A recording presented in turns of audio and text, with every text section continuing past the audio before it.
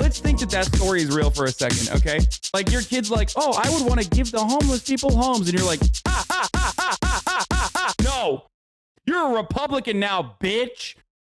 Fucking dumb baby, dumb bitch ass baby. Fucking dumb baby, dumb bitch ass baby. Fucking dumb baby, dumb bitch ass baby. Fucking dumb baby, dumb bitch ass baby. You wanted to help those who are marginalized? Fuck you, dude. I need you to be a fucking paleo conservative right now.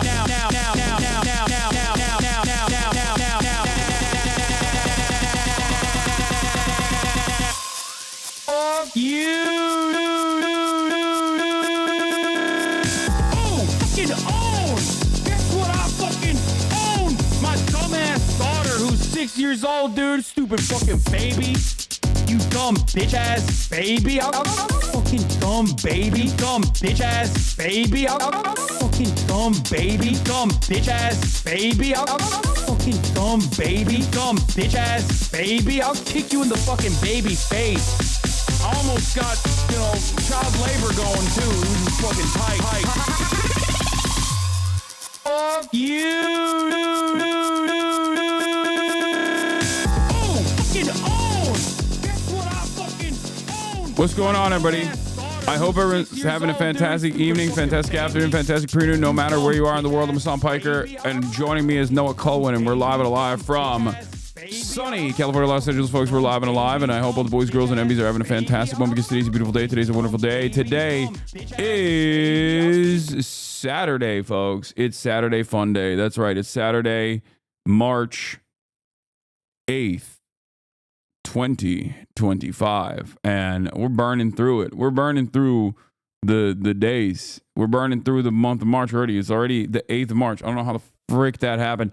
Anyway, this is the part of the broadcast, as you guys know, where I tell you about my personal news. Last night, I did 2 hours of uninterrupted Marvel Rivals, where I was on the losers queue for most of the competitive play portion, and then I finally got on the winners queue, but then I had to leave. And the reason why I had to leave is because I had to go show support to a little known comedian that you guys might have heard about. Yeah, I permit someone yesterday, but honestly, I felt bad. Not be doing politics, chatter, who says, "Can we do politics, please?" Actually, here you go. Take a perma, okay? Eat the perma, 8-month subscriber. One of the most annoying things of all time. Yeah, while I was in the losers queue, you know, I felt bad. I'm gonna unban him. I'm gonna start off with the unban. Blue pop ice. There you go. Harsh? No, it was deserved, dude. It was deserved because, I mean, it was in the moment. It was deserved. Okay.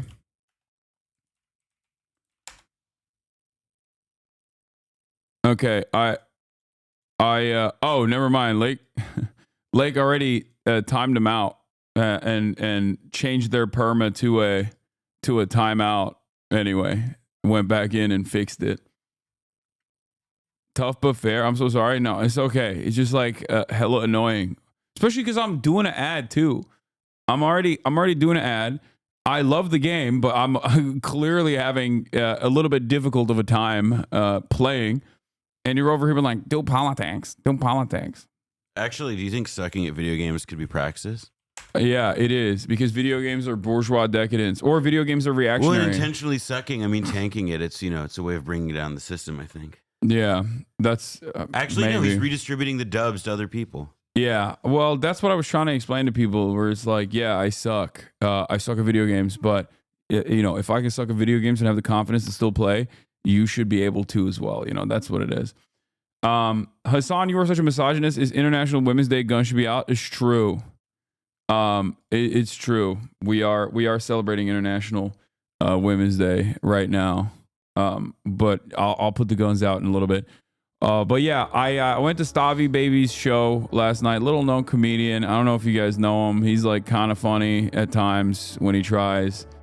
I mean, he's as funny as like a Greek man can get. You know what I mean? Greek's not necessarily known for being funny, but he's like, I suspect he has a little Albanian in him. And I think that's probably the reason why he's got like the humorous side. But I will say it was actually very interesting. I went with a normie friend of mine, who's not really that much of a normie. His brain is rotted, and my brother.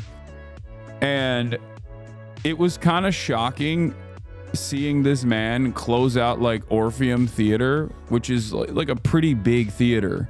You know, it wasn't, I don't think it was sold out, but it was almost sold out.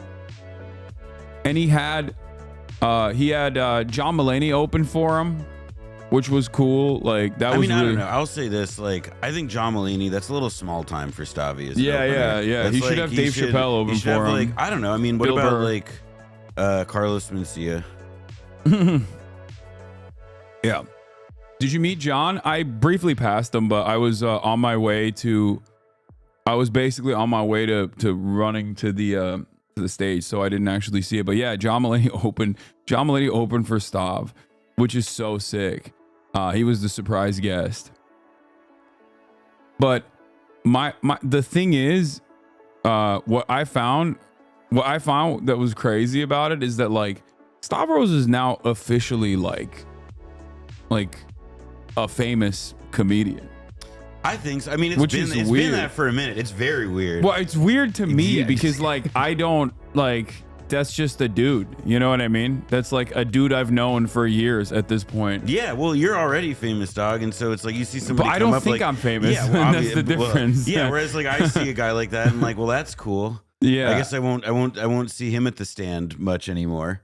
Yeah, like this dude that you were like a couple years ago, you're going to like you're going to show support to. Getting a ride home in the Ford Windstar or whatever it was he was driving. Yeah, like, and now he's just like doing fucking theaters. It's insane. It's very cool. You're Shout both out to famous. Stav. Yeah, It's so but I don't cool. see. Okay, it's kind of like I'm 6'4", but I don't think that I'm 6'4". That's not top of mind all the time until I see myself in a photo and I'm like, oh, I'm that much larger than the average person. It's like that. You don't think about it because you're just in your mind, you're just a normal dude. These are the normal conditions that I live in. I'm going to deny the fame allegations, but I will say the one thing that will happen to me, like this happened last year, it cracked me the fuck up. I was with a friend. We were getting pizza like by the West 4th Street subway in New York. And I was just talking to him and somebody came up and was like, excuse me, you know a Kulwin? And then I was like, yeah, why? And I was like, I recognize your voice, dude. Fame changed. Wait, no. You. And then this happened last month. I was playing Deadlock. And somebody was like, wait. Fame changed you. Somebody was like, are you in the BlowBack podcast? And I was like, this is too much, man. I'm playing Deadlock. I didn't come here to be worshipped. I came here to lose. He loves Deadlock. Is weird. I do like Deadlock. A game that no one seems to play, I guess. Yeah. It's so funny because like it's a there's another streamer called Connor Eats Pants. He does the George Santos interview. He did the Elon interview. Yeah. I know, He's really funny, but yes, he is funny. But one of his like meme account names is literally, what is it, like Hero of Deadlock or something?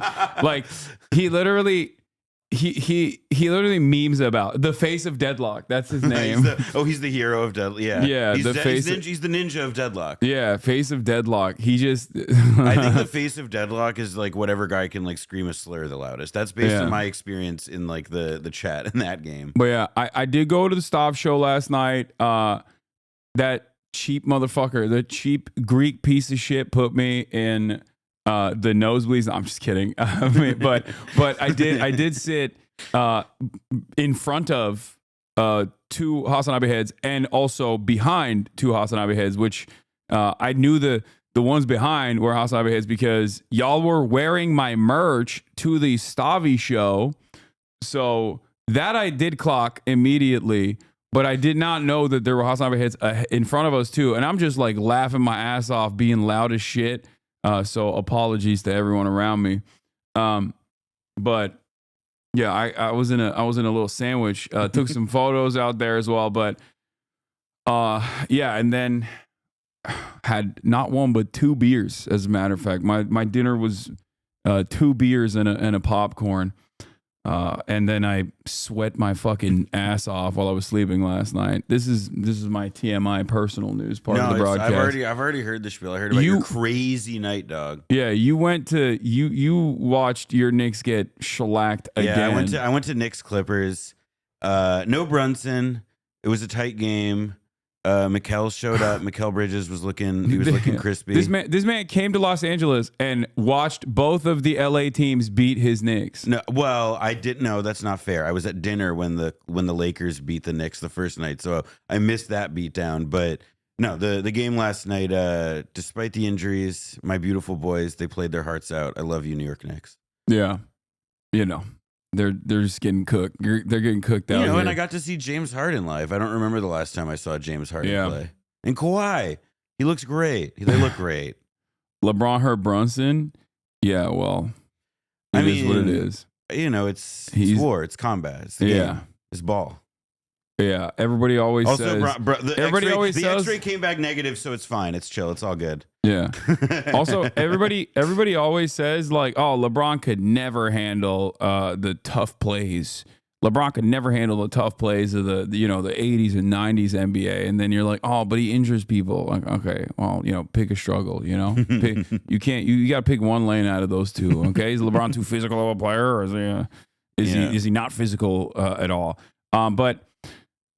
But yeah, we got, what is this? Max Foster shredded referee's yellow card in the Sidemen charity match. Oh, we haven't even, I haven't even looked at like the charity match at all. I don't know what happened, but we'll take a look at some of the clips there too, because this is Fun Day. It's we're gonna do Saturday Fun Day. We'll do some news, like a little bit of news, a little bit of light news, But outside of that, I'm gonna be doing some fun shit, some fun reacts. Noah's gonna be gone for a little bit, and then he's gonna come back. And when he comes back, we'll do banana peels as well. What is this? Hasan finally meets LeBron. Gemma Lemon. What is this? Gemma Lemon? If LeBron played basketball with me one time, he would be taken aback by my fucking good ass vibes. He's like, I will give you the secrets. This is how you will be able to dunk like me. I accidentally call him dad.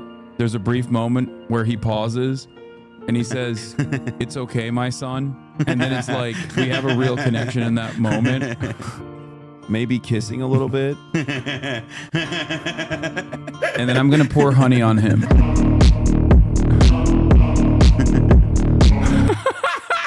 Oh, wow. Oh, that was amazing. Holy cow. Oh, my God. That was amazing. Holy shit. Oh, my God. Yeah, I don't even remember saying any of those words. Somebody did, damn. Yeah, there was just a lot of truth that came out of me, and I didn't even realize, like, I didn't even think that I was saying those words. You know what I mean? It's just like it just happened. Yeah, it's just you're getting in touch with your real desires. Yeah, you can't hide that sort of feeling. It's just like it's sheltered. I dug deep there, Bro blacked out. Yeah, I did. But yeah, we'll do some fun shit. We worked out this morning. Noah got a workout in, so that was good, And here we are. That's it. It's time to blast off. Lolo is cheating. Yeah, I saw this. Saw Lolo in person but fumbled and didn't say hi. He was with a lady, so I assume he's cheating on Hasan. Looking into this. Messed up. Actually messed up. Yeah, not just with that lady, clearly. He's hanging out with like real socialists and shit. Is fucked up. But you know what? I got Noah. I've already replaced Alexander. When I see Alex in New York again, next time I see him, I'll let him know that I took you. Yeah. You're mine now. And he'll know. Yeah. He's gone. He's done. NMP fangirling over KSI. My friend KSI is gonna come and jump. Yes! Yes! I wanted this the whole time! Shut the fuck up. He performed Thick of It? No, he didn't.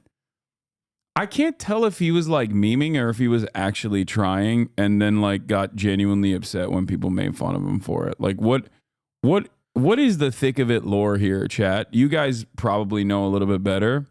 It's a great TV show. It is. Oh my God, you're right. It is a really good TV show. It is a really good, really funny TV show. It is. That song was nominated for a Brit. What are they doing over there, bro? What are they doing? No, it wasn't. Shut up. Please! Is this like content creator tweaker? This is my buddy, an Please! MP. Please! But the thing of his song is like so. Have you heard it? No. So I'm about to hear it. You're about to hear it, Live and you'll react. understand. You'll understand why. Like it's like kind of yeah. a meme where people either hype it up a lot or KSI's England's Kendrick. Stop, dude. That is so disrespectful. Look at Blackboy. Look at Max. Look at Max running a legendary Olympic run. Okay, going on a tear with some of England's best fucking artists, and you're saying this on the other hand, like that is Britophobia that I will not stand for. Okay. You cannot say that, dude. That is disrespectful to all parties involved. That's disrespectful to Kendrick. That's disrespectful to the entire nation. Like, I love shitting on England, okay? I love shitting on the British, but this is a bridge too far. How dare you? Turn this shit up. Oro, don't mute, bitch.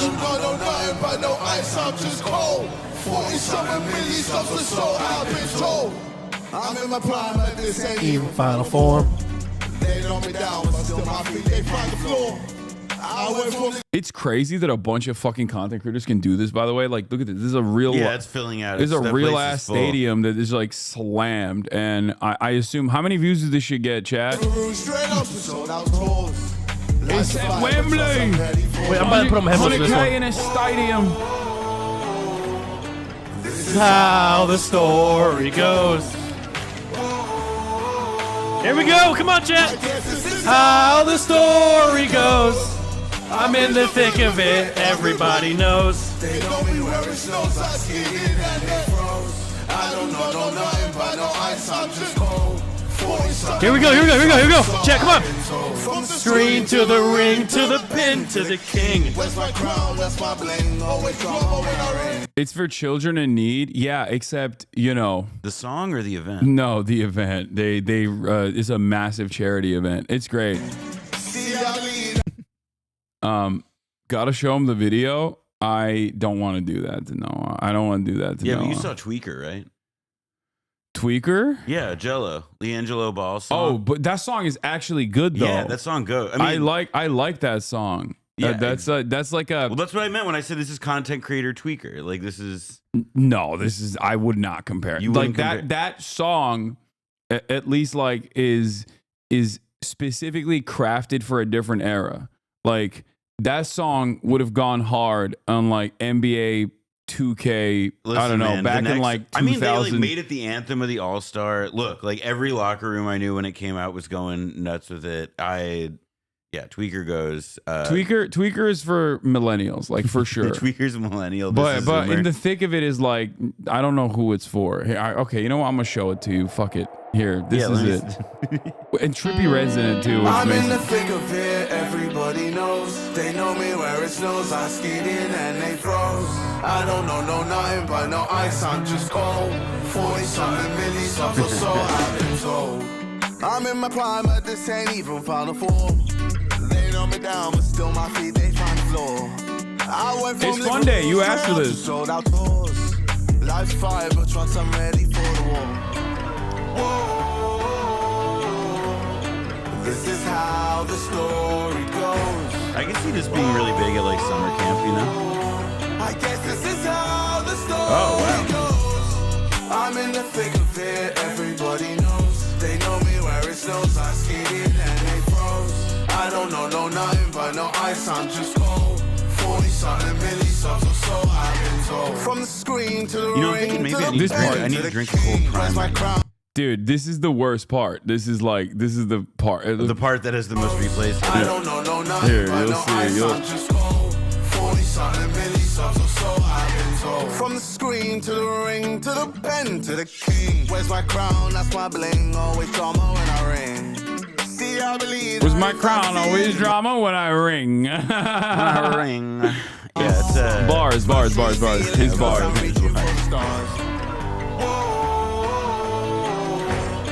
This is how the story goes. I guess this is how the story goes. I'm in the thick of it, everybody knows. They know me where Good it chat. shows. I skied in and they froze. I don't know nothing but no ice, I'm just cold. 40-something millis of or so, I've been told. Highway to heaven, I'm just cruising by my lawn. I can't do this. I can't do the Trippy Red part. I'm sorry. I'm done. It's too much. We're well, blasting off. now I know what to play when I need to get you to tell me secrets. Yeah, no, this is a CIA interrogation technique. This is a CIA torture. Please replace XQ's goalie next year. No, I will not be. Also, chat, I would do some shit like this, even though I don't like taking time off. They don't ask me. I'm not tight with the British content creators like that. And I perhaps am a little too controversial for them. Or at least I'm not like big enough to not care about Bro, that controversy. you're huge. No, You can lift so much. You're so much bigger than me. Okay, that's true. Yeah, I am. You're like I a am foot size wise very big. Also, I'm not like a huge. I'm not. I'm not. What do you call it? Big into football anyway. I'm not like a footy guy. Footy guy. If I was like, if they were doing a basketball one, I'm sure I would get invited to that. But I am not a gooner. You should be a gooner. Weren't you supposed to have Zerka on Fear and last year, but you slept in? That's the one time. That literally is the only time I've ever missed. That's the only time I've ever missed like a previous obligation, a content thing that I set up, because that's how badly I was like fucked up by the Zero Jim Insta stories this week. You slacking on man cheek posting? I know I haven't really been posting. He was doing it out of respect for me. I was just like, I was clowning on him so hard in the workout. I was making him look so whack, so weak, Noah's so thin brolic that he just like couldn't. He couldn't let you guys in on that. Yeah, I didn't want to. I was embarrassed. Nah, after your FaZe Lazy tournament collab, you need to get a basketball trainer. Okay, shut the fuck up. Okay. Like, shut the fuck up. Speed assist to Kai. Speed, hit it. Oh, he's still got it. Oh, he's got it. Kai send that. Puts it. I don't understand why, like. Speed, hit it. Wait, sorry. I want to pause it right here. I want to see. Oh, we can't see. I just want to see if anybody's covering him. No, that looks messy. That's crazy that he's just like walked. Exactly. Like no interest whatsoever in intercepting. He's just XQC whatever. was so bad, Lamau. Yeah. Puts it in the roof of the net. And Speed might not be the most prolific finisher, but he can provide like nobody else. Why are they saying he's not the most prolific finisher? What a move from the Americans.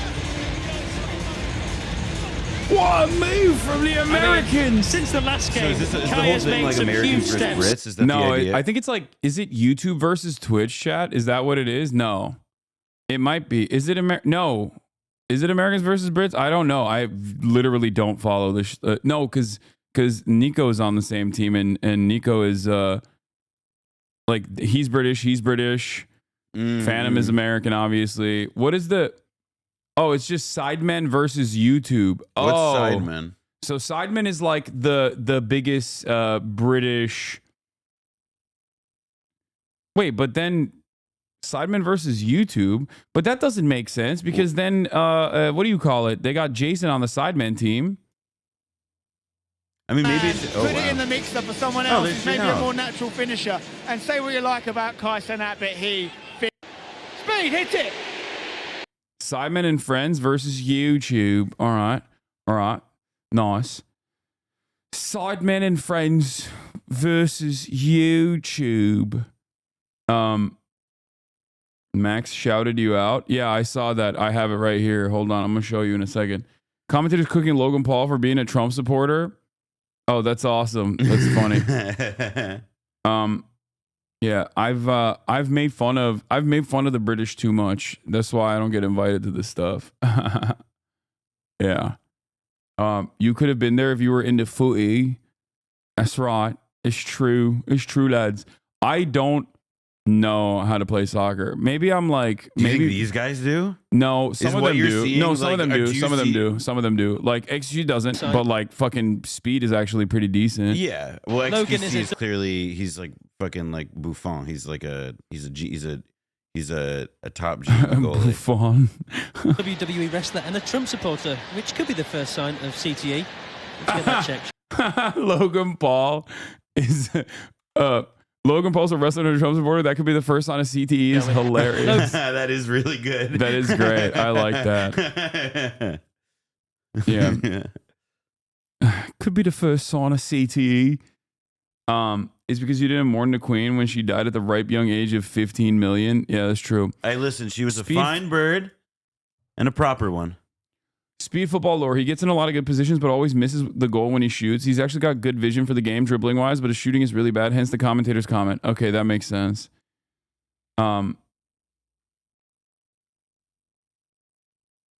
Okay. Steven tries is so funny as a commentator. Speed has horrible finishes. So a lot of you guys watch this, huh? Like I genuinely don't know anything about this. Like I was working out while this was happening, so I don't know. I don't know much about footy, and I don't, you know.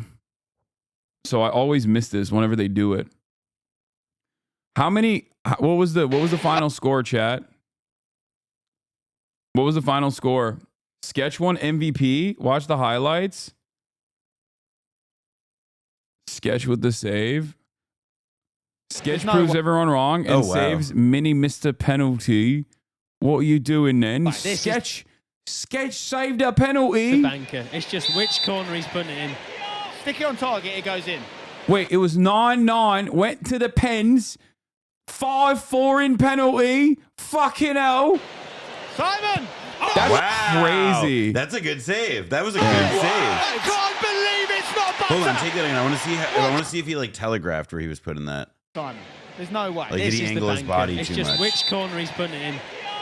This is the most British looking man of all time. That is like the median British. When guy. I see when I think when of you say bloke, if that's I who pops if into I your closed head. my eyes and I thought like imagine a British man, this would immediately Wait, no, it's not. pop Close up. your eyes. Yeah. Imagine a bloke. Yeah, this is it. I'm seeing it. I'm seeing Imagine him right a now. chav. Down to the hair and everything. It's a proper bloke. Stick it on target, it goes in. Well, I mean the one. Simon! Yeah, I mean that was. He showed a little. But no, Okay, still. dude, that's I mean, crazy. That's all, You're- but no, it's a good save. It was a good save. It was a good yeah, save. this is like when I look at this man, I think of the Spod Bros. or whatever it's called. Like I think like, oh, could I get some fucking tuna in my spud? No, I want the pea barm. Yeah. I want some tuna the and wet mushy pea- I want peas the in wet my pea fucking barm. spud, lad. Yeah. Birmingham. Yeah, wait, what was the scran for this match? What was the footy scran? Oh no. I need to know what they were eating. I need to know if they actually, if you do like a whole like Mimi ass soccer game in a stadium and you don't have wet pea barm, then I don't really know what you're doing. You gotta do ass cheeks for Like scran. you need to have like. But they think, but the oh problem wait, is, people are putting out. It might just be feastable. okay, the problem is, okay, that makes sense. That would make a lot of sense. That would but make s- sense. But and it would be. It Wait, is meta. It goes along with the meta of yeah, ass but cheeks also, food. but feastables, wet pea, whatever it's called. That to me is the future of Mr. Beast in England. If he wants to take over England like he took over the US, that's how you do it. Make that. Do that. Make that. Everybody loves the wet pea stuff on bread. Yeah. Culture shaming 2025. You're a degenerate, brother. Okay, bro. If we can't make fun of fucking British culture, what can we I'm gonna make be honest fun with of? you. Yeah, if you can't make fun of British food, then It's I like- really don't know what is like. It's like what saying, can you make fun it's of? like saying Americans are fucking fat diabetics who wait, love burger. Sorry, burger off limits. Yeah. Oh, That's- how dare wait, sorry, you're making fun of burger? That's my Yeah. culture. How dare you? Have How dare you make considered fun of that burger? Actually, what is your costume is my culture. And the culture is being like really fat in bed. Can and you getting imagine? DoorDash. Can you imagine Americans just being like, "Excuse me, Excuse me. you're coming across real anti-American." You're not allowed to talk about Maccas that way. Yeah. I don't know why I'm doing it. Yeah, like why are you Australian. British? But like it's but no, still that's the. I mean, it's attack burger. Two people who always deserve the slander is the French and the British. Americans too. Yeah, America. Sorry, America. Yeah. Everybody like everybody's like, oh, the British deserve to be made fun of the most or whatever, and it's like that's true if you're American. Everybody else should just come to us. XQC's offline chat was begging to be put out of their misery. It seems just kill me already. Yeah. What I mean, but like, what's the expectation? You thought that like he was gonna pop off or something? Like I don't understand. Did he hype it up? Like that man has no cardio, dude. He literally does not move. Like he just does not. The only time he That's moves. why he was goalie. Because Yeah. he thought you don't move. Yeah, he started coughing blood after jogging for 40 seconds. Yeah, that's what I mean. It's like he is the definition of a frail boy. He's min-maxing. He's put all his stats in the wrong place. He's Yeah. Last year he got a 0.3 out of 10 rating in FOTMob. Oh, they have like official ratings too. they have like a FIFA like a game of He the has man. an injury on his leg/knee something. Yeah, probably from walking. He used to be pretty active actually doing flips and shit. Yeah, he used to like skate too, no? But I'm saying like for the past 5 to 6 years, I don't think he's moved quite Also, a bit. I think if you really wanted to see somebody like die on a, actually, wait, no, this is an awesome story that I have. This is like one of the funnier stories that I can tell, which is that in 2017, Vice News, when I worked there, they had an office field day, and it was the middle of June, so it's like 90 something degrees, and it was in McCarran Park in Williamsburg. I think it was McCarran, but it was in Williamsburg. And like at that point, like I don't think I'd worked out in years. I don't think I was really that active, but it was, like you sign up for events, and it's like, running around the track, doing tug of war, whatever, and it's like your workplace, right? So you got to do something, and like you cannot embarrass yourself in front of, I don't know, 100 coworkers. So I signed up for a race, and I fully exerted myself. Like I was so scared of looking slow in front of my coworkers that I gave myself heat exhaustion.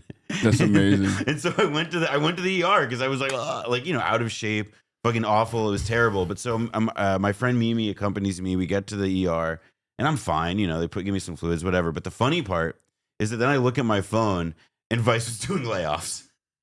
Oh, that's terrible. It was hysterical. You got owned twice. No, I was like fat and out of shape at the office field day, and then it was like everybody was extremely unhappy because they saw that friends were losing jobs. It was, to be kooky, fair to man. him, he has a perfect structure for being a keeper. Guy needs to hit the gym, get stronger. As he let too many goals in purely because he has zero strength to stop the ball.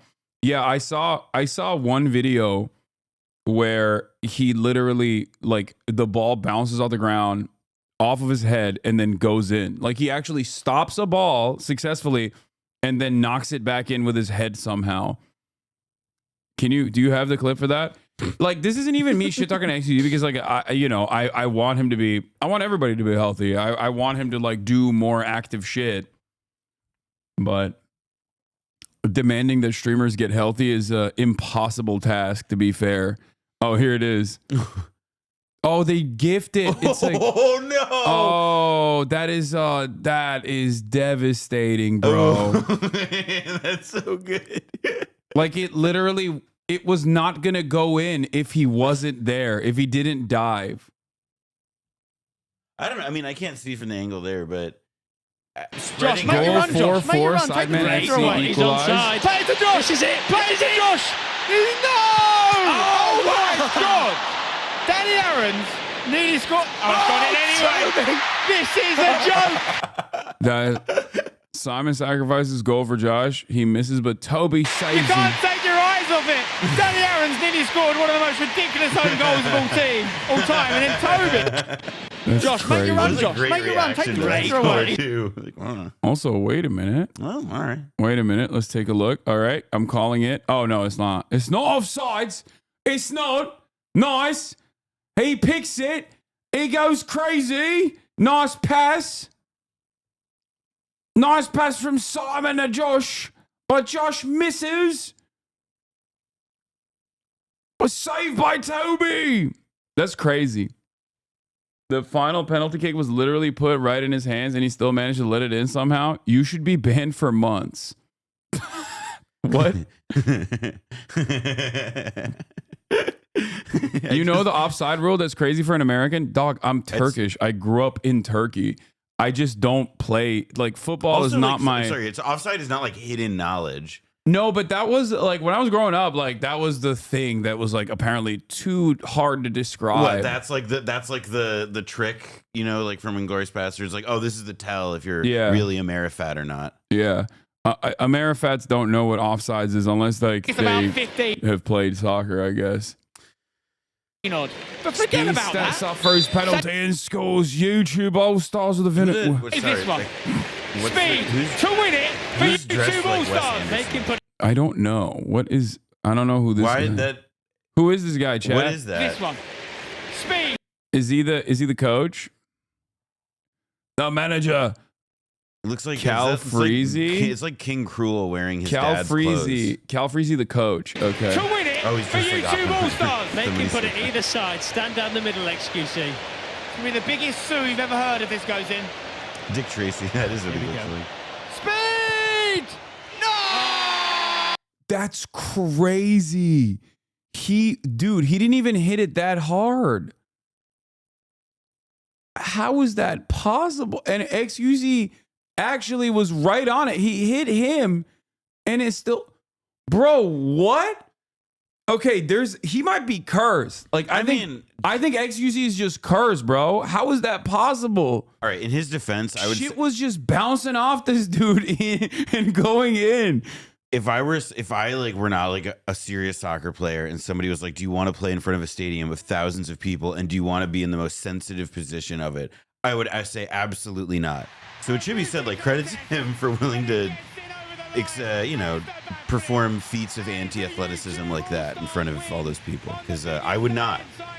Yeah, I would not. This is a lot, you know? That's a lot, dog. Yeah. I don't know how many goals you conceded across the last 2. I think he might just be cursed. If you leave your worst player as goalkeeper, you are fucked. Kind of, yeah. I mean, yeah, I don't it's just like, I don't know if he's worse. I just don't know enough about, like, I don't know enough about, like, how you can make this better. XC got hurt during the match taking a shot. That's why you got subs. I can't believe there's like a fucking 90,000 people. You know, you're playing soccer in front of 90,000 people. It's like, that's a lot, dude. Oh, it wasn't one for a beauty contest, but it gets in over the line. There's the backflip. Most Canadians are bad at soccer, making your ancestors cry with a lack of ball knowledge. I know. As a Turk, I think I still have like some epigenetic memories though, like, because I can dribble, and I feel like for someone who never plays soccer, being able to dribble is like fairly impressive. Okay, no? Zlatan. Yeah. Can we watch this classic? No. It's not like you don't play Marvel Rivals badly in front of 20,000 people. He cooked you, dude. Okay, that's why are you permaban gone? Yeah, what the fuck? That's disrespectful. I play very well. Oh. Wait, why is he doing that? Why was he doing that? He just got really excited.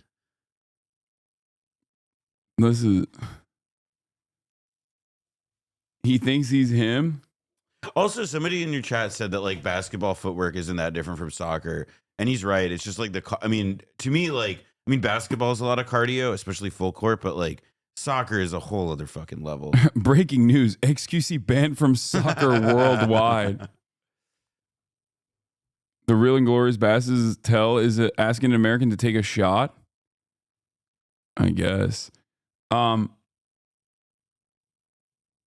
Anyway, all right. What's your take on the argument that Canadians have been putting tariffs on the U.S. for years with no reason? What? Well, I would assume there's some reason, but that's all I got to say. What? Okay. Max shouted you out. Oh yeah, Playboy Max did. It was so funny. He shouted me out with what the fuck? Why? Y'all said Dochi commented on Fred again shit. I'm not gonna lie, bro. This how I know, bro. Dochi shit might just not be for some of the niggas in my chat, cause I know. Yeah, I don't know. Like, there's apparently there's some Dochi drama because she said like she thinks it's a red flag if a dude that she's talking to is not like at least bisexual or something, and of course, honestly, that's fire. That's a great line. And of course, like all of the most annoying little children are freaking the fuck out about it. Yo, that's so good. That's such a good like who cares? Like, that's such a great thing to say to an interviewer. No, they were like, they were literally like. So I saw the comments. They're like, oh, another man hater. Oh, why can't we have like good wholesome role models or whatever? It's like, yo, you can. It is cool how like something that would pass for like a funny joke in like an old Judd Apatow movie is now like, I'm sorry, libtard, are you trying to come at me? What? Like, yeah, like, it's just like the babies. The people that used to say the SJWs are far too fucking sensitive are the most sensitive babies on the planet, dude. They are so unimaginably sensitive. It's crazy. I know some niggas y'all don't be fucking with Dochi, but my aunt and my sister both hit me up about that Dochi shit. And Hasan. It's a different audience. And this is why I be saying, bro. Yeah, I really like the Dochi song that they made with Fred again has been stuck in my mind nonstop. I'm not afraid to branch out and do shit with different artists, even though I might do shit with artists and it's like I might have said, oh, their music not necessarily for me, but it's for someone, bro. And I feel like working with a bunch of different artists, I gained so much perspective and like learn from how they make music, their process that is good, regardless if I necessarily don't listen to them. I would love to do something with Doechii, you feel me? Even though that's not, I don't really listen to her. You feel me? Just to see what she got type shit. Yeah, he made a banger with Skepta yesterday. Yeah, he's killing it.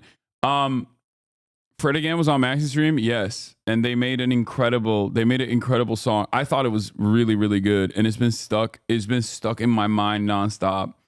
Your take on the clashes on the coast of Syria, brother? My take on the clashes of the coast of Syria, go back to literally the first day where seemingly the HTS backed like coalition forces overthrew the Assad regime, and just like watch everything that I said when it was happening. There it is. Okay. The take remains because it came to fruition. I mean, I literally told you that this was going to happen. Okay. And it has happened. I said, we'll wait and see, but I'm not too confident that the former Al-Qaeda guy is going to be able to, not have another fucking civil war. Yeah, I mean, and it has happened. It's going on. It's devastating and it's awful. And the only thing that happens is the Syrian people suffer as always. Anyway. Doechii's pen game is so good. Denial is a River made me a fan. Did you see FaZe Lacey said free Palestine? I saw a TikTok of it. I didn't even say. Okay. He can hoop and free Palestine?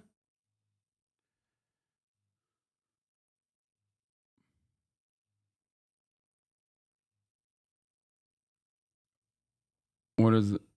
I'm trying my best to defend you in the 42 CEOs comment section. What is this? The breakdown that he had. Can you explain this concept of blowback to your guests so we can follow this? Yeah, he doesn't know about that. Blowback? Yeah. Here's the Lacey clip. Let's see. I do apologise. I'll just make a request. Yes. Yeah. We are going to go down Victoria Embankment. There is a protest at the moment going on outside New Scotland Yard, right? A pro-Palestinian protest. Yeah. Okay. I don't want anything being said that could potentially cause any problems. You know what I mean? I'm not saying that anything is going to be said, but just trying to keep the chatter nice and sensible. Yeah. Okay. Is that all right? If you just let Jimmy and the rest of the team know, yeah. Yeah. Oh, you're sorry. Oh no, it's all good. No, you're good. I'll give you a light. Yeah. Free Palestine. Let's go. Let's go. It's so funny. Lacey says free Palestine after being told not to say anything about it.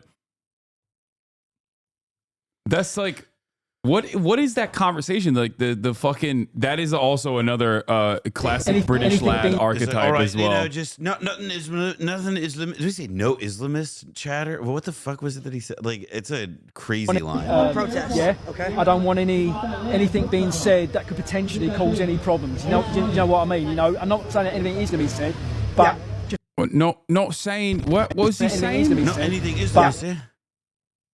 What? I don't think he knows Islam. You know what I mean? I'm not saying that anything is going to be said, but just trying to keep the chatter nice and sensible. Yeah. I can't understand. He's not saying Islamist. He's saying, I know. I can't he's hear not what he's saying anything is going to be said. That's it.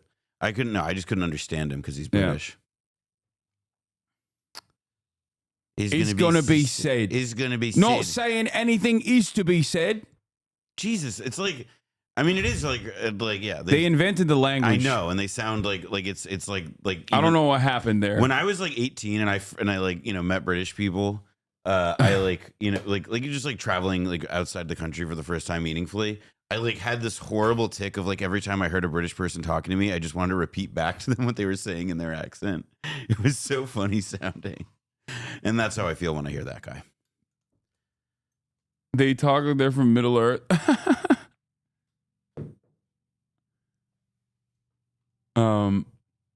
What he's saying is don't say anything in support of Israel. Yeah, I don't know what he was saying. I don't know what he was trying to convey there. I didn't fully understand it, but okay. I mean, it's it sounded cool. like the youth is all right, baby. It's cool that a lot of young content creators are just like they just like we'll just be like, I don't care, free Palestine, and move on. You know, even if it's like that, it still makes me happy to see that it's not like for older generations, like that's still considered a big no-no. You know what I mean?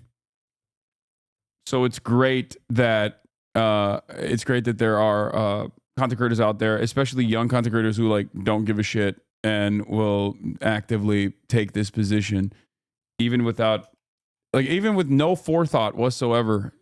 Just straight up, that's their position.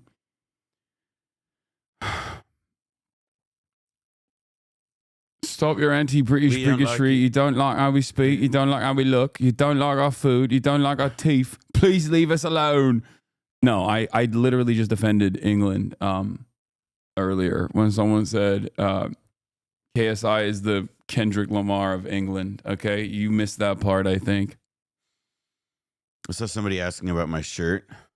It's Online Ceramics. Yeah. It's one of like their Deadhead shirts. Yeah, it looks sick. I'm a fan. He's saying don't provoke the protesters. He's assuming he's right wing, but he's not. Oh, okay, that makes sense. Yeah, that's a lot more logical. He looked at him and was like, "Don't say anything that's gonna piss off the protesters, the Free Palestine movement." Yeah, don't do it. Don't fucking do it. You know how they get. You know how they get these Free Palestine people. They get fucking mental with it. They get mental. Mental. Yeah. When is the new season of BlowBack? Next one about Angola comes out in September. Yeah. Or the fall. I'm not totally sure yet. Sam Cedar on the Jube. No, we're not calling Jubilee the Jube, okay? We're not on a fucking shorthand, like, we don't have a pet name for Jubilee, okay? We don't know Jubilee like that around these parts. I don't like it when you guys do that. It makes it feel like we watch Jubilee so much that we have like a pet nickname for it, and I don't appreciate it. I normally don't. Wait, you talking about Juju? No, Jubilee. No, you're talking about Juju. I'm not trying to do it. Yeah, no, we're not doing that. The fucking Jube, yeah. Let's go. I love it. Pull up some Jube on a Sunday.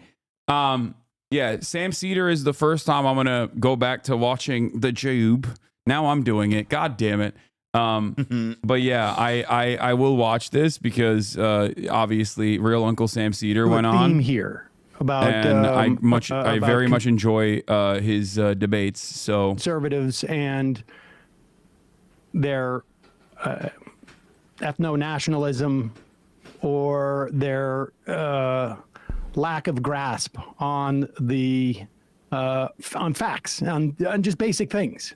But it just so happens about a month and a half ago, I guess it was, I did the Jubilee Surrounded show, which is where I sit in the middle of the circle, and there are like 25 or 20, I can't remember how many it was, conservatives. Yeah. You know about it. Does your audience know what Outnumbered is, though? No, Outnumbered? I don't know if they still aired on Fox. It's probably gone now. But no, I don't even know what Outnumbered is, but this is Jubilee's, Jubilee's been doing this for a minute now. No, this was a Fox News show from Brendan, when he was a reporter, he used to have to watch this. And the whole premise of it was that they would have one man, and then they would be surrounded by a bunch of female pundits. But they're all right wing. So I don't really quite get how they created conflict out of it, but that was the premise. Oh, okay. Well, Sam Cedar went on, and I assume made short work of the 20 people that they surrounded him with.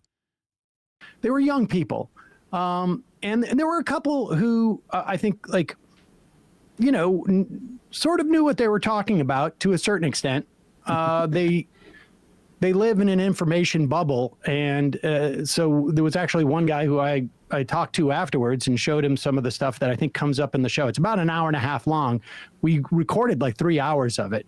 I've seen the edit. It's fine. I don't really remember what happened at the time. But this is a promo they have put out. It's not all as I don't know how to describe what you're about to see. There were a couple of people, like I said, who didn't have basic sort of facts about things that made it hard to sort of debate or argue with them. And then there were some who were just set in a certain perspective, and I didn't feel like it was even worth arguing with them because, you know, what are you going to say to someone who says what the second person in this clip does? But this is premiering on Sunday, March 9th. So in 2 days. Every private and public sector gets tax cuts when you hire a person of color. Government agencies don't pay taxes. Government agencies are funded by the government. That is not true. That's such an easy. Okay, that's awesome. Like, sorry, that rules. How can you be so confident and yet so wrong? Also, the thing that really like shocks me, and I think this is like more so like a post-COVID thing, but a dude that looks like this is supposed to be in like a polyamorous relationship and be like super woke. I'm going to be honest. I think that he's supposed to be hosting the needle drop. How dare you? How dare you come after my boy like that? No, I think he kind of looks like Fintano with plugs, but that's just me. All I'm saying is, like, what something happened during COVID. I think like this is a post-COVID thing. I'm becoming like a bit of a COVID truther, where like I think we genuinely saw like a IQ drop across the board because of all the people that got hit with COVID. Like people's brains, I don't think work as much, like as well as they used to. I mean, it's a lot of this. It's the screen time. I will say, like, yeah, COVID definitely made me stupider. I'm not going to deny that. Yeah, but probably. Me too, for sure. But I do think that, like, yeah, like everybody having to spend like every day inside, like experiencing hyper information or whatever the fuck. Yeah, like, it was. I think it's a combination of like both COVID maybe breaking people's brains, like literally. But then also, obviously, yes, the information space and like the ways in which it existed during COVID, like people have not recovered from this. They have not. I think. mean, I will say, I gotta say though, there were and will always be people in America who believe somehow, against all intuition, against all common sense, against all uncommon, like, you know, like taught learned sense, that government agencies are not funded by tax dollars. Like there's people, like America is a big country, you know, like the Chinese word for America, right? In China, it means in English, like the beautiful country. We are the beautiful country. We are also the stupid country. And for all of our, you know, vast achievements and so on, like morons have always been as much a part of our national heritage. It's just, unfortunately, they took over. I mean, the scams have gotten dumber. Like people are so conspiracy brained. Like I do think that there is something deeply and very seriously wrong with the essence of America now, more than ever before. Like, if we're also being real, like we're just not used to morons looking like they should be hosting the needle drop. That's just not, like, they don't look like that guy we're used to expect. Like, I think, like, no, that's what I mean. I think this guy was probably like a liberal at some point, and then I'm going to use this term now that you put it in my lexicon, but he got one-shotted by COVID, and now he's and now he's just like existing in this space where he's just regurgitating conservative garbage nonstop and thinks that like that makes him a brilliant orator or something. Government agencies don't pay taxes. Government agencies are funded by the government. That is not true. That is not true. Like, look at his face. Look at Sam, man. What's the problem with xenophobic Wait, nationalism? go back. He looks at the camera. Look at his eyes. Look at his eyes. Right now, pause. That is the moment when Sam Cedar's soul exited his body. That's so funny. We can see it on camera. Sam's disposition is so perfect. It for really this stuff. is. I can't, like, when someone is that stupid in front of me, I lose my mind. I just start yelling. Sam, on the other hand, after duking it out with libertarians on his radio, on his show via call-ins for the past, like, what, 20 years at this point, has developed this, like, this very... oh man, what am I supposed to do? I'm so disappointed. That's his like disposition, and I think that plays much better optically than the way I behave when I'm in a situation like this, where it's just like fucking lose it. What's the problem with xenophobic nationalism? Do you think that's better for Americans in general? What's the problem with xenophobic nationalism? Don't you think that that's better for Americans in general? You know, it's actually, I think cooking. I think murder's good. You know, why not? Yeah. Like, no, that's like that one chatter yesterday who was like, what's your problem with Nazis? Yeah. What's the problem with, I'm sorry, what's the problem with Nazis? Did you say something wrong about Nazis? Yeah, well, you really cooked there, chatter. Xenophobic nationalism is better. We should have a coherent culture. You and I have a fundamental disagreement. We will never see eye to eye on this. Hi, I'm Sam Cedar, host of the Majority Report, and today I am surrounded by 20 conservatives. Oh my God. Amazing. Surrounded by. How did he deny that? How did he say that was untrue with such confidence when it's the most untrue thing I've ever heard in my life? That was the part that I found really disturbing. Like, look, people make mistakes all the time. Yes. And we do this professionally, and we make mistakes. Yes. And the only reason why I know this stuff is because I do it professionally, and we read in. But the level of assuredness that this guy had, that the federal government, that federal agencies were getting tax breaks for hiring black people, was astonishing. Astonishing. And like every part of this is wrong. You know what I mean? That's what's so frustrating about it, where it's like you made up you're operating off of a faulty premise, right? The notion that federal agencies are paying taxes, but then you're also simultaneously inventing new things on top of that, where we are like 7 layers deep into this nonsense. Like, what the fuck? Federal agencies are paying taxes and they're getting tax breaks for hiring black people. Like, how did you arrive? You are living on a different planet. Like, who told you this? Who confused you like this? Open the schools. Open the damn schools. Yeah, I just... you could see the look on my face. Like, I didn't know how to... How do you select the people for this? Are we can we fix post this on and the edit? internet, Like, like, what? morons, come hither. I can't argue that they don't get tax cuts when they don't pay taxes. Like... But that was. I love the girl who says, like, not just saying like we should be nationalistic, but saying xenophobically nationalistic. Yeah. Like, I wonder. It's a little bit redundant, but I'll take it. I like the honesty of that. I mean, I will say that I do get the impression that girl reads with her finger, like she learned that word and was. I don't think she knows how to read. I think you're being too kind. You think I'm being too kind by saying that she needs to move her lips to sound out words? No, I think she does not know how to read at all. She has seen someone read out a meme to her, and it changed her entire life. That's what happened. Like, I wanted to go up to her after it. That person has not read. Okay, that person. That's true. That person has a wall like Hasan's right here, except it's entirely filled with different editions of Hooked on Phonics. Or it's just like TikTok. That person literally was homeschooled and basically learned everything from TikTok. There was another guy. I wanted to go after her afterwards. Like, do you know what xenophobia means, right? Or no, or probably not. And there was another guy who, I think, as soon as he got to the table, like a bunch of the other people in the circle, like, oh no.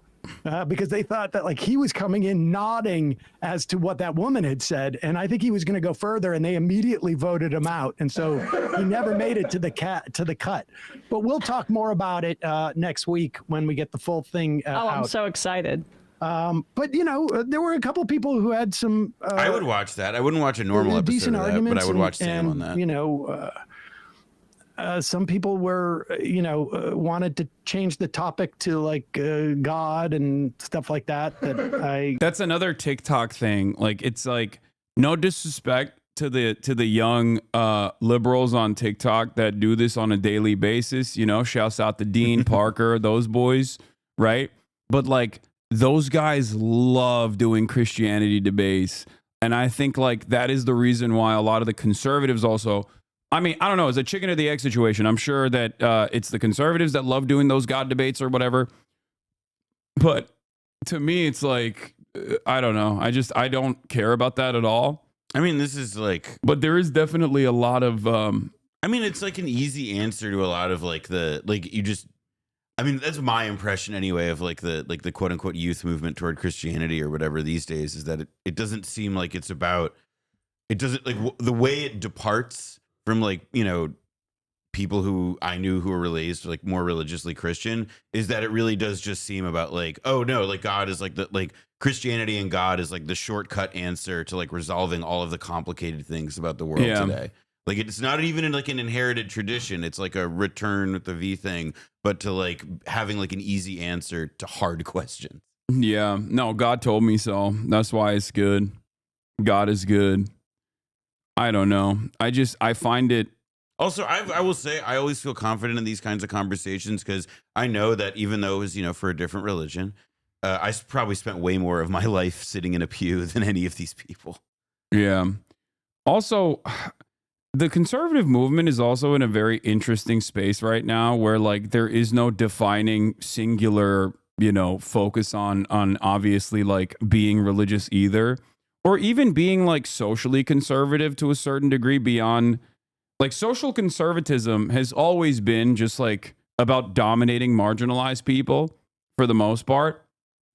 But it has certainly evolved in this like grosser direction now where you know, you got the likes of Andrew Tate and many others who don't even try to present themselves as like good Christians or good Muslims or anything like that, like religious people at all, and very clearly have done, you know, crimes, untold amounts of crimes that are not necessarily something that people in the past, even within the conservative movement, would like actively defend.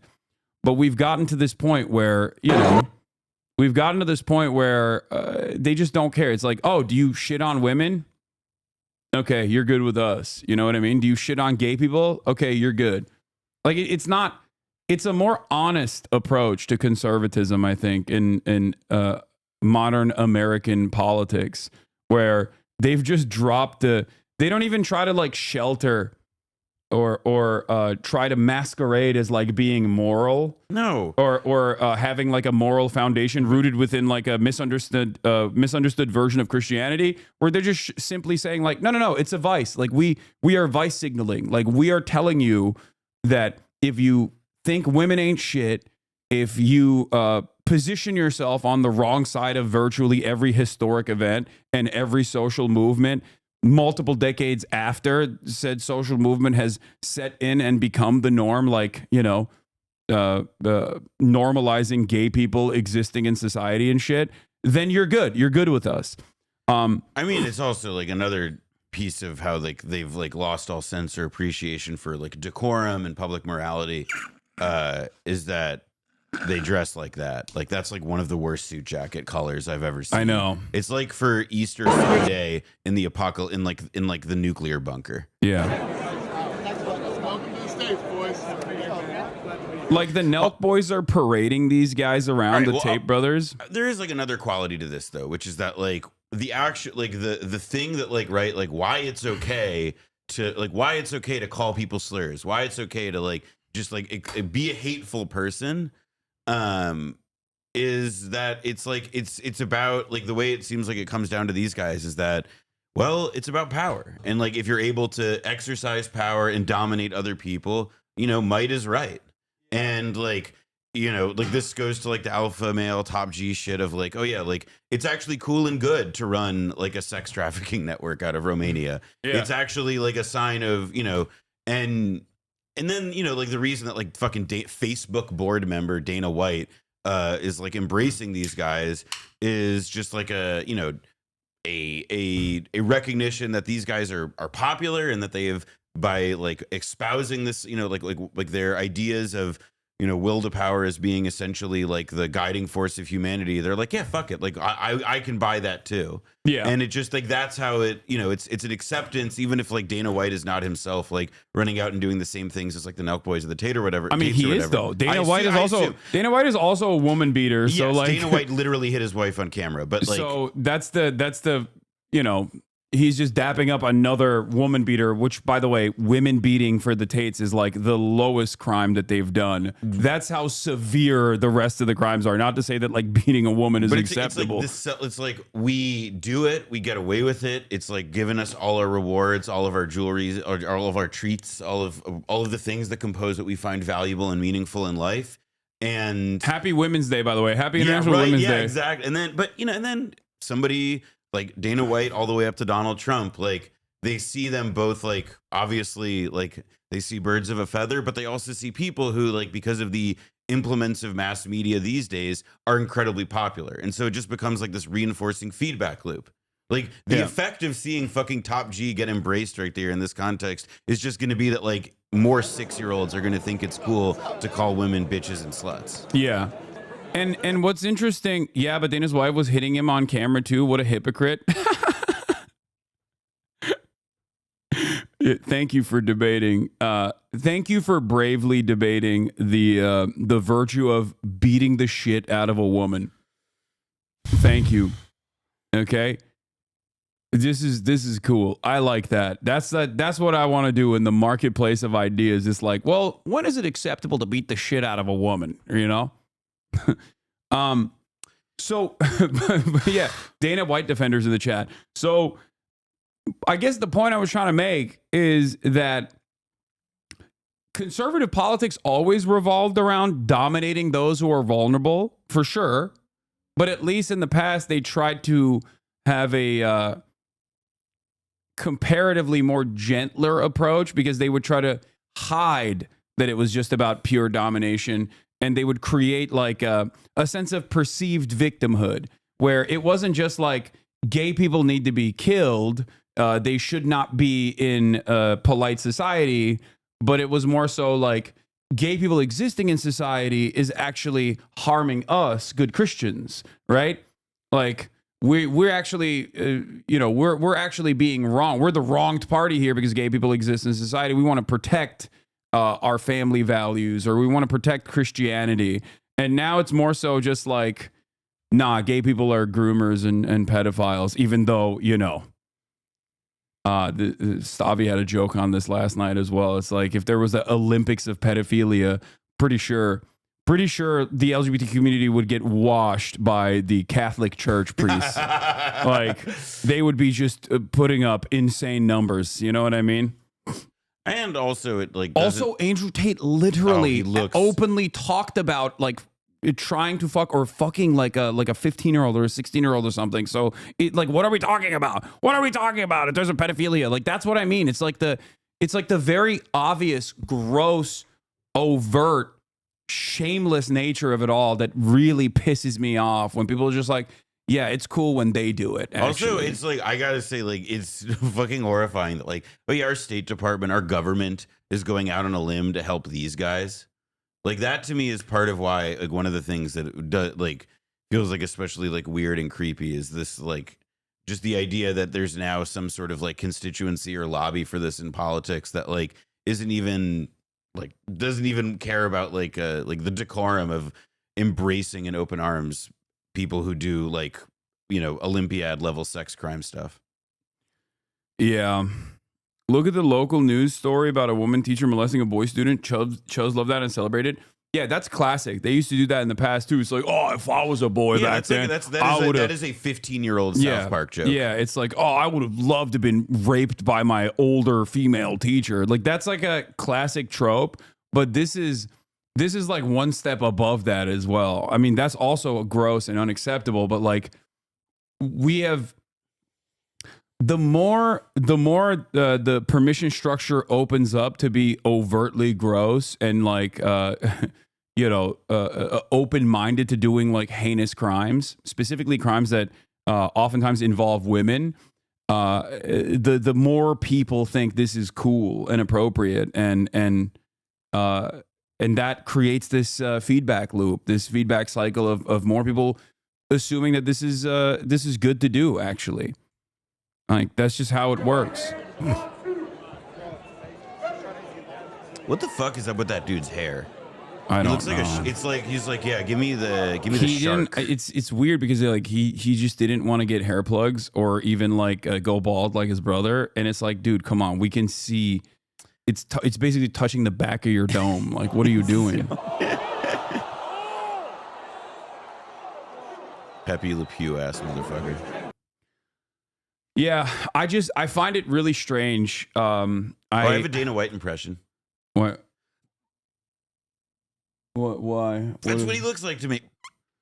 Yeah, a lot of these guys look like heartburn, dude. They look like heart disease.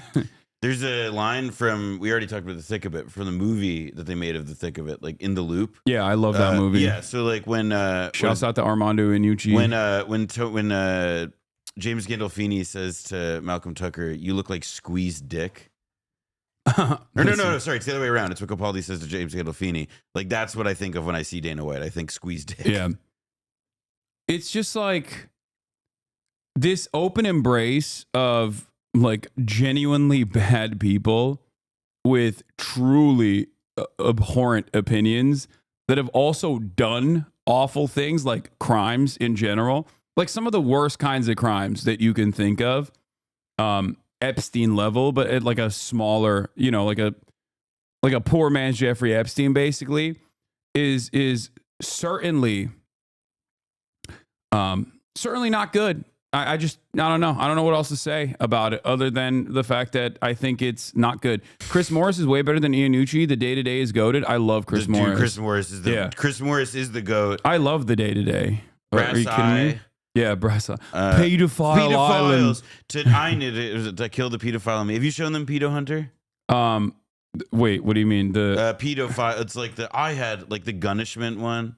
You've seen this. Pedophiles. Chris Morris or Brass Eye, maybe. I think it was Brass Eye. Wait, the one where they put him in a spaceship with a child? Yeah, well, no, that's pedo. No, it was a Pedo-geddon. Yeah, no, but that one is like that's like one segment. No, this was like the fake commercial they did for like a TV show about like a Chris Hansen style guy who's like in order like to hunt pedophiles. I know a pedophile. I was one, and then I had to kill the pedophile inside myself. Yeah, it's Brass Eye.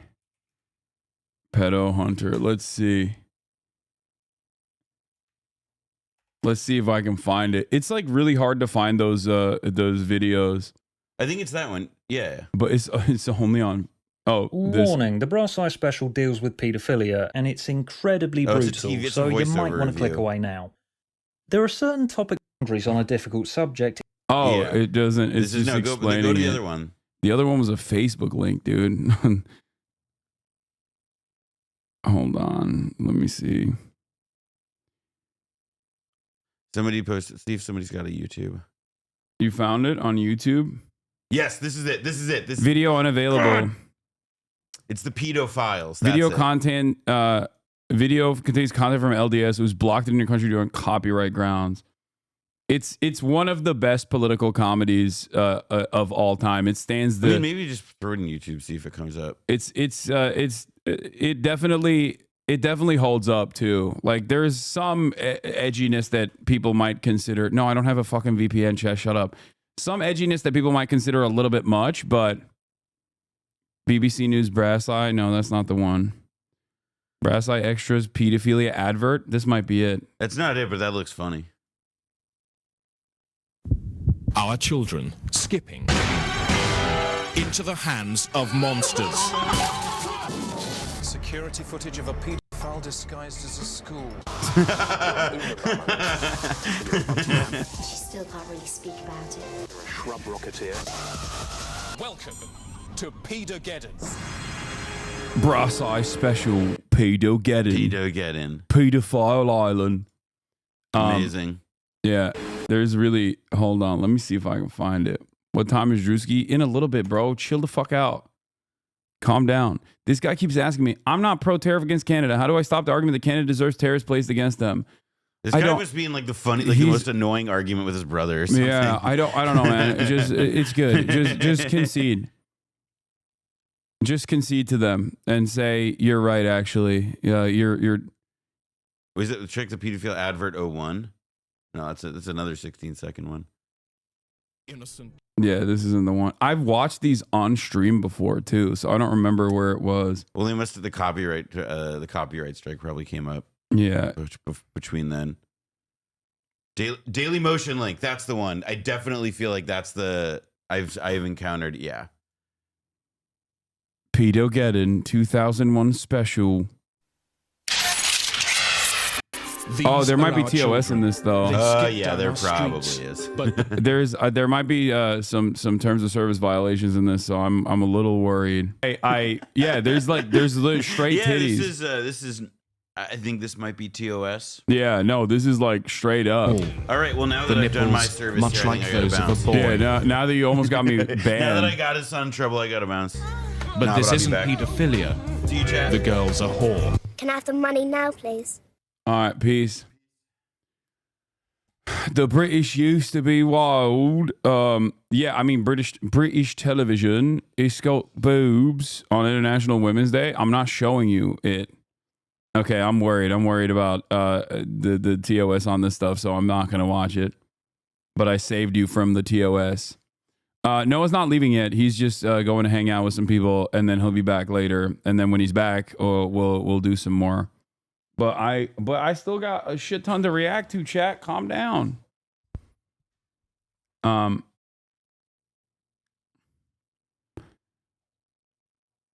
Noah's on. What's that link there?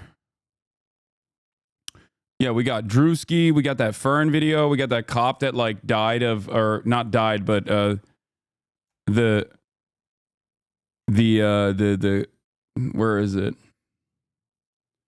AOC dunking on Matt Iglesias. Love that. Love to see it. The world's greatest prison escape from Fern. Do ban appeals now? No, I'm not gonna do it before. I'm not gonna do it without Noah. I'm gonna wait for Noah.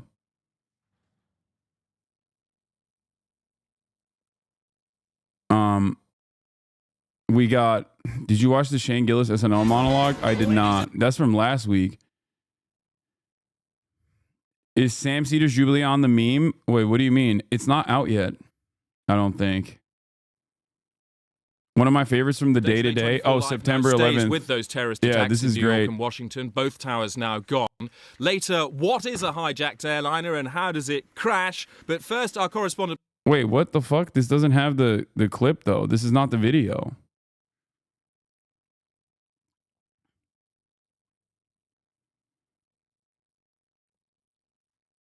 Shane Gillis SNL was very good. New Chupal is out too. Elephant Graveyard coming out as a woke leftist, it seems. Wait, but that's not surprising at all. Elephant Graveyard has a lot of like, don't they have a lot of like anti-Joe Rogan videos too?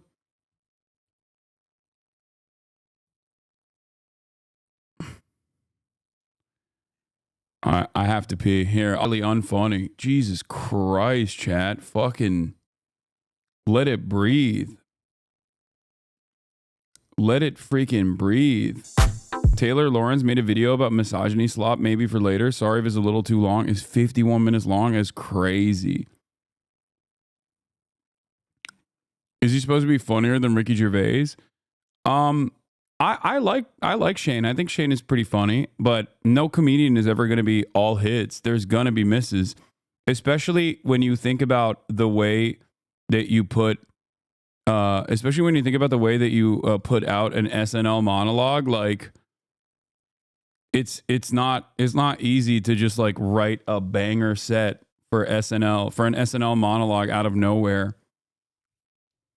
Connor O'Malley is all hits. That's not true. And also I watched Connor O'Malley's last sketch. It was hilarious, but I'm saying that like there's no comedian that's all hits.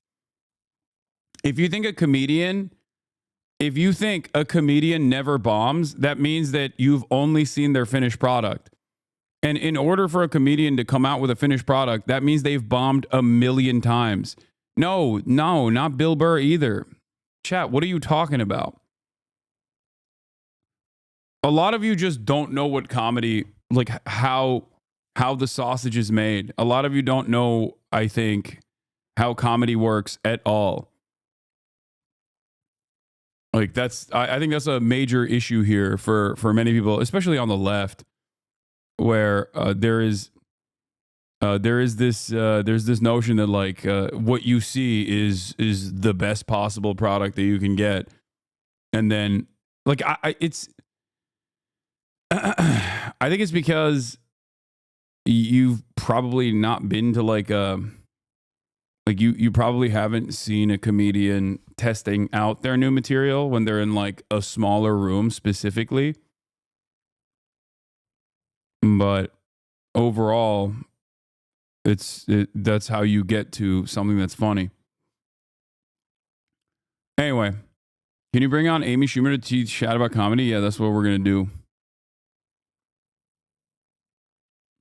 Yep, when I used to film comedians doing their sets, they would do the same joke 4 nights in a row before they perfected for filming. A lot of people's favorite comedians bomb. Yes, every comedian bombs. Every comedian bombs a million times over until they hone the joke.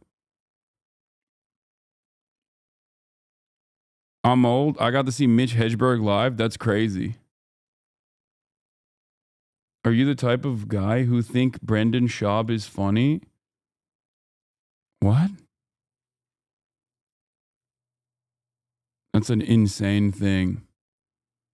That's an insane thing to accuse me of. SNL is the wrong time to try new material. No, an SNL opening monologue is written fairly fast, so that's probably part of the reason why it's anyway, whatever. I don't want to argue about the comedy. All right, we're going to get back to the real world, okay? Yeah, if you want to see a fucking real bomb, here's an Israeli man, okay? This is I'm about to show you some of the worst comedy you've ever seen being performed for 1 minute and 32 seconds. The Palestinian film just got an award at the Oscars.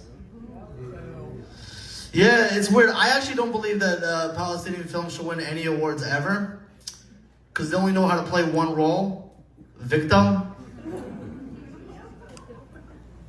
You know, it's like my family is so starving. They only got 5 products of humanitarian aid. Please donate. Link in the bio. I think this was like a Matt Christman, Will Menaker joke or analysis rather, or maybe Felix, where they were talking about how like conservatives can't do comedy because they get so angry halfway through the process of trying to build a joke. And this is literally that. Okay? This man has far too much resentment to ever actually arrive at a fucking punchline. Okay? This is just him reliving his fucking gripes. And it actually plays hilariously well if this is a satire of an Israeli comic. Please donate. Link in the bio. It's the only shit they know how to play. No, okay, they know how to play one more thing. Fake dead baby. Oh. Yeah, I don't know why they can't fucking nail that role. They never fucking land it, right? It's like all you have to do is lay down and not move. You want to see me win a Palestinian Oscar right now?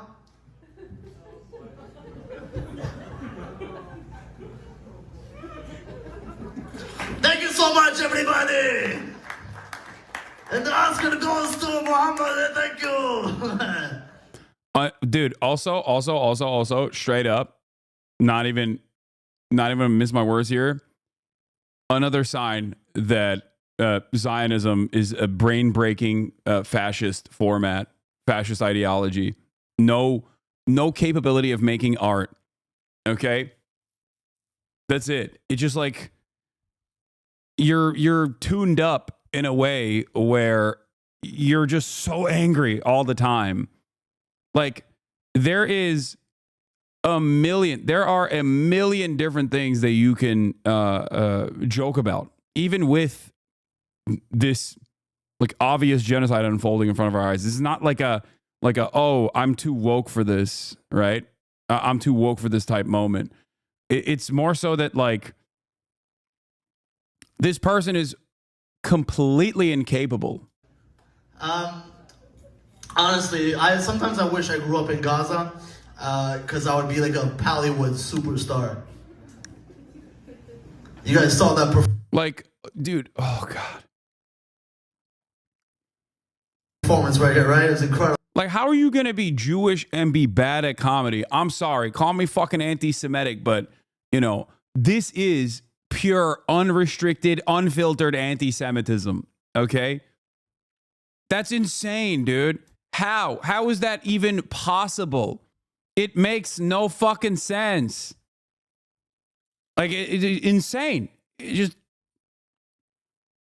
No one normal knows what Pallywood is. Yeah, exactly. It's just like you need to know. You need to be operating. You need to be operating on so much like collective understanding of Israeli mania that you have internalized for you to even understand what he is saying is a joke. Incredible.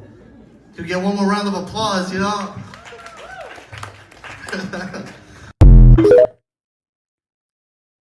Ay, ay, ay. Yeah, this guy opening at the APAC conference, it probably would have killed. That room would have loved this shit, okay? Ugh. Ugh. The theater don't cancel him? Same shit then? What do you mean cancel him? There's nothing worse that that group could do to this man than just not laugh at his jokes. That's it.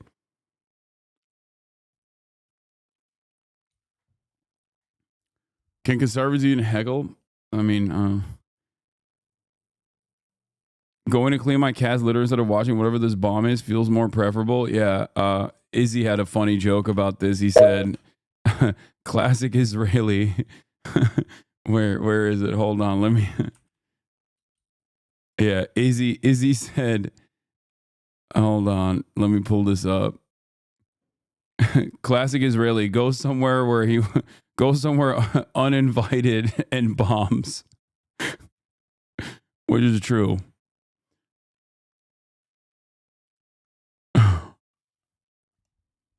No way he is bringing on that dumbass, right? Wait, what do you mean? Who? What? Classic Israeli, going somewhere you aren't wanted and bombing. Yeah. The only role they play as victim is heartless, but not even a bad joke. But there's a long pause for laughter. He doesn't bring you the punchline, just drops it on you and expects you to just laugh out of agreement. A skilled comedian would at least play off the shock of what he said. Yeah.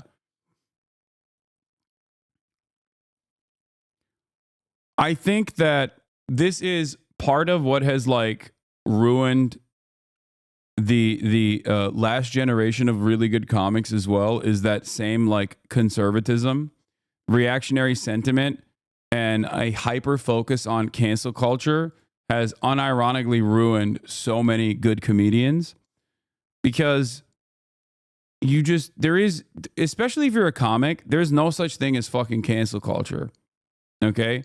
Cancel culture already is not real. It just means you're just not good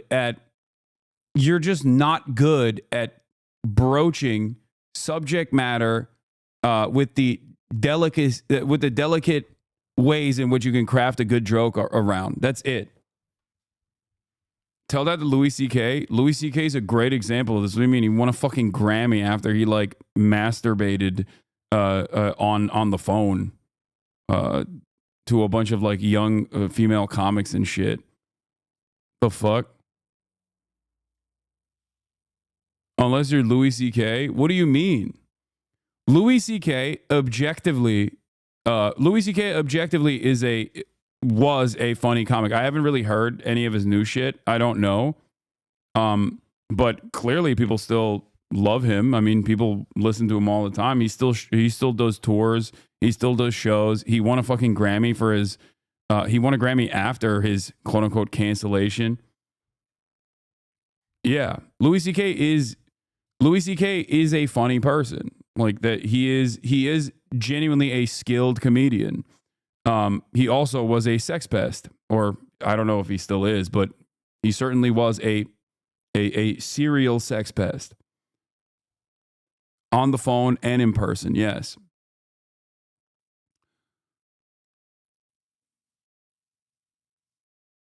He still did production and writing the entire time. I'm just kidding. So, yeah, it's just like, it's not real. It's not fucking a real thing. It doesn't work that way. But I will say, like I've maintained already, if you're funny, if you're a skilled comedian, you can make it work. A lot of these people just simply complain because they can't make it work. On that note, let's watch how comedy became a dystopian imperial hell world. I do not want you to upload reactions to this because the video just came out. Aziz Tours 2, bro, you cannot compare Aziz Ansari to fucking Louis C.K. That is insane. Aziz Ansari is a great example of like decentralized movements when institutions fail. When institutions fail victims, decentralized movements pop up like the Me Too movement. And Aziz Ansari is the great example of those decentralized movements literally swinging the pendulum in the other direction where it goes maybe perhaps a little too far. Okay?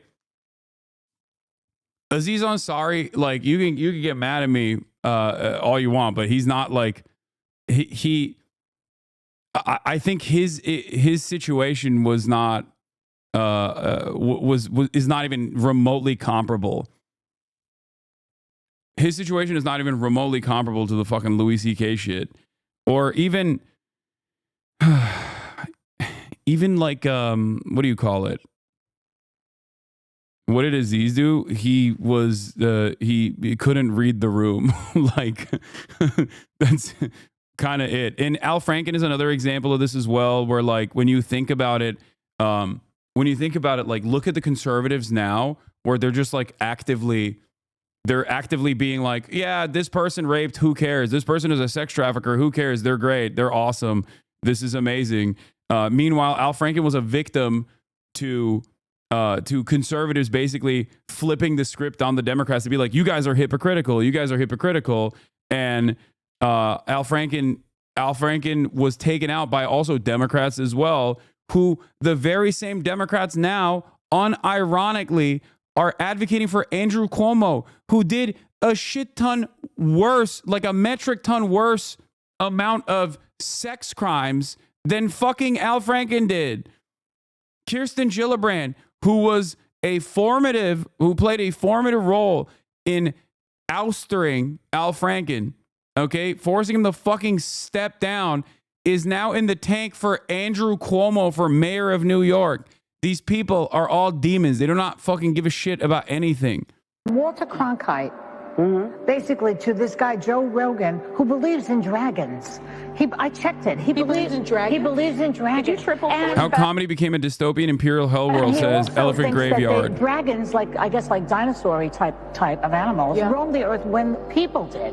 So this is the type of really, really bad information that's going out there. This election was the first time they didn't really have control of the media anymore. Because what? Because of us. Non-mainstream media. Because of podcasts. Podcasts. Selling tickets. Because of social media, because you're of X. humanizing Trump like, well, he's human. Yeah. So why can't They've been caught up in all this shit they've shoved down everybody's throat, especially all the Russia shit.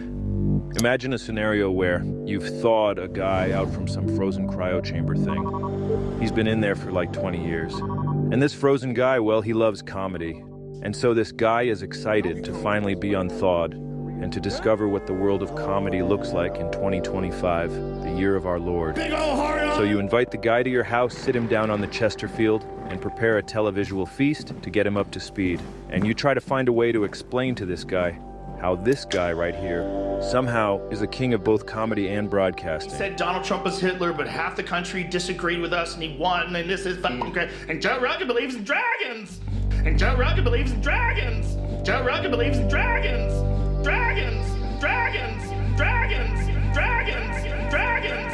Dragons! Dragons! Dragons! And you gotta explain to the freezer guy that you're sorry to be the one to tell him this, but we truly live in hell. and I feel that in my bones. And he's surely going to want to get back in that freezer thing, but he can't, so instead he slices his own head off. Just a little scenario to think about. How the hell did we get here? It could have been great, but, well, you guys know how the universe works. We're all just flying down an endless series Can someone pin the video? Are there any mods in here? alternate realities inside a vast multiverse. And you can't really control which branch of those realities you are going to live in. And, well, our wonderful reality is the one in which this guy was able to be crowned both the king of comedy. All downhill after Carlin died? That's not true. There are still great comics out there, okay? That is also not true. There are still great comics out there. And, you know, Bill Burr is a great example of this. Bill Burr is a great example of this, okay? He is carrying the torch of Carlin. And there are also great comics out there still. It's just like, you know, I would say that the legends of my generation, a lot of them have basically destroyed their legacy. That's it. Like, this is like hearing Taylor Swift and saying music has been dead since Prince died. Yeah. And the king of broadcasting. And I was sitting here watching this clip of this insane, resentful, unhappy, angry, and unfunny old man hysterically ranting and raving about his belief in dragons. And then you couldn't believe that. Watch the illusion. It's all a fucking illusion. All of them, when convenient, have said the exact same things. Dragons are real. While his personally curated group of friends, who he's pretty much hired to hang out with him, sit around subserviently laughing at his terrible attempts at jokes, Doing the New York thing. nodding along as he continues to spout the literal dumbest shit I've ever heard in my life, and putting on a master class on the warning signs of early onset dementia. Fucking climate change. Wake up. No, it's arson, you fucking idiots. I think to myself, there's no way anybody listens to this.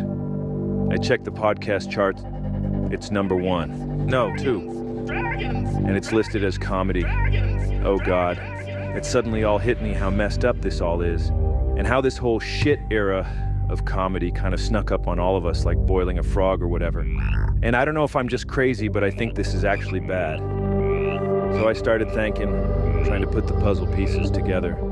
Just trying to figure out, how did we even get here? And where are we going? And does it really have to be this shitty? Was it ever even not shitty? Like, what the hell is even going on here? And just like that, I realized it. I was at the airport one time and I went to a Starbucks to get some. Like some of the comedians that he's posting about on this compilation, I actually do think are funny. Like, what's the dude from the ginger dude from Bad Friends? Like, I've seen him in like very small rooms when he was first popping out. Santino, very small rooms, like in front of fucking 10 people, and he was hilarious. And you can kind of tell when someone is, when someone's got it. And Santino definitely was definitely always very funny. Like it was obvious that he was going to be hilarious. I wouldn't say that he is like like every comedian goes on the Rogan sphere. Stavros is also on the Joe Rogan Experience as well. Like they all have to do it, but I would say that there is like a cast of Roganites that are just objectively not that funny and constantly talk about like cancel culture and like right-wing shit that unironically ruins comedy. And I wouldn't say that like every single comedian that goes on that show is like that, especially because every comedian goes on the show. Coffee. Stand-up comedy is fucking stupid. And I don't even mean this current shit era. I mean the whole thing. The whole art form, like the whole idea of it. It sucks. And it's worse than stupid, really. It's disgusting.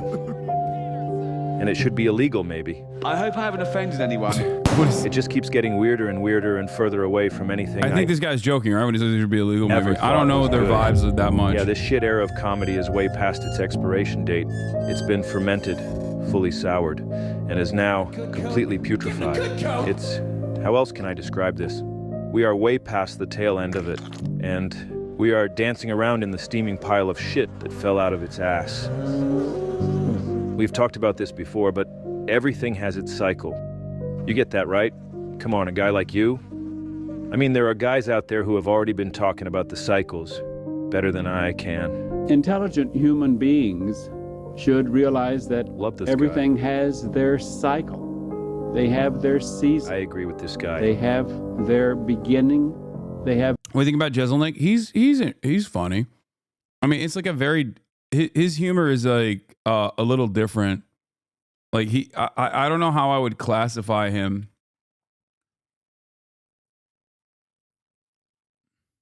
Have their end. Yep. They have cycles. I think I agree with everything he says. About to be recycled. Good. Do it. We're on the threshold of the end of this civilization because it's about to be recycled. Right. Your only I understand chance to evacuate is to leave with us. All right. Our lives have cycles. History has cycles. Culture. Okay, I want to get to the meat of the argument here. Like, I don't understand. That guy was killing. Dude, he put the fear in God in guys that have been doing it for 20 years. We used to do Dick Doherty, rest his soul, his comedy clubs. And Dane would have the headliner, like, pacing in the back. Damn. He was killing that hard, and he would be like, I shouldn't have to follow that. There's no jokes here. It's like, well, listen to the crowd. There's something going on here.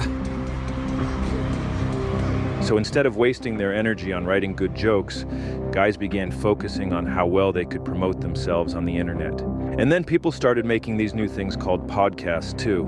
And given the potential payoff, the low cost and low... He's saying Dane Cook was like the reason as to why modern comedians that were following his note basically stopped looking to structure funny jokes that were interesting or unique, and instead we're just like bold. Low effort required to do all this crap was irresistible. No, I like my space. Especially for these lazy comedian guys whose greatest motivation in life is the fear of ever having to get a real job. Fuck me! And that marked the official beginning of the comedy podcast shit entanglement era, in which we are currently festering. Congratulations. Of course, nobody struck gold bigger than this genius, Joe Rogan. There he is. Yeah, this guy never had an original idea in his life. He really doesn't know anything about anything, but he does know how to copy a guy who already did a thing. Trans women are women. How about most? You gotta leave room for crazy. Believe women, right? All of them? How about almost all? How about you believe like 88%, and that last 12% that's out of their minds? You know, I think that's a fair percentage, wouldn't you? You gotta leave room for crazy. That's what he does with stand-up, and that's what he did to start his podcast, which he stole the idea from Tom Green. Hello, ladies and gentlemen, welcome to the show. It is 8:01. You're watching Tom Green Live. Roll the open. Tom had the brains and the balls to start his own talk show, broadcasting live on the internet from his own home. And it was great. It was funny, chaotic, and it never took itself seriously. That's good booze. Play something real quick, okay? Okay. All right. I'm on Tom Green Live, hooray! Cool. Awesome. It was unpredictable, and stuff went wrong all the time. We can't see the on-air feed right now. It's not happening. Yeah, the live feed's not coming through too good, but we figured we'd sit and wait. This guy's scaring me. Are we up on the computers? We're up, yeah. He'd get mad at his production staff as a bit. Computers? I want to see a laptop right now with it on the feed. Can I see it? Bring me a laptop right now. Instead of whatever this is. No. It's like a... It's weird. It's sort of like an Olymp... Sorry. Sometimes he'd get bombarded with prank calls, and because Tom has an actual sense of humor and a fully functioning brain, he could play along with them. Tom Green, can you do a barrel roll for me? A barrel roll? Yeah, a barrel roll. I like that guy. That guy's cool. I'm the guy you hung up on the first call. Oh, okay. Well, I'm sorry about that. Hey, man, I just wanted to tell you. Hello, you're on the air.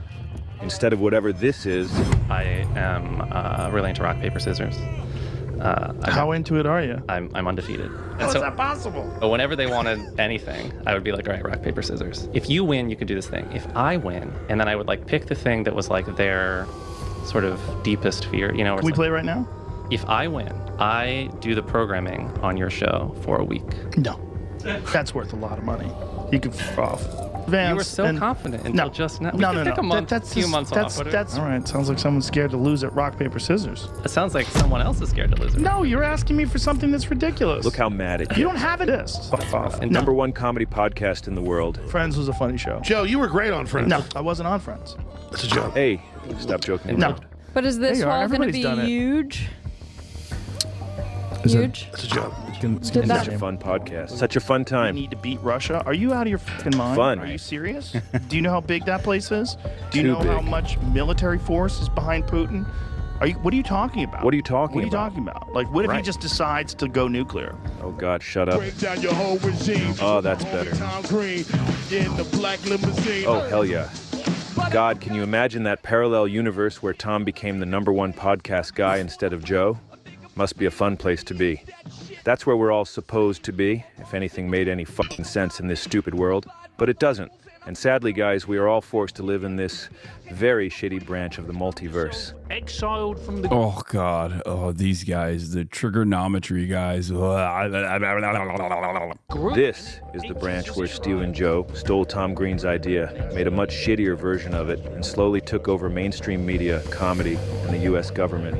As he continues to spread his wonderful mental herpes to all his listeners week after week. Made your daddy proud. I'm proud to be your friend. I'm proud to be yours as well. I love you, Joe, man. I love you too, Thank you for brother. your time, bro. Oh yeah, thanks. Almost forgot to thank him today. You can watch in real time the moment Joe realizes there might be gold in these podcast hills. Dude, I think this was awesome. Thank you, man. See, no, Okay, so Tom Green is responsible for Joe Rogan, so he's a villain in the story as well. Okay, This he is the brought about Joe Rogan to us. thing ever. It really is different, you know, than television. This or is anything. way better. He gets rock hard, praising its lack of corporate interest. There is no, I mean, I guess the Joe Rogan Experience has evolved into not really being a comedy podcast at all. You know?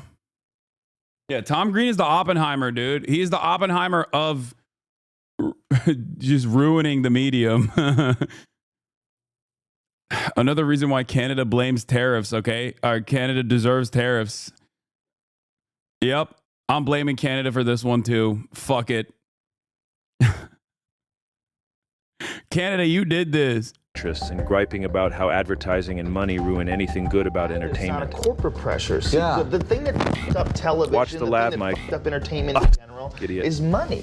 They Oh, started really? selling advertising, and that's all. And that f***s up everything. It doesn't make anything good. A belief he abandons literally within seconds once he realizes that he could be the sole beneficiary of this potential new advertising revenue stream. We need to figure out how you make money from this. Yeah. I think we thought create money ruined a everything. national interweb, we call it, and then create a mass traffic like a portal. gauge. Watch right here. You can see the wheels turning inside his brain as he quickly flip-flops. Like a portal Yes. into the advertising revenue stream, you know? Then So he just copied Tom Green, and he started the Joe Rogan shitcast experiment. And just for being an early adopter of podcasting, he was able to become the biggest and most mainstream establishment media figure on the planet. There he goes, stealing Joe. He's up. Yeah, this visionary genius is comedy's. Dude, the Elephant Graveyard fucking hates Joe Rogan. Jesus Christ. Like, to a degree where it's like, even I, a Joe Rogan observer, am like, damn, dude, all right, like, fucking dial it back a little bit. I feel like he steps in his own argument a little bit. He gets in his own way by... He gets in his own way by hamming it up too much. Is George Carmack. Who's George Carmack? Well, he's the guy who found that first piece of gold in the Yukon. It should have been Mullen, not Rogan. Yeah, I was talking about this with Noah last night too. It's literally a bit. You don't get the joke. Oh, okay, that makes sense. If it's a bit and I'm not understanding it, maybe that's what's going on here. But yeah, put me down. I'm a sovereign citizen. No, I'm shaking the baby. I'm shaking you. Okay. I picked you up by your head and now I'm shaking you. Your arms are flailing in the wind going, wah, wah, don't do it. which started the whole Klondike Gold Rush. There was nothing special about George Carmack. He was just some guy. He was just lucky enough to get a tip from this other guy, Robert Henderson, saying there might be some gold up there in the Yukon. So George just went up there and yeah, he found some. And after that, loads of guys swarmed up to the Klondike there and ruined the place as they all tried to copy what Carmack did. And just like Henderson tipped off Cometown is a great example of like an actually funny comedy podcast. Like a legitimately funny comedy podcast that has a lot of misses as well. This is just how it is. But when it fucking hits, it's insane. When it hits, magic happens and you're a part of it when you're watching it in the viewership experience. You're like, oh my God, what an incredible fucking joke. Carmack, Tom Green tipped off Joe, giving Joe the idea to start a DIY podcast. And he did. And he struck gold. Zip up Stavi's pants when you're done with it, little bro. First of all, no, I will not zip up Stavi's pants when I'm done with it. Secondly, I mean, all three of those dudes are fucking hilarious. What are you talking about? In their own way. Caused a stampede of comedians trying to copy his blueprint, turning everything to shit in the process. Like a plague of locusts. Shit locusts. And guys, please don't hold that against Tom, all right?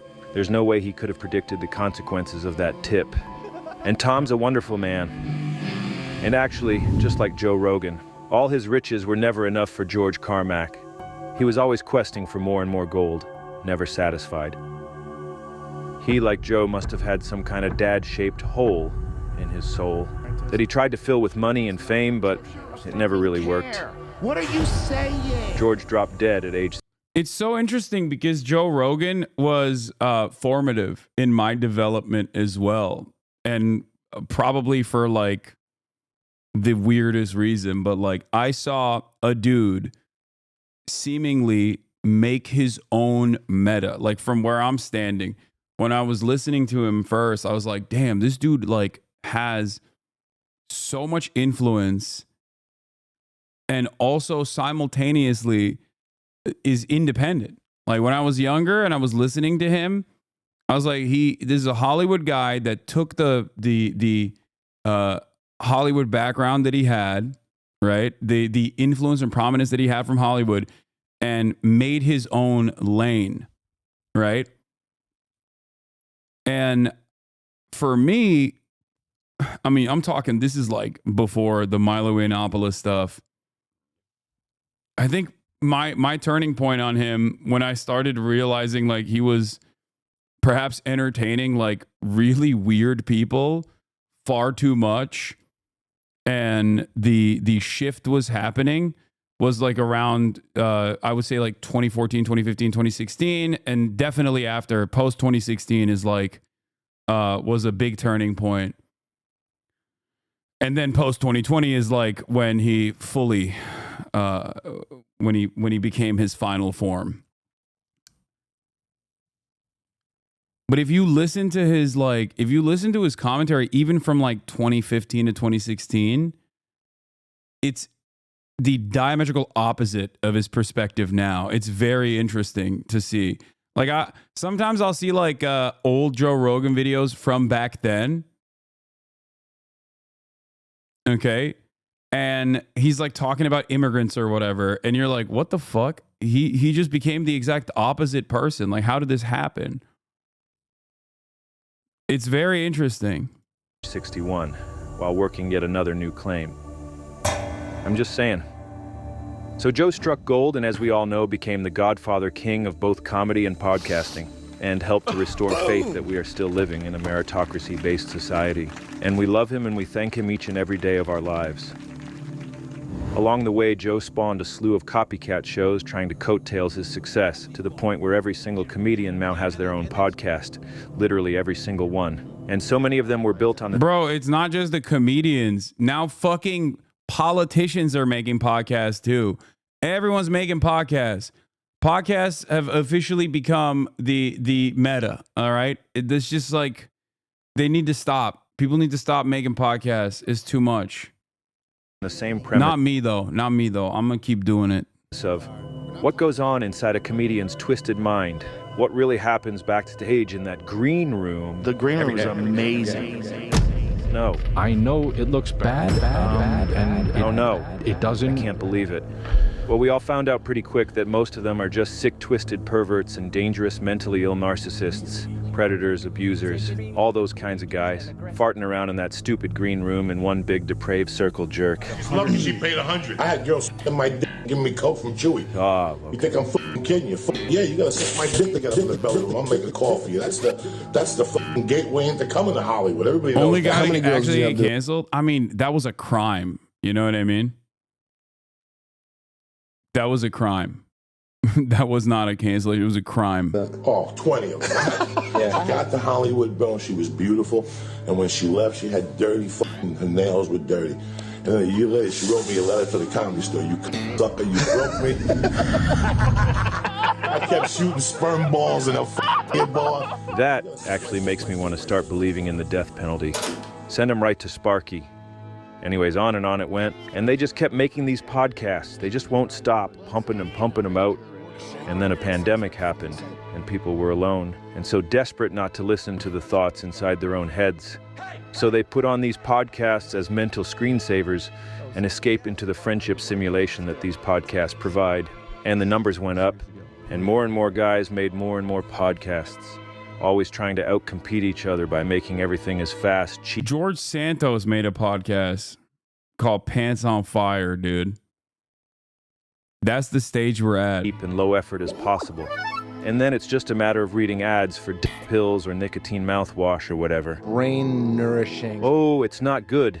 These lazy... Genuinely asking what crime? Chris D'Elia? He was grooming minors. What? He was actively trying to fuck minors, dude, on Snapchat.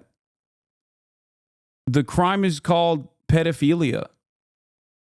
Lazy stand-up guys got into comedy because it was the easiest thing they could do to avoid getting a real job. But then podcasting came along, and suddenly they had an even easier way to make even more money. Podcast? And then pretty soon the podcast eclipsed the stand-up, and now all these so-called comedians are really just zero-effort podcasters selling shitty products again and again and again. We'll be back with the interview in 1 minute.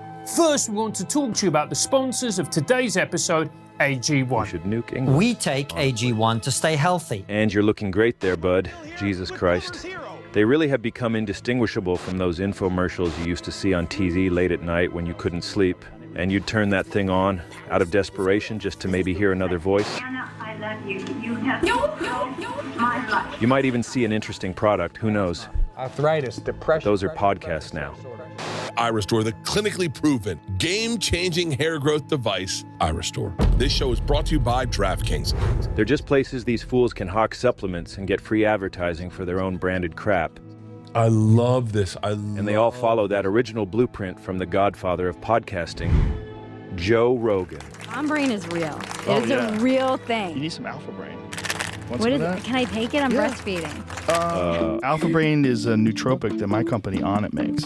And I'm not saying this because it's my company. Oh, okay. I'm actually a very anxious person. I have a friend whose daughter was on ADHD medication, and she's getting... It is pretty funny that this guy who, created a supplement company, which is famously, like supplements are not regulated by the FDA in the same way that like other things are. That guy is also now one of the most prominent like anti-vaxxer voices out there. Who would have thought? Getting off of it, and he started giving her Alpha Brain. Very cool. He said it helped her tremendously. Respect for the daughter. Wow. What is it? He's become the new establishment, cutting deals with big pharma and backed by massive corporations like Spotify and the Big N. The thing that fucks up entertainment in general is money. That's all it is. And that fucks up everything. It doesn't make anything good. So Joe was getting more and more popular.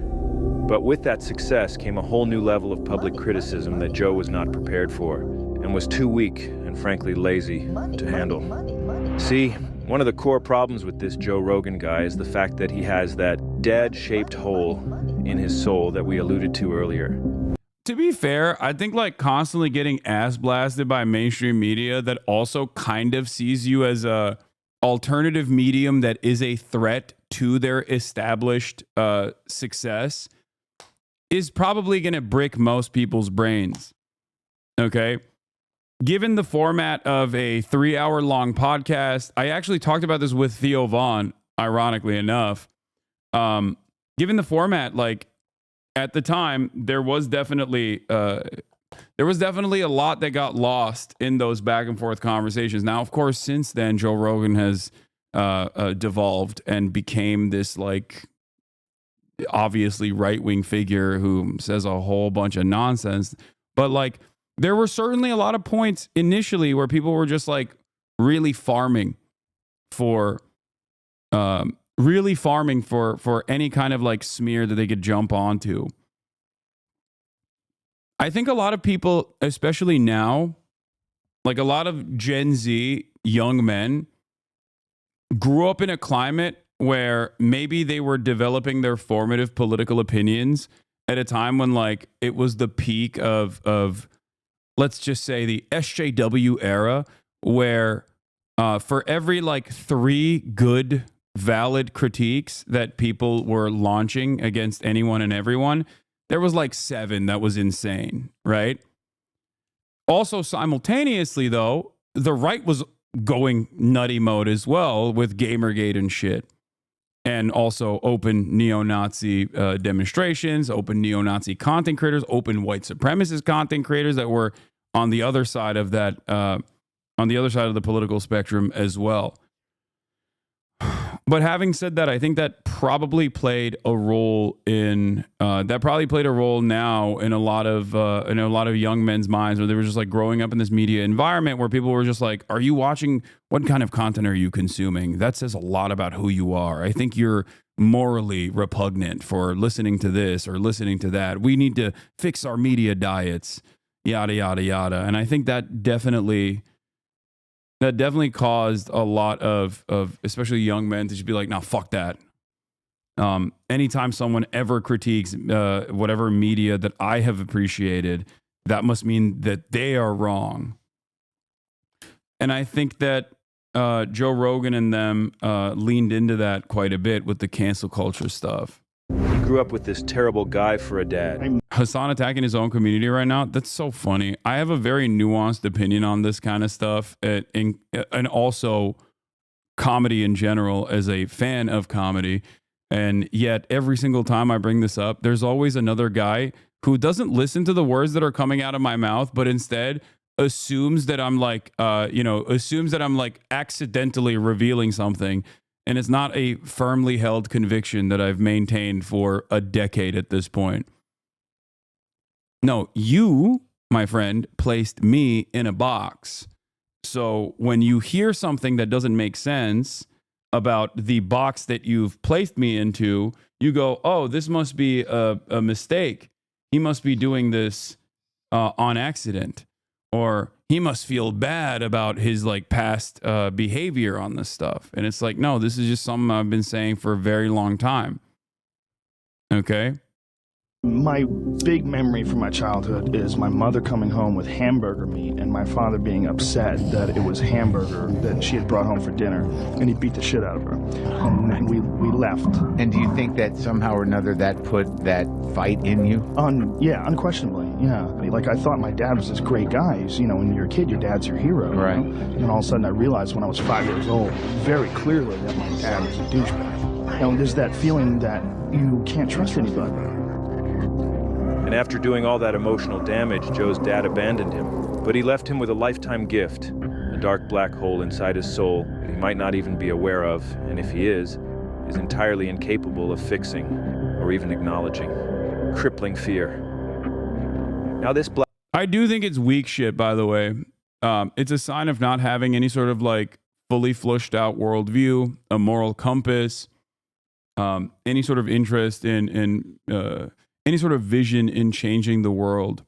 When you get yelled at by a group of people, and then that just like causes you to fucking flip your script in its entirety and slowly but surely find yourself in the throes of reactionary ideology. And there are many very prominent examples of this in the world of comedy, especially. That's it. And I say this as someone who has been attacked from all sides fairly consistently. Ironically enough, my commentary has also been consistent throughout this entire process. And the reason for that is because I'm stubborn, for sure, but also the reason for that is because I have firmly held convictions. Whether my brand of politics is popular or my brand of politics is unpopular does not change the dynamic at all for me. It's something that I'm advocating for because I know it's correct, and not because I'm changing. I'm going along with the winds. Black hole, it produces incredibly powerful emotional gravity. All his fears, insecurities, self-loathing coalesce around that dad hole. And over these 68 years of Joe's life, this swirling concoction of negativity has formed around the hole. And that's stressful, man. It's a real bind. And it's actually a big reason why Joe became a comedian in the first place. Why else did you get into being a comedian? I don't know. I got talked into doing it. No, I wasn't really very funny. I got talked into doing stand-up by my friends from martial arts. Stop laughing. It's not funny. I was very insecure. And I got bullied. See, it's a sad thing. And I wasn't big. I was a small kid. Better music. And I was really nervous. And I did not like that feeling at all. Yeah, I went to an open mic night. I watched amateurs try it. Like, most of them don't know what they're doing. They're terrible. Like, people who really suck inspire you to do it because they lower the bar of expectation. And do you still do your stand-up? Yeah. Oh, come on. That is the emperor of comedy you're talking to. See, there are two main strains of comedian. Yeah. The first kind are the people that are creative artists that have weird brains and maybe even have a triple-digit IQ, and they're driven to create. They are compelled by the muses or whatever, and it makes sense that they're comedians. I like an escalator, man, because an escalator can never break. It can only become stairs. Oh, jokes. I remember those. The other kind of strain of comic, and this is almost all of them these days, are sad people with black holes inside their soul who get into comedy to try and get external validation from audiences and to indulge in the delusion of power that they feel when standing alone on stage with an amplified microphone where nobody else is allowed to speak. And probably they should lock their phones in a bag, too. And now I'm trying to think about who else stood on stage with a microphone trying to fill a hole, vying for attention and power. Oh yeah, this guy. Yeah, for this type of guy, stand-up comedy is a dream. They're sad little guys who seek power and external validation. It's classic Hitler stuff. And it's scary, psychotic stuff. Free speech. That's what we're fighting. That's all I'm fighting for. Fuck, it's Dave. When I'm on that stage, I'm there to dictate your... Who is that guy? I don't know who the black dude is. I don't know. I don't know what his deal is. I don't think I've ever seen him. Okay, I think it's a bit much to be like, you know who else is a failed stand-up comic? Adolf Hitler. He's a Rogan orbiter. He's a Kill Tony guy. Oh, I haven't watched Kill Tony in so many years, dude. Kill Tony as a format is brilliant, but ruined entirely by the fact that it's Tony Hinchcliffe that steers that ship. Format-wise, brilliant format, okay? Having a bunch of up-and-coming, like, upstart stand-up comics try their bits out in front of, like, professional comedians that have been doing it for years and years. Fantastic format. Ruined entirely by the man who has the name, the man who has named the format, Tony Hinchcliffe. Emotions dictator at that point. He admits it. That's all we're fighting for is free speech. It's this weird power fantasy where, if they're lucky, they can find enough other dumb sad guys in an audience who will give them the laughter and applause they need so badly. Would you rather be happy and a lot of people not see your art? I wouldn't be happy. I wouldn't be happy. I can already answer that before you even finish that question. I couldn't be happy if people aren't absorbing art of mine. Sounds familiar. Why do you think that is? Because I'm addicted to it now. I'm addicted to that feeling of validation. Gratification, instant gratification, validation, all of it. And this shit era of comedy is all built He's around like, you know guys who like else had this, that feeling? whose entire Hitler. scheme is simply pandering to the most easily entertained, brain-dead audience imaginable to get that quick, self-soothing dopamine hit. And at no point are they funny. And that's the real issue. And they're just too lazy and stupid and driven by urges other than the pursuit of... Jeremy Piven. Wait, what's this? 1,000 years ago, what is this? I did a show called Entourage. Do you imagine if we tried to reboot that today in this climate? Yeah. We used to have billboards everywhere. Just those billboards today, 5 straight, white, focused men coming straight at Take me back. People would be like, is that a documentary about January 6th? Yeah. That is really good stuff. That actually changed my mind. This era of comedy rules. This era of comedy... Yeah, you can't make it. Oh, man. Folks, things were so much funnier back in the day. Oh, the wokes, they ruined everything. Rules. So yeah, comedy copers. That's the kind of comedian Joe is. And it's sad. He'd love to shrink the size of that dark amalgam that haunts him, but he can't because he doesn't seem to realize, or maybe it's too painful to think about, that he's only chained to that swirling mass of negativity because of the emotional gravity of that dad hole. Address the trauma of that dad hole and the rest floats away into the void. But he can't, and he won't. And because of that, he's stuck with that black hole inside, and the dark amalgam that surrounds it, which, in 2020, was about to... You want to know why Shane Gillis has done not 1 but 2 SNL spots now and objectively has become a better comedian after his initial quote-unquote cancellation where he was supposed to be on SNL and then clips came out of him, you know, doing not the best bits, okay, especially about Chinese people or whatever. You want to know why? And I do give a lot of leeway to comics in general, because when a comic bombs or when a comic is doing a bit on a podcast and it sucks, a lot of people look at that because they don't know anything else about the person. They go, oh, this person is like a heinous racist, right? Now, comedy is just like any other medium, any other art form where it's not going to be all hits. There's no comedian that will make you laugh every single time, okay? Just like when you purchase an album and you listen to your favorite artist, there's going to be some skips in there, or there's going to be some mid. It happens. It might not be for you, okay? No, Bill Burr as well, dude. Come on. He did that fucking like dad movie for Netflix. Like, I love Bill Burr. But, you know, he has some fucking misses too.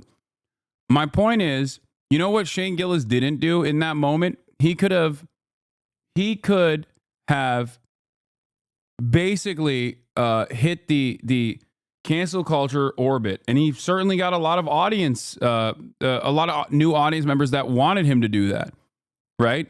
But instead of fucking crying about being canceled and changing his entire comedy to how sad he was because he got canceled and how everything sucks nowadays, he didn't do that. He went back to the drawing board and he was like, yeah, I'm going to keep making comedy.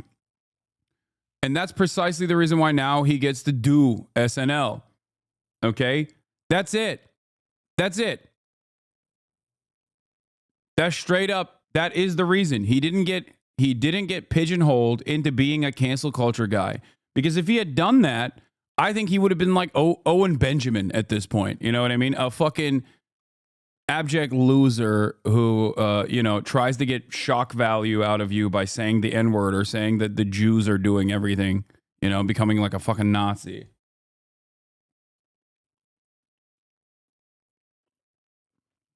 That's why I think I can't stand hack comedy. And I think cancel culture focused comedians always become hack comedians. Because cancel culture comedy is hack comedy. There's no better indication of this than Seinfeld also being a cancel culture comic.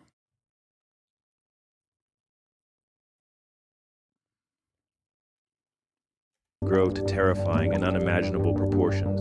Hello, everybody. I have an announcement. The podcast is moving to Spotify. Thanks. Joe made a big boy business deal.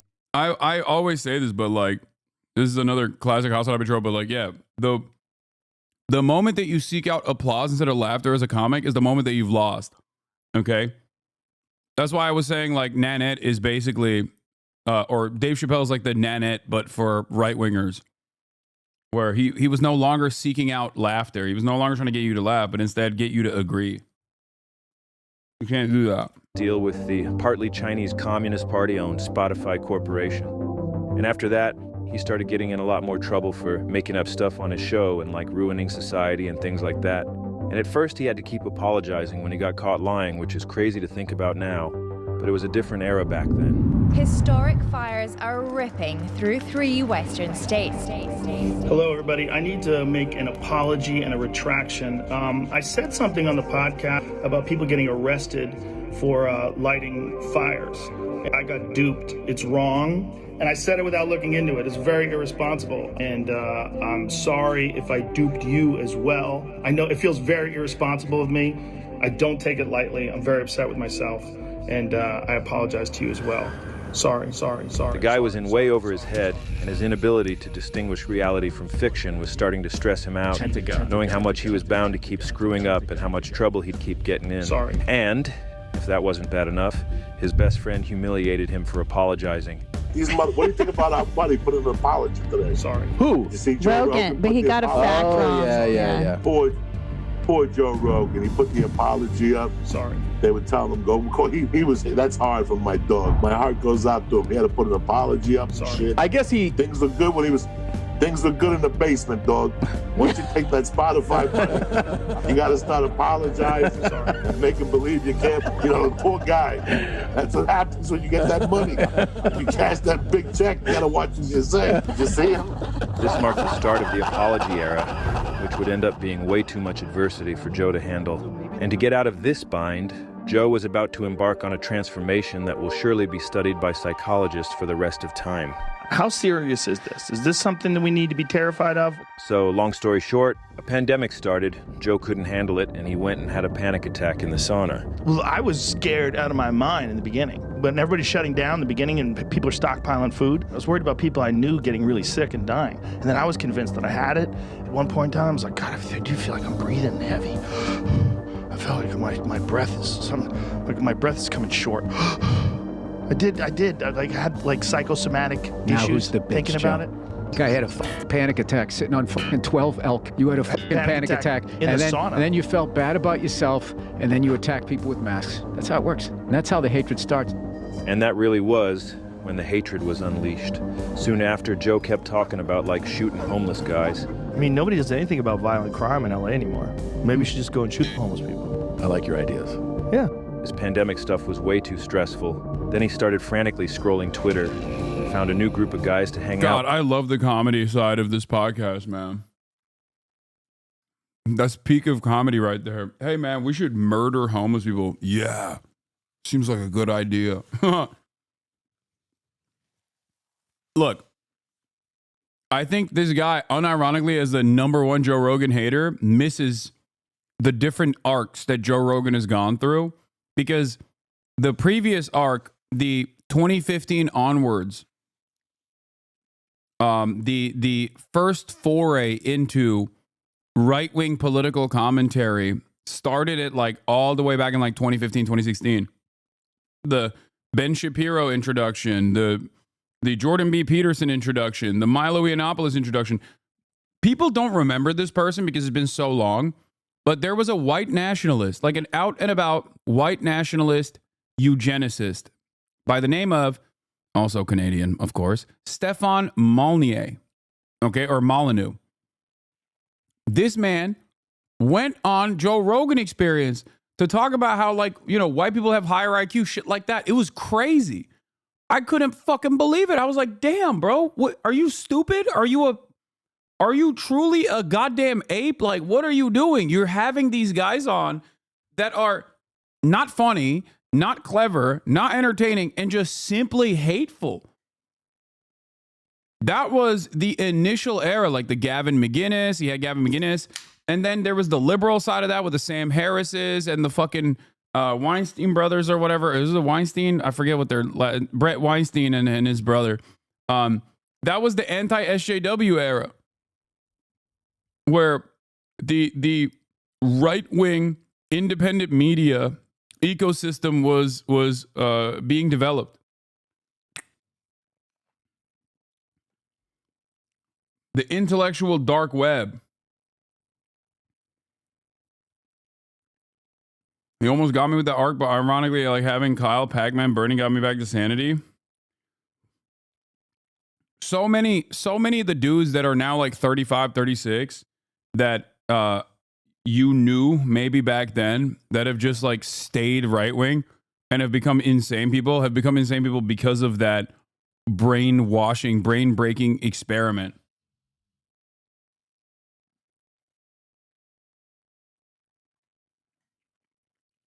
Out with. And these guys allowed Joe to believe that everything was actually okay, and so Joe felt relieved and safe with them, and transformed his inner anxiety into outward rage, an emotion he was more accustomed to dealing with on account of that bad dad. But unfortunately, this new group of guys and all the stuff that he and Joe were talking about was getting Joe a lot of negative attention, and that made even more anxiety bubble up. And again, Joe transformed that anxiety into an even bigger rage. And I mean, this guy was getting pissed. Well, breaking news this evening, Joe Rogan, an extremely popular podcaster, announced on social media today that he has COVID. Shit. Anyone got a lighter? He mentioned ivermectin is something more often used to deworm horses. I can afford people medicine, motherfucker. This is me. This is ivermectin. You got it with right you. here. Somebody gave it to me. Oh, this is amazing. Look, they put a yellow filter on me too. They did. I look like shit there. Do you know that? I think you look good. Pause. And his mind just completely shattered. That's enough, Jim. He had to defend this new guy he'd started becoming, and all his beliefs, which were the only thing abating his rampant anxiety. And now he was way too invested in this stuff to ever turn back. 5'3". I think this is really important. This is the second arc. Like the first arc is the meta that I brought to you, that I explained to you earlier with like dipping his toes into like really insane far right commentary. But back then he still had like Abby Martin on, you know what I mean? Like he still had like COVID was the final stage. I realized that he had lost his dang mind when he had, I think it was Dr. Rhonda Patrick, who he has known for years. And he was just like kind of shitting on her because of her understandable perspective about COVID and vaccines. Like he was just being crazy. He was being crazy very clearly.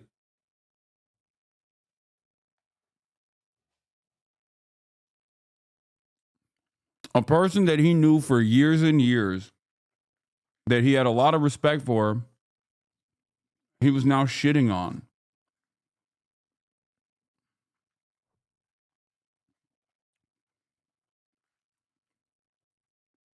One of the problems that I've had, me personally, I've had with any idea is that once I have an original idea or once I start looking at something a certain way, I become married to it. And I've had real problems with that. And the problem with saying this happened and that happened, which I used to do all the time, is that you don't know. You don't know. You don't know. But until you do know, when you say you know and you might be wrong, it becomes an ego thing. If I wasn't doing this fucking podcast, okay, if I was just a regular comedian and that's what I did for a living and I didn't pay much attention to alternative media and podcasts, I would be just like people I know who I used to be friends with, who now hate me and are angry at me and talk shit about me online. Now, you might have noticed that Joe is on the verge of tears there, struggling very hard not to break down and cry. And that's because the real Joe is inside there somewhere dying and desperately trying to be heard. But Joe won't allow it. He's committed to being the new guy. And he puts in major effort in order to keep the old guy beneath the surface, basically torturing him into submission. And I'm taking the lid off that cold plunge as I'm taking it off. Don't do it, don't do it. And I'm like, shut the fuck up. And I climb right in and and because I get through it every day, I start the day off with a win. I won. I beat the inner bitch. I conquered the inner bitch. I got in there. If I start my day with a win, then how can I be a loser? Well, despite winning so hard at life from sitting in that tub, he was still pretty messed up from all the backlash. This is the part where it's like, that isn't a terrible argument. That isn't a terrible idea either. There's a lot of the self-help stuff that these guys engage with that is actually pretty basic and also good, like good to do. Okay.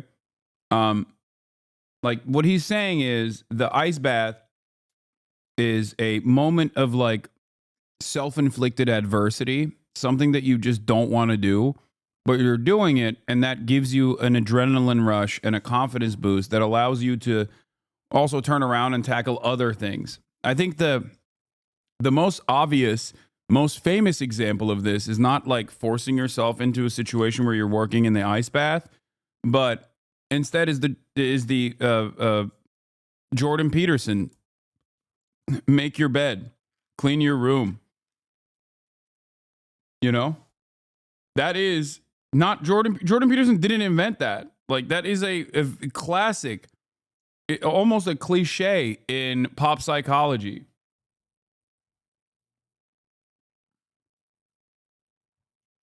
And it is healthy and it is good.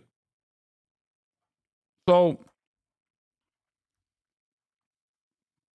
you won't catch me shitting on self-help stuff like that. Even though there are entire brands dedicated to being crazy, you can't be fucking serious. Wait, what? Hasan felt called out.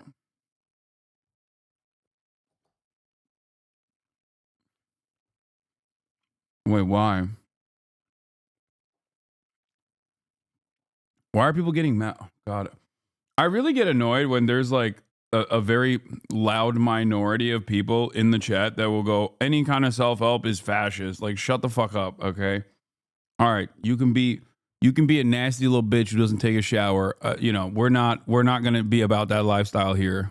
He was getting from all his major whoopsies. I would have been like them if I didn't have the access to the kind of conversations that I've had, if I didn't have the kind of mindset that I have. The mindset. My personality. Personality. Is just immune to bullshit. He's got it all. When bullshit hits me, I go, oh, I know what this is. I grew up without a dad. Listen, dog, I'm Mr. Body Fascism, okay?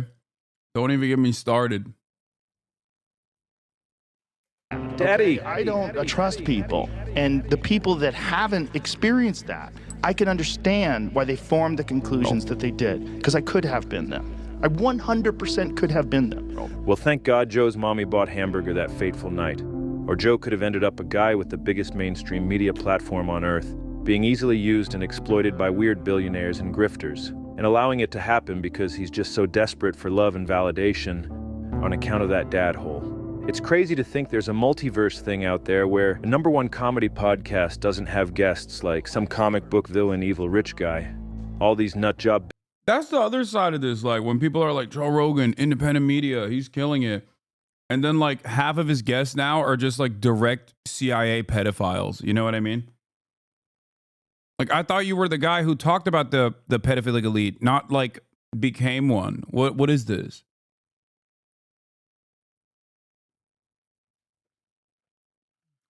Great. Another episode where some goddamn Silicon Valley nerd is going to talk to me about how billionaires deserve more, how the poor ain't shit.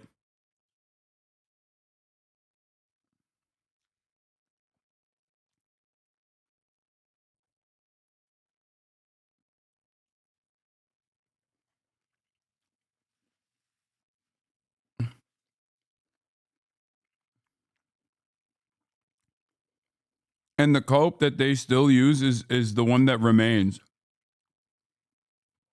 Oh, Joe has everybody on. No, he doesn't. When's the last time Joe Rogan had a fucking actual leftist on his show? And there has never been a moment where, since 2015, the density of like leftists to far right insane like Nazis was ever comparable.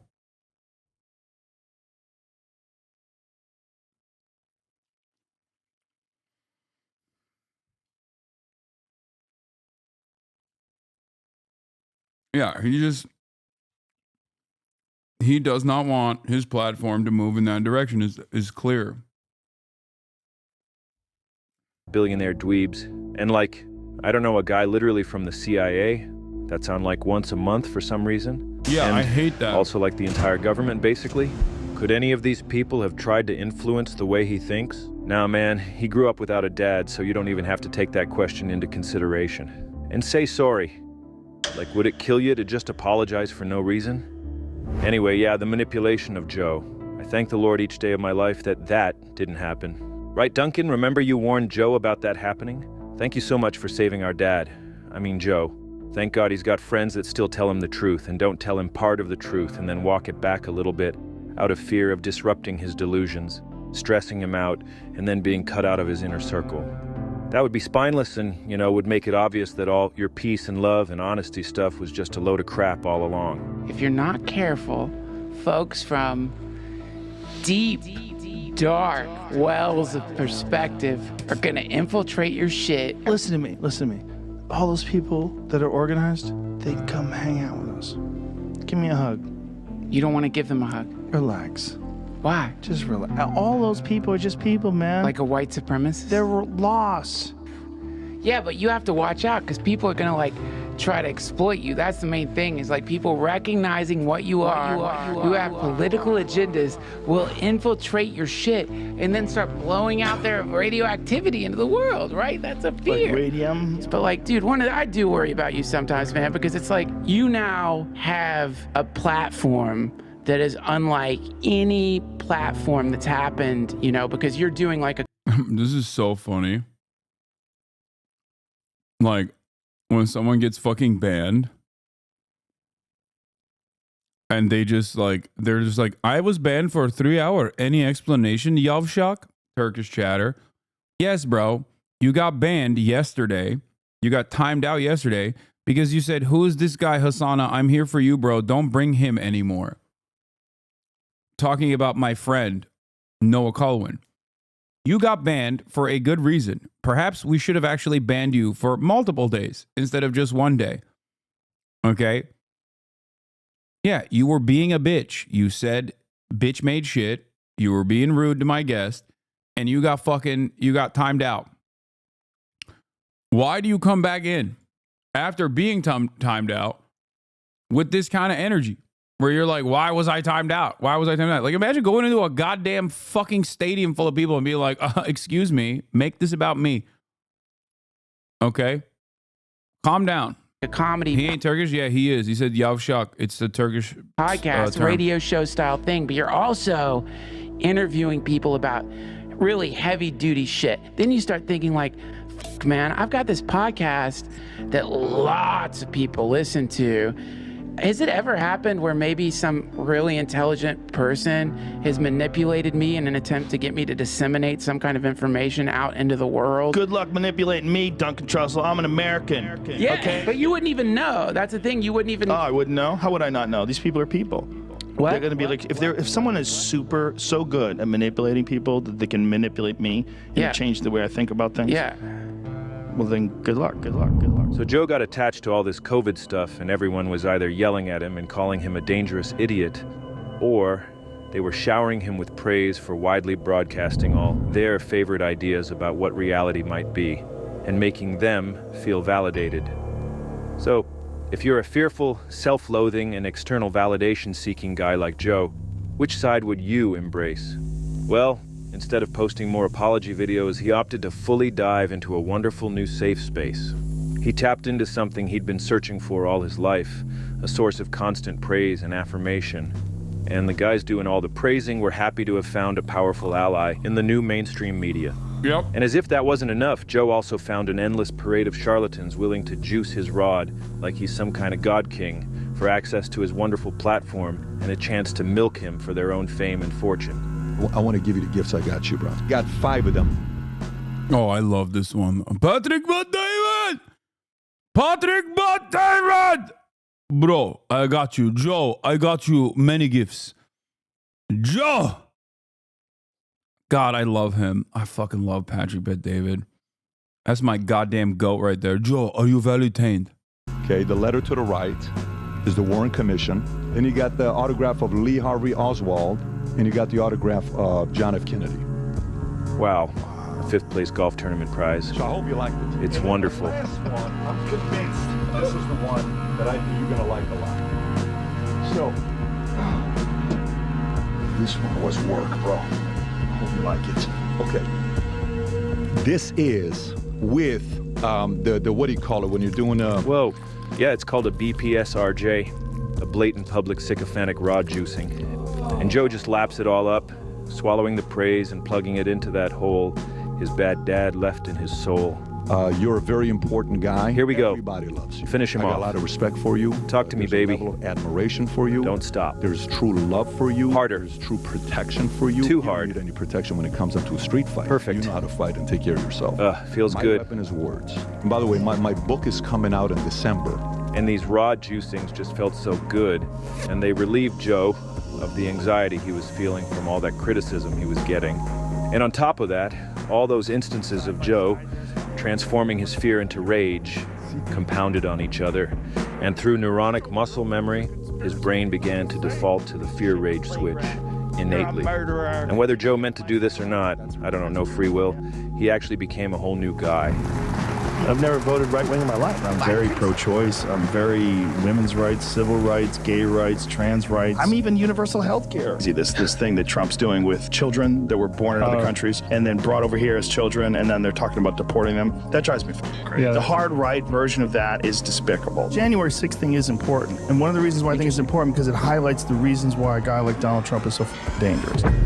Joe Rogan endorsing Donald Trump. Joe Rogan just endorsed me. Is that? Yeah. Like there's a video of him talking to Sam Harris, who also is a fucking asshole, but all the way back in like 2016, where he had just started his arc. It's like I see a lot of people online talking about this immigrant issue, and they either don't have kids. 2018, he's already started his like right-wing arc at this point, but he still has like some of these opinions that he's just like, or they don't think it could happen to their kids.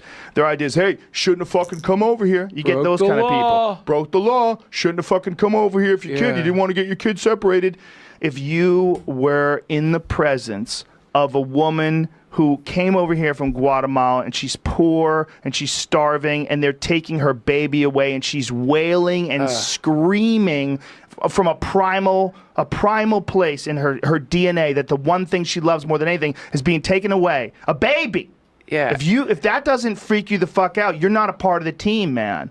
You're missing it. You're missing it. What are we here for? We're here for 100 years of whatever. That's what we're here for. If you want to spend 100 years saying, hey, she shouldn't have fucking broke the law, I don't want you on the team. You're an asshole. Right? And I don't give a fuck if you're right or left. I don't care if you're religious, or I don't care if you're an atheist. If that's what you support, you're an asshole. And we don't want you on our team.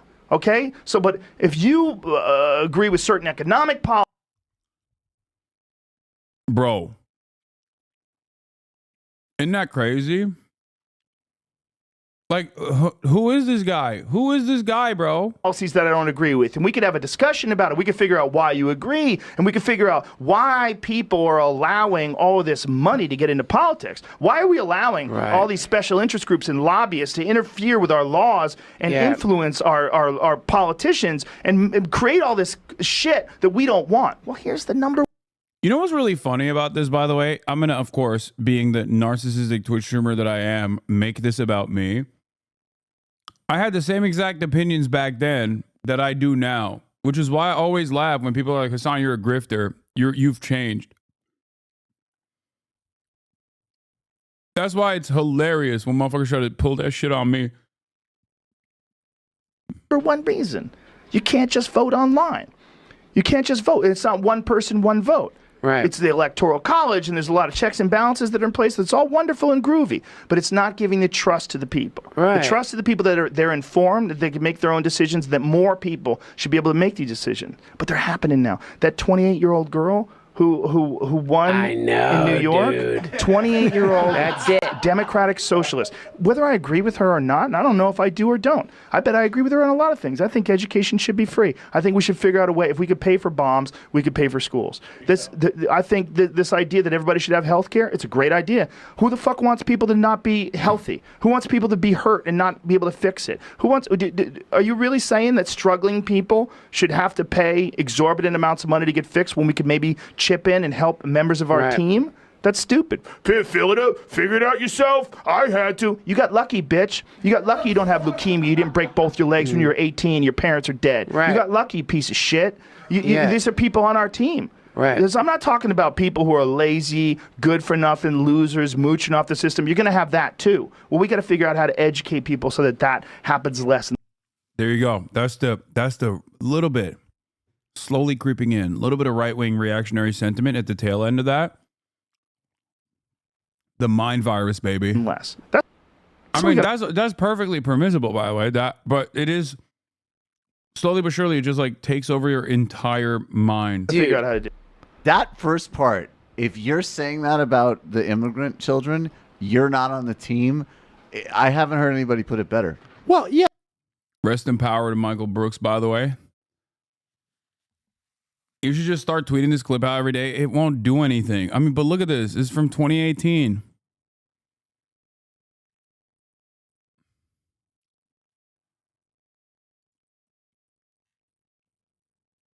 Joe has everybody on. Doesn't have Sam on. Still to this day. 2018 is 7 years ago, yeah.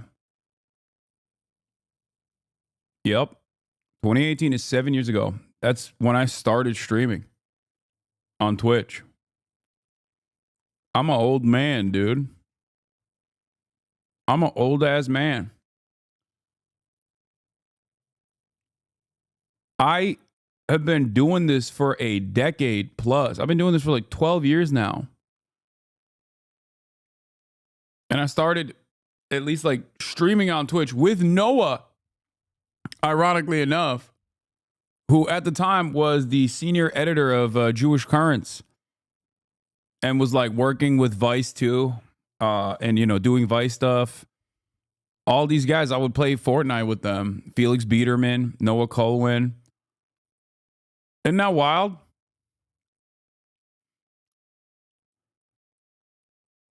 That's why it's also kind of funny when people are like, when you guys come in here and you're like, Hasan, well, a bunch of your like former co-hosts or whatever have, have parted ways with you or whatever. It's like, no, there are people that I met along the way, and some of them actually revealed their heinous worldview in the process, but I'm still with the OGs.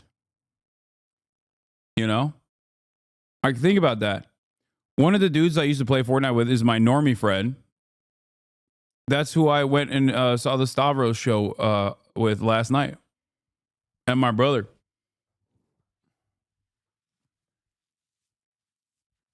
Yeah, I got a lot of day ones.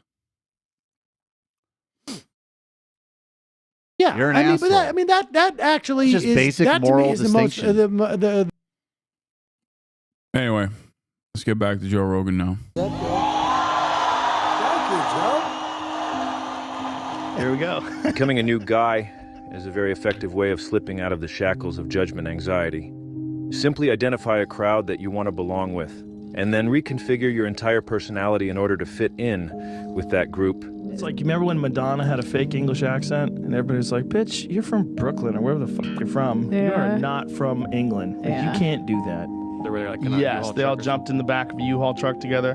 There has never been a thing that I've ever seen where almost immediately I was like, those are feds. A thing that I've ever seen. A thing that I've ever seen. A thing that I've ever seen. A thing. I mean, look, some people are barely holding on to reality. You're right. Barely. You're right. All they need is one smack, one... If you adopt all their beliefs and then convince yourself that they're the only group whose opinion matters, then you never have to worry about being judged and criticized ever again. What a relief. This rap guy, Machine Gun Boy, he too became a new guy recently by employing the new body, new guy technique himself. I'm in a new body. I literally am in a new body. Like, I covered everything on my arms and my body. I left windows to it, but just like there's windows to my old work, but I'm a new person. So the evolution has like led me from a caterpillar to a butterfly now. Hold on, that was kind of deep. Transition into a new guy is very difficult, and it takes many years to become fully immersed in the self-delusion. But upon reaching the maximal delusion saturation point, your simulated self becomes more real than your original classical self. And the transition into a new guy is completed. And after years of waffling on the fence, as we enter the year 2025, Joe's transition into this new guy appears to finally be complete. Well done. You gotta remember, like they were probably messed up. The reason they're doing what they're doing is because something happened to them earlier on. There was an aggressive, teacher, uncle, somebody that just maybe a dad. A dad who was drunk.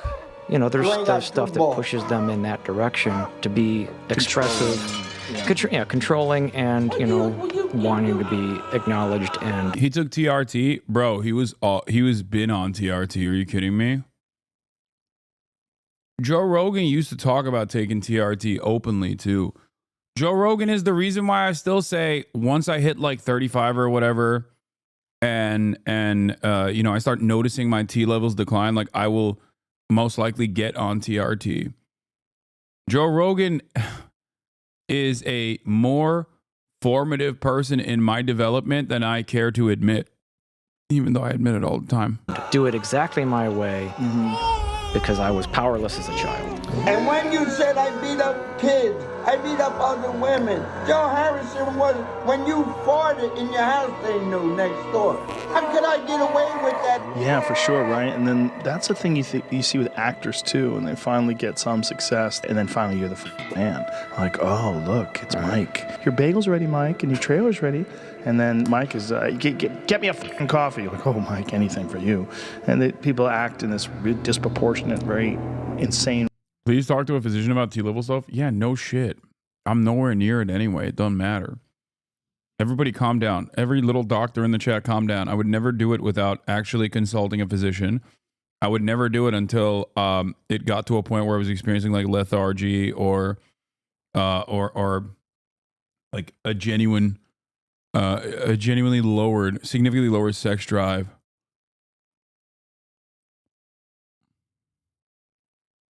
Way.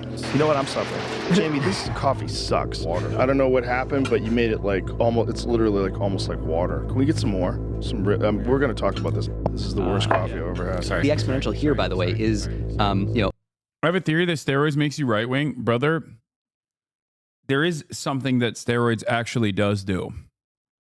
It is diminish your mental capacity. This is objectively correct. When you take steroids, you become dumber. Dr. Mike Israetel openly talks about this reality as a steroid user. So you're not wrong.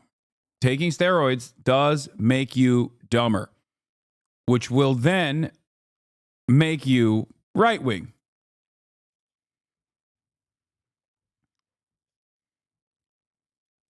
OpenAI or whoever makes the next model. Jamie, this is still super watered down. It just have to let it I did. I just put the water in. I'm telling you, dog. There's a ton of coffee. Get me a coffee. Set of stable materials. Coffee's terrible. I'll just tell you right now, Jamie, this is terrible for coffee, though. You're like, this is fucking terrible. Cold ones. Oh, he looks like... It's terrible. Sorry.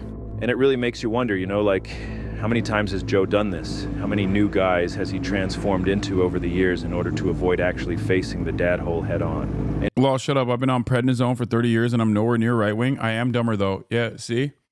I'm just saying, the dumber you are, the higher the likelihood that you will become right wing. There are a lot of brilliant, incredible, thoughtful, wonderful, dumb guys out there who are not. Having said that, the dumber you are, the higher the likelihood is that you will be swept away by right-wing thought. And who is the real Joe Rogan underneath all of those guys? And do the old guys still exist somewhere? Or do they float away to die in some astral plane? Oh, or maybe one of those other branches of the multiverse. I don't know, but it's all very friggin' cerebral. So just a quick recap. We're exploring how did comedy get so shit? And surely you know the end of this shit cycle is coming any day now. You're all aware of the ever-growing industry of guys pointing out how shit the ship era is. People are catching on, guys. Don't wait for the rest of the rats to start jumping off the Rogan shit ship. Be that rat yourself and fucking jump already. It's time to leave Daddy's house. I mean, would you rather be at the forefront of the great post-Rogan comedy rebuild? Or would you prefer to face a jury of your peers at Comedy Nuremberg? Sorry. Anyway, so King Joe became a new guy. It's fucking insane, but he did it. He's the mainstream king. And this new guy he's become has allowed him to make a massive power grab within the US government, cementing his position within the establishment. He's the comedy czar. And I honestly can't even tell if he's aware of the fact that he's become the unofficial podcast of the US government.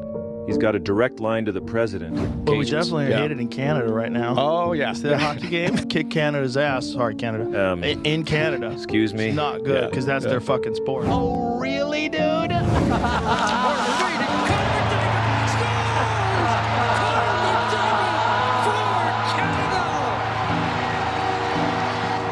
Eat shit. All right, sorry. What were we talking about? The talk about turning Canada into a 50 for... I'm going to be honest.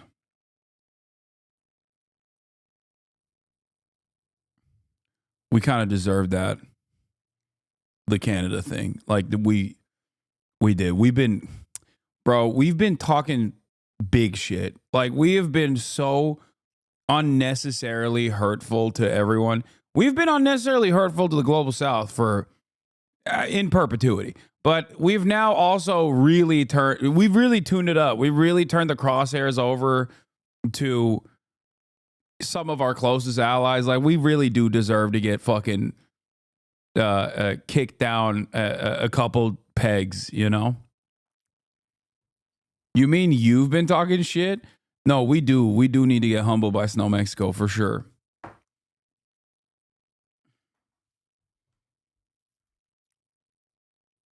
We deserve whatever SoftBank does after the 2011 tsunami. Remember all the dumbasses saying Japan got what it deserved for Pearl Harbor? Wait, what? People were saying that?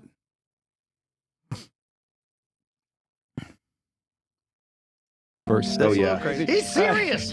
He told me on the phone he was serious. Do you really get banned here if you say bad empanada? No. Why would you get banned here if you say bad empanada?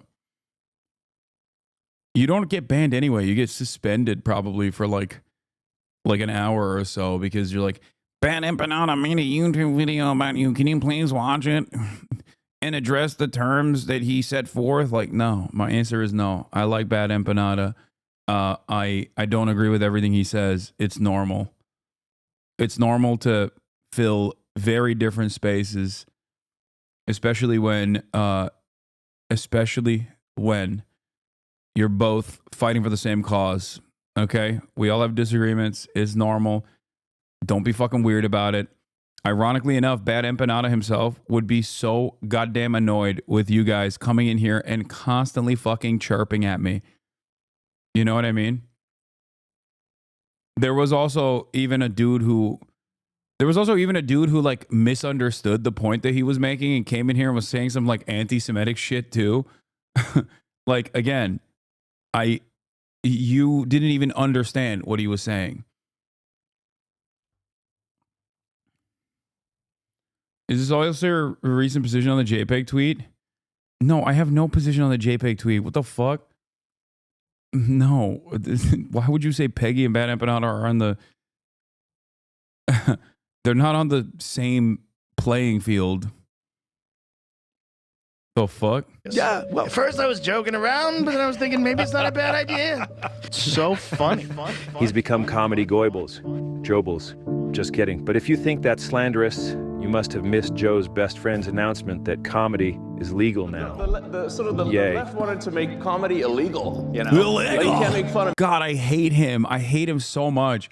It's not even like... The hatred that I have for him goes far beyond political disagreements. It's just like, he is such a cringeworthy person. I hate everything he stands for. And I have, yes, the shout is correct. I have a visceral, guttural hatred for him.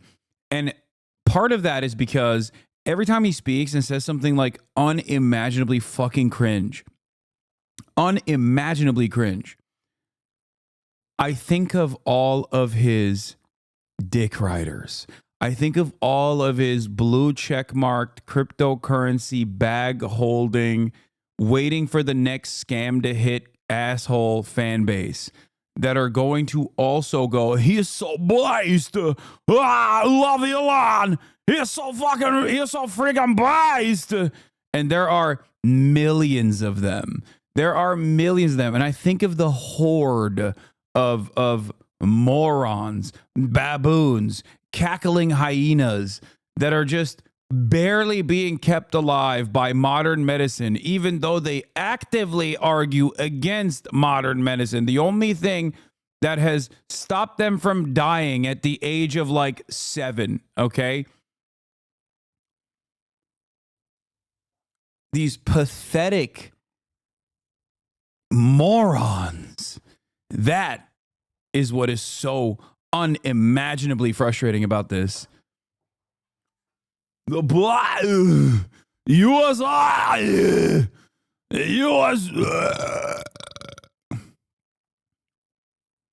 Sorry, I had to get it out of my system. Huh.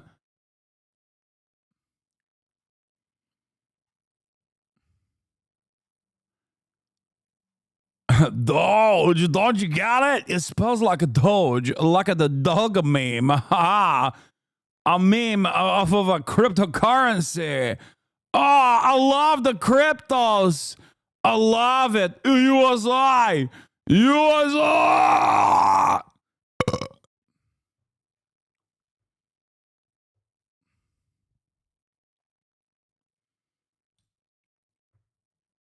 Of anything. So then it was like, comedy sucks. It's like nothing's Comedy funny. sucks.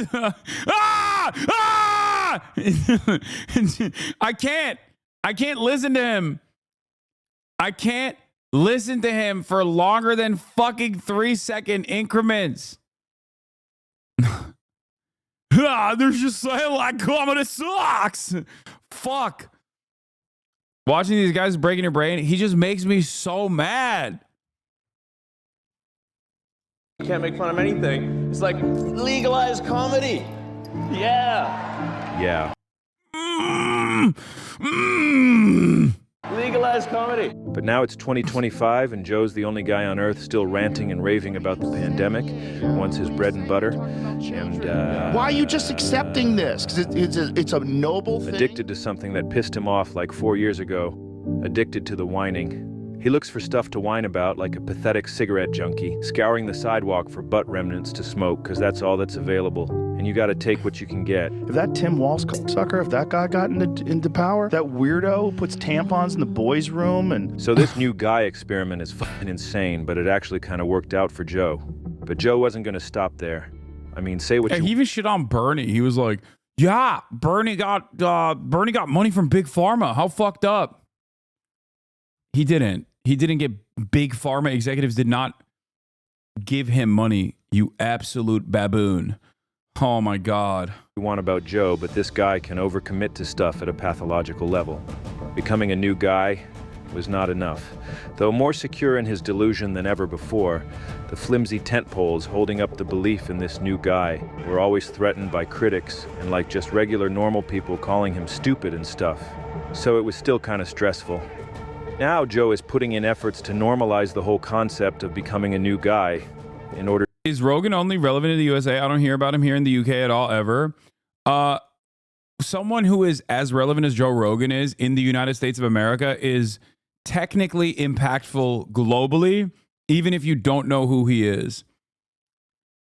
If that makes sense. Like, this is a guy who endorsed the president. The president thanked him personally by name. And that is precisely the reason why, even if he's not like internationally renowned, even if he doesn't have international recognition, but I suspect that he has like he probably has a decent Canadian and decent Australian audience as well. And maybe his influence might even be larger than you think in the UK. His influence is, whether you recognize it or not, pretty fucking vast.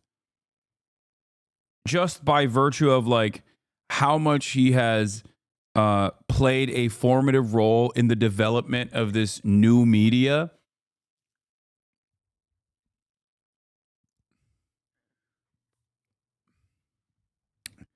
And how much that has impacted the trajectory of American politics. Like, it's kind of crazy to recognize. But think about it this way, chatter. My hoi bruv chatter. Think about it this way, right? This fucking animal, right, is so successful in the field of fucking podcasts, yeah, that the Democratic Party was like, who is the left's Joe Rogan? And they came to me and were like, oh, you're the left Joe Rogan. You're the left Joe Rogan. And I kept repeating over and over again that you can't podcast your Scottish.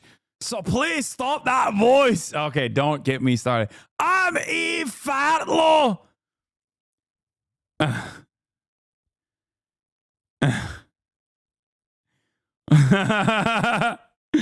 I'm Scottish.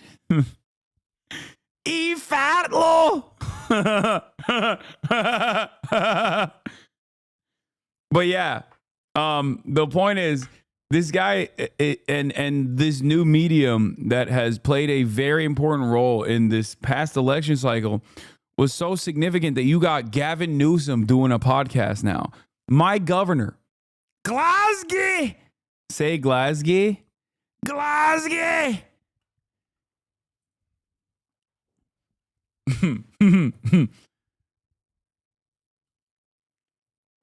Scotland forever. All right.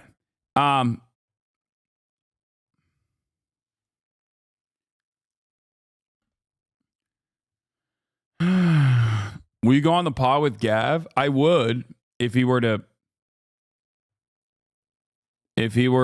ask me on, but I don't know if he would.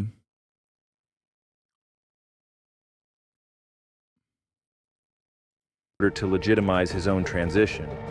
And now Joe has gifted the world a brand new blueprint to copy. It's the new guy blueprint, and guys are already getting into it. We just saw Mark Zuckerberg show up to the shitcast to unveil his new guy. We're also lucky that you got into jiu-jitsu because I think you look different. When you walked in here today, you look thicker.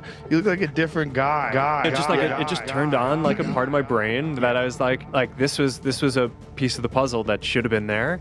And I'm glad it now is. Now, Mark maybe wasn't quite ready to unveil the new guy, but sometimes we get a little bit too excited about our new guy, and we unveil them before they're really ready.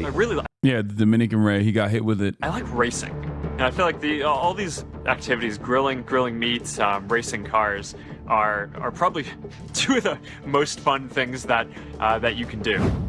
Oh yeah, hunting too. Yeah, same kind of thing. You've done a lot of that as well. Yeah, well, my favorite is bow and arrow. Mm-hmm. Joe's already dubious. Mm-hmm. He's worried that Mark is going to bungle the new guy unveiling here and undo all the hard work Joe's put into normalizing new guy transitioning. But at the same time, Joe the gatekeeper can't help but become activated to defend the holy hobby of hunting. I mean, that's, I think, like the most... That feels like the most kind of sporting. What kind of bow do you have? Gosh. Whoopsie.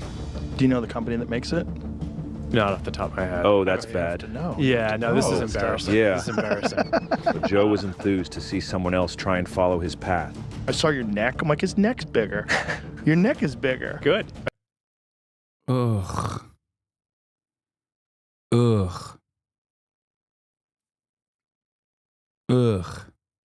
Are you using iron neck? Sorry, I got to cut it off before he goes into infomercial mode again. So Mark got... It's like a double suck. It's just like he's sucking, the other, and Mark is sucking too. I mean, that's Zuckerberg anyway. That's Dick Zuckerberg right there. They're just like, they're having a real good old fashioned suck off, dude. 69 style, Got Joe's support for his new guy, but Mr. Schaub, yeah, he wasn't buying it. Brendan saw right through Mark's new guy transition and refused to recognize it. You had Zuckerberg on, and he goes, I hunt. Oh, no. I went like this, yes. Joe's not having it and jumps in to defend Mark and his new guy. Do you?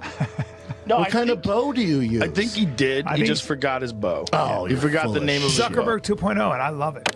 That's crazy that, like, Dick Zuckerberg is such a lizard that even Brendan Schaub can see through it, despite the insane amounts of CTE. Why are you hating on autistic people trying to get social skills? Dude, what are you talking about? First of all, I don't even know how to approach this fucking statement. Like, hey, man, I don't care. He could be a cool guy, okay? That's great. That's wonderful. Maybe he should stop fucking sucking up to the Trump administration and coming on the Joe Rogan Experience and be like, hey guys, I'm no longer a billionaire lizard person because I've realized that if I just say I'm right wing, then a lot of you dumbasses will defend me. So I made some decisions over at Facebook, some of which are going to be revolving around saying fuck trans people once a day. If you don't say that, we're shutting off your account. We've decided you have to try to actively shit on a trans person every single day. We're done with DEI. We're done with it. And of course, Brian defends the new guy transition as well. He was Mr. Woke, dude. He was Mr. Woke. I mean, he wasn't, but he was presenting himself as Mr. Woke. All these fucking fake woke. To appease his lord. It's all kind of coming together for Joe, I guess. Zuckerberg has always been that way more Silicon Valley right-wing than you might think. No, Silicon Valley has always been way more right-wing than other people think. I've actively talked about this for years and years and years. First of all, I'm not a liberal, so obviously like even the aesthetic liberalism that they demonstrated was not enough for me anyway. I already have a fundamental disagreement with the existence of billionaires. Okay? Like, sure, with inflation and yada yada, you can have like wage billionaires, right? It's incredibly rare. But ultimately, that level of wealth inequality in and of itself means that there is a dramatic problem. It's a systemic problem. There is a policy problem. Every single homeless person, the existence of every single homeless person is a failure of policy, just as the existence of every single billionaire is a failure of policy. All these guys are becoming new guys all over the place, using Joe's blueprint as a guide. Name one wage billionaire. I mean, virtually every wage billionaire is also simultaneously wealthy as a consequence of not just their wage, but also through capital accumulation. But there's like 2 or 3 wage billionaires out there. LeBron James is one of them. I think Cristiano Ronaldo is another one. But like, again, it doesn't even matter because they still obviously have, aside from their wage, a lot of capital accumulation. Yeah, Messi, LeBron.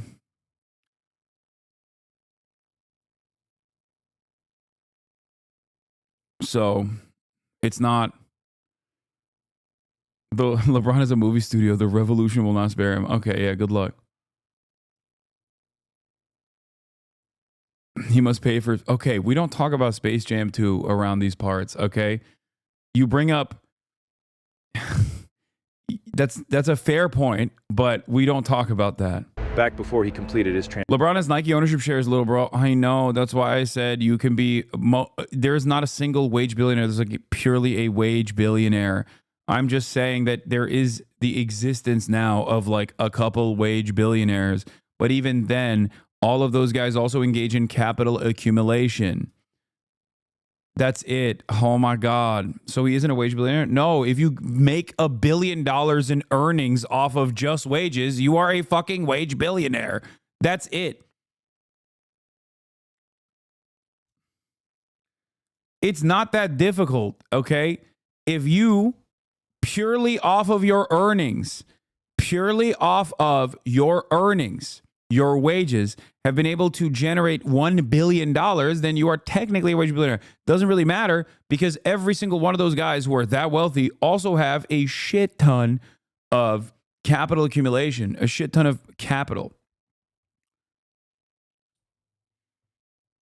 Transition, Joe was dreaming about all of this happening. And since he knows how difficult it can be, navigating society as a new guy and all the criticism you get for transitioning, he started envisioning a new world for all the new guys to go. And he checked his bank account and there was like $1 billion in there from his work with Big Pharma. And so Joe thought, well, what if I create a special place for anyone that wants to be a new guy? And we'll all be new guys and we'll support each other's guys. And if we come together and bind all of our new guy copes together, we'll be stronger in our belief. And if a guy can become any kind of guy he wants anytime, then maybe reality itself can be changed just the same. And then nobody can break the delusion and we'll finally be able to relax forever. And reality can be whatever we want it to be. And there's only one place where we can do it.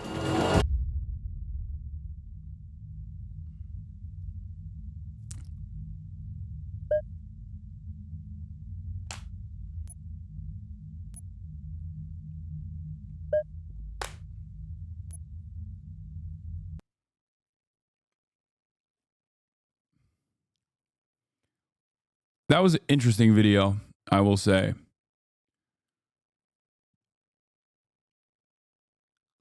Interesting, for sure. This is why we got to start gatekeeping psychedelics. It was a little bit of a fever dream, and I don't know enough about Elephant Graveyard to understand the vibes that he was putting out, because there were some parts of it that were like a little too shocking for me. Like, he went aggro mode. But I'm sure a lot of the anti-comedy people loved when he called stand-ups Adolf Hitler. But yeah, AOC dunked on Matt Iglesias, who said, is Bernie running in 2028? Is he going to endorse someone?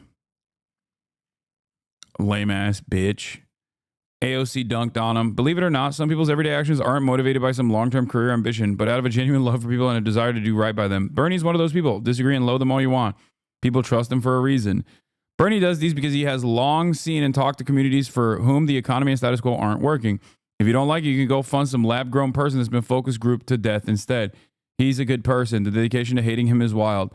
I'm happy to believe that he has no further career ambitions. Would still expect him to endorse a next-generation movement leader. I can't begin to tell you how much I loathe people like Matt Iglesias. Like, all they do is just like undermine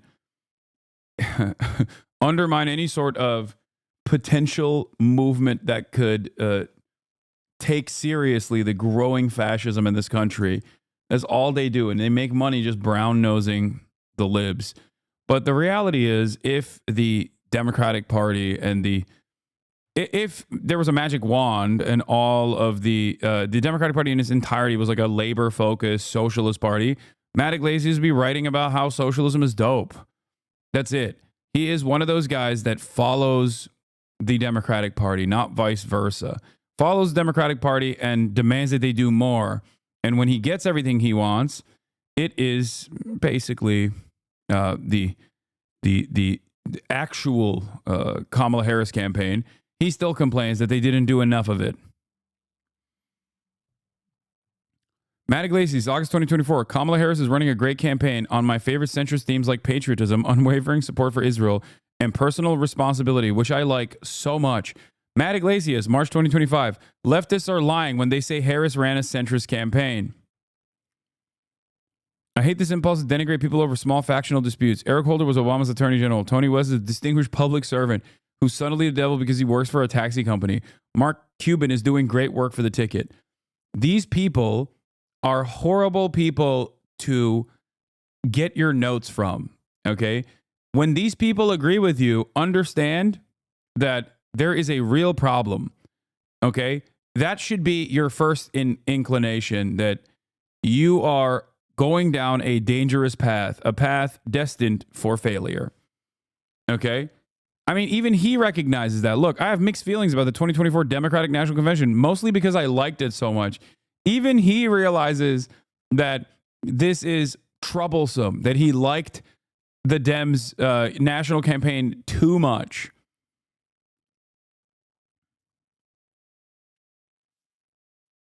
Here's something to make you go insane. Doge is making journalism great again with Matt Taibbi. Oh my God. A blast from the past, folks. A blast from the past. Two figures. One who I admired and one who I worked alongside. That's crazy. I cannot believe, dude.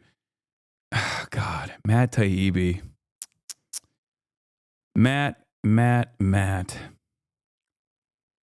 Why is Matt Taibbi's face getting wider? I don't know.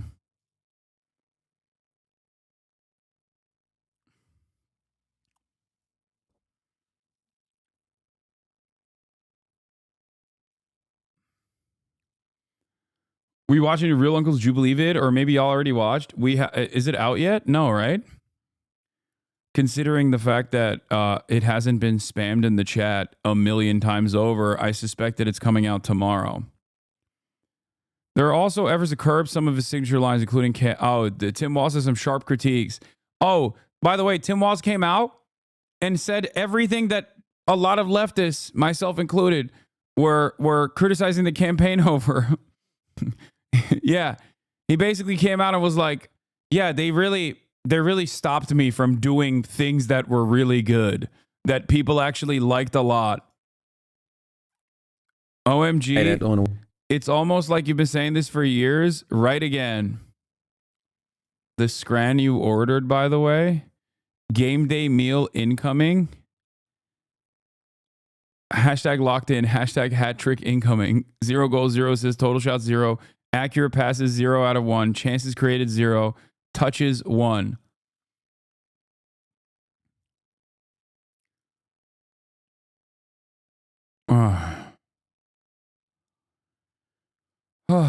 Yeah, I know. Tim Walz spoke about basically all of the critiques that he had over the Harris Walz campaign, and virtually all of it reads like, I don't know,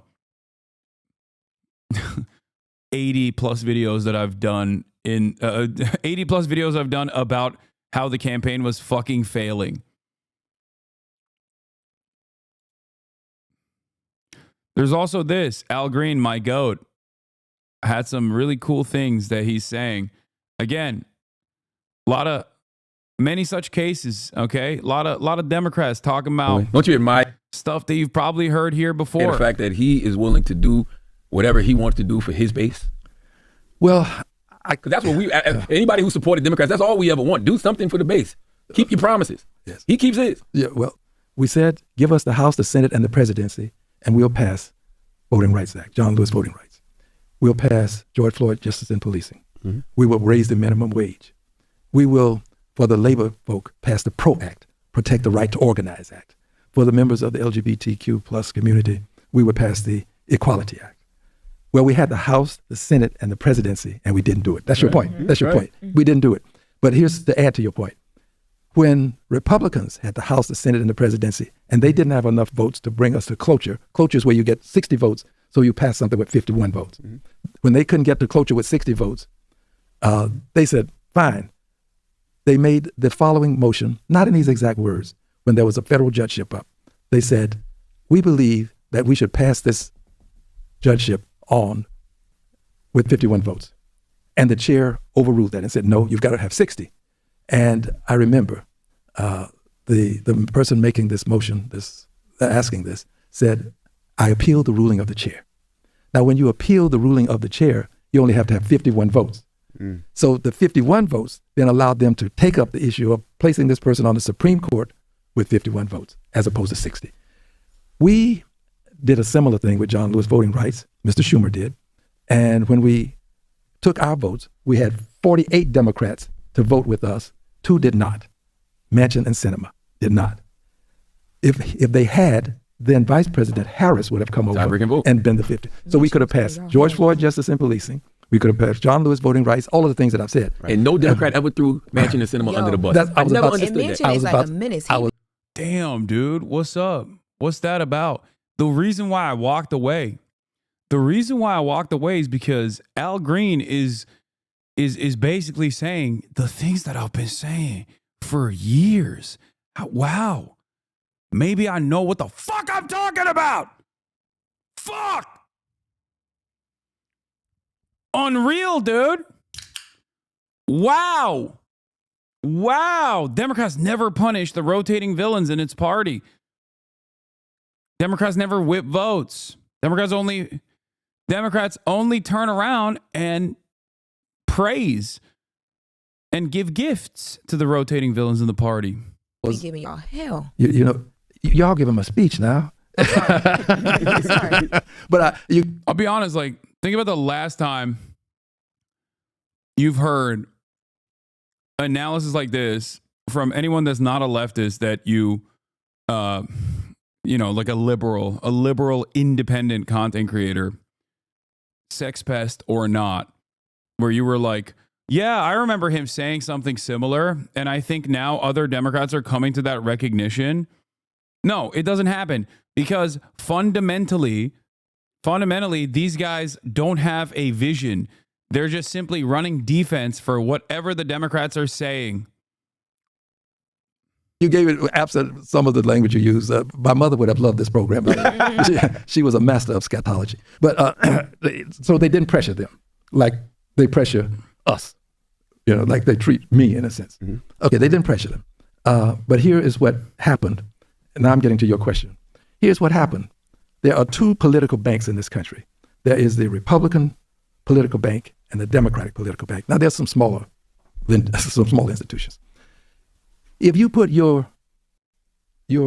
energy and effort, your deposits, if you will, into the Democratic bank, you expect your return to come from the Democratic bank. Yes. If the Republican bank does something for you, you're not going to reject that. But you put your deposits in the Democratic bank.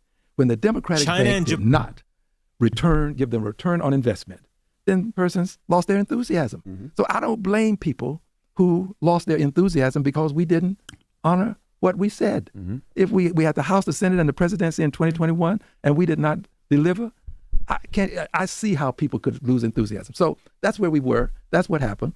But my hope is that we're learning a lesson, and my hope is that we will be truthful about it. That's the way I see it. Now, there are other people who would blame people. Yeah. Here's how Grandpa rewarded Manchin for destroying his Build Back Better agenda for the folks who weren't there. Biden hands Manchin the pen he used to sign the Inflation Reduction Act into law. He should have done something else with that pen and Joe Manchin, Who didn't vote for not voting. I understand why people didn't vote. Wow. Well, at least somebody gets it. Well, that person got censured. So, and Democrats voted to censure him. Fucking awesome. Yeah. Here's another great example of the Democrats, openly revealing, openly stating things that I was yelling about during the campaign. There were efforts to curb some of his signature lines, including casting Trump and Republicans as weird, which slipped out at Waltz's speeches. He was encouraged to stop focusing on the weird criticism, said another former Harris aide. I think it is fair to ask whether, even if weird wasn't quite right, his instinct about how to approach Trump to make him seem small and a huckster wasn't closer to correct than the more self-serious tone that may have made us sound too in defense of the status quo.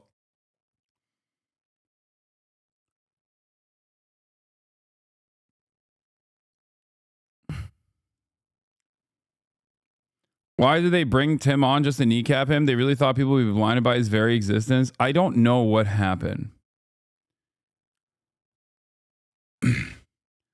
Not remotely surprising, Harris's own staffers and campaign aides say when it's not in public and their names aren't attached that she ran a bad campaign fearful of unscripted appearances, which then also neutered her own running mate. Tim Walz thinks he and Kamala played it too safe last year. He thinks they should have held more town halls. He thinks they didn't have time to get their feet under them, and he thinks Democrats should have taken more risk and gone to more places.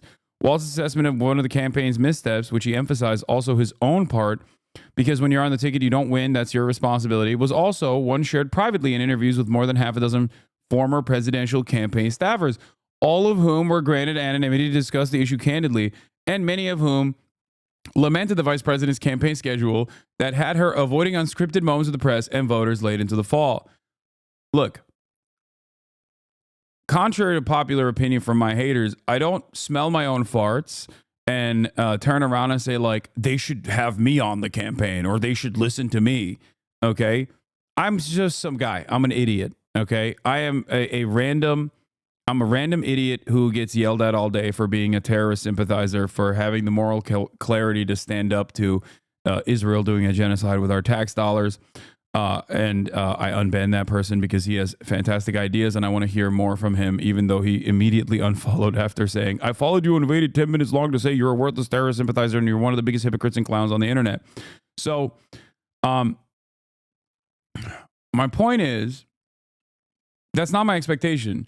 But to my surprise, when I went to the DNC and saw how many, you're no longer some random stop coping. No, I am a random dickhead on the internet. Okay. I sit in my living room and I yell at a camera all day, every day. I am just one guy, a guy that is not particularly intelligent. Okay. A guy that is definitely not the most intelligent person ever. Okay. Having said that, as a normal person, I read the room, I think, a little bit better than a lot of the Democratic Party's best and brightest. And to my surprise at the DNC, I found out that many of them were actually tuned in. Many of them are probably watching even right now on a fucking Saturday. Have a little bit more bravery. Have a little bit more courage. And instead of yelling at Kamala Harris or whoever the fuck about going on the Joe Rogan Experience because he's a problematic figure, you should use that space that you have to yell at them to, you know, change their policies. Okay, if you're just a random idiot, then so is Theo Vaughn or Ben Shapiro. Yes, they are also random idiots as well. We're all random dummies.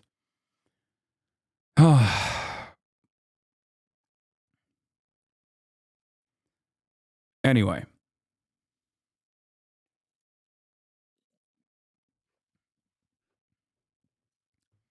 Don't demean yourself, silly guy. I think it's incredibly important that I regularly communicate to you that I am just a guy and not particularly smart, because that is the truth. I do, however, have one secret weapon. It's called knowing your limits. Okay? Things that I am fairly knowledgeable on, things that I know, things that I'm confident in, I will defend. Okay? Having said that, I don't think a lot of people know their limits. And it's almost like a superpower when someone refuses to recognize their limitations. Okay, Hasan having a one-man struggle session, you got to do that. It's healthy.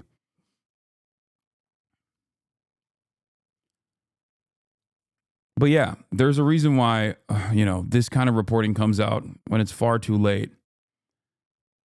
But the reporting that comes out is directly what I've been saying, what I've been yelling about. From the outside looking in, I don't have insider access.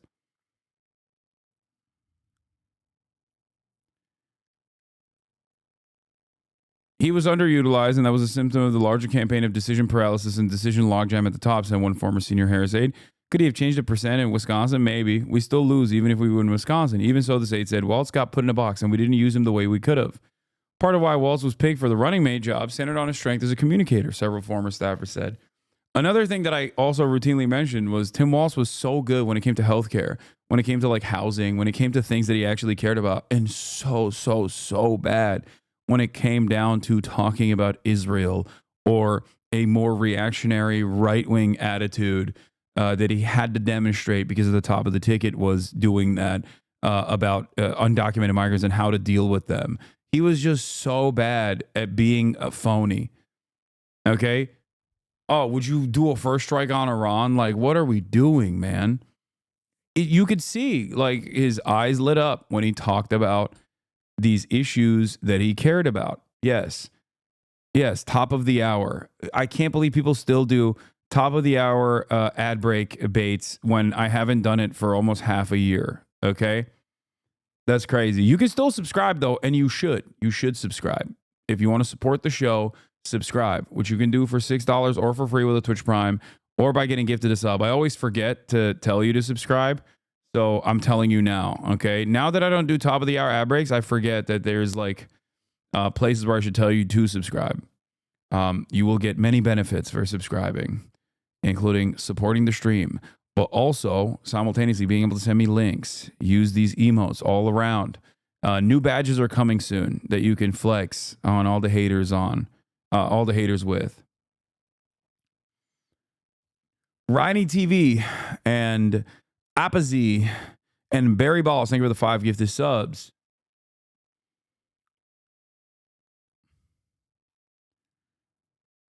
But yeah, they took him out. They kneecapped him. And they lost. Would they have done better if they let Tim Waltz fly his freak flag? Maybe. But at the end of the day, the campaign was still a top-down failure because the Democratic Party is a top-down failure. The Democratic Party does not have any definable characteristics beyond being annoying, woke, and gay. Okay? That's it. And when you stand for nothing, you fall for everything. And the Democrats were able to be depicted successfully as like cartoonish, woke, silly. Bro, you getting posted by Twitter music accounts? Yeah, I saw. I pull up with one Osama Son vinyl and all of a sudden Underground Sound is posting about me. The real UGs. Political commentator Hasan has a Osama Son vinyl.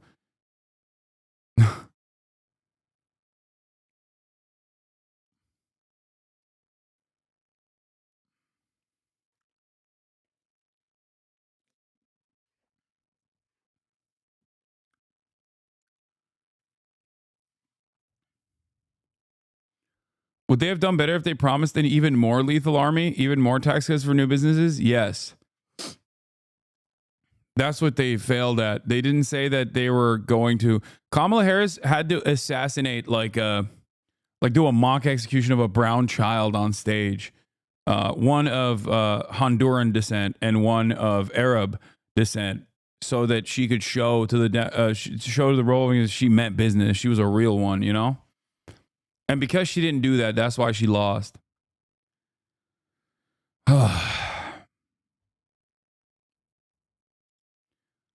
Underground Sound has one of my favorite. Oh, I've seen this one. This is funny. This unk is glazing net spend. FaZe Banks, a 32-year-old man, was seen glazing net spend at a FaZe event with a yacht behind him. Cringe. Bro, you're literally 40.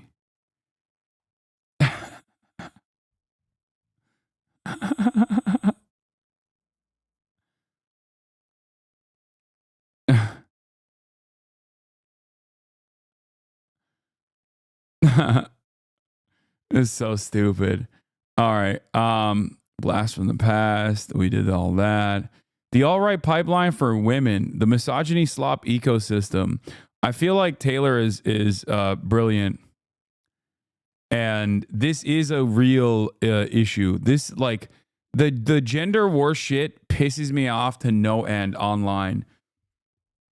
I really, really, really, really despise it. And it is the most successful meta. And I hate it. I hate it so much.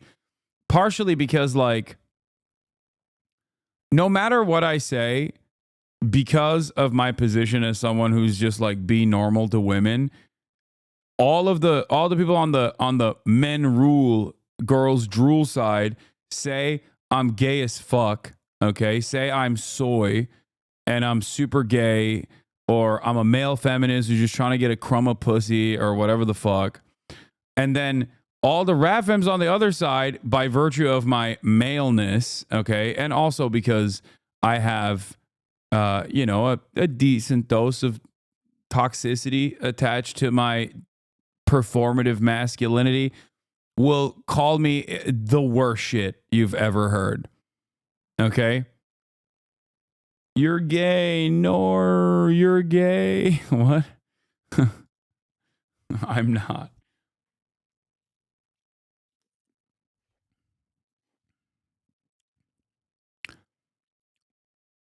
Entertainment journalist, True Crime Universe, React Bros. How MSC is inherently right-wing. Megyn Kelly, Candace Owens, parallels with the manosphere. I guess this is the women of the alt-right pipeline. Starting off with Gamergate, let's look at Taylor describing at least like the misogyny slop ecosystem.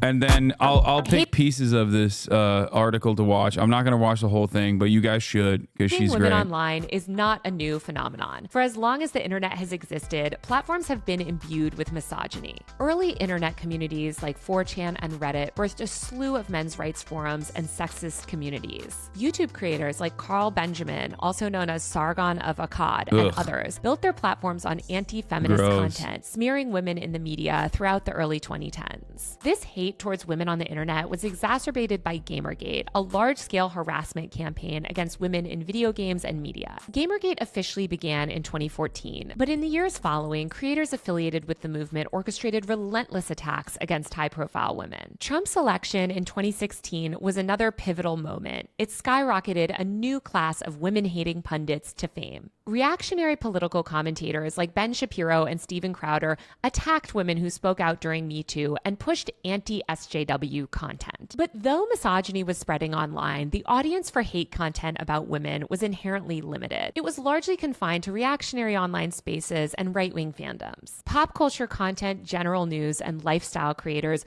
weren't exactly die-hard feminists, but they mostly stuck to content within their own niches. In recent years, however, all of that has changed. Open up your phone and scroll through any social media feed. It's hard not to be bombarded with an endless stream of content attacking women. Videos and memes slandering high-profile... It is pretty crazy. Like, it's one of those things where, you know, in your group of friends, you can get away with saying certain things, like in your in-group, in a very private in-group, like... Some jokes that I make alongside Noah, I probably would not say in public, right? Don't let your imaginations run wild. It's not like fucking insane shit, right? But one part of that is the sense of assurance, because around your friends, you know what their politics are about. And you know what their worldview is like. You know them very well. But in the outside world, people obviously can misunderstand you, right? Hasan, they're going to kill you because of that? No, it's like, it's about knowing your audience, okay? On some PewDiePie bridge incident shit? No. That's not what I'm saying. That's precisely why I said, like, don't let your imagination run rampant, right? My point is, a loving usage of the F slur towards Austin. Like, the reason why I brought that up is because even if there was like some semblance of like permissible joking, like misogyny or whatever, there is no way that you can do that anymore, okay? I was even thinking about it when I was talking to Theo Vaughn, when we were talking about the weather machine, right? Like Jews owning a weather machine or Jews owning the media or whatever. Like, even as a joke, it's not something that you can just like comfortably say, because there are motherfuckers who believe it, you know? There is like, you just can't do it. And I'm not saying like, oh, you can't say anything anymore, they'll cancel you. Like, that's not my fear at all. I don't give a fuck. People misunderstand me all the time. They yell about their misunderstandings all the time. But what I mean is, like, there are legitimately people out there who are just like, yeah, no, that's right. Jews do have a weather machine. They did the Hawaiian wildfires, and they did the dam breaking, or the levees breaking, and the hurricanes in North Carolina and all around the South. And it's just, it sucks. And the same thing goes for even like jokingly saying, it's the same thing that goes for jokingly saying like women be shopping. Like, there are so many unfiltered, unrestricted, insanely misogynistic content creators out there that make a shit ton of money just by saying women ain't shit. And it's very frustrating. It's very, very frustrating. It's crazy. Women like Blake Lively, Meghan Markle, or Amber Heard have become inescapable thanks to the rise of what's being called the misogyny slop ecosystem. The misogyny slop ecosystem is a sprawling network of online content creators and communities that manufacture and boost smear campaigns against women. They target women who speak up for women's rights or have been victims of gender-based crimes like sexual assault, harassment, and abuse. The misogyny slop ecosystem has... I call them misogyny tourists. You guys remember? This was a term I coined. This is a term I coined during the Tory Lanez criminal saga. If you remember, Tory Lanez briefly shot Megan Thee Stallion, and And in that process, there were a lot of people who didn't even care about Tory Lanez necessarily, but just like got on the Tory Lanez tip. Why did they do that? Not because they cared about Tory Lanez's music or about Tory Lanez at all, but they did that specifically because a woman had been wronged in this process, and they fucking love when women are wronged. So they were basically misogyny tourists. They were like, oh, I'm a tourist here, but I'm going to take the side of the man here. Okay? We've gone so far, right, that normies are leftists now? Kind of.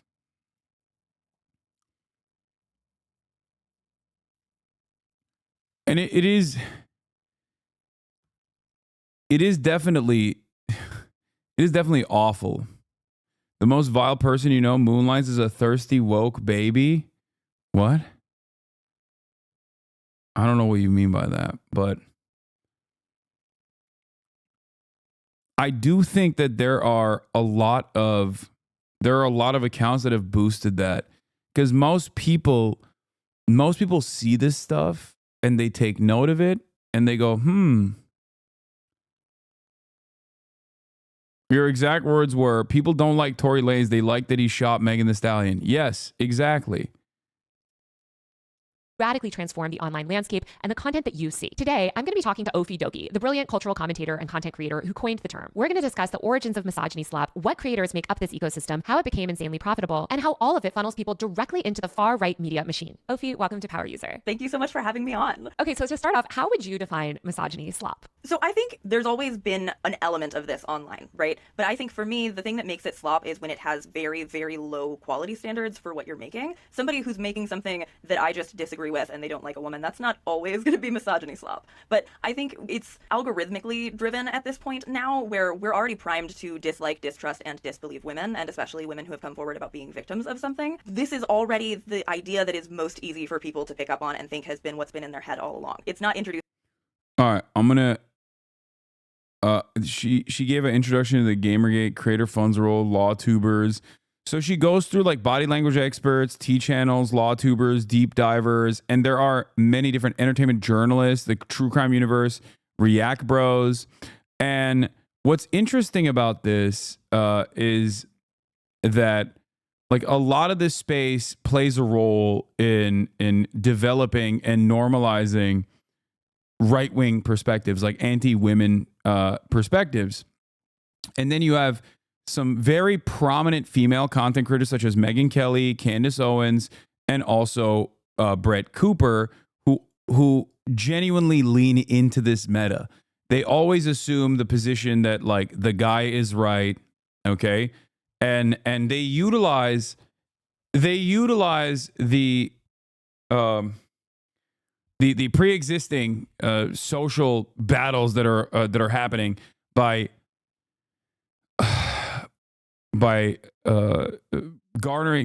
generating the attention, like by generating attention, by focusing on like popular subjects, especially like gossip and drama and things of that nature, and develop audiences.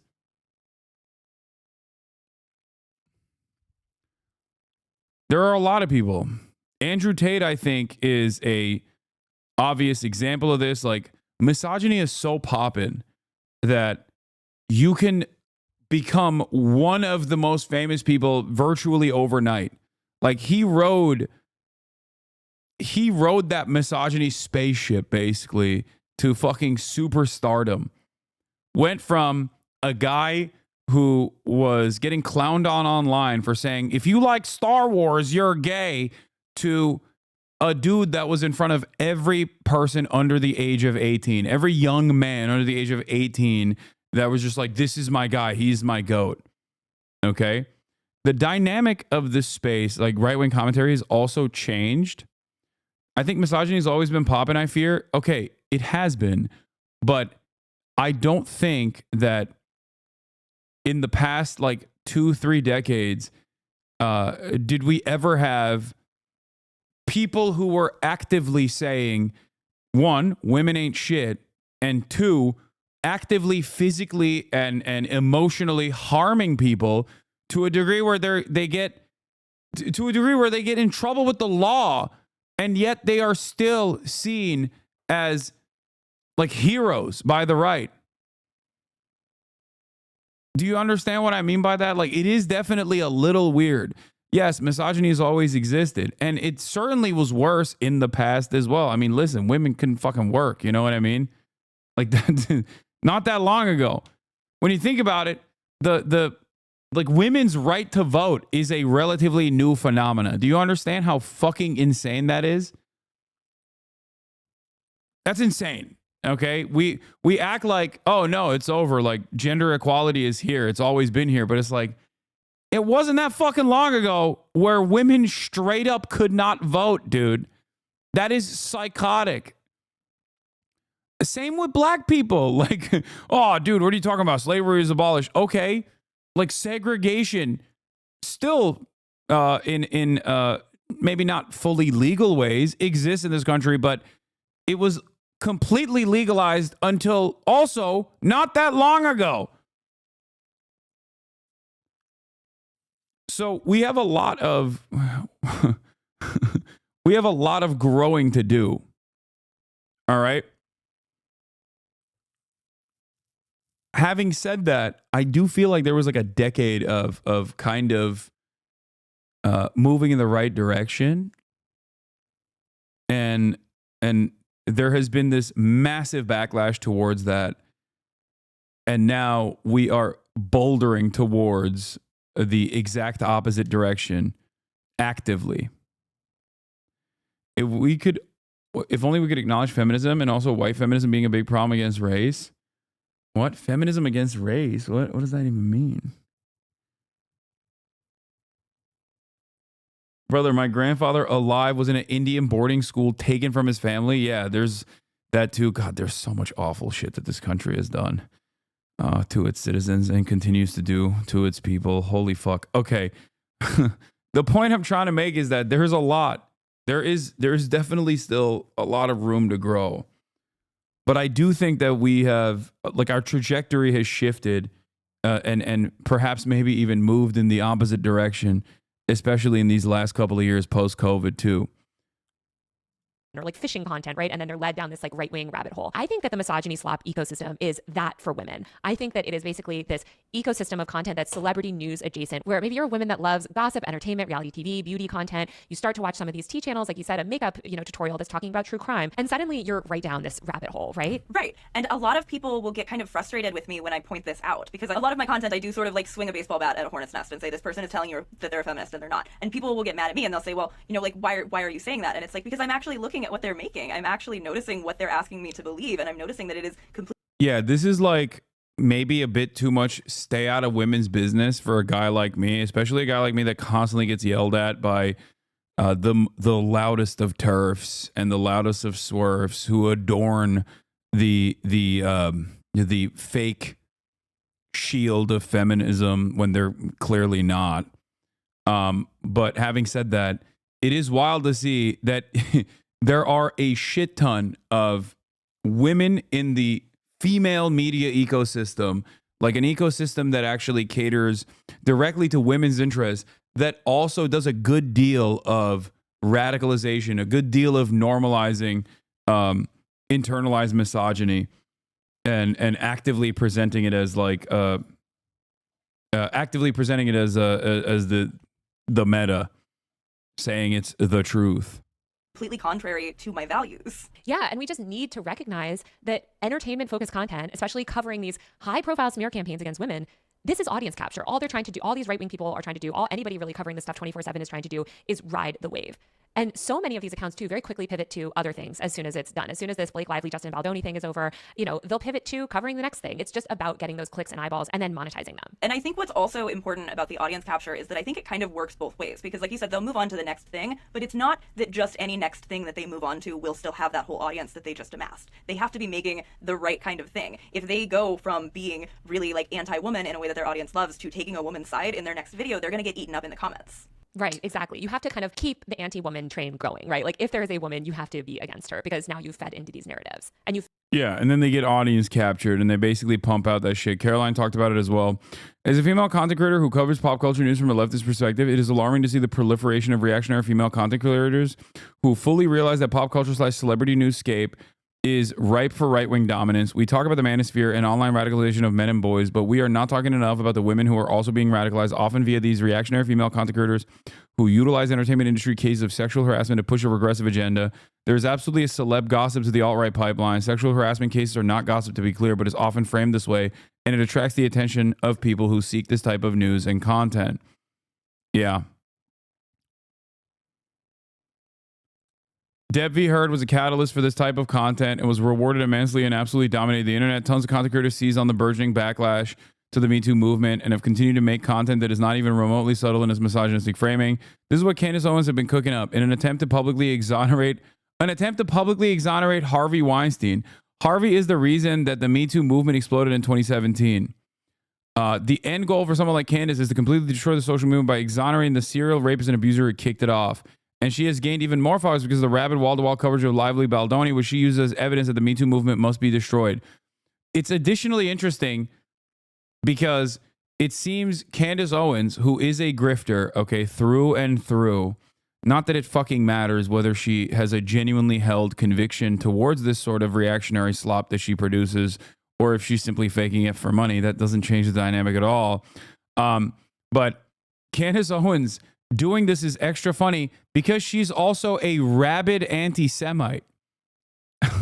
Like, that's how much she actively wants to undermine the Me Too movement.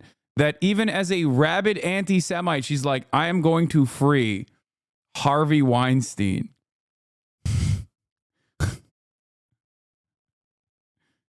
She also started as a Me Too person. Yeah, 2016, Candace Owens was literally anti-Trump, had a website where, I mean, even earlier than that, she was victim to a hate crime at her school, successfully sued the Connecticut Board of Education for anti-black hate crime. And look at her now.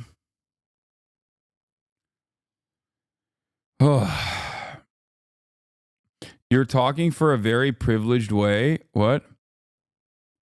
Feminism is real. You lived in a society so disgusting, but women are human. All laws we have fight. Is a law question. Have the same right. We live and die. Okay. Thanks, chatter.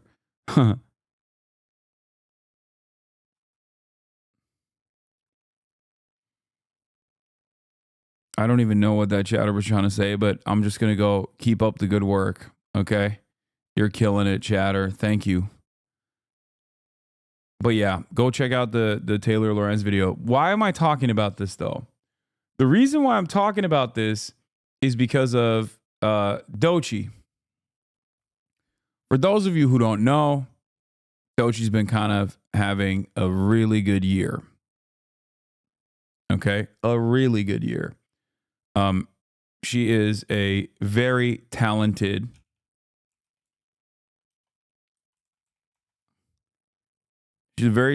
female rapper, okay? Also known as Swamp Princess on Twitter. And recently, she was doing like a fake Hot Ones thing. And she jokingly had this to say. Or not fake Hot Ones. I guess First We Feast is what she was doing. What's my biggest dating red flag? Is it being on the DL? You're on the right track. I have my answer. Is it close enough? You want to guess one more time? What would be a red flag for me? Bad music taste? Oh, that is a good one. Because that's one for me. That is a good one. Like, that's what not do you what mean I put. you don't listen to Michael Jackson? But okay. Okay. This is a huge red flag for me. All right. You know what's so crazy? I was gonna say men.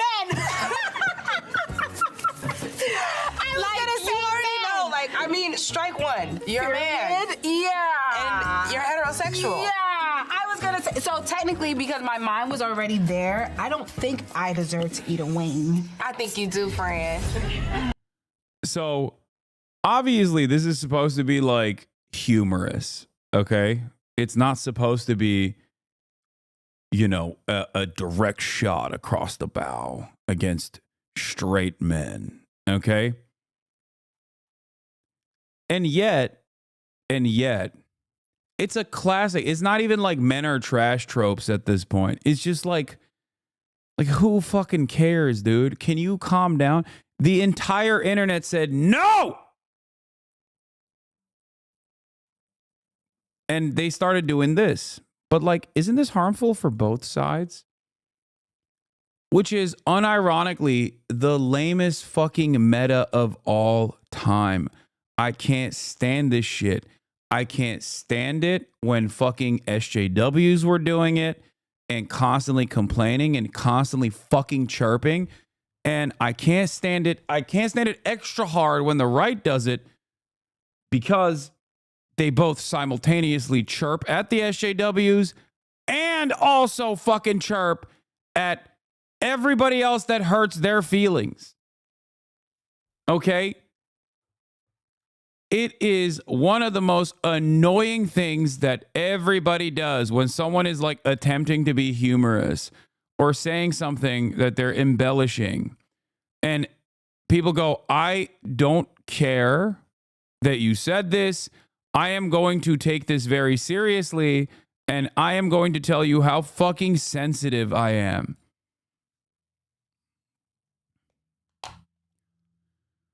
Oh.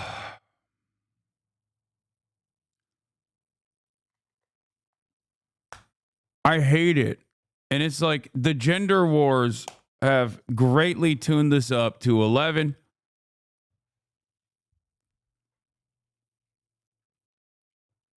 Battle lines are drawn. Everybody gets in on it. Everybody talks about how fucking unacceptable this is. Okay? Everybody loses their mind over it. And I hate it. I hate it. She's not being serious. Okay? And even if she was fucking being serious, who cares? To make a counter to this, the dumbest guy you know is going to go, oh,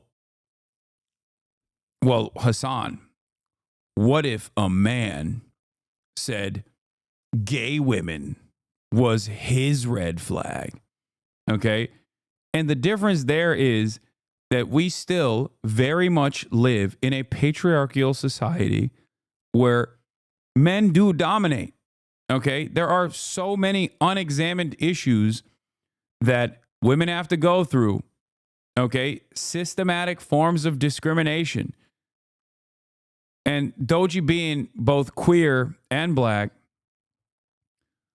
gets the intersection of a lot of those different forms of systemic violence and systemic violence and also systemic forms of discrimination. So a role reversal is not the same. It's like saying, why a gay pride parade? Why no straight pride parade? Normal adults look at that and go, you're a fucking clown. You're a loser for demanding a straight pride parade. The fuck is wrong with you? Who gives a shit? Okay? But when it comes down to gender-related issues, I think that because there's so much underlying resentment in the gender wars that people fucking lose their minds. So straight women make tweets about how they would never date a bisexual man. Straight men make tweets about how they can't stand queer men and alphabet people. But Dochi, a bisexual woman, basically says the feeling is mutual. Lamau and y'all are in shambles. It's not even that. Okay, the problem is every parade is gay. Also, yes, that is a real issue. Okay, the real issue is it's impossible to have a parade that's straight. Parades are gay as fuck. Okay, you can't do a straight pride parade. Every parade is gay. You're absolutely correct. I didn't really think about that.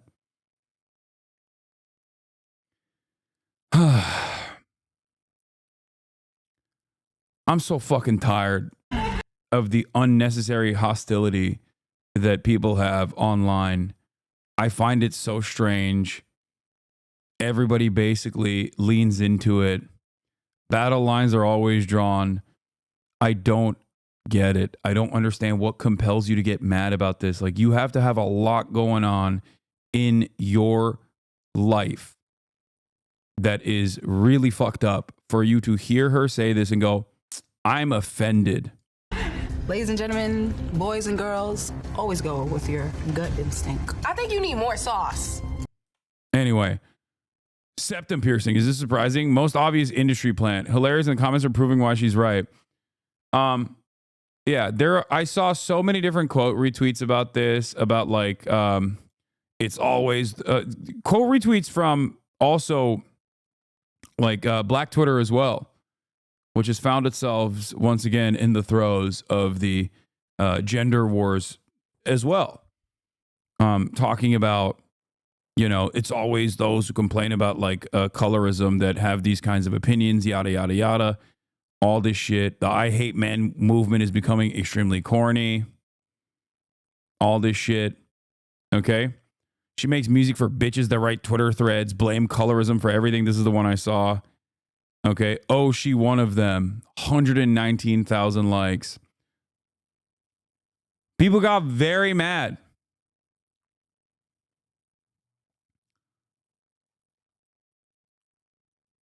It is insane to get mad at this. Maybe I'm the insane one and that everyone else is sane for getting genuinely upset at this, but it is so unimaginably frail and fragile to hear her say this and go, what the fuck?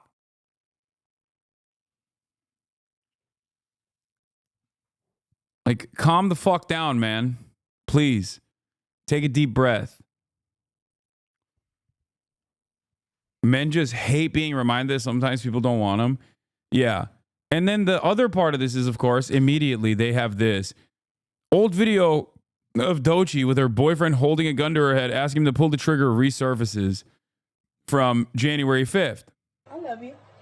You love me? Yeah. You trust me? I fucking trust you. Do it. This is psychotic, okay? Being a straight man is a red flag, but she was letting dudes do this. Lol, bell hooks feminism, never beating them allegations. Like, this is psychotic.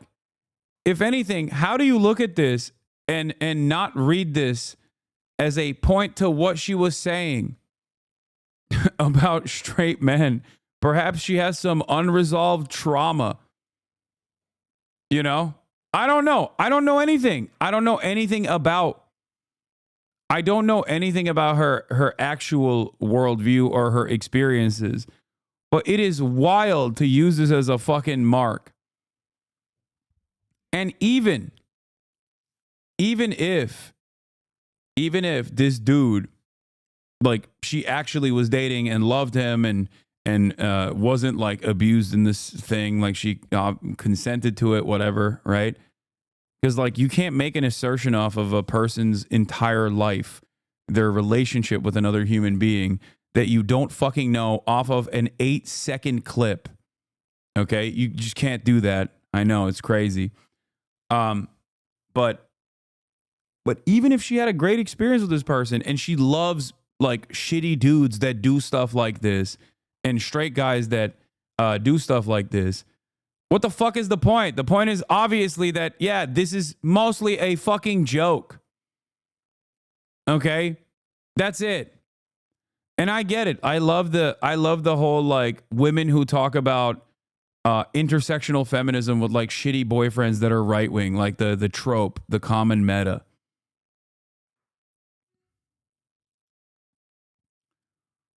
Also, Doechii, these are the straight men she picks. I guess holding a gun to her head isn't a red flag, but being a straight man is. Like,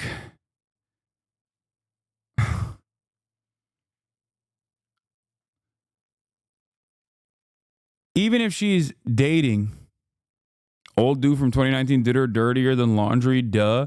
Like, even if she still dating shitty dudes. That still goes to show that like what she's saying about the fucking red flag, whatever, is just a meme and you shouldn't be taking it this seriously. And I don't even think that that is the case anyway.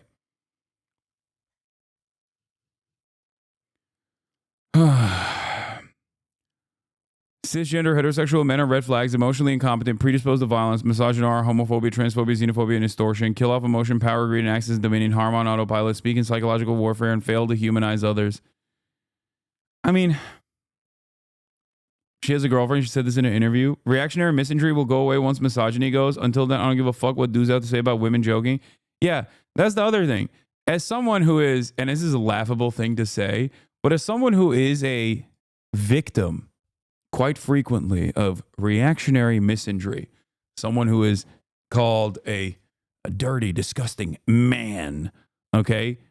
There's a reason why I don't take it fucking seriously, because it's unserious. It's one, trauma response, so who gives a shit, okay? It literally, I'm more interested in where reactionary misandry comes from, which is in every single case a direct reaction to harm done to women specifically because of misogyny, harm that goes unaddressed, okay? Because it is literally a reaction to misogyny, but also simultaneously it's motionless, okay?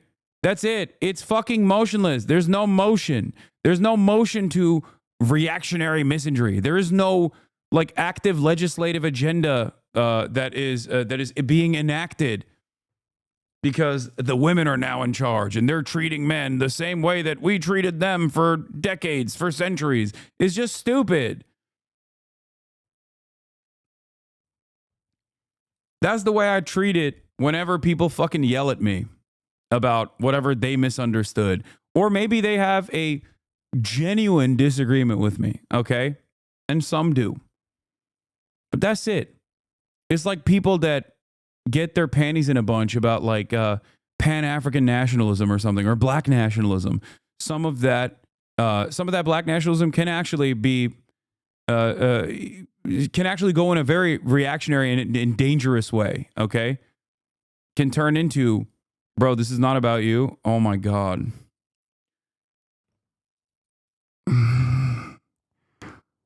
Oh my God.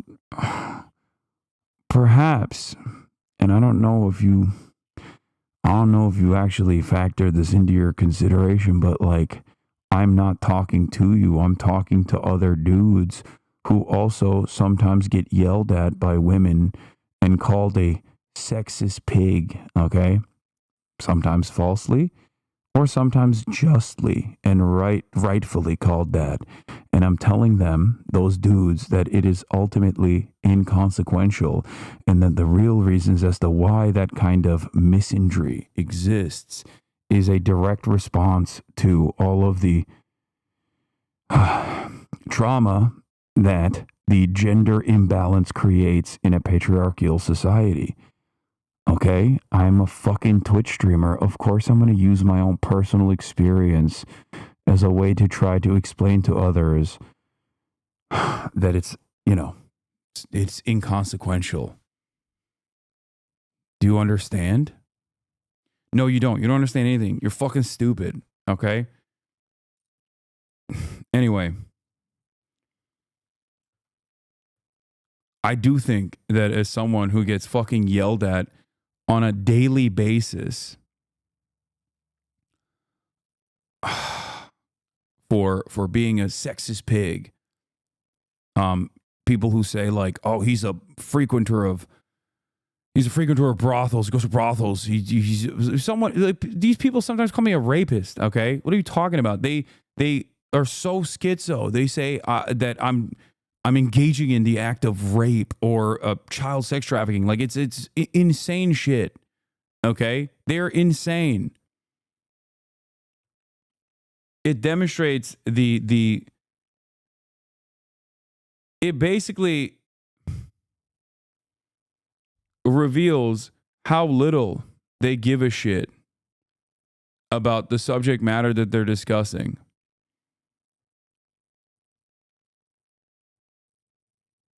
Like if they treated the violent act with the seriousness that it deserves, they wouldn't just like fucking randomly fling it around.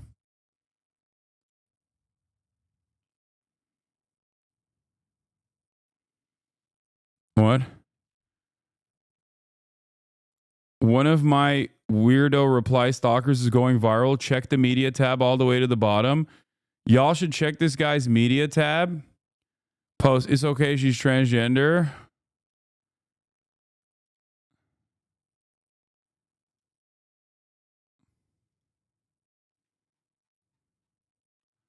Oh my God. Oh my God. Oh my God.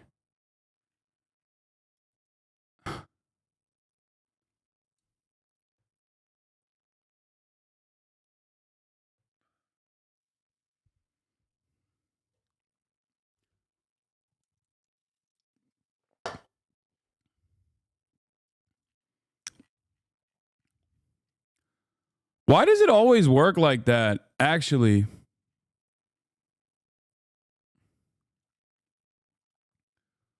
it's so funny. This has 100,000 likes, bro. Why does it change? Why does it change to this after a bit?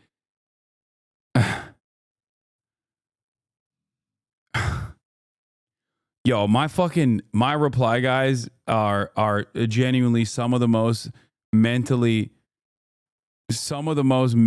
unwell people.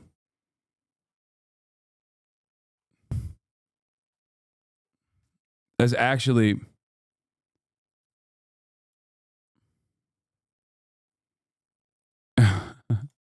he had to experiment. It goes back to the transgender image afterwards. Yeah, but there's like 2 of those.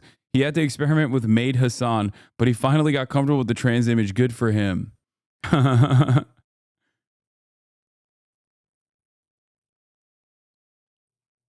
Dude, what the fuck kind of mentally ill shit is this?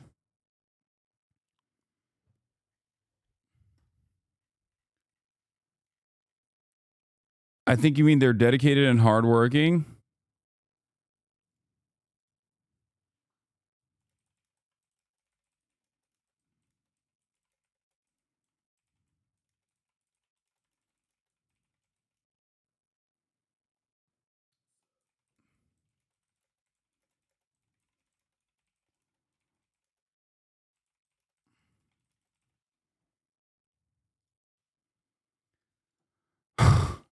Did you see this? Come take a look at this.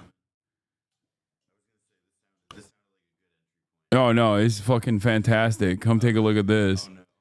This tweet randomly got insanely viral. This person who doesn't even like follow me goes, y'all should check this guy's media tab. Okay, are you ready for this? We click on the account. Alex Maker, Yeah, he's just like, and he's got 9 followers, 150 followers. Okay, we click on the media tab, and it's all this, right? It's all this. It's crazy. What the fuck? What is that? What is that? Oh my God, he's replying. What?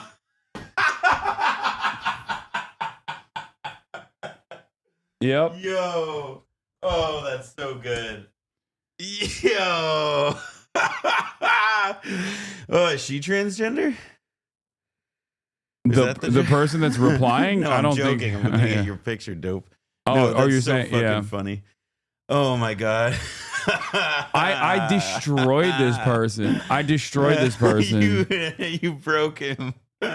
It's fucking crazy. Oh, this is so like, good. I want to know what he's replying this to. You know what I don't know mean? what he's replying to. I mean, it's. Wait, what is this? Elon Musk, the world's most powerful Nazi, just endorsed Ethan Klein twice. Do you think this will be a moment of clarity for him, or is Ethan about to go full mask off? This is his opportunity to dive headfirst down the all right pipeline. Stop trying to turn me on. It's working. This is straight fan behavior. Why do you do this? Oh, yeah, see that person? Look. That person's videos. They noticed too. They noticed too. Oh my God. I feel like you used to see more like wackos like this, because now it's all like blue check AI. Now it's crypto. all no, but they're all no. I still got the blue check mark ones too, dude. Dude, what the fuck, dude? It's kind of sad You because think this is his phone background? Oh God, I hope not. Like this guy's gonna kill me one day. I think you know what I mean. That or he'll be your wife. Yeah. Ooh. HasanAbi comment on Aiden Ross IG live. Get blackballed, lol. This is not even real, by the way. Yeah, look at I don't know why. Look at the steak thing. I don't know why they. Yeah, steak logo, fake image. Don't know why they even posted this. Like, what's the point of this? I guess it's like. I think that's engagement farming. Yeah. Undisclosed gambling ad. Additionally, the image is doctored. This is generational beef right here. And then that fucking guy is in the replies, obviously, replying this again. Dude, the Aiden Ross needs to be unbanned meta is so fucking obviously forced, I will say. Aiden Ross wants to get unbanned from Twitch. People say Jalen Brunson works the refs, but I don't think I've seen a guy try to work the refs harder than him in a minute. Yeah, like after a year of like doing everything bad that you can possibly do, from having like out and about Holocaust deniers on actively, farming an entire community filled to the fucking brim with neo-Nazis and shit. Now he's like, oh, can we please like unban me? I've changed my ways. And he apparently has like reached out to a bunch of like large Twitch streamers as well to try to actively get unbanned. And a lot of the FaZe boys are obviously on board with that. I think Sneeko is also trying to do this as well after like 2 or 3 years of basically just doing like the absolute worst kinds of politics. He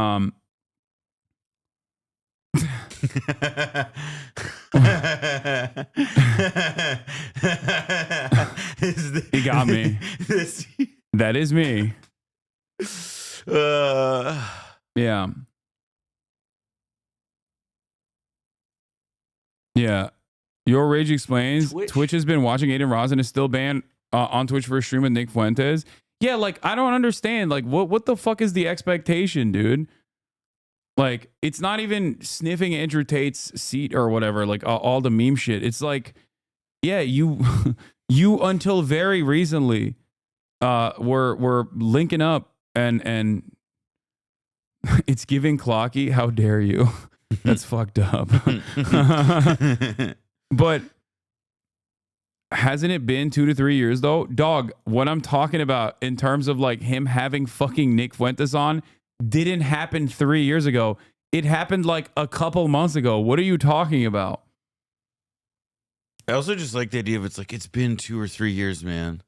Can't Aiden Ross have grown? Yeah. Also, I don't. Aiden Ross. The thing is, like, I don't actually that portrait for personal development everywhere. I don't personally like. I want him to be a better person. Like I do. Why? I don't give a shit. Like I want him to be a better person. I want him to like actively try to become a better human being. And rewarding somebody by giving them a megaphone again to go and use that is like not how they become a better person. The problem is that like I think a lot of these dudes just don't have any sort of fucking personal responsibility at all, where they just don't want to recognize that like it's not some grand conspiracy. This is a platform that's trying to make money, and obviously as a platform that's trying to make money, even though you might have a sizable audience, right?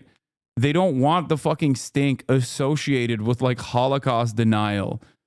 Okay?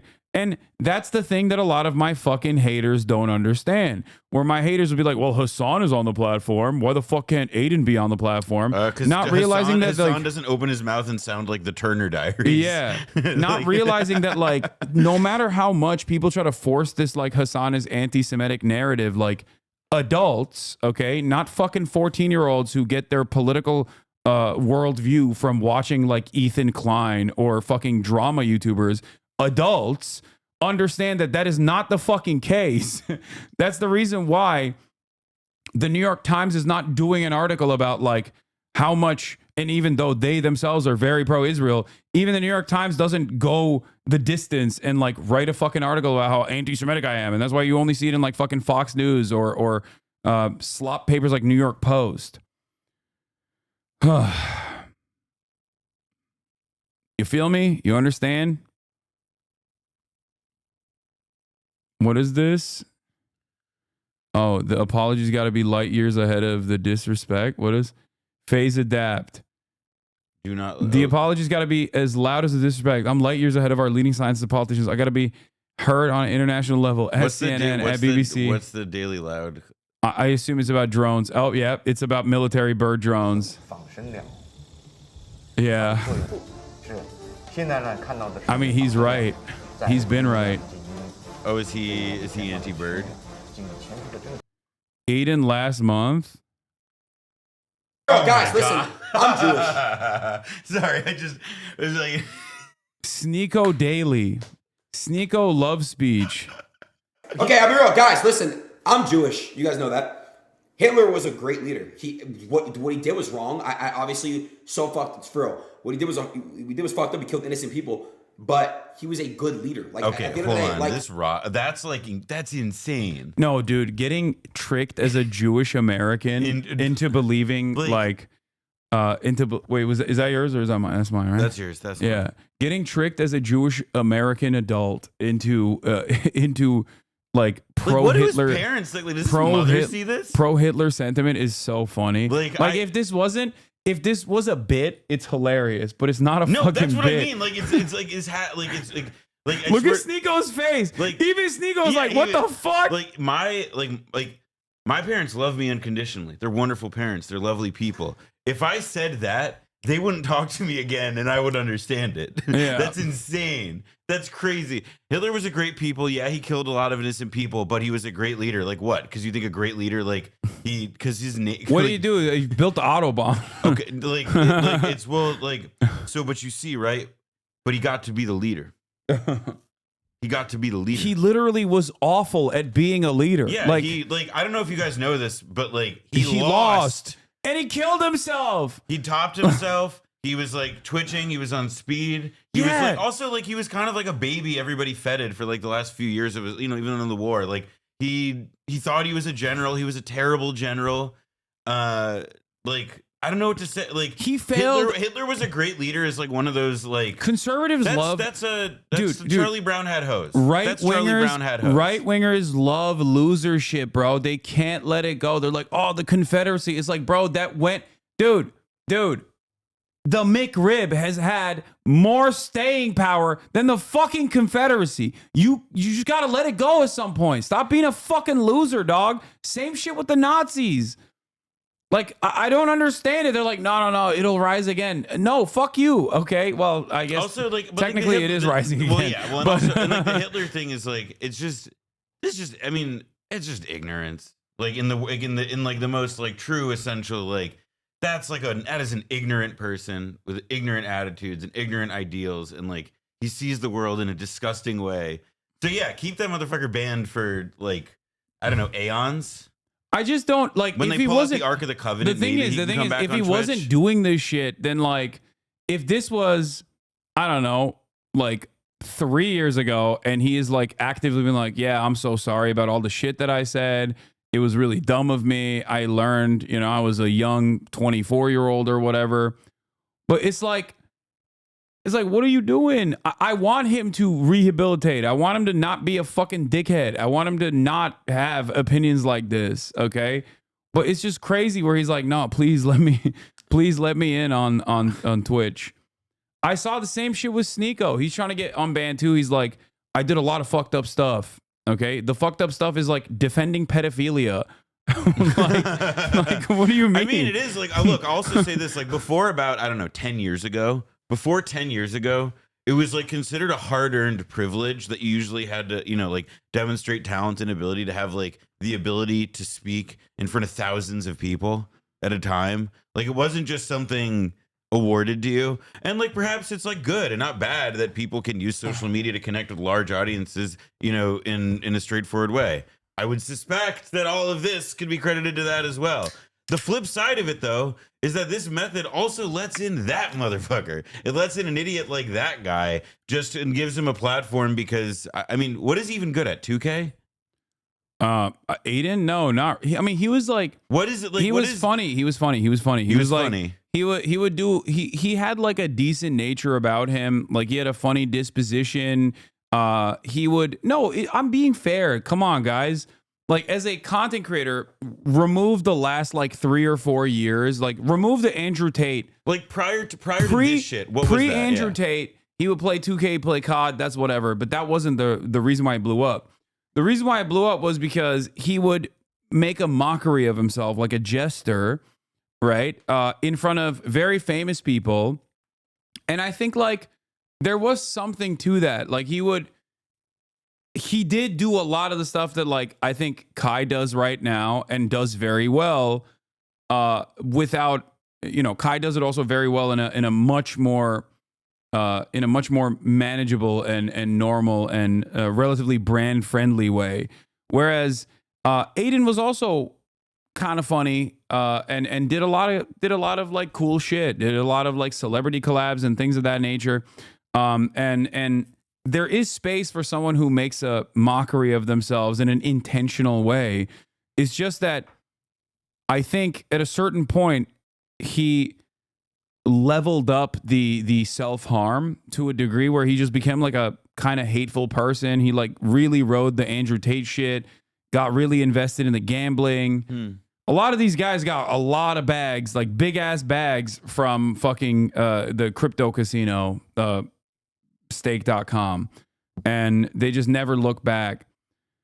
And it's weird because like people still find this to be authentic, not realizing that it is the most inauthentic thing you can do, which is get tens of millions of dollars from a fucking cryptocurrency casino and say some of the most unhinged shit to desperately clip farm and generate content that way and develop a community of fucking serial doxers, Nazis, and fucking harassers. And when I say Nazis, I'm not being woke. I mean like literally fucking neo-Nazis. Like one of his emos was straight up the Groiper meme of like the greedy merchant meme, but with Aiden's face.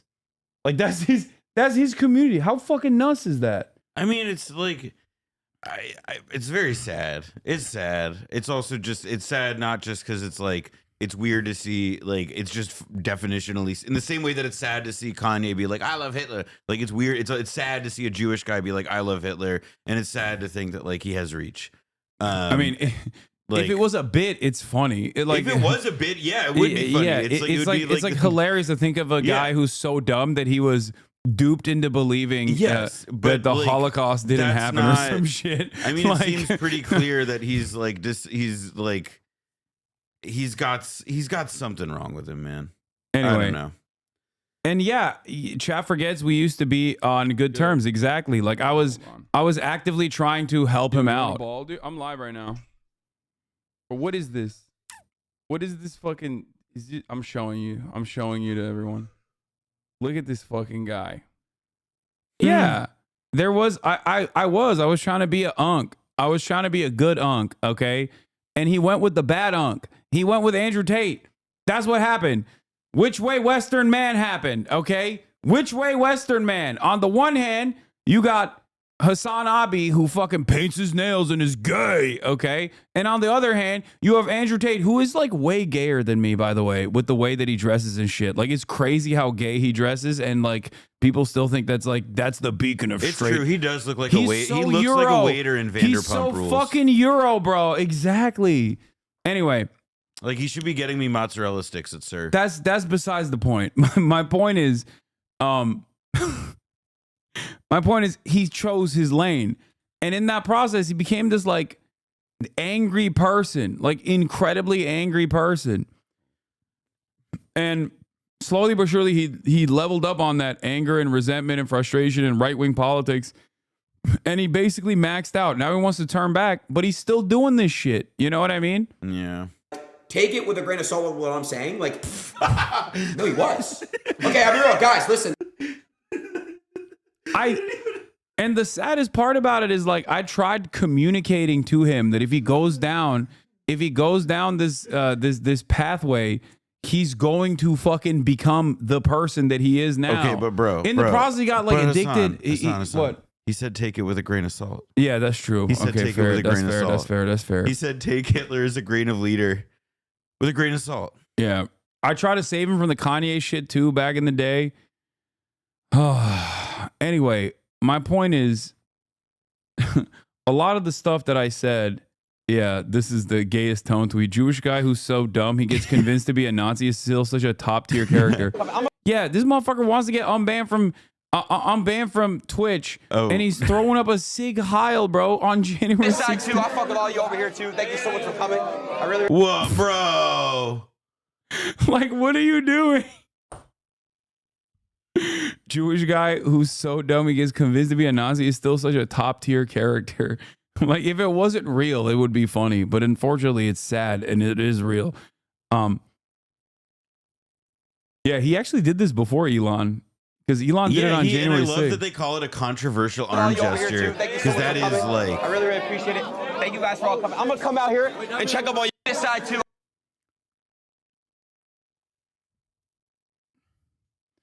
Yeah, he did hit it pretty clean. He hits it way cleaner than Elon and all the. Yeah.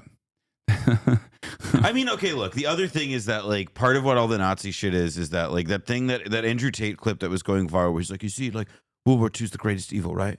And, you know, like, Andrew, like, it is just about, like, finding, like, what is the most outrageous thing I can do and doing it, like, evacuating it of any content, just knowing, like, oh, yeah, like, this is controversial. This will get a lot of attention. This will get the crowd going. Who gives a shit if it's literal Nazi stuff? It's like, I just know that it's like hitting the sides of the thing in operation. Like, zzz, like it just has the, yeah, I mean, nothing, like, what else in our society does have, like, the juice of, like, of saying Hitler was good? Like, nothing. That's why he's saying it. It's cheap. It's beyond childish. So, yeah, it's just, God. It makes me sad. It makes me sad because, like, it didn't have to fucking be this way. You know what I mean? Like, because I think about not only, like, what this has done to him and probably his own, like his own mindset, his own psyche, but also on top of that, like, there are now fucking, like, thousands, if not millions, of young boys who also think this shit is so fucking cool. They're being corny. Gavin Newsom's son, dude. Yeah. Probably. I mean, if Charlie Kirk is, although it's so busted. It's bad. Yeah. Anyway, the point is, you know, people see this kind of shit. So if you do want to be unbanned, you can't do this kind of shit. You shouldn't do this kind of shit regardless. But it's also incredibly fucking stupid if you do this kind of shit. Yeah, there was also when he told a viewer he would give him $20,000 if he slashes his brother's throat because he watches me.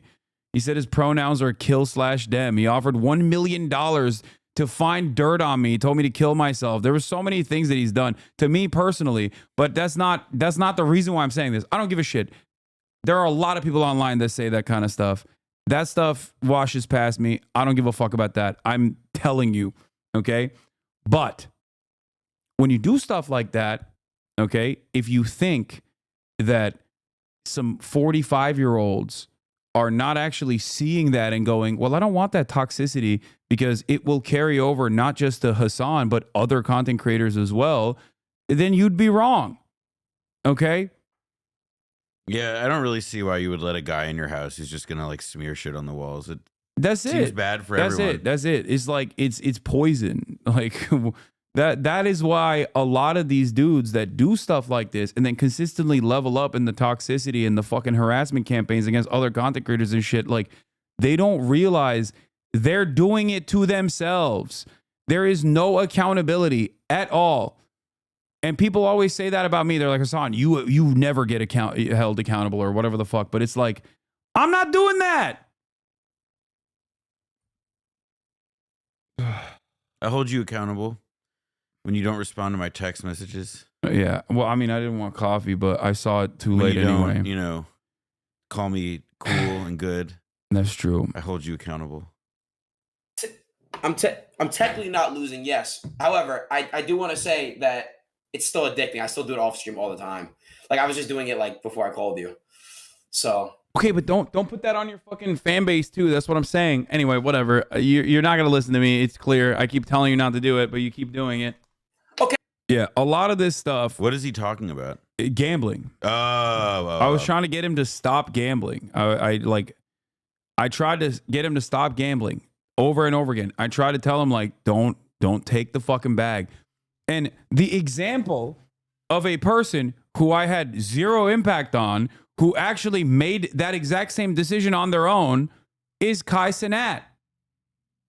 I never told Kai Cenat not to do any of this shit, and perhaps that was a good thing because clearly nobody fucking you've got listens. a great record. Yeah, so far. nobody listens to me. People just like fucking do the exact opposite of what I tell them.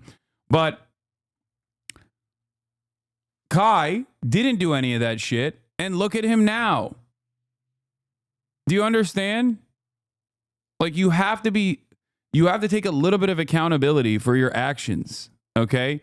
You got to take a little bit of accountability for your actions. You got to fucking sack up. You're a goddamn adult. You know what I mean? Hasan is a 0% success rate with these people. It's because the areas of impact where I am successful are invisible because you don't think about it.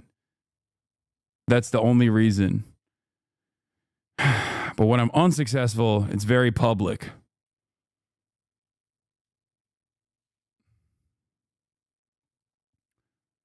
Is the shirtless thing part of his bit too? I mean, it's not even a bit. I think it's just who he is. Okay, all right. I get what you're saying, but the Phils thing is what I was like, all right, the Phils. How do you keep thinking that you can little bro people that you barely know, man? First of all, little bro people that I barely know. I knew this person a lot better than fucking Andrew Tate did. The fuck are you talking about? Thing is fucked up. It's wrong. I get that. But if it's raw balance, you know, it's my money and I get it, I'm being paid to do it. It's still it's not fake gambling anymore at that point. Do you get what I'm saying?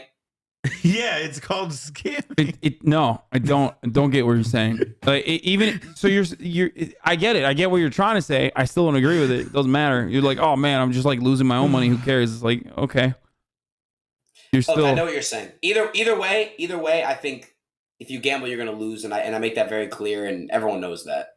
But look, the only thing that is going to make you stop, I know for a fact, is when Steak is like, all right, fuck this. We're no longer paying these motherfuckers. And then you're still going to gamble probably, but not as much as you do. And you're not going to move to Toronto for it. True. Anyway, all right. So what did you want to talk about? You want to talk about politics? Here? Well, yeah. It just makes me sad, dude. I tried my fucking best. I tried for like a year plus, almost 2 years. If they don't fuck with you, obviously Twitch don't fuck with Aiden. You know what I'm saying? Dan Clancy got something, you know what I'm saying? They will look at what you do on every other off-platform activities. But it makes sense. It makes sense as to why, they would do that. You know what I mean? Like, of course, because the shit he's doing off-platform isn't just like marginal shit. I don't know why other content creators like refuse to understand this. Like, it's not. How do I explain this in a way that people can comprehend? Like, what is a good analogy here? Like, it's not a minor infraction that they're like holding you accountable over. It's like major shit, you know? Like, denying the Holocaust is major shit. Well, okay? and also it's saying like Hitler was a good leader is not like minor in the eyes of these fucking platforms. At least for the time being. Well, and also he's big. Like, he's not just going to show up and have like 10 viewers and he's just some guy. And like, yeah, you're bringing your fucking audience with you. And on top of which, it's like there's you know, like this is a business. And if like Aiden Ross is going to engage with like the lead people on this platform, the people who generate content or whatever, and he like spreads his cancer everywhere, I guess, then the fear is that it spreads. It makes like, from a business perspective, it makes complete sense why you don't want somebody saying Hitler was great. Like that's, I don't know. I'm not really sure you could ever convince me that it's a wise business decision to invite that, or to invite somebody who's like even saying it just to like trigger or provoke an outrage and like thinks that that's like a line to cross. Yeah. I'm talking Facebook. Clipping out of context real quick. Good. I'm talking IG. I'm talking Snapchat. I'm talking you know, Skype, all type of shit. They will watch what you do, and if they not fucking what you do, they will never unban you, bro. Yeah. You know? They will never unban you. So yes, they were watching. They have been watching Aiden. Yeah, that's why when people say, "Oh, he got banned 3 years ago for like unmoderated chat or whatever," which by the way, they never say what was going on in the unmoderated chat. They never mentioned that. It was just Sig Heils, you know, left and right. But yeah, that's not the main reason why you don't get unfucking banned. Okay. Another good example of this is Speed. Okay, look at Speed now. Look at Speed now. Speed is on ban from Twitch. Look at Speed now. Why is he on ban from Twitch?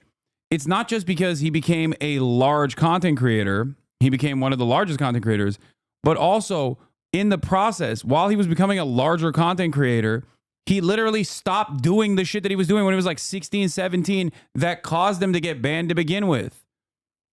That's it. Like, why? Why won't anybody? Why the fuck won't anyone who, any of these other content creators who are literally older than Speed not recognize that? You know? That's it. It's just accountability, like, and owning up to your mistakes and like trying to become better, trying to become a healthier person. If you don't own up to them as mistakes and you don't listen when people call them mistakes and you don't do that, then people might get the impression that you don't think they were mistakes.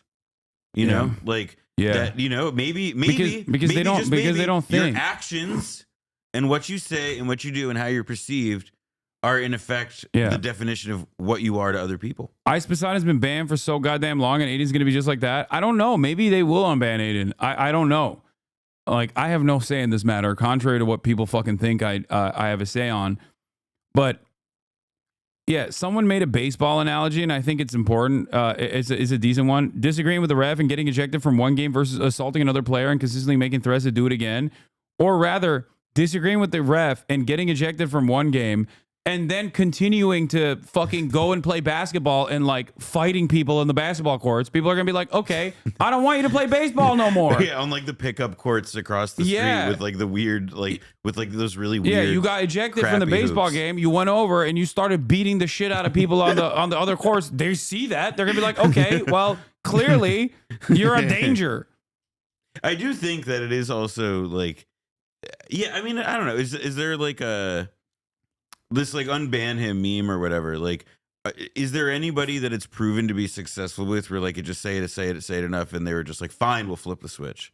Like, has it ever actually worked? No, I don't think it has. But it doesn't hurt to like actively get some of the larger content creators on the platform to also petition on your behalf, which is what Aiden's trying to do. No, it makes sense. But like it's if one were to try to do it, that's how you would do it. But that's not going to. Gideon did kind of. No, for Gideon didn't just also fucking demand to be unbanned or whatever. Gideon at that point, and I don't know what the fuck he's up to now, but at that point he had actually changed the ways that he was operating. He had reformed. He apologized. He literally he apologized, asked for fucking asked for the people like Pokimane to you know, accept his apology. She did. You know what I mean? Like he's doing pedo hunting videos now. Oh, brother. Oh no. Yeah. So that's what it is. It's always and bad. It's always bad to worse with these and it's people, not because man. And it's not because like Pokey endorsed him, and that's why, because Pokimane has like a lot of staying power in this situation. Like, no, it's because Pokey was the wronged party. Of course, Twitch is gonna want to defend its content creators from other content creators who are like actively trying to fucking harm them. Do you think he's ever read a book? What? I'm just like thinking. Aiden Ross? No, he's not read a book. That's what you do, and if they not fucking what you do, they will never unban you, bro. You know, they will never unban you. So yes, they were watching. They have been watching Aiden, and I know for a fact they've been watching Aiden. Dude, what is up with Twitter clips, bro? What the fuck is going on? You're telling me the Everything app's videos don't load properly? I'm it's shocked. Like 50 seconds. I'm shocked. Like I had to restart doing it. Strains with a particular motherfucker, and all talk stopped. Yeah, he's right. All talk ceased. Yeah, Rage is 100% right about this. Yeah, he's talking about fucking Nick Fuentes and shit and I Sneeko. was so mad. I texted Aiden. I was like, Aiden, why the fuck are you streaming with this motherfucker, bro? Cooked. But that just told me, that just... Yeah, he is illiterate. What does a fast? I'm sure you've seen this before. I have, but not in a minute. It means you are a far right authorization on ultra-analytic. Oh my God, ultra-analyst, analyst, political ideology movement characterized by dictator leadership, centralized autocracy, militarism. I mean, he grew from this. He like learned what it was and was like, "This is awesome." He got to sentences. Yeah, he learned what these characterizations were, and was he like, said they're good. Yeah. Forcible He said they're great. suppression of opposition. So I don't know what that means, bro. I swear to God, I don't know what the fuck a fascism is. I don't know what the fuck that is. reminds me of the thing Benito from 40-Year-Old Mussolini Virgin, where and it's like, Javier all right, Altier. the Kevin Hart bit in 40-Year-Old Virgin, where he's like, all right, you're using a lot of big words at me. I'm gonna have to take that as a sign of disrespect. That's how that feels to me. Yeah. Genital. And Jason Missouli. Stanley. Like, who the fuck are these people, bro? Never heard in my fucking life. What is an example of a fascist? Yo! Nazi party led by Adolf Hitler. Yo! Now he's sorry. I didn't know that Aiden Ross said the words Jason Stanley. But, this is the other funny thing. Like Aiden Ross and Ethan Klein are saying the same shit.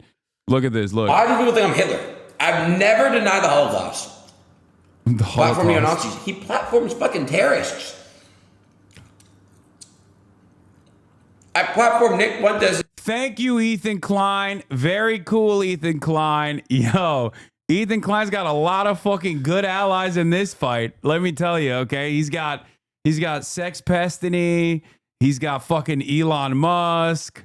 He's got Aiden Ross, apparently. Keemstar. All the best and brightest have come together. Asmongold. Okay? Motherfucker built their Legion of Doom and still thinks he's like, I'm a progressive. I'm pro-Palestine.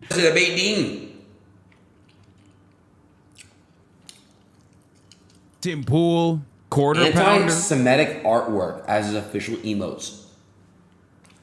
I don't even do my emotes. It's Prismal and Lico and Citrus. Like, bro. Uses massage. Like, I don't want anyone to be fucking permabanned from any platform, okay? I'm a content creator.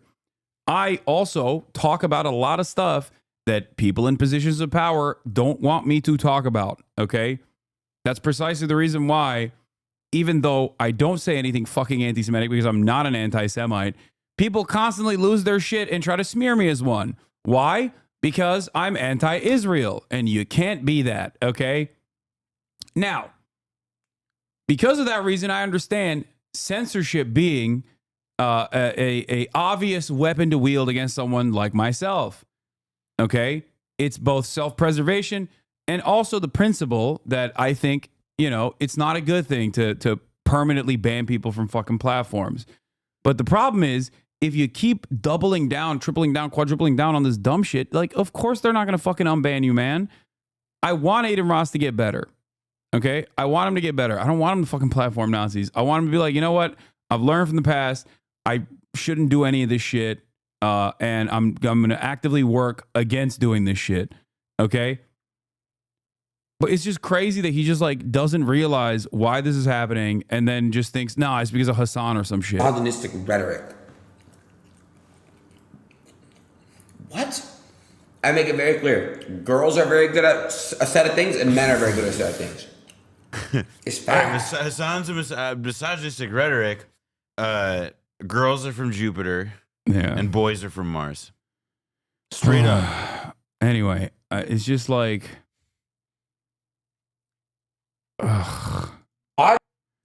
yeah. I saw another one of these things as well. I saw Sneeko, who's on his like, I'm getting better arc, okay? Sneeko's on his like, I'm a liberal now arc recently, okay? And it's kind of funny because I actually did watch. Here's what happened. This morning, this video popped up on my feed, Ramadan is much more than skipping lunch. Why did I watch this video? Because there's a lot of fucking random right-wing accounts that are constantly now chirping about how like Ramadan is just skipping lunch. You guys are so fucking weak and pathetic. It's the same people that would die or kill themselves if they couldn't get a fucking Twinkie, talking about how like, oh, it's totally fucking easy to just not eat from sunup to sundown and also not drink water from sunup to sundown while doing your daily activities. Yeah, Jews do that once a year, and we sit still the whole time. You know, like, I would never in my life step to Ramadan on that. Yeah, and as someone who doesn't participate in fasting but has fasted in the past during Ramadan just to try it out, let me tell you, that shit is not fucking easy. Okay, it's not easy at all. So it's kind of funny that American treatlerites are just like, oh, it's so simple. It's so fucking. It's also but here's the thing. Like, why do the treatlerites do that? I think it's because the videos that always like go about like the meme shit that goes about making that point, they don't show people being hungry throughout the day. It's like they have like a they show them like, oh, here's like a gigantic plate of rice and lamb. Here's this, here's that, here's all the food. Yeah. They see like, that, they see iftar, they see the iftar dinners, exactly. and they think this is what it's about. Yeah, it's like oh my god, dude, like, oh, you think Yom Kippur is like a fucking hard fast? Like, what's that dinner you're having there, man? Like, what's that fucking brisket? Anyway, yeah, idiot. Republicans who did January 6th because they couldn't go to fucking Applebee's to eat jalapeno poppers are fucking talking about how easy it is that the entirety of the Muslim population is fasting from sunup to sundown. I fasted since age 9 till the age of 23. Honestly, it was great. I love fasting. Even after being agnostic, I still appreciate it a lot. 14 years is a long time to fast, dude. You should get some food. Also, yeah, especially you can eat now. The no water part is the most. That's the killer. The most insane part of it. Like, it's very difficult. So I don't know where the fuck people are getting this information from. They should try it one day. There's actually a relatively socialist purpose behind fasting as well, and zakat as well. Islam is a very communal religion. Regardless of what you may think about it. I mean, I am not a committed believer myself, as you guys know, but having said that, I have talked about the communal aspects of Islam in general. And fasting is for a very specific purpose. It's to help you, the average believer, understand the plight that others go through. Those who are less fortunate than you go through. Okay, at least that's how it was taught to me at a young age. Well, and also I'd add that like fasting in general, like in the context of religion and other stuff, like it's like both exactly that. Like it's like literally a way of putting yourself in the. I mean, it's like it says like it's saying like, all right, put yourself in suffering and pain, and our way of defining what suffering and pain is not eating. And that forces you just like directly to consider like, well, who doesn't eat and how much would that exactly. suck? And zakat as well is a big part of this too. Like you have to give when you in the holiday, when you actually what is the term called? Kurban. How do you say kurban? Sacrifice an animal. Okay, like in the halal fashion, you're supposed to distribute the meat to your entire neighborhood. There's a lot of aspects of that. Zakat is not about tithing. Tithing goes back to the fucking church. Zakat actually is direct wealth redistribution, a percentage of your wealth that you directly redistribute to people in your community. So, you know, it's literally mutual aid baked into the religion. It's direct action baked into the religion. But all of that stuff is I mean, the reason why I brought that up is because I watched this and I was like, oh, wait, maybe he's turning a new leaf. And then I saw his account because I was like, what's he about? What's he doing? The day prior to this fucking video, on March 6th, 2 days before, this is the video that he posted. It's the website where you get banned if you extend your arm too far unless you're black like Kevin Hart.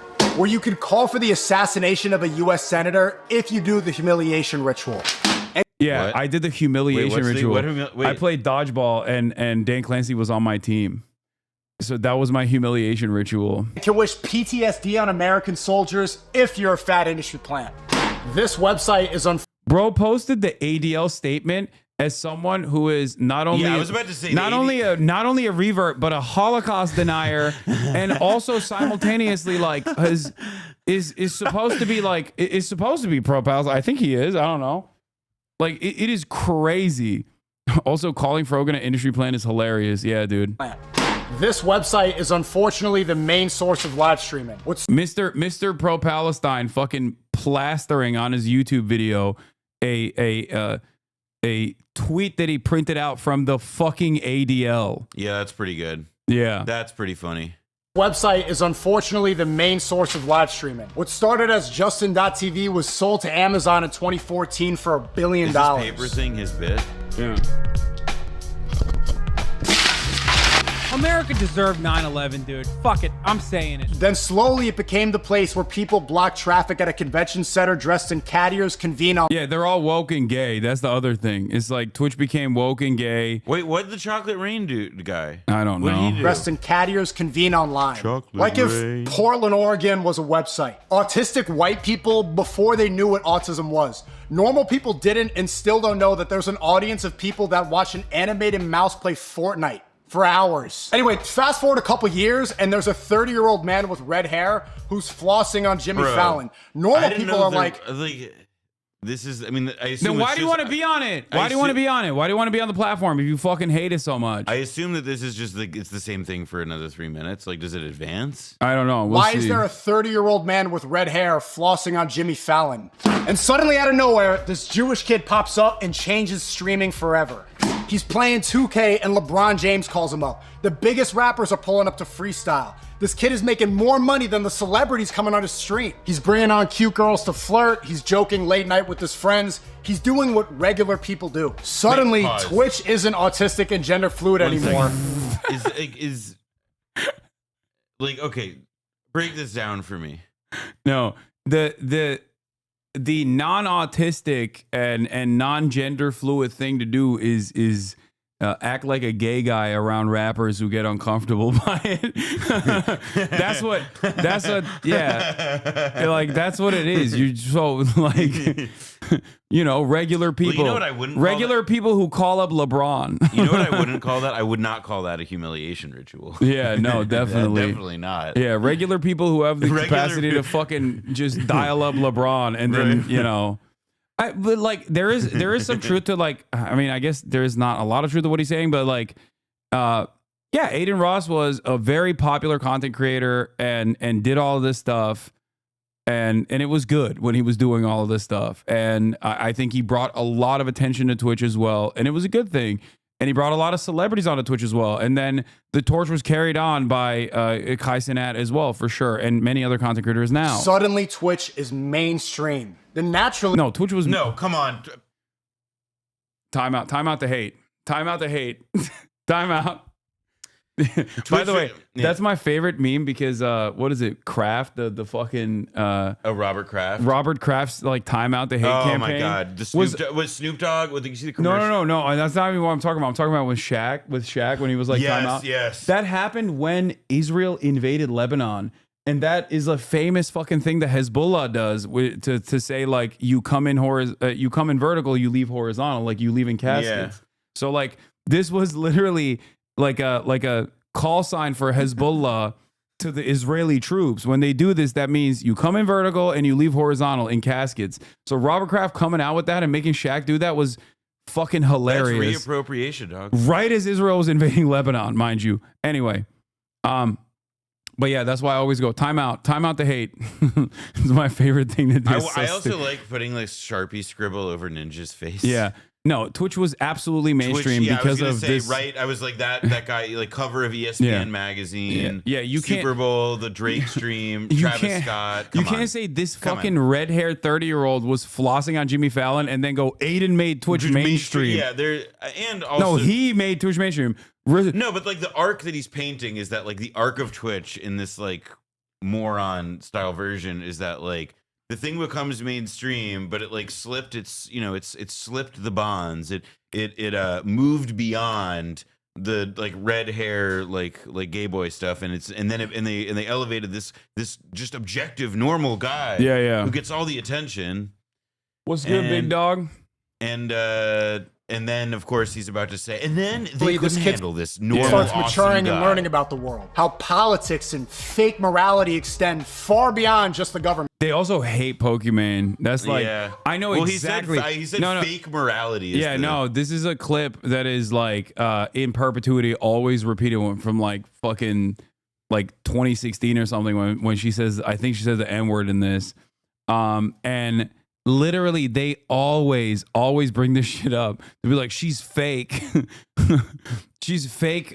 She does fake morality. They say the same shit about me as well, where they're like, yeah, she was 17 years old, you know, and has apologized for it a million times over, obviously, and it's not. Morality extend far beyond just the government. How the entertainment industry is held together by fake friendships. To make it on Twitch, you Okay, gotta that's pretty fake it. good. Yeah, it's The all these. entertainment industry, Jewish Hollywood, is held together by fake friends. I wonder because I saw like Jeffrey Epstein, the Israel flag on that fucking thing initially. So I wonder how he's gonna slap that back onto the collage when he literally started off with a ADL poster and also said two anti-Israel content creators are bad. Like, look at this. Look at the Mossad, Israel, Robert Maxwell, Jeffrey Epstein.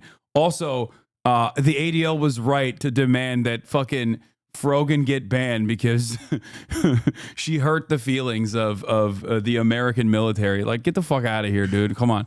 Like, she literally, listen. Yes, what she said was, you know, something that people got really up in their fucking feelings about. It's no different than what a million other content creators have said in the past, okay?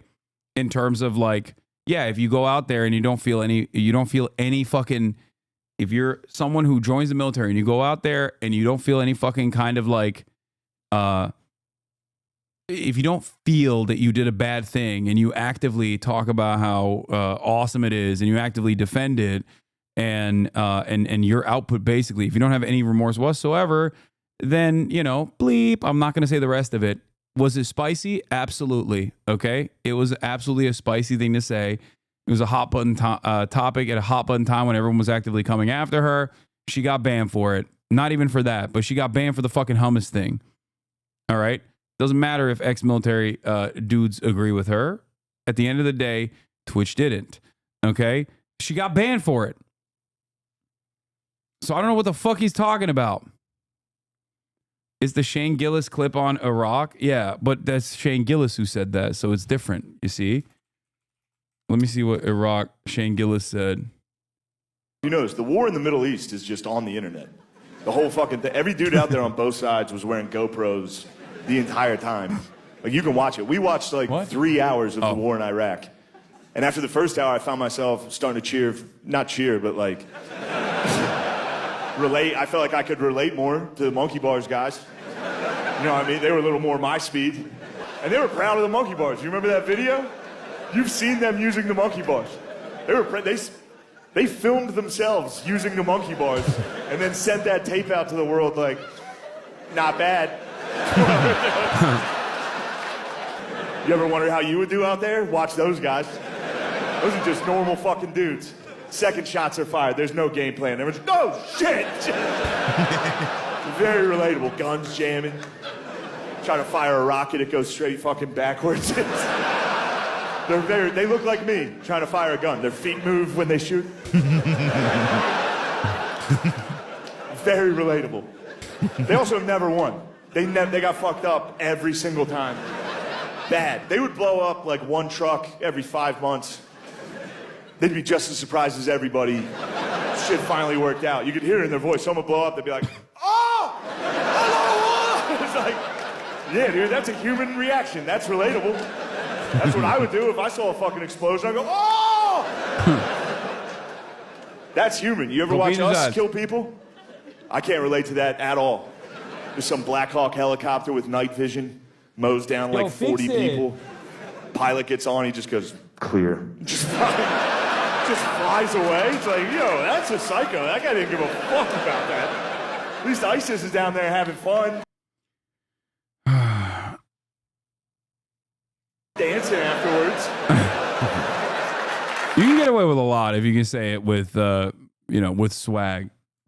with a little bit of charisma. Anyway, my point is, Frogan was already fucking punished for not just that, but like some silly shit, as a matter of fact, which was directly the Sabra hummus thing.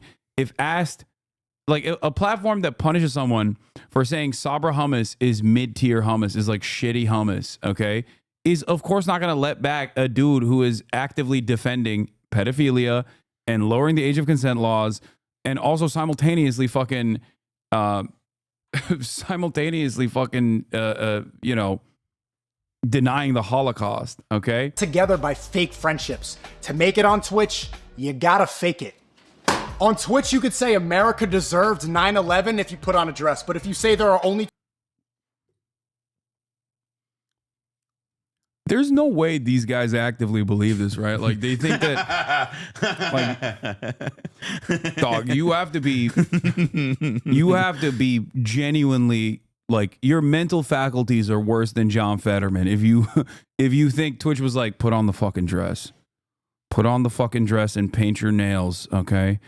If you don't do that, you are not getting unbanned. Or it's like the flip of it is the other way, which is that like you think that like, oh, well, if I want to like convince the mass, if I need to convince the masses, if I need to Trojan horse this idea that America, you know, deserved 9/11, this very controversial idea that nobody has ever talked about in universities, in American high levels of American policy, nobody's ever considered that idea. But if I want to Trojan horse that, then I need to wear a dress and paint my nails. I thought you were going to perhaps refer to a very good, well-researched podcast series called BlowBack. I would never reference that. Very good, well-researched podcast series called BlowBack that talks exactly about, you know, how 9/11 happened. I mean, you could say America deserved 9/11 without it being like, oh yeah, America morally deserved it. Like that could be your opinion or not or whatever. But it's like you could just say like, yeah, America certainly earned it by no. In the on the matter of fact level. Like I don't mean that like America morally deserved. I'm talking explicitly about the idea that like I don't think these people care about nuance. No, I'm just letting you know. You're getting into the just that like we armed them in the 70s. We supported the war and the conflict. that was my point. Yes. That was precisely my point, which is why I got banned. So I'm just letting you know. All right. Okay. Anyway, but the point is, you should listen to the BlowBack podcast. It's incredibly well researched and talks about exactly how America got to the 9/11 part of the story. But in any case, Noah and I will be wearing a dress for no particular reason right now. Put on the fucking dress. Yeah, we're gonna do our humiliation ritual real quick. Our humiliation ritual incoming. Our Hail Marys, etc. Okay. All jokes aside, like this is all over the place. Like, what is your fucking worldview, man? What like? Two genders, you'll get banned for unmoderated chat. Twitch is fucking retarded. It's retarded that an American company has decided freedom of speech doesn't matter. It's retarded how they created their own system of morality through the voices of multi-millionaire streamers who tell you to eat the rich. Through the voices of women whose job it is to cry on camera so pathetic men can fall in love through the screen. But it starts to make sense when you see. Yeah, dude, you're never getting unbanned, big dog. I'm gonna be honest. I gotta be. Like, what the fuck? Like, you can think it's because you're like, you can think it's because you're fucking based, but like, no, it's because you're brain dead. Like, it's just like it's so stupid. It's like it's so dumb. It's so unimaginably stupid, dude. Oh my god! Like I just like the idea of it's also like we're gonna say that word over and over again, and I'm gonna like smile and like break character a bit as I'm saying it because I have like the emotional regulation of an 8-year-old. Like all of it is just so. Dude, like it's funny because like these are the motherfuckers who need a job, bro. People, yeah, they do need a job. Like you need a job, brother. What are you doing? Get a job. Get a job. See who their CEO is. We could do a serial masturbator, a gooner. That's it. What? I was doing plenty. Bro, this is, by the way, this is literally like a rehashing of Ethan Klein's nuke with some exceptions. He doesn't shit on like he shits on Frogan, but not Pokimane and Cinna and Valkyrie. But like aside from that, this literally is a condensed version, I think, of Ethan Klein's nuke. Oh man, how Wait, funny. what's the trans 9/11? Oh, it's because you have to be trans to say that. I get it. Yeah. Never mind. No, you come on, dude. I know we don't have Keep to up. retread it. Keep up. This is symbolism. I had to Keep process the up. symbols. Keep up. Plenty of research and stopped when he showed his algorithm was a bunch of porn stars floating in hot tubs. CEO Dan Clancy is a pathetic libtard with no backbone, who makes a big speech boasting about new You know what? I'm descriptive going to go out on a censorship limb policy. here, and I'm going to say that he doesn't really want to get unbanned. Yeah, I think he's just farming it. Yeah. Wait, he did a Muslims didn't do 9/11 video? Oh no. At this point, if I'm never what does that mean? Wait, is he saying maybe he's based? He's saying No, like maybe- Wahhabist Islam is not real Islam. That's what he's gonna say. I'm going to be honest, Hasan. I don't think that's what he meant, and No. I have a bad feeling about where this one's going. No, he's gonna say Wahhabist Islam is not true Islam. Like they're fake, they're phony. I don't know, man. My Let's spidey see. senses be tingling. Also, what is it with these guys at all white apartments? I don't know, but like he actually does have like a. It's weird to say this, but he does have a like a decent understanding of aesthetic. I think not his apartment. I'm saying like the way he films Oh stuff. no, it's stylized real well. Like, At this that's point, if I'm not- never like, I reinstated buy on that. YouTube, Facebook, Totally. Instagram, TikTok, but admitted pedophile Chris Tyson is, it is what it is. Muslims didn't do 9/11. Like this is what I mean. He does like he is talented. That's the saddest part. Is just like he's just using it for garbanzo.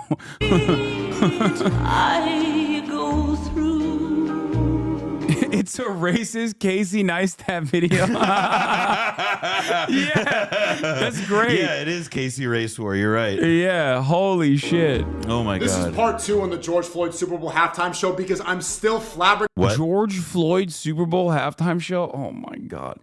And then he gets sad when his fucking own fan base of neo-Nazis are saying he eats cats and dogs. He's like, no, you guys don't understand. I'm half Haitian. We don't eat cats and dogs. And they call him the N-word. But then he calls the fucking Super Bowl halftime show the George Floyd Super Bowl halftime show. Bro, you're black. What's wrong with you, dude? Isn't he half black? Half black and Pinoy gang. Flabbergasted how liberals don't think that this midget wearing bell bottoms is not an industry plant. Then all of a sudden it made sense when I saw Pokimane said only He's white obsessed, people by the didn't way, like with that it. phrase Because for woke industry people- plant. That's like such a Yeah. such a stupid and lame like concept. Because it's like it's just like, oh yeah, there's no possible way that anybody would organically enjoy this. By the way, I have like I've got like the world experience of a like a fucking like thimble. Yeah, oh my Well, god. Kendrick Lamar is a hero. He puts fat black women in his music videos, even though he's married to a skinny light skin. He makes music about transphobia to get woke people on his side and then blames white people for everything. And there's a reason Pokimane will never get canceled for being racist to white people. And it's the same reason Kendrick Lamar wins Grammys for giving woke people the victim mentality. Both of them know they're feeding their fans bullshit, but the industry rewards bullshit. How does this connect to Muslims not doing 9/11? Yeah, I don't understand it. I'm but so confused I by love this guy's I like, love the leaps. projection. I love the projection because like a couple days before he made this video, he's like, I've realized that I have developed a audience of like, you know, not the best kind of people. I'm gonna do better. I'm gonna do my very best to try and turn a new leaf, right? But the thing is, he doesn't believe it then. He doesn't believe the shit he's saying then. You know what I mean? Like, that's the problem here. Is like, he's like, nah, these people can't be sincere, okay? They just hate white people. And they don't even believe that the white people are the problem, but they actually are fucking saying that to make white people feel bad about themselves. And white people shower them with gifts and praise. It's like an entirely crafted worldview built on top of nonsense. You know what I mean? Oh, it's just very strange that these guys always present the opposition as like grifting Or not what they're doing. Not the guys who. Wait, you're telling me like no? You actually, if there's anybody in this world who's not grifting, it's the guys who are always putting little gambling tags on their shit. I mean, I don't know if Sneeko specifically. This is why. This is why it must make sense. Look. Yahya Sinwar provides a new perspective of the West about Hamas. Why are they called terrorists? The newly martyred leader was born in the genocide and expelled from his home. He was raised in a refugee camp amidst war. He spent 20 years in Israeli prison studying his faith and how to liberate his people. How can we be so arrogant as to call his actions anything else than self-defense? Why is our image of a terrorist man dressed in a keffiyeh with an AK-47 instead of a suit and nuclear code? Perhaps we have been tricked. Perhaps the people responsible for brainwashing us with the media are the same ones currently committing genocide. Perhaps the real terrorists are at home. Okay? The same mind that came up with this also is fucking doing this. I'm too far unless you're black like Kevin Hart. Plant. This website is unfortunately the main source of. Like, this doesn't make any fucking sense. You know what I mean? It's so inconsistent. Like, if you understand that America perhaps are the real terrorists, okay, at the global fucking stage, what do you like? What is this? Like, I'm slapping the fucking ADL sticker on here. Also, he talked about anti-white racism here. And what's really funny about that is that I got banned off Twitch for saying cracker, okay? I got banned off Twitch for anti-white racism. Shut the fuck up. Bullshit. It's not a secret anymore. The Zionists that control the industry use wokeism and nationalism to redirect their hatred towards whites and Muslims. I literally paused it right before he told me the truth. Who did 9/11? I told you. I had a bad feeling, Hasan. Had a bad feeling. I thought he was gonna say. I thought he was gonna say. You know, Wahhabists are not. I thought he was gonna say the Boston Celtics, but Let me explain, because it's not working anymore. The shift became crystal clear when Selena Gomez cried on her Instagram about. It's so funny. It is crazy how much this guy hates women crying. Yeah. It is insane. It's all, he must make them cry. No, all the time. he's literally just like picking. He's like picking certain like conservative cultural touch points and just like weaving that into his argument. It's all about keeping your attention, okay? He understands his audience and he just wants to keep them paying attention. He's somehow talking about 9/11 and how the Jews did it while also literally talking about Selena Gomez crying and how there is this like dangerous plot by the Jews to create a race war in this country. Like, it's so fucking stupid. Well, also, all of the people that he hates are fake, and he is the real one. Mexicans because illegal aliens were being deported by the thousands. Selena Gomez is American. She doesn't speak a word of Spanish. And the internet saw right through her bullshit and clowned her so hard she deleted the post. But the next week, Ye started selling swastika t-shirts and only received a fraction of the hate. That's never happened before. Then Ye doubled his sales hold on. on Why is Yeezy. Blue Velvet playing on the TV? Because he likes art, dude. You don't understand. He's giving a tribute to Lynch. It's so annoying to me to like just be like this insane misogynist while like that just is, man, this sucks. And his streams went up like he So dropped bad, an album. man. The only backlash was some of his team made statements of resignation, and then I realized, why have I never seen a tour manager quit because of Antichrist symbols? For decades, art... This is a brilliant point. He brought up a really good point. Yeah. Yeah, you can't say any. Yep. Noah, Jewish. Okay, mind blown. Yeah, that's right. I feel like I short-circuited just now. No, you just got exposed. I'm so confused, man. He's like, I thought I understood stuff. Why won't I thought I knew things? Yeah, no. Why won't managers quit due to Antichrist symbols? Bro, but they only quit due to the swastika. I'm gonna keep it real with you, Sneeko. You are fucking stupid. Oh my god. Yeah, no, you are like really stupid, dude. You are so stupid. No, I think it's different than that. I think he knows his cynical. audience is he's stupid. He's not actually. I mean, I want to emphasize that I think this is stupid. This is stupid things to say, etc. But he is himself really a cynical. Literally he's tweeted a that cynical motherfucker. Sneeko literally tweeted that Jews control the media, and you said he's right. Please pay attention to what he's saying. Wait, what? I didn't say he's right. What are you talking about? Why did you say Sneeko was right when he blamed the Jews? I'm joking, chatter. What the fuck? I don't think he's making any good points. He's not. I think I can speak for Hasan on this one. I think we can say we are down on Sneeko. We are low. We are buying low on Sneeko here. Yeah. Oh my God. It's amazing. This video is everything, dude. Artists are paraded around and even awarded for using satanic imagery. Bro. And nobody ever quits. Yeah, that's true. That's true. He's true. Nobody ever quits for satanic imagery. True. Yeah. Yeah. Keep going. I got to see what he does here. You said the Yahya Sinwar thing was correct, and he literally said Jews control media in the post. Wait, he did? Did he?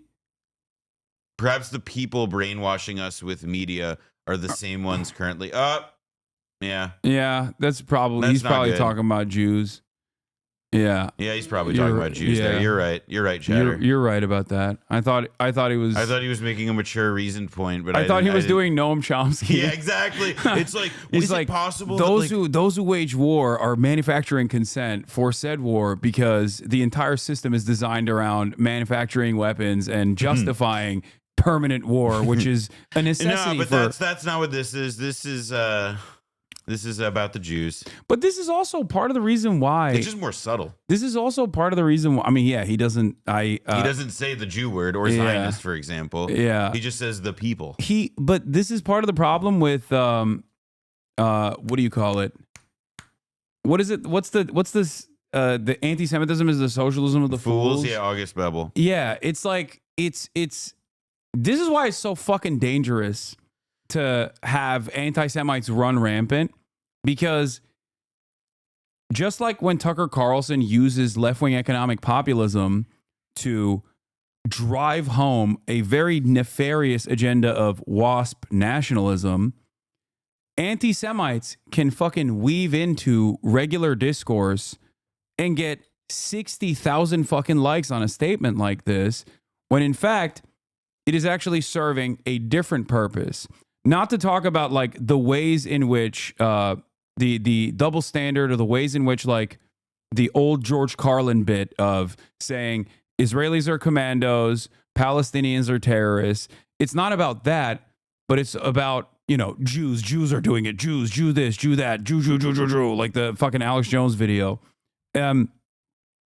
If you consistently undermine critical analysis coming from people who are actively going against anti-Semitism, and also simultaneously explaining to people the material reasons as to why we have unconditional support for Israel, the only people that will always find their way through this process is those that can latch on to the orbit of right-wing commentary, because they have allowances for this sort of thing. They let people say whatever the fuck they want, as long as they are shitting on women, as long as they're shitting on gay people, as long as they're saying like Donald Trump is the fucking savior. You know what I mean? And then all of a sudden, the only kind of permissible narrative that is deeply anti-Semitic, or the only kind of permissible narrative around these sorts of issues, come from deeply anti-Semitic people. This creates more anti-Semitism. Don't care about Sneeko and his dumbass takes, but why did he have the time to set up like 3 different shots, but no time to throw those soda bottles of the trash, shaking my head? I'm reminded of, there was this dude who used to work in my dad's office who had this like really like disgusting desk. It was covered in shit all the times, and he had this little plaque on it that said, "A messy desk is the sign of a mind at work." And I think that that's what everybody who ever is just like a really dirty and messy guy says about why they don't clean out their trash. He thinks he's a genius. Yeah. Anyway, made some great points though. Twitch is woke and gay. Twitch is woke and gay. Oh wait, he goes back to he goes back to to Rashid Al Haddad, who is not a Houthi, by the way. Policies, and then bans me a week later for off-platform behavior. What the fuck is off-platform behavior? It's this video. You can point to this video. You know, I like the idea of also like off-platform behaviors if it's like this mystical concept instead of. I'm beginning to think he's apolitical, by the way, because I'm noticing that he has the signature telltale sign of an apolitical man, which is unlimited support for Donald Trump. Yeah, why are you shitting on this guy? Clearly his interest. You're right. I'm so sorry. Did I make a Nazi salute in my sleep? He enacts policy where streamers are supposed to be unbanned after 2 years, but refuses to follow through if he's an enemy of his lapdog. If Dan Clancy was— Oh, I'm the one who kept him banned. Okay, got it. By the way, the funniest like early one-sided beef that I had that I didn't even know I had was with Sneeko. Apparently, I played somewhat of a formative role in him like diving into the fucking right-wing pipeline because I thought that there was some sus shit. Yeah, Sneeko, Jews don't control the media, Turks do.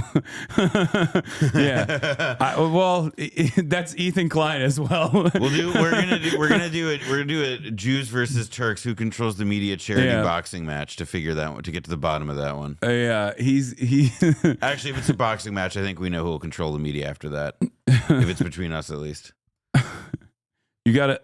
That's right. That's right. I'm not gonna fight you. Give me Michael Rappaport at least. You know what I mean? He wasn't retarded, he would grift the MAGA right wing just like Jeff Bezos and Mark Zuckerberg did after Trump won. But he is retarded. So when the ADL is applying pressure because his lapdog is promoting registered terrorists.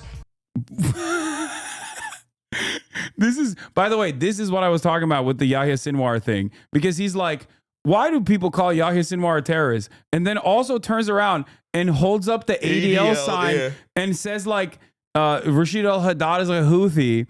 And it's like, dog, like what is your worldview? I'm so confused. Do you see what I'm saying, chatters? Like it wasn't even a judgment about what he's saying about Yahya Sinwar. More so that on the one hand, he's saying this. On the other, he's like, yeah, Hasan platform terrorists, which literally at the time of my fucking interview, even if he was a Houthi, okay, even if he was a part of the Houthi family or a part of the Ansar Allah movement, he would not have been a terrorist under the American guidelines because the Houthis had not been registered as a terror cell.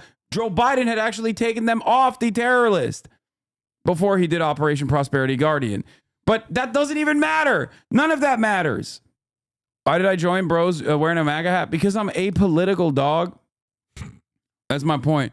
He is a Sunni supremacist? No. That's no, I don't think I think you're giving him a little too much credit. I think this guy here's, you know what, actually he's doing sectarian infighting. Yeah, he's what I like to call a bag supremacist. He believes in the supremacy of the bag, chasing it, getting it, making love to it, holding that bag close and tightly and rubbing it in your faces. And that to me that's the supremacy he stands for, at least in this moment. Yeah. Is promoting registered terrorists, he bans Sneeko and Fresh and Fit instead. Here's why Twitch will inevitably— Yeah, I wonder why. Maybe it's because what you're presenting is not the fucking truth, okay? I didn't get banned for interviewing a random Yemeni teenager who wasn't a part of the Ansar Allah movement, or even if he would have been a part of the Ansar Allah movement at the time, which he wasn't, he still would not have been a registered terror organization, according to the Brandon administration. And me having a conversation with him is not a violation of the terms of service. But you know what is a violation of the terms of service? Denying the fucking Holocaust, which both you and Myron did. Also, like, I just got to say, it's not exactly like... I mean, I would say it's incredibly lame and not classy to just constantly use the R word over and over and over and over and over and over again like this. But it does seem that there's also like I don't think he wants to convince people of anything really, obviously, because you wouldn't frame or dress up this whole thing, but with like that word being the punchline for everything. You know what I mean? Like this is... Like this, it's part of what feels, it just adds to the sense of this whole fucking thing being just such a grift. Yeah. Also, I still do retain the right, or rather on principle, think that there is like value to interviewing people who are on the fucking terror watch list. And it's not just my perspective. America does it all the time. Western media does it all the time. And as a matter of fact, sometimes the people that they interview are unironically fitting the bill of what terrorism is supposed to be. Okay, like, you know, Syrian leader on CNN. Syrian leader on CNN and NBC, the leader of the HTS, former leader of Al Qaeda in Syria, who is having a bit of a rough go at it right now. He's having a sad. Yeah. Jolensky. Well, no, his name is Jelani. That's Jelani, I know. Yeah. That's why I'm cracking up. Yeah, not the other thing. Nope, we're not saying that. Yeah, they're not saying the other thing. They're just saying he looks like Zelensky, which I think is very funny. think that is a good. No, I think that's like funny. Mark Zuckerberg got hit with the Dominican ray, and Jelani got hit with the Zelensky ray. Okay. Yes. There's actually a really good. There's a really good magazine article, and like The Economist has like a magazine section that did like this big profile of him, and I will say it does not seem promising for him. Yeah, but I do recommend it. It was a really good profile of Jelani. In 1843 is the name of that magazine. Fail or be sold within the year. One thing I learned over the years to stay alive, being banned everywhere for reasons as stupid as COVID misinformation, is you never abandon your core. Twitch blew up because of Aiden Ross and then threw him away. And we're trying to maintain some semblance of moral consistency. All of social media is seeing through the clown. But he's literally directly agreeing with Ethan Klein and Elon Musk in this process, for the record. Yeah, Ethan Klein gets a 30-day ban on Twitch. Like your friends, Ethan? Damn, Ethan. Like your friends, Ethan? Ethan, you got some... Ethan, you got homies. Ethan, you got some ride or die. You got some shooters, Ethan. Yeah, you got some great friends. Some great friends who love Jews. It's so funny because, like, that's why I said, like, these guys unite on one principle alone. There's no, like, firmly held convictions on anything other than fuck this guy, Hasan. Yes, I was that's about it. Yeah, like, it's crazy. God. Like, these dudes have no fucking genuine interest in, like, changing the world for the better, certainly, or even for the worse, honestly. They're just responding to whatever the fuck they're seeing immediately in front of them, and it happens to be me, it seems. Media is seeing through the clown show. What Twitch doesn't seem to realize is that these websites don't survive without real creators. Why else? Yeah, also, I love this guy saying Jews own the media and then literally talking about Elon Musk, who does own the media. Yeah, who owns who's the owner of the media with the thing behind. I mean, whatever. You're just, none of it makes sense. Like, there's no. This is he's just. I honestly, I didn't think dick riding like this was possible, but Sneako's doing it. Yeah. What Twitch doesn't seem to realize is that these websites don't survive without real creators. Why else am I still alive? Creators like Aiden Ross should have been given a seat at the investors table. That's why I stream on Party now. Okay, the rest of this is ridiculous. Ay. Oh my Lord. But yeah, my point is, I think that my a point lot is of Hasan address. What? No, I was just making fun. My point is that a lot of these guys would get unbanned. Okay, they would if they actually showed that they weren't fuckheads. Okay, that's the problem. They don't want to do that. And it's not a humiliation ritual. It's just like, you're wrong objectively. You're objectively in the wrong here. And the wrong information that you're spreading is like also fairly fucking violent. Okay? And that's the reason why, that is precisely the reason why a lot of these companies are just going to be like, yeah, we're not going to fucking unban you. Where like you talk in language that like if anybody said that at their workplace, at school, to their parents, they would get slapped upside the head and like to escort it off the premises. Like that to me is like one of the, like there's like a register in which you can talk to like your hogs on a streaming platform, but that you're really not allowed to do in like daily life. But for whatever reason, these people think that actually those are like the same, and that they can encourage it and demand the same kind of respect, even though they sound like an eighth grader. Like an eighth, a bad kid, like a distinct case of like bad kid syndrome. One of the things that does genuinely frustrate me, on the other hand, is that like I have, look, the repercussions that I've faced for standing by my convictions in terms of my worldview, in terms of the things that I say that obviously like go against mainstream narratives and whatnot. I've eaten those fucking bans. I have. and those repercussions are obviously inconsequential in comparison to the suffering that I try to address on this broadcast. So it is what it is. It's not that big of a deal. And I do try to the best of my ability, retain my platform so that I can continue speaking truth to power. But what's very frustrating about this shit is that these guys are so fucking phony. Like, they don't have firmly held convictions. They don't have like a fully flushed out worldview, a well-established worldview. And yet they constantly point the finger at other people and go, you're fake and gay. You're fake and you're actually... Your morals, those are fake morals. Yeah. Your morality's fake. Yeah. The also you platform terrorism. Yeah. Like the fuck? Actually, that thing they call the golden rule about treating others as you like to be treated. Yeah, fake and gay. Yeah. In any case, we also have this, obviously. Picking up after playtime, fake and gay. Yeah. Here's the fun little thing that America's doing. This is from the Forward, as a matter of fact.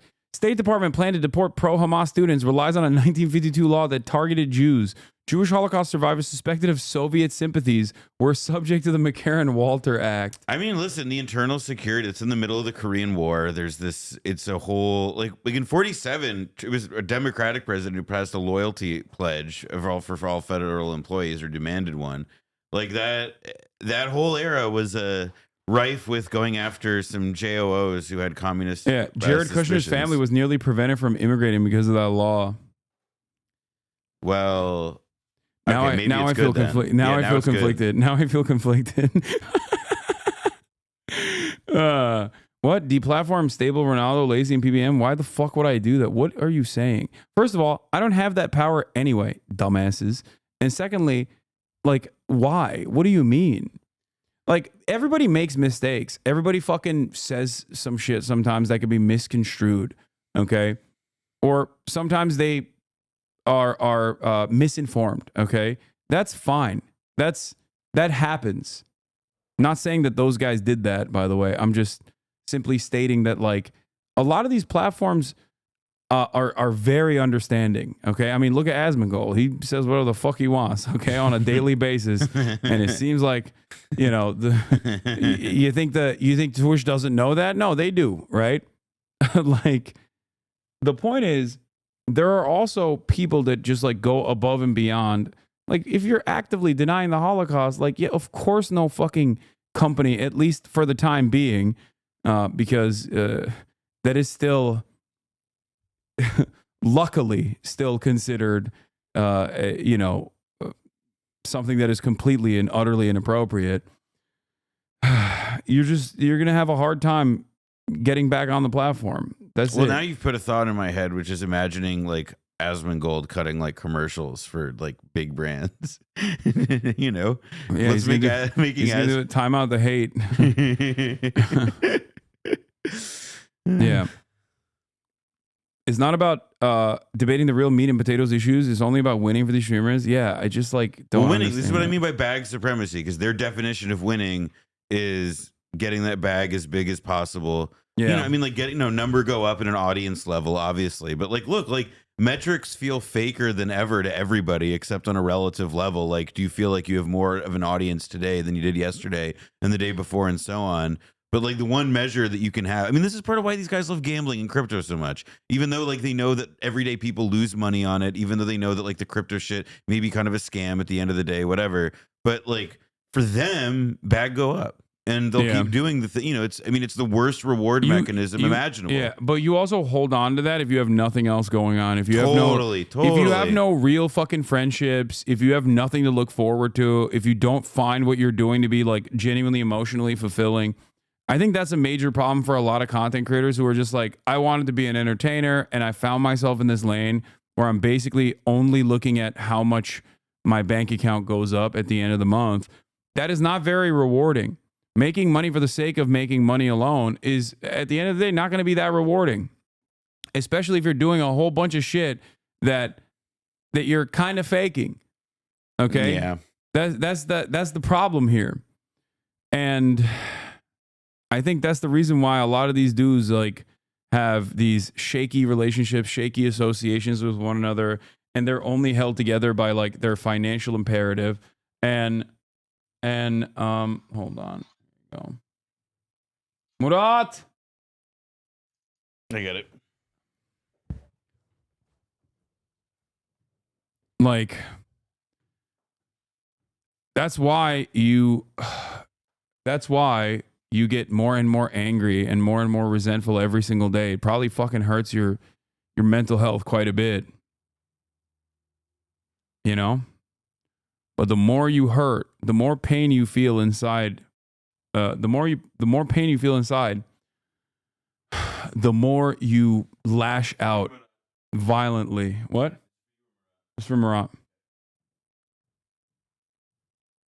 Okay. Anyway, all the while, society keeps getting worse and worse for the average person. Holy fuck. All right, let's watch this Gatsu video when Noah comes back. Noah, I'm about to introduce you to Gen Z politics.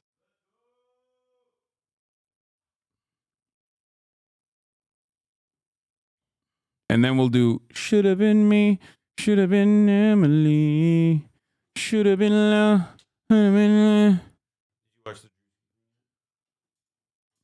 FYI, people are referring to you as some dude in a maid outlet and cat ears on the timeline. I know, I saw that. It's pretty funny. Some dude in a maid. That is pretty funny. Like, I forget that the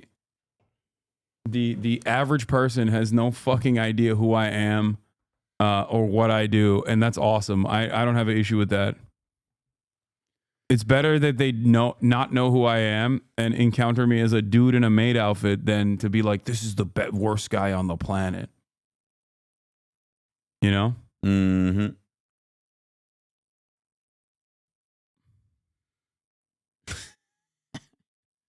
All right. Zoomer politics time. Japan are the dominant Asian powers, and they have been beefing for centuries at this point. But for the past couple of centuries, China was at a disadvantage because Britain made them addicted to opium and basically destroyed them along with other European powers during the Chinese century of humiliation. And Japan got the sun dropped on them twice. Both of them have gotten cooked, but Japan has gone from producing the world's most brutal soldiers to making Nintendo and Naruto. That's a very, very good glow up. And China went from a rural, broke dictatorship to being ruled by the man with the most aura since Stalin and becoming the factory of the world. Dude, having Gen Z is hot on China, I think. Yeah, it's crazy. I was talking about this with some friends recently, where it's like, I think a lot more people are gonna start coming to our understanding of the world, especially younger generations that haven't been like taught to fucking hate China and love TikTok. And on TikTok you do get some like decently pro-China messaging. Like, why, like, if you're Gen Z and your life is dog shit, okay, and you're never gonna fucking retire, everything sucks, the future looks bleak, and the same people that you despise that have ruined your fucking lives, okay, that have ruined your future, that robbed you of your future, okay, are telling you, you gotta hate these Chinese motherfuckers out there, okay? Meanwhile, you're on TikTok, you're seeing them eat delicious food and take advantage of public transit. Yeah, there's like cool trains in Chongqing that go through fucking buildings and shit. Why? You're like, why would I hate these guys? They're just chilling. And also, like, it seems like their way of life is not like coming apart at the seams. Yeah. Like, that's where it's like, it's not that everything in China is like perfect. It's not that everybody there's happy all the time. It's that, like, on a relative basis, like, where would you rather spend like the next 100 years given the current trajectory? Yeah. There's no like fully fleshed out and carefully manufactured hatred for China and the Chinese, I think, among the younger generations. The craziest looking, most cyberpunk cities in the world. And to signify the point system and which one is winning, each country's leader will progressively get more of a Chad face as they gain points. Both of these countries love overworking their people, such as the infamous 996 in China, where you have to work from 9 a.m. to 9 p.m. 6 days a week. Now, that is just the average work schedule in Eastern Europe, but it might be shocking to a lot of people. What else do you do all day? You barely have time for sleep. Exactly. Good. There won't be any time for you to start getting first world thoughts, such as sadness or whatever Sigmund was talking about. And honestly, in this category, both of these countries are tied because Japanese people are notoriously overworked. Karoshi is a Japanese word meaning death I think one of the funniest parts about this is that like we always assume that Americans are just like fat slobs and lazy pieces of shit that all own jet ski dealerships and eat burger. But the American population is also fucking notoriously overworked.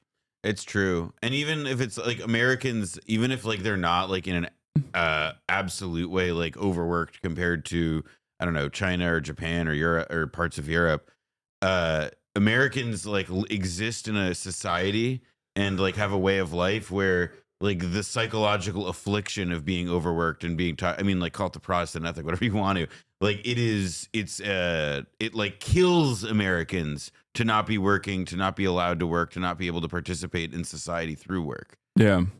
Not Karoshi level though. Well, the problem with Karoshi is that or not the problem with Karoshi necessarily, but Japanese work culture is devious because all of your social, like all the social shit that you have to do also is a part of your work. You have to go to drinks. You have to go get drinks with your fucking coworkers after work. And then that also factors into you not having enough healthy personal time. Yeah. And, you know, there's not really a lot of opportunities, no quitting, no nothing. Same with Korea too. Yeah. Like Korean culture Korean work culture is also pretty bad too.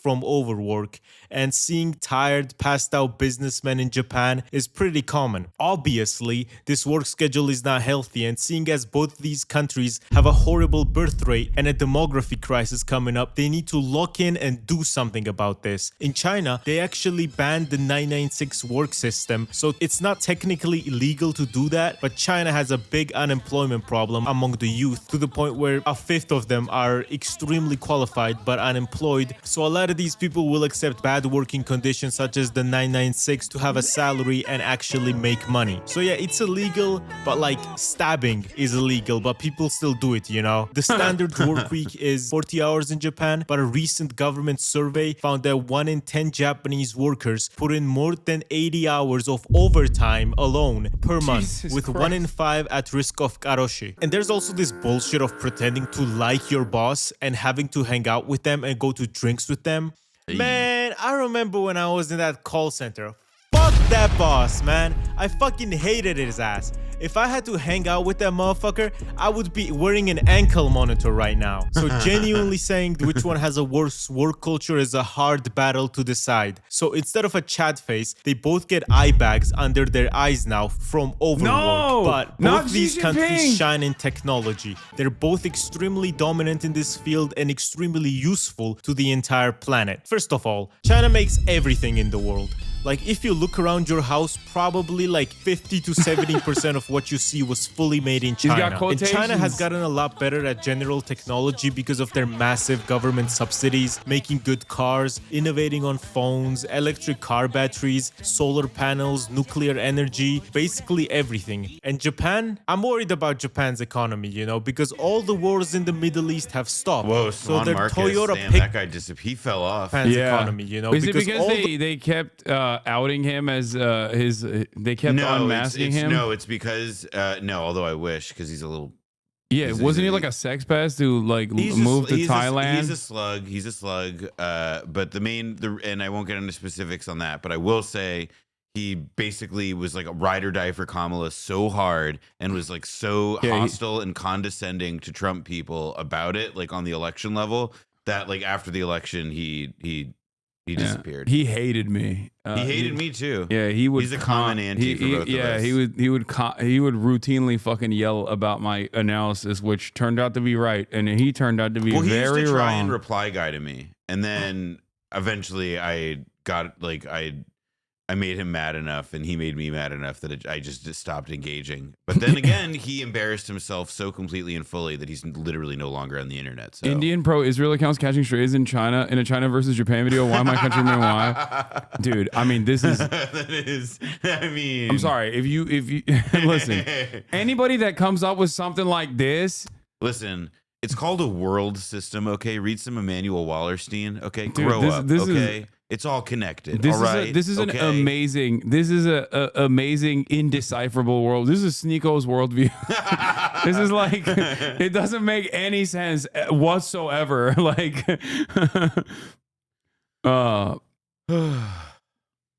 The wars in the Middle East have stopped, so their Toyota pickup sales must be down now. Somebody start another conflict in the Middle East. Need to lock in. Japan needs to sell pickups. But really, Japan is amazing at technology. PlayStation 5, Nintendo Switch, Sony TVs, Canon, and Nikon cameras, and basically everyone has these for photography. Toyota, Honda, Seiko, and Casio watches. Also, Japan has been notorious for their amazing train system. But sadly, they got mugged. And not only does China alone have 2/3 of the world's high-speed rail network, but they also made faster trains than Japan recently. Japan does lead in robotics and precision manufacturing, but China leads in like everything else, man. Like AI, 6G, electric cars, solar panels, and they're literally the only reason why solar panels are cheap now. And also they're doing this while under like severe competition restrictions from the United States of America. This is also something to remember as well. Like, we just straight up intercepted a deal that they were supposed to have with the Netherlands for you know, the what is it called? The microchips, semiconductor technology. We were like, nope, you can't do that. I mean, the EU just like I know that they rolled back. It was more of it's like one of those like it's like a law that was more of a formality than something that actually like mattered or had punishments or consequences. But the idea was that like the EU is trying now to like open up like business wise and develop more joint ventures with China. Yeah, and I'm kind ASML lithography machines. I'm kind of curious to see, like, there was an article, I think it was in the South China Morning Post about all this, but it's my favorite newspaper for all things China, including like what's happening with the pandas. I mean, I'm curious to see, like, as the US decides that we're no longer doing science because science research and capital investment is gay and DEI. Yeah. Like it's. I'm so glad that we're cutting grants. It's wonderful. It's awesome. Yeah. There was a push notification since I started streaming with you from the New York Times that was like, critics are concerned that Trump's cuts to the National Weather Service may make it difficult to produce weather forecasts. Yeah. Who the fuck needs weather forecasts, right? Virtually everyone. The answer is obviously air traffic control, agriculture, basically commerce in its entirety could stop. It could come to a grinding halt if we can't accurately predict weather patterns due to the NOAA and NWS funding cuts. But hey, weather is also gay because they keep saying, those fucking gay ass scientists keep saying climate change is real, and Trump doesn't like that, so he's gonna punish them. Okay? Good stuff. So if everything made in China suddenly disappeared, most of the shit in your house would disappear. And it would look like the True Detective house without the mattress. So while Japan put up a very good fight with amazing technologies, China does win this one. But who needs mass scale technology when you got the vibes, man? Japan is notorious for having the best vibes ever. And I'm gonna be honest, I think this is also gonna change.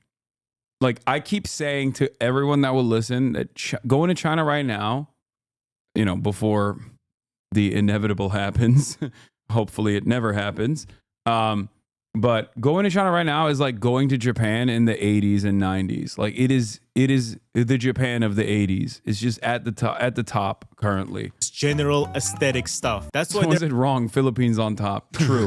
Pinoy gang. There are weeaboos and not China-boos. China would have a very good chance at scoring points here, but Mao decided, I'm destroying the culture and I'm killing pigeons. Fuck you. Japan just looks like the best place ever, man. I'm actually gonna apply for a visa to go there. It looks amazing. And I haven't even watched anime in a while. Okay, like Tokyo is the coolest city ever. We all know this, but there are so many other gems in Japan as well, such as Okinawa. And this is literally just a tropical island. And just so many absolutely gorgeous little towns that has everyone soy facing. China is also beautiful, but the real deciding factor is, would you rather travel to a Chinese village or a Japanese village? See, the Phoenix Ancient City in China is a cool place. It's basically like the Kung Fu Panda as a town, and it looks very nice, but come on, man, Japan, bro. Also, if we're counting Hong Kong, because they're not We mainland are. China, Hong Kong is fucking amazing. It's beautiful, amazing public transport too. And someone told me that. Let me tell you where you're not getting a visa from,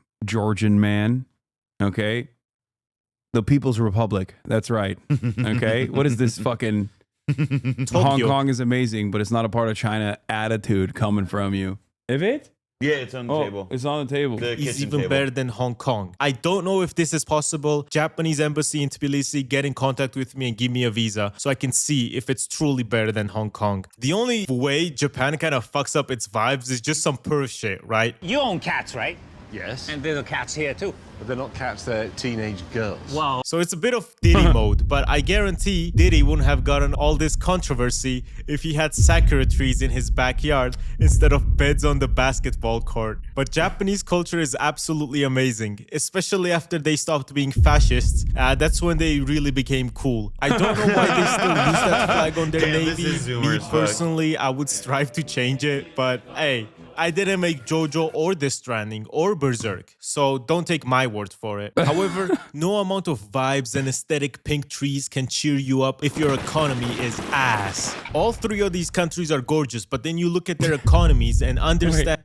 World's angriest country. Ass. All three of... Hey, yo. Chill, bro. Chill. Chill. Okay? Fucking chill. Oh, my God.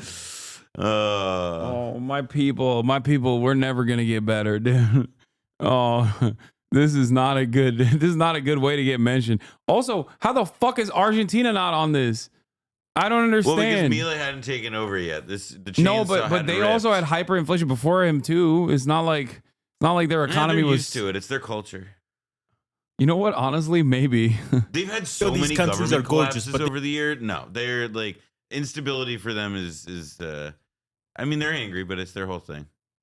And you look They're- at their they're economies chill. and understand why they're so angry. Lebanon having a black market currency rate, Turkey having their official currency rate, which is somehow worse, and Armenia having these real estate prices. I'd be mad too. It's a reasonable crash out. And China has been growing a lot economically, and generally people have been enjoying a higher quality of life. It is also probably gonna become the biggest economy on the planet, but they have 1.4 billion people, which means their GDP per capita is less than $13,000, which means it's lower than Mexico, Kazakhstan, Chile, and Bulgaria. Because Yeah, I mean, this should be a fairly decent indicator that like maybe that metric is not Yeah, it's the not best way to understand quality of life. Well, because like GDP per capita means that like somebody in Mississippi enjoys like a higher quality of life than somebody in Hamburg. You know what I mean? Yeah. Like, there are other things to look at here, but it's also not. It's not like I will say it's not totally wrong. There are a lot of like Yeah. China still has a peasantry. That's not something that Yeah, the U.S. yeah. has. But also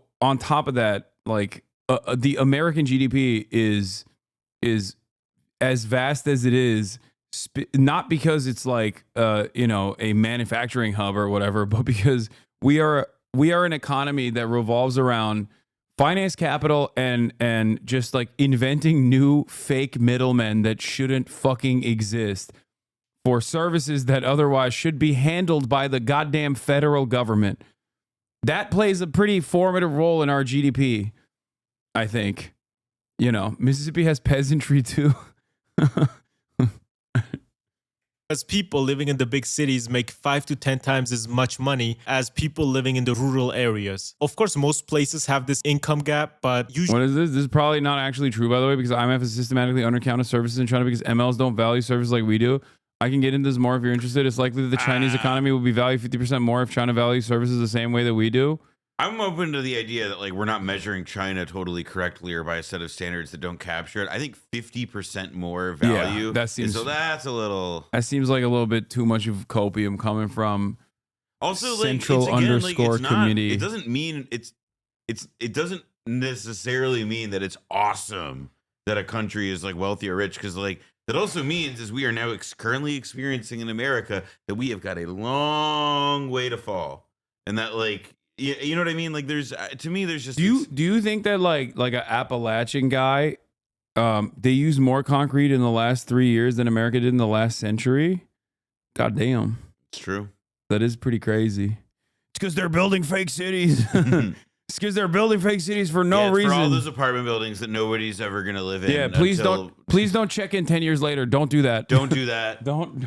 Well, 10 years later, they'll fucking point the finger at Also, another like, new city being built. Like and by the way, like we have had. I know that it seems like alien in this particular moment, but like in the 1980s, like there, like you had like apartment blocks in like Texas and like Sunbelt cities that were like teetering into dust because there was nobody buying them. Like it's not like it's a problem that we've never had in any event.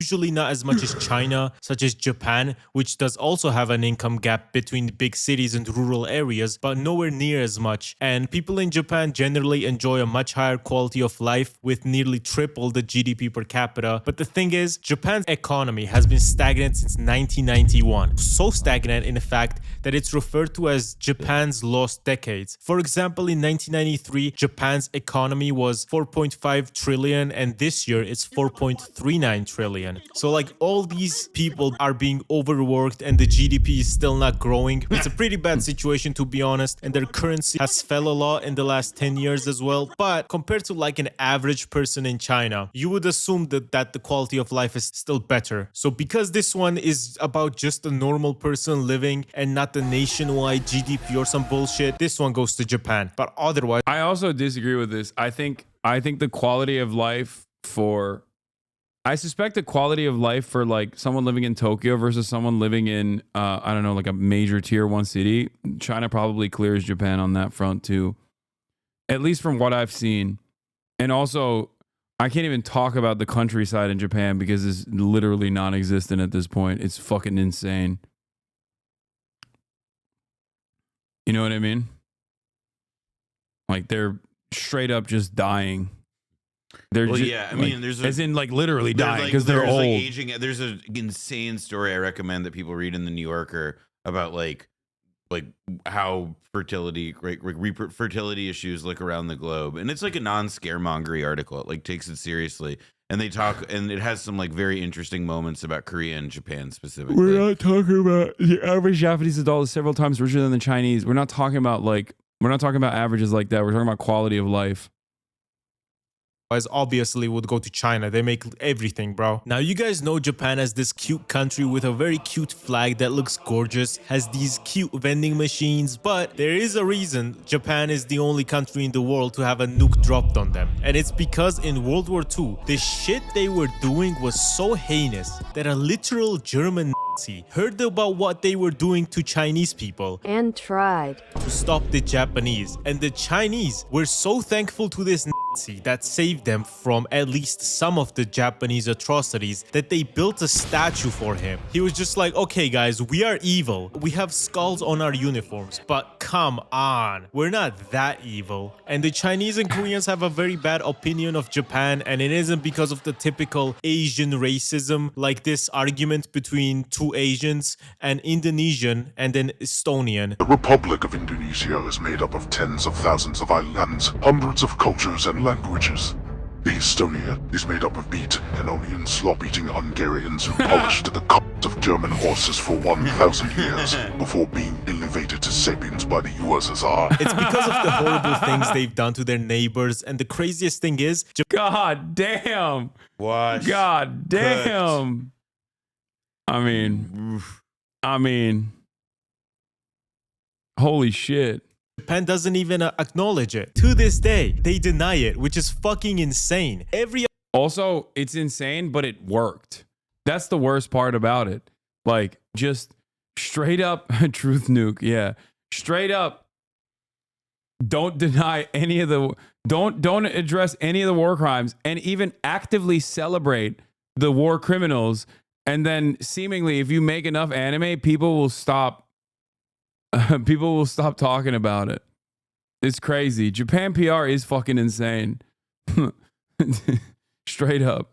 The other Axis member was like, oh, we did it and we're so sorry. But Japan doesn't give a fuck. A World War II General Secretary literally wrote a book named Fabrication of the Nanjing Twitter, where not only does he deny it happened, but blames the war on the Chinese. Or when the governor of Tokyo was being interviewed by Playboy in 1994 and said, people say that the Japanese made a Holocaust, but that is not true. It is a story made up by the Chinese. It has tarnished the image of Japan, but it is a lie. Imagine if the governor of right wing just doing a little spicy geopolitics in Playboy. God, the 90s were crazy. Dude, the 20th century, really. No, right-wing Japanese people are so insane and so funny. I love learning about Japanese hogs. When I was there last time, I got a better introduction to it. There's this attitude that like the Korean comfort women was also made up. Like they claim that it's also made up, and that the Koreans made it up to like get reparations from the Japanese, even though they still kind of deny it. But also simultaneously, there is like some pay. I think there's some payment structure in place. But that attitude, I've talked about this before. That attitude is now amongst the new right wing movement growing in Japan, has seeped into Assassin's Creed.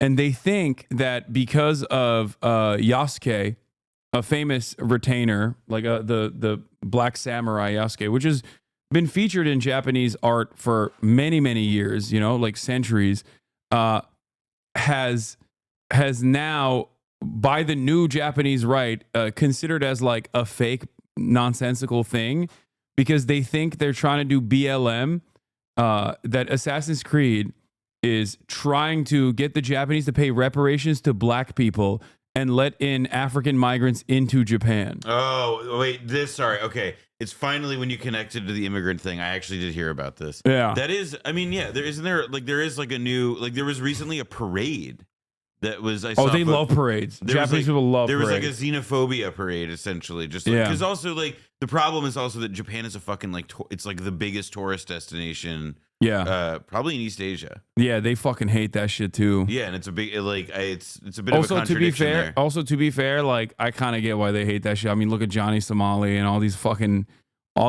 goddamn streamers, cake streamers especially, going to Japan and fucking it up. I'm sorry, you are missing the OG Japan "don't do that live stream, dude" moment, which is obviously the Suicide Forest. Oh yeah, that's true. Oh, Logan Paul, you're right. And playing the Pokemon with Asian people. Yeah, the new crop of live streamers have made me forget that they forgot their elders. They forgot the people who were racist and then had to do multi-part apologies who came before them.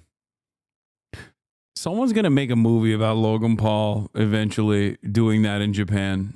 I'm not ready for that. That's when I'm gonna know I'm old. Berlin said this, bro. It would be fucking insane. But all of this does not matter if you're living in a society that isn't free. China does not get a lot of party switches. It's always just the CCP. And the main changes that are their policy changes. So they've been in power for 75 years straight. Isn't that crazy, guys? While on the other hand, Japan's ruling party, the Liberal Democratic Party, has only been ruling for 69 years. Take that, China. They've been... Dude, that was a really I always love pointing that out to people that are like, China is not a democracy unlike Japan, which is a democracy, even though they also have a one-party rule, which is different in China when it's a one-party rule, whereas in Japan it's cool because the CIA, because America wanted it that way. Sony, Casio, yeah. Well, I guess not that different from Korea either. No, it just seems weird that whenever America has a foothold in your country and basically uses it like a fucking fleshlight, okay, for its military operations against the bulwark of communism, it turns out that you have a very similar structure. One-party rule dominated by, what's the Japanese term for it? That also exists in Korea too. The Chaebol, but originally it was what is it, Zaibatsu? No. Yeah, Zaibatsu. Yeah, Zaibatsu. Yeah, sorry, not a fleshlight, but a tenga. America uses Japan like a tenga. Yeah. The Zaibatsu structure, which is not dissimilar to the Chaebol structure. Well, it's interesting because there are differences. Like, so for example, like the way South Korea resolved that was that it was basically just a military dictatorship until like the 80s. And then what happens subsequently though is that like their system has been set up so as to almost have like a kind like it's like I mean it produced the instability that we just saw because basically it's one party in, one party out, one party in, one party out because of the whole term limits thing. Like it feels like they're two different ways at like entrenching the same kind of establishment and political economic structure. Yeah. Korea one time had a liberal takeover and talked to the North, went right back. Yep, Moon Jae-in. Yeah. You know, I mean, Donald Trump's going to unify Korea. I don't think so. No, I mean, it's, you know, I JD that's one where I would love to believe. JD Pondon, but JD I do think that he was mainly also jumping in on stuff that was already like developing and percolating on the peninsula under Moon Jae-in, and like he's always looking for a deal, but he loves it. He loves a that deal, but I don't think there's a deal right now. I will never forget. There's not a deal. No, of course not with the current situation in South Korea. The interesting way in would have been through Russia, maybe. Yeah. Considering that we're now trying to make Putin our pal, but even that is like has a time limit. Yeah.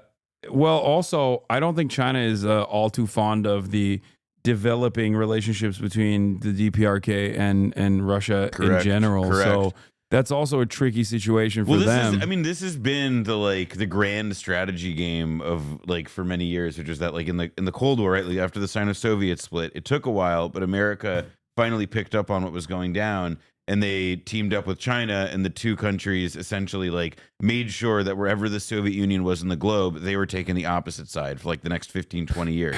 Yeah. And so, I mean, now you see the kind of same thing where it's like, all right, like, well, China and Russia are, you know, nominally friends, part of this like grand strategic friendship that they announced not long after the Ukraine invasion. But you can kind of see how, even though, you know, before it was China, now it's Russia, that like you can see perhaps that like Trump is doing, if there's like one dimension of what he's trying to do that may last, it's that like we do have an interest in trying to befriend Russia and trying to use them to like put pressure on China.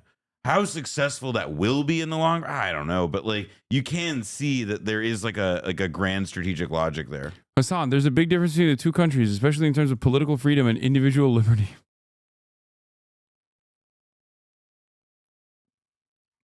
You're right. I'm sorry. I apologize. I didn't look at the National Endowment for Democracy-backed metrics for freedom before saying the things that I was saying. You're so right.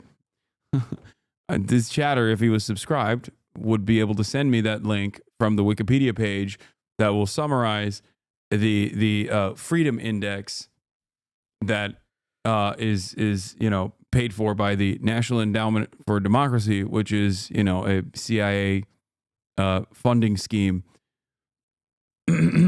Formerly, now defunct. It's gone. We got rid of it. Well, nope. Amy Covid Barrett saved it. Oh, right. Oh, yeah. Well, did you see how she saved it though? How? It's not ideological. I thought it was like, oh, Amy Coney Barrett siding with the moderates. Apparently, they appealed the Trump people. I'm not kidding. The Trump people appealed the wrong order in their like. Oh, it was a process. Yeah. Decision. Oh, I didn't know that. That's what there was an article in Vox that was very difficult. That was not well written. But like somebody pointed it out to me, and it's true. Like there was an error, which is awesome. It's very funny. God, they're so incompetent. Ruling Japan since 1955, except for one corruption scandal where they were out for a year, and between 2019 to 2012 where they lost and then immediately got re-elected. Also in both countries, if you find yourself in a courtroom, you're cooked. Both China and Japan have a 99% prison conviction rate. Saul Goodman is not going to be able to save you. If you end up in a Japanese or a Chinese... Okay, the only thing that I will say, to be fair of this, is that the American justice system is notoriously way worse than both of these countries. Even though he's right, they will force you to say that you're guilty, but the punishments in comparison to the American criminal justice system are like not even comparable. There are people who stole candy who are serving like life in jail. Yeah, like that's not a lie. That's not cap. Like that is a like more or less like that is like the state of play in parts of this country. Yeah, we have a much worse prison system than every other country, I would say. Like maybe I don't know. Like people say like Russia. I know people always because of Midnight Express or Midnight Orient Express or whatever. No, it's called Midnight Express, the Turkish prison movie. Yeah, like people always think like Turkish prison system is like so much worse, and there is a lot of political repression, political persecution in Turkey, of course. Like there's no free speech or anything like that. But even then, even with all of that, like with the exception of El Salvador, I would say the United States is like the worst. Well, there's the historian Bruce Cummings. We use this quote in season 3 of BlowBack, but like he makes this point about like North Korean labor camps and how like even in North Korea, like people who were sentenced to internal exile, let's call it, sent to a labor camp, sent to some other kind of prison camp, they could bring families with them. There was a there's like a caricature we have in our head of the severity of the prisons that everybody else has, in part because of the imagination that in our imaginary we think they're so primitive and so brutal, when it's like we have antiseptic, sanitized, like perfect new machine, computer controlled, whatever. Not to say that they don't have those in other countries, but just that like we have something far more brutal by many measures in our own country, and that Bruce Cummings, the historian we interviewed, and he wrote in a book, he calls them our own gulags, and he's totally right. I mean, there's a famous book by the famous prison abolitionist Ruth Wilson Gilmore called "The Golden Gulag," describing the construction of California prisons. Yeah, I mean, it's not an accident that we have the. I believe we still have the highest. Maybe El Salvador might be beating us now, but we did have the highest. Prisoner density, prisoner per capita. I think we can say like America's prison system, at least to me, like when we say something like it's the worst one or whatever, it's in part like it's a numbers thing. Just like we're a huge country, we imprison a lot of people, but also like the breadth of the injustice and how we use our prisons to solve other problems. Yeah. Combined with the fact that poverty, like, in many circumstances, just simply abject poverty, slavery, and also employment that we use. We put prisons in places where there's underdevelopment and uneven development, and we use prisons essentially as like a labor suck, but serve no other and for-profit prisons, of course. I mean, a minority, but a still present and meaningful part of life here with core civic and the like. Yeah. Chinese core, you are cooked. However, where Japan really beats China is the fact that Japanese people can go on YouTube and watch this video, while Chinese people need a VPN to watch this. The Great Firewall of... It's not bad. That's good for them. It's keeping... I think there might have been a time when it was, to make sure that there wasn't propaganda and CIA initiatives like the curve back. But I think now, every day I log on to Twitter chat, and the things I see on there are abhorrent. Makes you think maybe the Chinese had a point. Yeah. Maybe they had a point. Maybe they knew something about the internet we didn't. I don't know. Every day I fucking log on to Twitter and I think to myself, perhaps the Chinese were right. Okay? Why the fuck would they ever entertain that kind of shit going into their social medias? You think? I don't think there's no Chinese Aiden Ross as far as I know. No, because he'd be in fucking prison. He would be in prison. He would be in prison. He would actually just be in prison. He would have already been rehabilitated, talking about the fucking glorious. Yeah, Chinese Aiden Ross would now be like forced to spend years like apologizing to women. Yeah, in front of crowds of people. He would make Puyi look like a terrible story where no rehabilitation happened. Okay, like he would. Yeah, he would make Puyi look like a villain. The Chinese Aiden Ross, respecter of women. Chinese Aiden Ross is like planting trees with little kids. Yeah, he's like emphasizing his reform. He's saying donating all of his earnings to Nanking Restoration Project or whatever, and like explaining that giving like presentations on the dangers of internet. Yeah, like why too much internet bad for kids, and also how like eventually he was like. He eventually learned how to read after like a large like chunk of his life not knowing and being confused by letters and whatever. He could maybe even, like Xi Jinping, go to the countryside and then come back and become a powerful party member and a valuable part of the Communist Party of China. That's all I'm saying. Like, Xi They Jinping. actually are like straight up when we think about like who needs to go to the countryside in America. Yeah, kick streamers. Absolutely. Yeah. First on the list. Yeah, just like most like most social media content creators that are outwardly right wing, for sure. You gotta work at the farm a little bit. You know what I mean? Just a little bit. Just like pick onions. Yeah, write every day about all the counter-revolutionary sentiment that you have in your heart.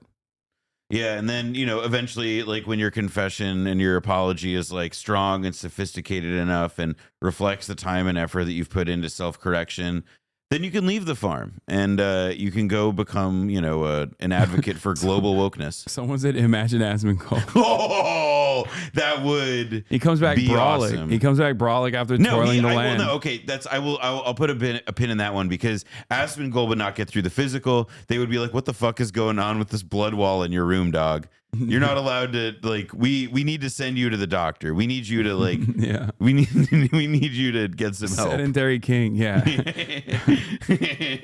Aiden Ross, welcome Asian Ross.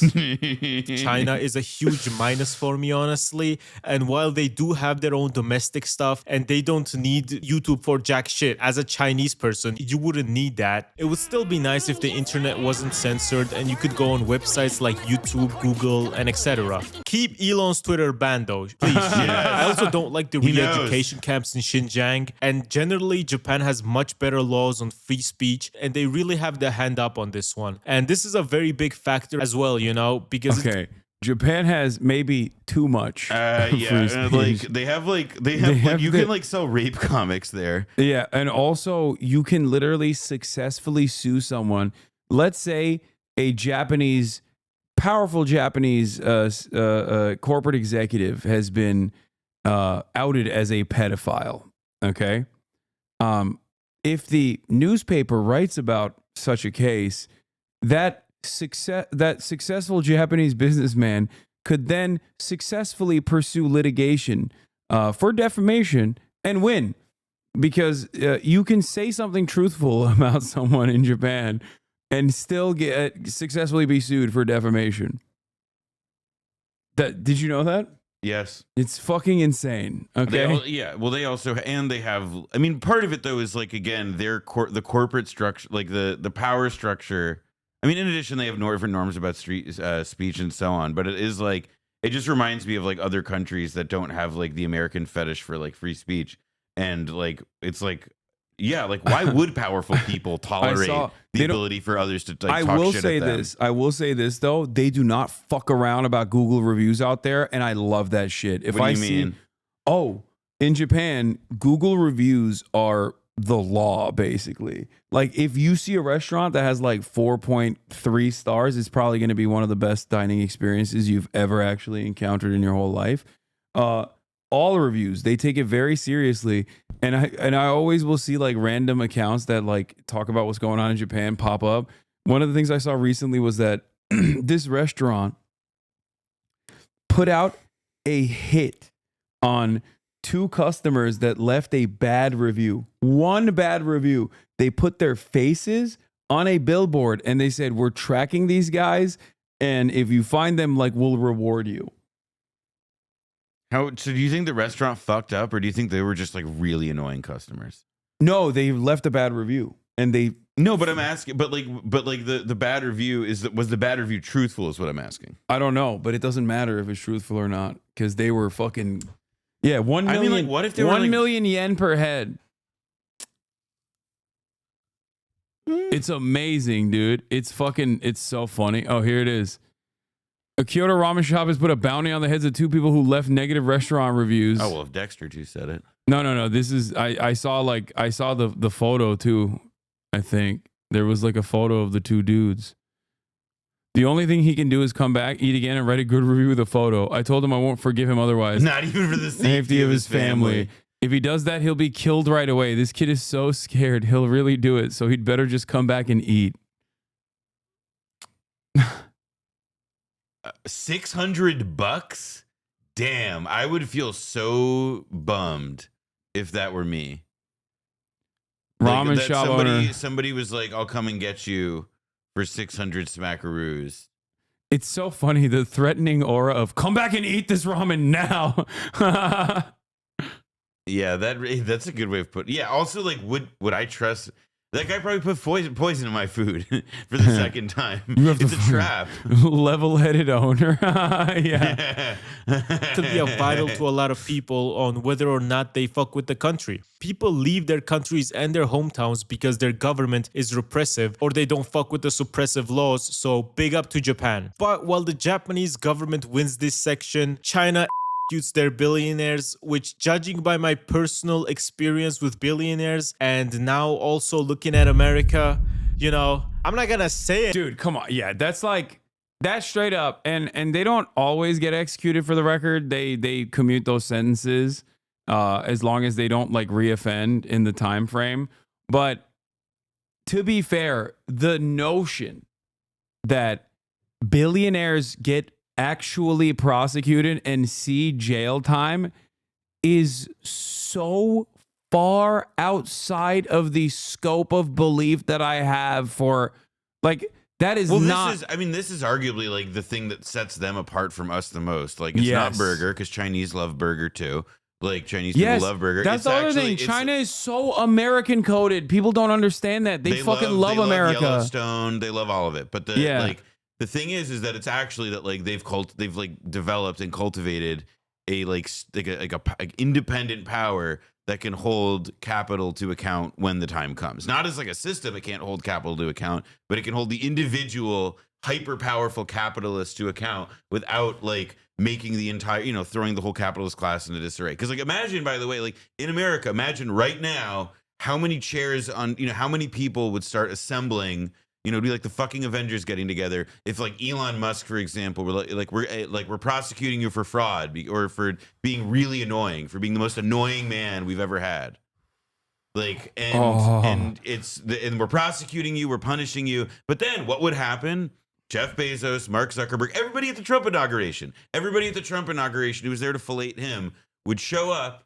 And the surrogates for everybody else, the whole thing, they would align, and it would be impossible. It's already barely possible to prosecute people for rug pulls. My other favorite thing that they do is also they just basically do this and go Chinese Prosperity Fund now.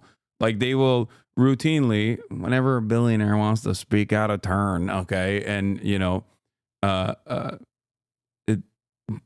criticize the Chinese Communist Party, they'll go up and they'll say, hey, it's time to add to the Chinese Prosperity Fund. They do. They actively will go after wealthy people when they feel as though their wealth is now a threat to the power of the government. Americans think about that with a fucking 1997 Honda Civic as the only thing that they have to their names and go, that's terrifying. That's fucking terrifying. What? Like, don't worry, big dog. They're not coming after you. You know what I'm saying? Like, that's Americans think that is scary, which is very funny because why the fuck do you care? You're never going to be in that position. Okay. None of us are going to be in that position. Anyway. The latest case of this, China literally made the top delivery companies give their drivers full social benefits. Chinese equivalent Amazon DoorDash will pay full social benefits to delivery drivers one day after Xi met with private sector leaders. That's when we'll wait on the receipts for it. Yeah. Interesting. Well, I'll wait on the receipts for it when CBS Mornings covers it as a negative. When they cover it as the Chinese government is extorting American delivery companies, forcing them to make their workers pay.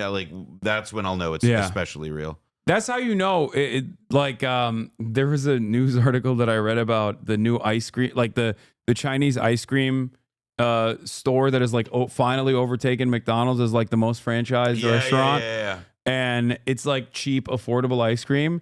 And they basically, the news article covered it as, because China has a genuine crisis in their economy, that this affordable ice cream is the only treat that they can afford, and that's why it's. Oh my god! That's why it's growing. Dog, I was at an R1 research university this week, and I was talking with somebody, and somebody told me that 2 students in their class were sleeping in their cars. Like, they're the ones with a crisis. We're just the ones that like have university students as like homeless.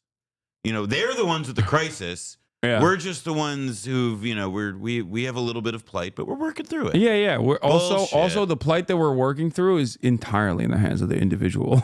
Like, that's all your fault. Oh, are you poor? Are you homeless? Well, that's a moral failing, and you individually did that to yourself, and you probably deserve it. Just remember that, okay? It's great. Everyone that starves under global capitalism is directly responsible for their own demise, okay? It's only communism that kills you actively. Anything about it, but there is a reason why Jack Ma is not in the same position as Elon Musk. Anyways, Japan still wins over China. But is this restrictive government worth it? Because Japan's economy has been stagnant since 1991 and China's has been growing, so they must be doing something right, such as China going from a rural poor country to basically a cyberpunk that also makes amazing tech. It also is kind of crazy when you think about it. I'm not. Hold on, let me put my apolitical. There we go. Look, as an apolitical guy. There we go. I am beginning to notice that this whole like agrarian farmer peasant society becoming like a global competitive superpower thing over the course of like, you know, a couple decades is like a consistent thing that I've seen in at least nations that say they're sympathetic to communism. I don't understand it. I don't know. I don't know. I'm just saying, like, it just kind of feels like sounds like you're noticing. I'm just noticing that. Yeah, that is a thing that I did notice with, well, you know, the USSR as well. Now that you mention it, it kind of popped in my head. It's just keep noticing, dog. Yeah, it's just as an apolitical guy, I have seen this common thread. Interestingly enough, don't know what it is. Sounds like you're straying from the apolitical position. Communism bad? No. I would never say that. He would never say. I would never say communism bad, good. He would never say that he's apolitical. He's centrist. Yeah, but yeah. You got to understand. We're just noticing some stuff. Yeah, we're just noticing some little things. Technology and has also emerged as a dominant superpower instead of Japan. If Japan disappeared tomorrow, I would cry. And if China disappeared, every single thing would shoot up in price and everyone would be like, fuck.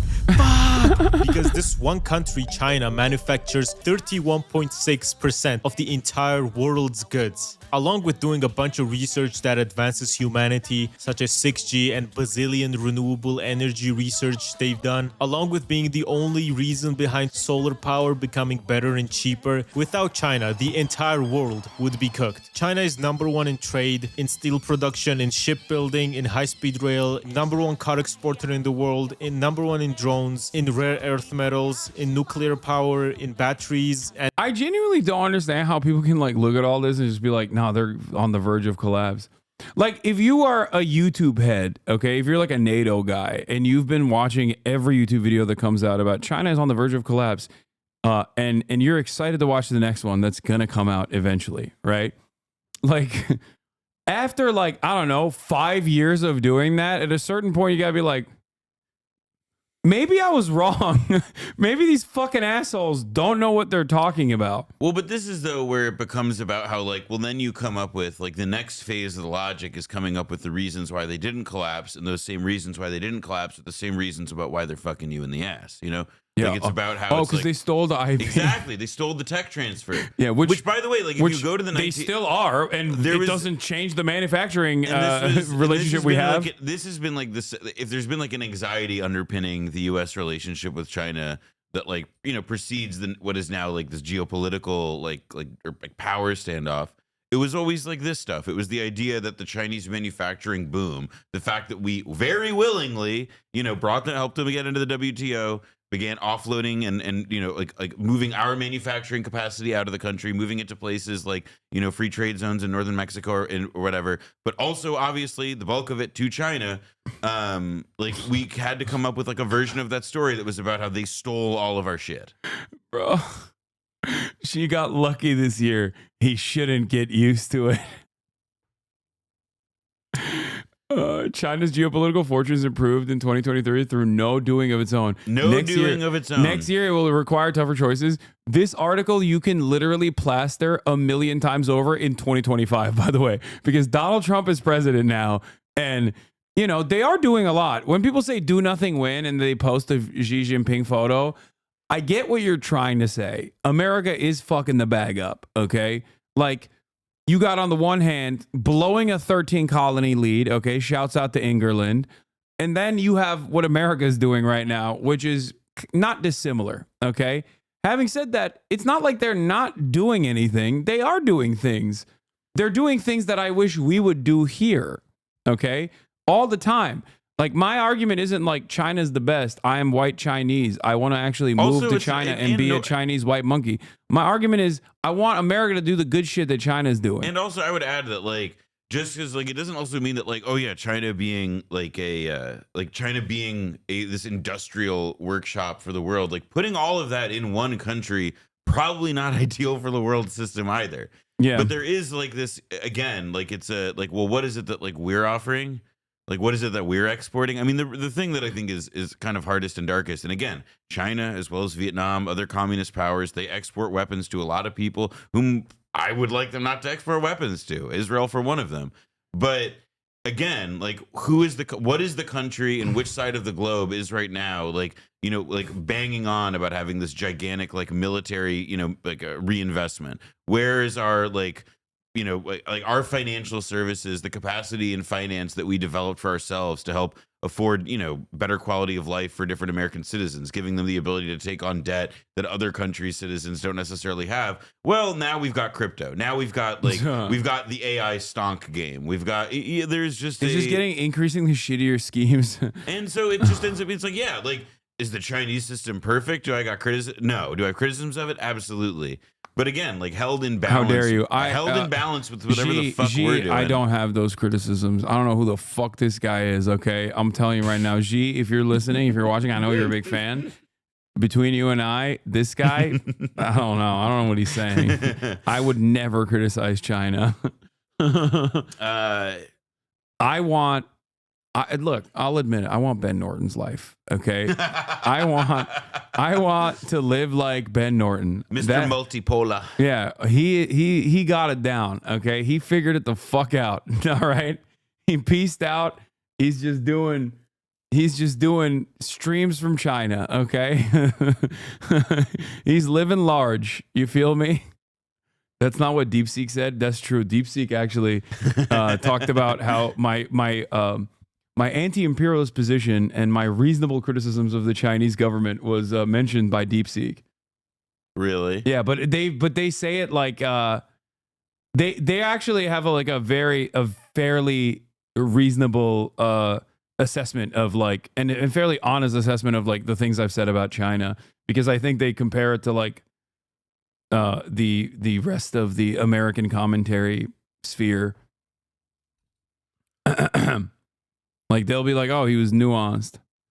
And in solar, because everybody else just said death to China. Yeah. It's not really a competition. China gets this one. Now, what you watched was my video, right? I would say I hope you enjoyed it, but fuck that. I know you enjoyed it. So please like and subscribe for more videos like this. I'm trying to reach my own Project 2025 here. And another banger. Yeah, like and subscribe, and goodbye. It's impressive Zoomer work. No, yeah, Gatsu, Wow Mao, who is my editor, but also has never edited anything for me. There's a bunch of them that are very funny. These, like, meme accounts that do, like, videos like this. Gatsu's been killing it. Wow Mao, you fucking piece of shit. I should have never even tried to hire this motherfucker. Okay, this motherfucker he has not edited a single dang thing for me. Do you understand? What is this? USA is doing this shit. Legendary fall off. What? Elon and SpaceX got to be stopped. This debris field is massive. That is pretty big. That's like all of Cuba. I mean, cool. We just dropped a bunch of shit on Cuba. Oh yeah, here was the Haiti and the DR. Here was the DeepSeek. Oh, critique of Western media imperial. Hasan often challenges U.S. media portrayals. I don't think we exaggerate. No, read it out loud, dude. Hasan often challenges U.S. media portrayals of China, arguing that they can be biased or exaggerated, particularly in contexts like COVID-19 origins or human rights issues. He poses xenophobic rhetoric and scapegoating, emphasizing the need for context and skepticism toward U.S. government narratives, given historical precedents, e.g., Iraq WMDs. 2. Recognition of Chinese achievements. He acknowledges China's success, such as poverty reduction and infrastructure development, viewing them as notable socialist achievements. However, he distinguishes these from Western capitalism, sometimes referencing socialism with Chinese characteristics. 3. Authoritarianism and human rights. While critical of U.S. imperialism, Hasan does not unequivocally endorse China's government. He likely critiques authoritarian practices, including labor and environmental issues, and advocates for independent investigations into human rights concerns, for example, Uyghur treatment, cautioning against using such issues to justify U.S. intervention. Taiwan and Hong Kong. Aligning with anti-imperialist principles, he likely opposes U.S. interference in China's internal affairs, including Taiwan and Hong Kong, supporting the One China policy while condemning militarism and Cold War-era antagonism. Damn. 5. Economic and global influence. Hasan might view China's rise as a counterbalance to U.S. hegemony, but remains critical of state capitalism and potential neocolonial aspects of initiatives like the Belt and Road. That part's not correct. Yeah, that also is just, I wouldn't hold you to that. In essence, Hasan Piker's stance is a balanced critique that rejects both U.S. imperialism and authoritarian tendencies in China, advocating for a nuanced approach that recognizes complexities without outright endorsement or demonization. DeepSeek on top, baby. That's right. DeepSeek on. If Ethan Klein used DeepSeek instead of ChatGPT, yuck. Okay, he would have known better. Oh, he would have known. I love Belt and Road. I'll send you postcards on the high-speed rail after Elon arrests you. Bro, you are not getting in, okay? You are not You're going to be just as cooked as we are, pal. No, he glazes China way more than I do. He will get so he's getting first and he's getting on the boat out. Oh, for sure. He will get the Ben Norton. I think Mike probably glazes China more than I do. I would say he's like the one guy that glazes China more than me. Yeah. If the old one use DeepSeek, yeah. Although, can Westerners use DeepSeek still? I thought they like closed accounts or something. I don't fucking know. I don't use AI. I don't use AI shit. Yeah, Are we boomers for that? I feel like it's a principled stance, and also it's stupid. It's principle, but it's like I've yet to encounter like. Here, I'll give you an example, right? Like before AI, ChatGPT became the frame through which people talked about this. Like I've used things that are like AI audio transcription that save me a lot of time and pain in my ass. But like the idea of it's like I'm going to rely on this magic text box, and by say magic, I mean that like a text box that doesn't show its homework and gives me false shit all the time. Yeah. What use do I have for it? Yeah. No. What use do I have? It's like asking your friend who's like very convincing, but who doesn't know everything. And I'll add that like I think that there are things that it's useful for in like a simple like if you like there's office job stuff that I can see it useful for, and like I'm not going to begrudge anybody for using that, but like for the things that I do and that people have tried to shove it down my throat or like really really talk it up to me. It's like everything that they're describing. It's like, no, I've got a better process for that I do with my much smarter human brain that processes the information. And that, by the way, like people are paying for me to do, not for like a shitty computer imitation of me to do. Yeah.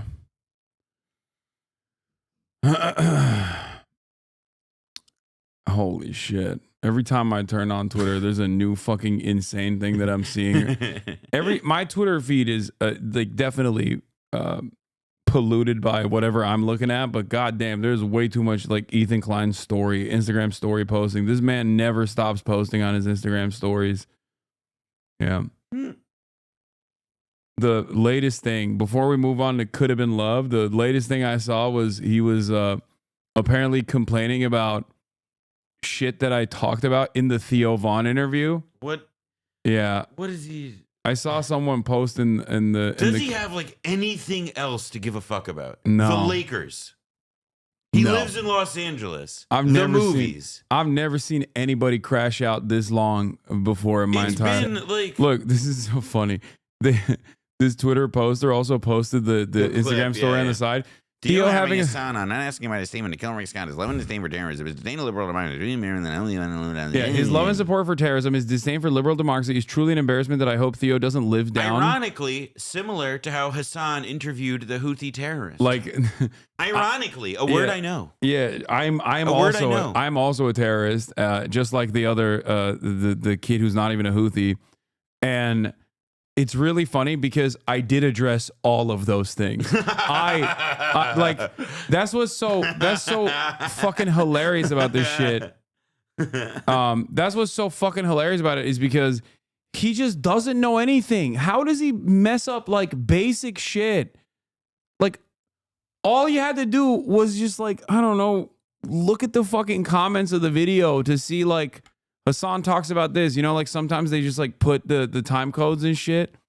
You know what I mean? I mean, here's what I'm thinking now. I think that whenever you do new content that's not your streams, but like when you go to Theo, when you do, you do like Theo Von or something, what you've got to do is you've got to time code and like, send a transcript to Ethan so that he doesn't make these mistakes.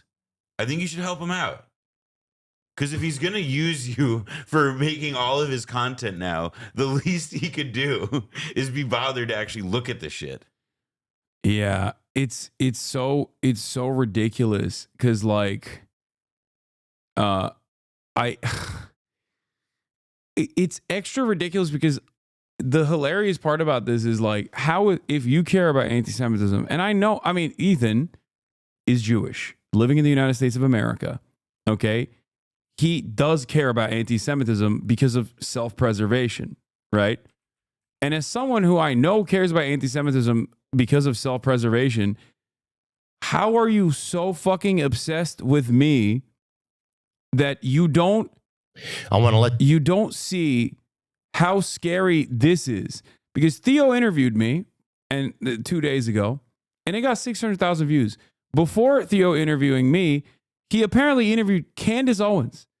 That interview got 1.8 million views. Okay?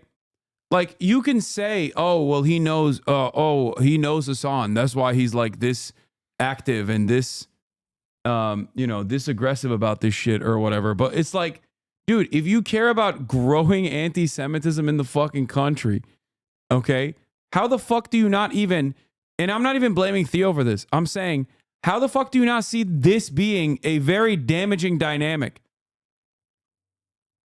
Okay. Well, I think it's because, again, he doesn't like this right here implies that Candace Owens didn't make Ethan look bad. Yeah, Candace Owens isn't the reason that like people who watch Ethan's streams say like you sound like a fucking idiot to him. Independent of anything else. Okay, you're getting mad at a dude.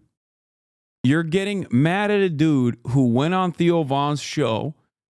Okay, to basically talk about progressive values and try to claw back a little bit of this media space from the incredibly dominant right wing, okay?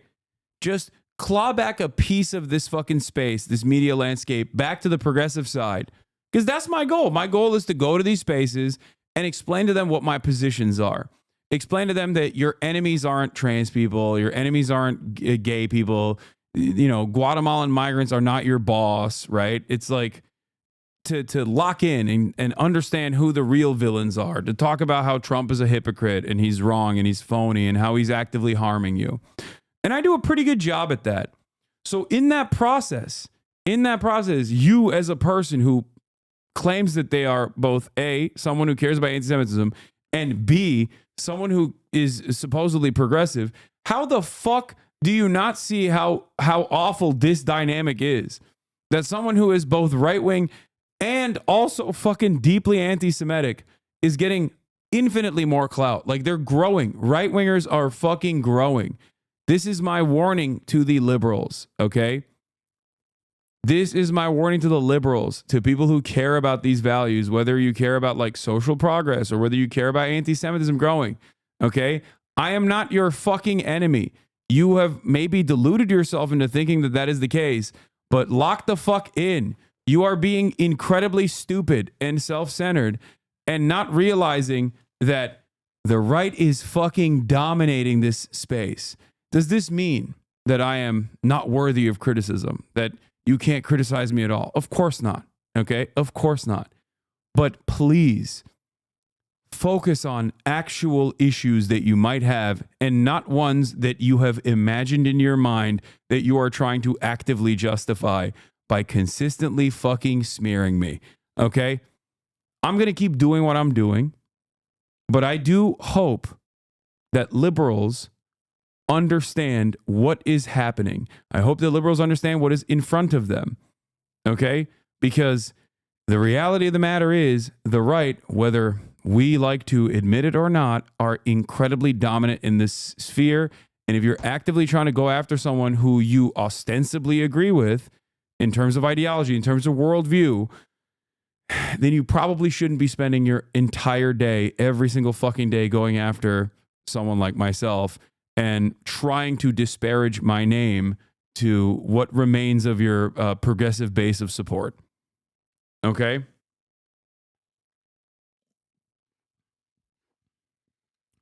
Or maybe you just don't give a shit. I don't know.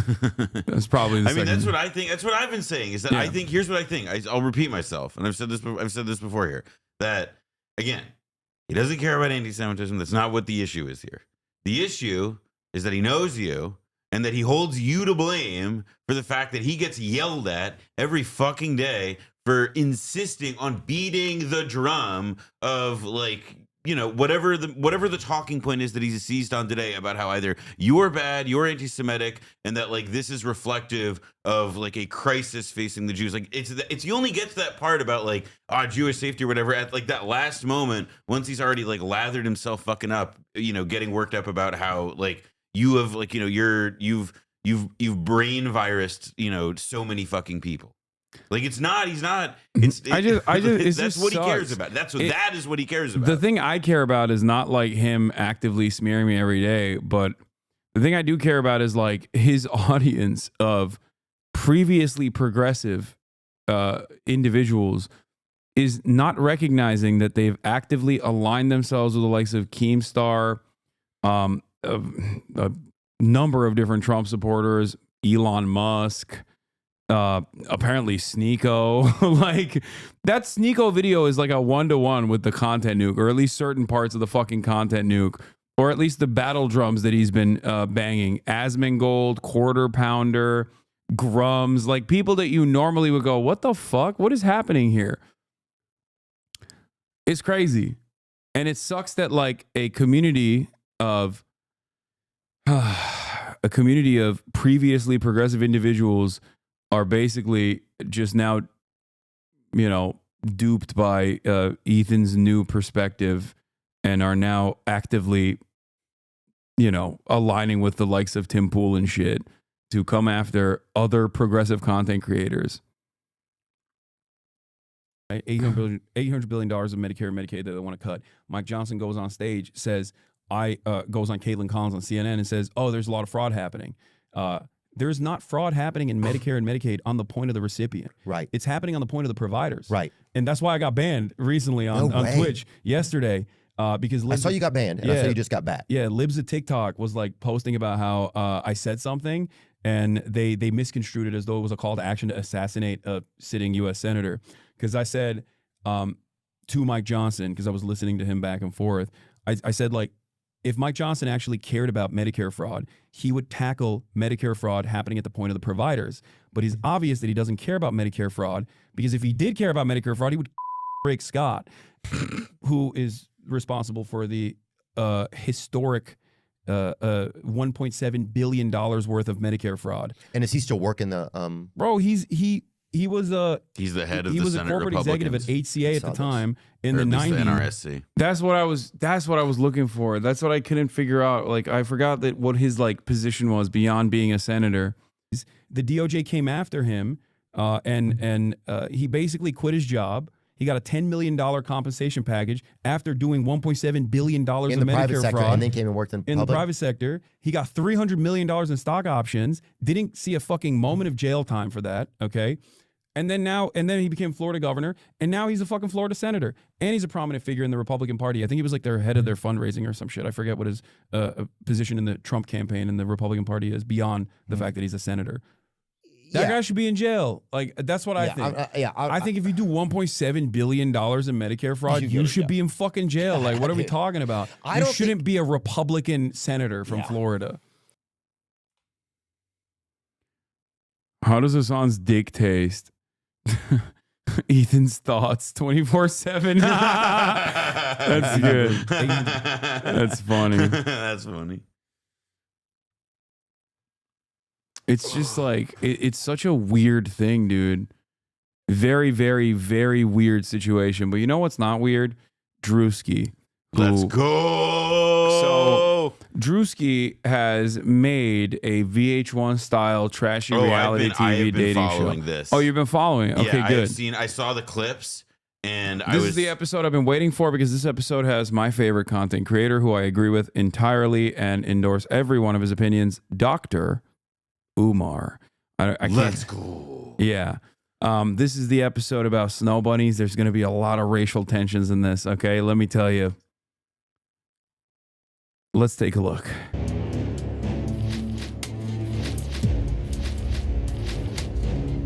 She got like 2 meatballs in the back of her. You feel me? What's that supposed to mean? You got a big booty. Get the out of my room! This week on Could Have Been Love, Dr. Umar sees the world of relationship absent of color. I know they didn't bring Dr. Umar here to evaluate a bunch of non-African queens. Spiritually transmitted diseases.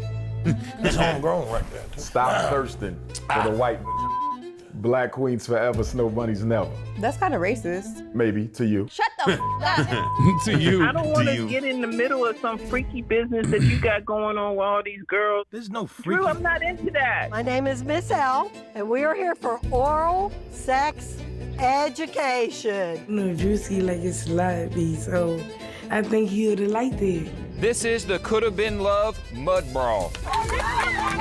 Oh my God. Keep it clean, bro. And the physical, to the detriment of the intellectual. 4 ladies are going home. Meatball, why the long face? Just saying. She's my favorite. Gotta go. I ain't saying what it was, but it could have been. Oh, I love it when you walk like that. I can't lie, I want that all thing. What are you exposing? Friend of the show, Noah Kulwin. That's what I will say. I have never seen that spelling before. Impressive. That's like he made you Catholic. That's like you're Irish Catholic. Oh, no, it looks like Welsh to me. I'm Welsh now. Yeah, Noah Kulwin. Noah Kulwin. I can subscribe in good faith with this behavior of yours. Your behavior of yours. Yeah, I'm gonna be honest. Hasan didn't need to expose me to DRUSKI. Could Have Been Love. I have been watching some of it. Yeah, as much as I can take. No, you can take it. This is it's so this is good shit. Well, no, it's Dr. Umar. Yeah. Are you out? It could have been me. It could have been LOV. All right. It could have been love. It could have been. It could have been love. Could have been. While other experts claim the topic of love is as simple as black and white, this man believes it exists somewhere in the gray. As literally the #1 therapist in the world, Dr. Umar sees the world of relationship absent Caleb was of a color. really good pick for this. Whether black, white, Asian, or midget, it's all clear to him. I'm hanging out in Georgia with my big brother DRUSKI. Could have been love. Who will be his future queen? I know they didn't bring Dr. Umar here to evaluate a bunch of non-African queens. Black queens forever, snow bunnies never. What's up? What's good? Voluptuous woman. Thinks she might have had a little work done. That's her business, not mine. First question. He's so understanding. Like he's saying, you know, that's your business if It's you not did exactly. that. That Respect. is open-mindedness personified. Yeah, this is a man with conviction. That's it. Except for that one time in that Cherry Hill Mall in New Jersey. Except for that one time. Except for that one time where convictions failed for a brief moment, albeit for a brief moment. With just a simple small lapse, that's all. Yeah. Background. What's your ethnicity? I'm Lebanese. I'm Middle Eastern. As a young Lebanese young lady, why would you be interested in dating a black man?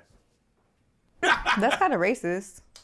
Maybe to you. God, I don't know who the. He actually liked that though. Yeah, he liked that response from her. Well, because it is the proper response. Yeah. If it is like, so do you have any hang-ups about dating a black guy? The only answer to that is, that's kind of racist. That's true. Owned. 0.1 for Snow Bunny here. He think he is. I don't even know who the that is. But I'm not with him. That man is racist as. Being Dr. Umar, it's a no-go on the interracial relationships. Why do you want a black man? I feel like people don't realize how hard that really is to do. Well, she's also a good girl. She understands me. You know, we met at the club last night, and she's a good woman. What do you think you bring to the table? What's 3 qualities you have that you think would fit perfectly with his life path? I'm ambitious. All right. I have a hustle, like a strong hustle. Okay. Good support. Another word system. for ambitious. Yeah. As well. Yeah, she A supports. good- yeah, and I'm loyal. Like I'm very, very, very loyal. Ambitious, strong hustle, loyal, good support system. A lot of women would say the same thing. What That's fine. separates you? I am the table. There ain't nothing more to talk about right now. Show him. You can stand up and show him. About table. Oh no, you can stand up. You can show stand him, up. He's show him your assets. No. Dr. Umar, and don't He show me famously that. hates interracial relationships. I don't know if you caught that. Wait, what? What? What? Dr. No. Umar? No. Okay. Black queens forever, snow bunnies never. First of all, I told you I wasn't a snow bunny, so why the is you calling me a snow bunny? You don't even know what the you're talking about, and the internet eats you up. The is really wrong with all y'all that watch him. Okay, I watch him, and I think that's disrespectful. That's crazy that you said that. We are apolitical Dr. Umar supporters. We are apolitical for everything except for believing in the word of Dr. Umar. He lame as in my books. I didn't say anything that was offensive. Asking a non-black woman why you want to marry a black man when black women don't have enough black men to marry them, that should have not been offensive. Like, ain't nobody looking at you. You see, that's racist. You're racist. I don't care to even talk to you no more. I'm so sorry. I can't talk to him. When I told her to step up, she said she'd bring the table. So I got you. Yeah, I got you. You've seen it sit on that shelf. I got you. It sit up on the I shelf. got It ain't black, but it looked like. She should have answered that question. you feel me? Nah, you right. You gotta answer that. Right. Answer Right. that. Yeah, you right. Because you're in America. You know what I mean? Answer that. He said black queens over snow bunnies. I'm not a snow bunny, and even if I was, why is you saying that?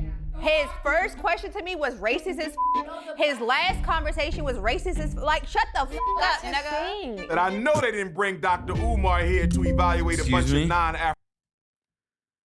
All right, well, tables have turned. My sympathies are elsewhere now. I would like to. Noah's saying he's now on her side. Whoa, whoa, whoa, whoa, whoa, whoa, whoa, I would like to stand by my previous convictions of supporting Dr. Umar. He never doubt the doctor. He exposed her. He exposed her for her snow bunny ways. I need an apology for him for Dr. Umar. Yeah, being a snow bunny is a mindset, and she demonstrated that regardless of her Lebanese background. African queens. I gotta find a way to get these tickets, man. Hey, me. I'm telling you how much I got. Me. Yo, oh God. What are you doing, man? I'm trying to buy some tickets. You don't need to buy tickets. I'm gonna show you. Just get in the car. Just trying to get some tickets. That's all. Just trying to get the best I tickets. got an app. I got SeatGeek, Morgan Wallen, Beyonce, Post Malone, even sporting events, NFL, NBA. I love using SeatGeek. You can get all that on this app right here. All right. Back here. Okay. Hey, Swayze, how you doing there? This is Good Dr. to see Umar. you. All right. Dr. Umar. Dr. Umar. Yes, indeed. Yes, indeed. What's your ethnicity, young lady? I'm Chinese. Why are you interested in my brother DRUSKI? He a funny ass dude. Okay. Seen some of his videos? Okay. Funny. I think he's genuine. Okay. Straight up. That's real. But you want to be more than a fan. You want to be his queen. What are you bringing to the table that can What am I support bringing his to the team? table? I was making fried rice for the whole goddamn team. All right. What else can you do? You got the food. What else? What was this else. look he What just else? gave? What else? A wild card. What else? How You could gotta you give me what else? Listen, you go to Asia, don't you need a translator? But he's not gonna be living in Asia all the time. He'll That's what I'm visit. saying, you'll visit. You can hire a translator. Lip Hungry Harlot, thank you for the 5 gifted subs. You want to be the wifey. What skills do you have to be the wifey? She really didn't have any answers. She said, I'm a good cook. Wait, he also was way more understanding of Nina, I've noticed, because he didn't immediately hit her with the "you're a snow bunny." Are Asian women Dr. Umar's kryptonite? It's true. There is a suspicious level of respect that he has been showing her so far. That's interesting. So far. That is interesting. He's actually asking like questions that you would ask if you didn't have the intentions of saying, this is not going to happen. This is an interracial relationship. I don't believe that this is appropriate. Interesting. Cook. Okay, what else can you do besides cook? Who is this doctor? Where did they get this doctor from? Cause everything I say, he ain't even think it's fucking like English or something. I don't know what it is. We're not speaking the same lingo. Okay, what the fuck was that? All right, first of all, I'm a good massager. Okay. Oh, yeah, I'm big Chinese. Hey, I'm a good massager. Don't forget, you done had an Asian massage or two before. Yes, sir. You know, I got hey, hold on, don't count it out. It was a clean one. It was clean. No happy endings. Yeah. But listen. But you had one. Important question for you. Oh my God. As a Chinese American young lady, why do you want to be the wife to a black man? Cause why not? No, tell me why. The black man is the most ostracized. He's the most persecuted. Okay. He's the most maligned American in this country. As a Chinese woman, how can you help a black fulfill his dream and his destiny? Listen, because of everything you just said right now. Tell me more. Listen, as a person, Chinese person, we Yes. low-key be like put up on a pedestal a little bit. Okay. I think we're like the example type shit. I think, if that's the case, why Worship can't him it for be the his same? model minority. For me, respectfully, I don't want to see him with anything other than a black woman. Oh, that's wrong. That's wrong right there. I think you mix it up to get best of both worlds. I'm saying that Chinese and black, that's the best. Her Black voice and is Chinese, crazy, come dude. on. Yeah. Black It and yellow, really you ever heard the is, song? It is Black and genuine yellow, though. black and It yellow, is just black how and she It's sounds. genuinely crazy. after like 20 Please. cigarettes. Yeah, What is he on? genuine. I would never co-sign a black man being with anything other than a black woman. Well, first of all, I think both sides, very similar situations. Okay. You may think it's very different, but it's very similar. You think it's similar? I think it's similar. So you think the Chinese American man has a similar struggle to the black American man? You can't say that to Dr. Umar. Oh, no.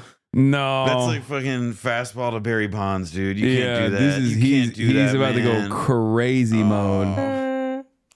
I say. Yeah, he's like, you don't know what is about to happen. I know you're like, not going I'm to tell me your sorry Asian for you. family is not racist. I'm sure you Hold know on. that they hold. Oh, no, I know. Okay. They So definitely how got will you some deal with that if stereotypes. you have mixed race children? But I won't say though, my parents, they train. Because all my best friends. Answer my question. How will you deal with the racism from your Asian family towards your Blasian children? Well, I'm not to drop him. He's getting hot. Thank you for coming in. But everything I say, it just seemed like going one ear out the other. He don't give a f. I was like, okay, like shit. I mean, what you want me to do? Become Jesus or something? Yo, what the f? I got set up. What? Who you talk to? He came in, he was like, your parents, basically saying your parents racist. I'm like, hold on. Oh, he did the racist shit to you too. Me too. Oh, he definitely did. Umar, bro, dog, Umar, where the f you come from? Out of nowhere, waking me up out my sleep to do this shit. Asking me all these federal ass questions. This is crazy as hell. Oh, nah, this is crazy. That's a setup. And you going for one queen, not two? I'm going for one. Monogamy. No, All I'm right, not doing all right. monogamous. No polygyny. No. All right, I know you lying, Not but it's all multiple. good. No. I really won't. I won't. When I find that one, I'm settling down, man. I'm done. I'm done. I can respect that. I think he's trying to f Drewski. Yo, maybe. I think you trying to f Drewski. She ain't saying nothing else about nothing else other than Chinese stuff. That's it. I think you want to date him. I don't know, man. Might be gay. Black Queen. Good evening, Empress. How are you? What's that name, young lady? Nugget. Good. What can you bring to his table as his queen? What skills, talents, attributes, interests? Show him what you be doing. Yeah. Show him what you do. Okay. You in the gymnastics? All right. That's it. All right, flexible. All right, Sister Nugget. Away from the physical, what can you do to help him build his empire? You sit right? back down. I got you. You got a black man building an empire. How can you support that as his wife?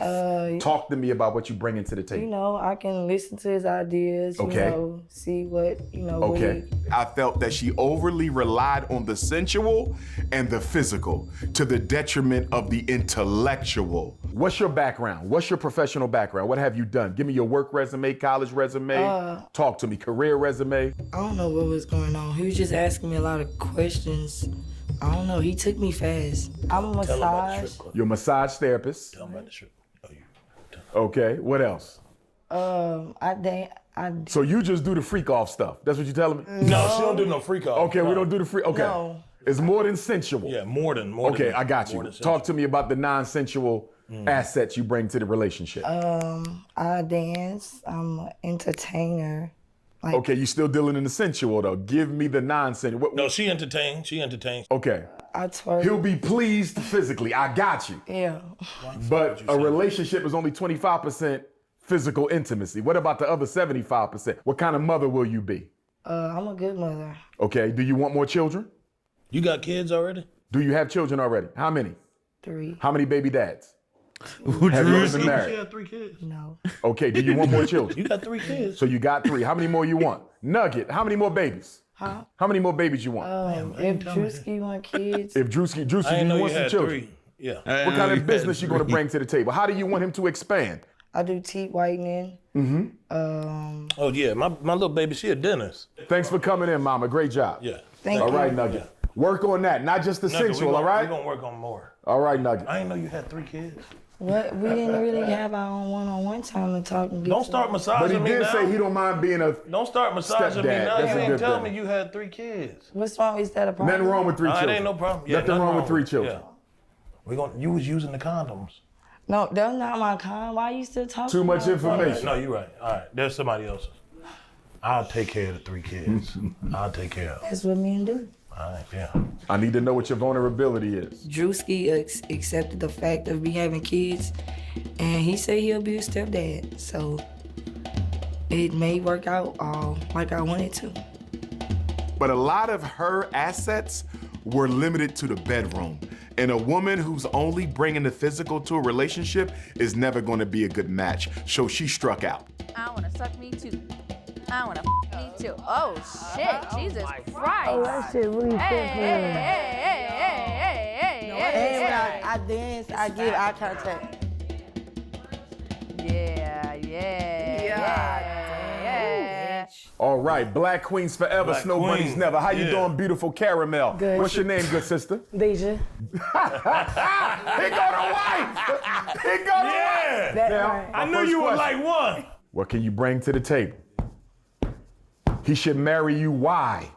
He should put you on the throne. Why? Happy International I'm that Women's Day, bitch. everybody. I mean, Yes. we Lord Yeah, have mercy. You're seriously. that queen. Yeah, we give up Queen, not You a bitches. queen. We both Queens. I mean, Stop cursing, Philly. oh my fault, I'm sorry. Queen That's the status. background. That's the Queen background. status. What you bringing to the table? Talent, skills, gifts, interests. Food. You can cook. Yeah. Everybody who done sat here can cook. Give me something other than food. We she had can do it. Chinese food, Lebanese She food. talented, man. We had I'm small telling you. woman food. Now we got Philly food. What can we do besides food? I don't know. I'm a rider. But he's a businessman. He ain't a corner boy now. Now, if he was a corner boy, you could be a ride or die chick. Yeah. He's a businessman. How can you add to the empire? Come on, Philly. Come on, Philly. He good. You can tell Dr. Umar likes meatball because he's feeding her answers. Okay, which is not something he did prior to this interview. Philly. What separates you apart? Well, she's smart. I do always tell you that. Do you have any children? I do tell you Any that. children? I do tell you that. Any children? I tell you that. Yeah. How many? Do you have children? Not at all. Did you want children? Yeah. Okay. What type Dr. of Umar mother do still you think mean. you'll be Yeah, to your just children? You posted that She posted what? Never mind. She Yeah, had. he's so cute. I love Yeah, my kids. bad. Really. No, what was that? We might need to evaluate. Nah, it's up to her. That's her business. Okay, that's okay. Well, Hey, yo. how did your last relationship end? Not so good. Not so good. Was it abusive? Not at all. It wasn't abusive. No. What was the main issue as to why it failed? I feel like was it money? Was it infidelity? Was it lack of communication? Was it poor sex? What was it? Jealousy. It was a using situation. He was controlling? Yeah. And he was using. He was with us, a manipulator. I feel like we both. He was a manipulator. Yeah. Do you think you're going to carry Dr. Umar does not give a fuck about Drewski's input. He doesn't give a fuck about anybody's input. He's just, Dr. Umar has like a script and he's just staying to it. He's sticking to it. into a relationship with Drewski? Not at all. If Not you're at all? manipulating ass motherfucker, no, I ain't. Okay. And at the same time, you're No, he's not a manipulating ass motherfucker. Okay, You're you just don't on like a reality. narcissists? Are you a narcissist? Because most successful black men are. Drewski, are you a narcissist? Are you a narc or a narcissist? She said the wrong one, man. No. Are you a Negro? Are you a narcissist? I'm neither. You neither? Neither. Okay, I ain't no that's narc good. or no narcissist. How do we know you won't step outside the relationship given his busy schedule? Do you have some infidelity tendencies? I ain't even gonna lie. I'm really a faithful type of person. Okay, so But you do ride you and get die. horny? Okay. The question is, do you get horny? The Well, that's question what ain't. you- so you have you ever cheated? You could be loyal all you Have want, you but ever do you cheated get in a horny relationship? when I'm out the house? Yeah. Because she was honest and offered her answer in front of Drewski and myself, in front of 2 black men in a room full of white video men, I was very impressed by her honesty. Damn. You fart? No, I ain't fart. Something on that chair. You can't leave no skid mark on my couch now. All right, Philly. So far, Philly winning. She good, man. Now I told you, I said we got some Because most real- women ain't going to be that Most honest. women ain't gonna You be that understand? honest. Have you ever slept with a woman outside of the black race? Never. Never. You can Never. say that with a straight face. In the presence of my ancestors, never. Now, let me clarify. It's not because I'm against the Arab or the Jew or the Anglo-Saxon or the Latino or the East Indian or the Chinese or the Mexican. It's not about He named all of the races. Yeah, he was. That's He all left of them. nothing. He left nothing on the table. Yeah. about loyalty to the black woman. I don't believe you've never stuck your in some white pink. The Most High Almighty It God. is some good white pink out here, man. I'm trying to convince Listen, you on it. But You ain't had it yet. dealing with But listen, you You're might. dealing with You the may. carnal. I need you to deal with the consciousness, Drewski. Stay with me, because every time you lay with a woman, you exchange spiritual energy, not just physical fluids, brother. So you don't use facts. Yes. But when you get, even if you use the condom, there's still a such thing as spiritually transmitted diseases. Spiritually transmitted diseases. You can pick up a demon laying with that woman, brother. Some of them demons. You ever get out of bed and feel a little differently than the way you got in it? Don't you put that demon on me, Dr. Umar. Don't you put that demon on me.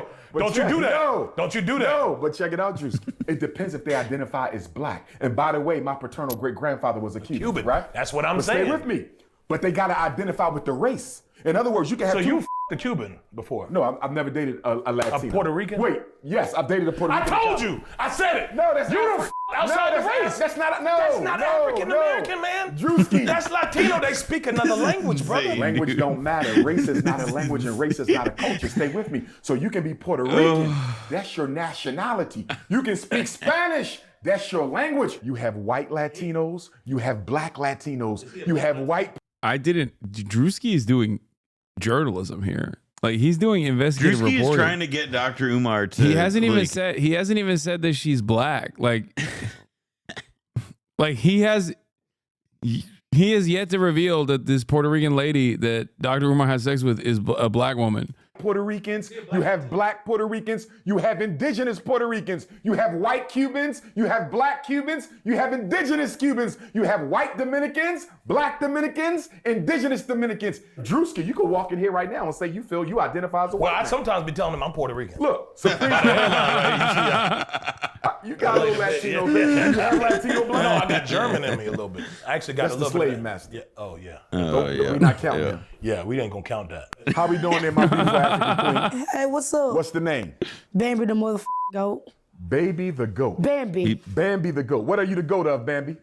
Me, I'm a Capricorn, so yeah. So, I'll be honest with you, I didn't know who the that was. You just got in the bathtub. That's crazy. That actually that shocks me when someone doesn't know who Dr. Umar is. Just anyone, like unless they're I don't know, like some Midwestern accountant or some shit.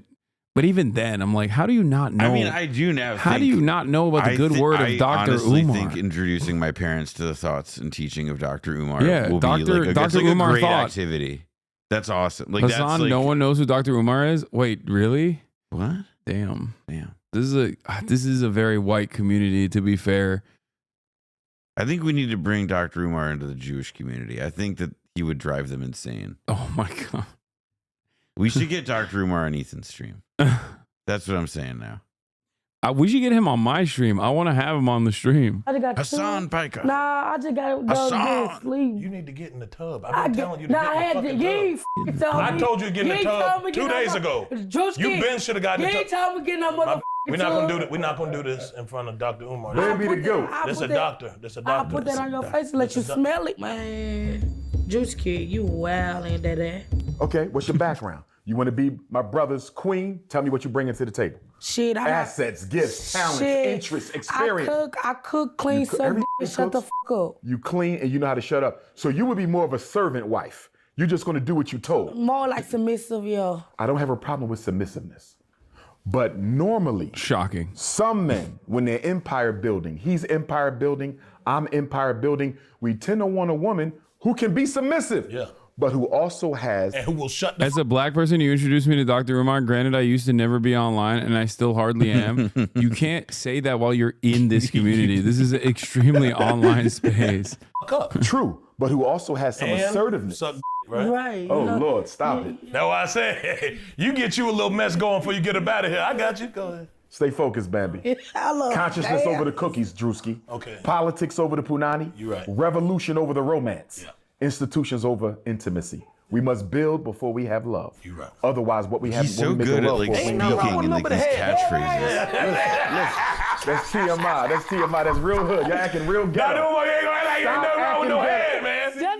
A little bit of that sloppy, man. Baby's my Get you right favorite. at that. In the first episode, she was the fucking we got best. black people and we got ninjas. Y'all acting like ninjas right now. Yeah, I need y'all to act like black folks. Now, what are you bringing to the marriage? Man, I'm big as hell. I'm already saying up. Act like a queen. She's cute. No, physically, she's cute. That's not the issue. But her personality is extremely aggressive. There is no filter. She goes from 0 to 100. A man building an empire cannot do it with a hood rat. Oh. Do you have a tendency to snap off in public around people? Are you emotionally secure? Or are you a loose cannon? Because I'm getting loose cannon energy. Shit, sometimes I could pop off. If you catch him flirting with other queens, what will you do? Think you just. You flying for? No, you spit when you said pop off. Okay, you spit on him. I caught something. It came out of your tongue ring, your lip When ring. you said pop off. Pop off. Look, don't be flirting. Hey, first off, we If you start catch him flirting. flirting, what would you do? What the fuck you mean? What he need to flirt with somebody else for when he got me? I'm already big as three. I'm 3 other women. Baby, if he want another bitch, I'll switch my wig. I could be Janet Jackson or Kelly Rowland. Which one you want? Hold on, he already was flying with somebody. And why the fuck you bring somebody to the house without our permission? I don't know about this one, Drusky. This a ride or die. Maybe chief of security. Let me talk. Chief of security. Chief of security. I don't know about queen status. That's what I Listen, said. when you date a Nah, man. this how security. This Okay, how you this, show. Hear him out, though. Hear him out. Okay, Let him what talk. that say? What that This say? that Drew Let's say my Ski. name. You already got his name in. Yeah, this my Let man. me tell you the first definition of crazy woman. Me? To get a man name tattooed on your body before he's yours. He is mine. No, he's not. Yes, he is. Loose cannon. You see how I'm going to close he give you a is? diagnosis right now. Hear him out, hear him out. Thirsty disorder with crazy tendency. Bitch, well, give me some water. F is you talking about? I don't know if you're emotionally controlled enough she to be hits the him, wife, man. because the wife has to see something she don't needs like to, and still conduct herself lay like a him queen. out. I You gotta think be you will. emotionally I think you will. controlled. I think you Baby, will go into nah. ghetto Hold on, mode. hear him. I think you will go into ghetto mode when you're not supposed to. You got to be classy at all times when you're going to be the wife of an empire builder. I don't think you're there yet. Are you there yet? Very much there. Are but you he sure? Do you not know what the You f- said happened if you last caught her night? with another What you queen. Do you know what the f- you did last night? I You do? talking about? What I do? It wasn't nothing classy about shit you did last night. What I do? Girl, you got on the counter. You left a little bit of sludge on the bar. Chicken. What sludge? What sludge? What sludge? That liquor was wasted. Stop lying, nigga. Every day I take a motherfucking shot. I told the you don't want me to put this on your nose. She's not going to be the wife. I am gonna be I am his wife. We're done. I know I'm getting off. I'm gonna stand out business about my man. I'm going to refer you to the security team. You would be an excellent security guard at the front gate. Thank you, my queen. Black queens forever, snow bunnies never. Huh? Black queens forever, snow bunnies never. You're a black queen. You're a black queen. I had to make sure I heard what you said correctly. What you thought I said? I thought you said something about he need a snow bunny or something. No, we don't bunny hop. No bunny hopping. Druski, stop playing with me. African queens only. But I want you to get rid of that pink hair. I want your natural hair. Go I natural. ripped this wig out so quick, you better not play with it. Don't. If you really think about it, Dr. Umar's the Bernie Sanders of self-help podcasters, always on message. It's true. Oh my God. He sticks to it. He really does not leave. The billionaire class, African queens. He's got snow bunnies. Tremendous message The discipline. billionaire class are hoarding all of our African queens. Yeah. Take it off. With the natural hair. Take it off. Get rid of them damn weaves. Bring that nappy hair back. If I can't grab it, I can't have it. He talked too motherfucking much. She was ratchet. She was the fellatio She's queen. right, dog. This white chocolate. Good afternoon, white chocolate. The name. Are you a mixed race sister? He said white chocolate. Yeah. Or are you mixed. Caucasian? I'm Caucasian. And what is your Caucasian ethnicity? What do you mean? Are you Swedish, Nordic? Are you I'm British? I have Puerto Rican in me. Okay, so you got some Puerto Rican. Which parent is Puerto Rican? My dad's side. And your mama's side is? White. And then she Just got white. So family- Anglo-Saxon and white Puerto Rican. And her family members are? Like mainly black. I got a black family. My stepdad. Okay, but you identify as Caucasian, correct? Correct. Okay, so we definitely Snow Bunny. I was not aware of Druski's type, but if I had to guesstimate what his type is, I would unfortunately have to say I think Brother Druski prefers a non-African woman. She is not a melanated queen. My first question, as a white woman, as a Caucasian young lady, why do you want to marry a black man? She's actually never dated a white dude at all, ever. Okay. She dated all black So she guys. loves chocolate, nothing but chocolate milk. That's why we call her white chocolate. Why? Yeah, she loves chocolate milk. I'm just not attracted. I'm just not. They just don't do it for me. The white guys don't do it for you. What are you attracted to in the black men? I like all the ranges of skin tones. Okay. But, like I can relate to them more. So I feel like with me always being around black people, being with black people. Being around black is not the same as being black. Absolutely. Okay. You're absolutely right. But I feel like I just relate to them. Like I can listen to what they have She to can say. relate to me in a lot of ways. Yeah. Okay. I do listen. I'm here to She listen. listens to rap Listening. music. Other than She dating listens to black rap men, music. have you ever actually tried to help the black struggle as opposed to help yourself to black men? Right. I've been at 3 protests that were near me. We, Just 3. just been to 3 3, that was yeah, near me. Yeah. Let me ask you. I'm gonna go That's to a the next lot, one. I'm gonna go because- to the next one with you too, baby. I'll go to it with you. I'm He's a thirsty. nurse. He's definitely wanting the white milk. Yeah, no, He's a bunny hopper. But here's my question. at times. My question. I can't indulge. She didn't let her can't emotions get the indulge. best of her like Mrs. Lebanese. But nonetheless, not It is being so the sister, weird seeing, she like, cannot be a Drewski, recommendation. like- If I get pulled over and a black person's with me, we're getting They searched. manage these I know responses. that. Okay, hold on. So now. That that's- ain't all the time. That's not all the time, but it's way more slow your likely. roll. It's way Slow more your roll. likely. Will you be willing to sign a prenuptial agreement? And the reason I'm asking is when we look at RG3, we look at Michael Strahan, we look at Tiger Woods. Would you be willing to sign an ironclad prenuptial agreement? Yeah, prenup is not an issue when you make your own money. Let's bring it out. Though. Okay. Let's, She's good with the prenup. Get the papers. Will I sign a prenup? Yes. Money's not the problem. Money never the problem. Holy shit. You sound like a decent woman, and I wish you well. Thank you. Thank you. Thank you, white chocolate. Thank you. Yeah. Put it That's homegrown right there, too. Stop thirsting. That's what's wrong with you, right, nigga. you right. Stop thirsting for the white vagina. Yeah, you right, you right. And as you know, Dr. Umar's rules is black queens forever, snow bunnies never. Oh, I do not support I didn't know interracial that was one of marriages his at all. rules. I had no idea. Dr. Prize Umar's Picks whole is the most ethos fun is a I've bit of a had, cipher to me. I don't really know what he's up 25 times my to. money this season. Yeah, I can't tell what his perspective is on this, on the matter of interracial relationships. $50 On the matter of miscegenation. Lady. Daily fantasy sports made easy. Oh, it's a dick sucking class. Ladies, I've tonight seen these we're implements going before. back to school. And not because I We're took doing one. it with the best teacher in the world. She is a perfect example of what happens when you persevere, put your mind to something, and put Bro, in 10,000 hours. that was frame one. You clocked it being a dick sucking class instantly. That was, I'm sorry. You're So not, did you not see banana, eggplant, you hot are dog? not convincing anybody that you have not attended a dick sucking class with that. You just went, you clocked it. I look at images to become and I examine what's in them. Noah taught my dick sucking class. That's why he didn't participate in it. I see what's on the screen and I make observations. I'm just saying, I still don't know if you're right. She is literally #1 in the world at what she does.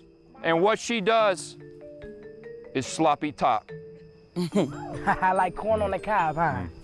She is a fellatio expert, and she has given millions She has a of certificate? That's crazy. fellatios. Millions. Mm-hmm.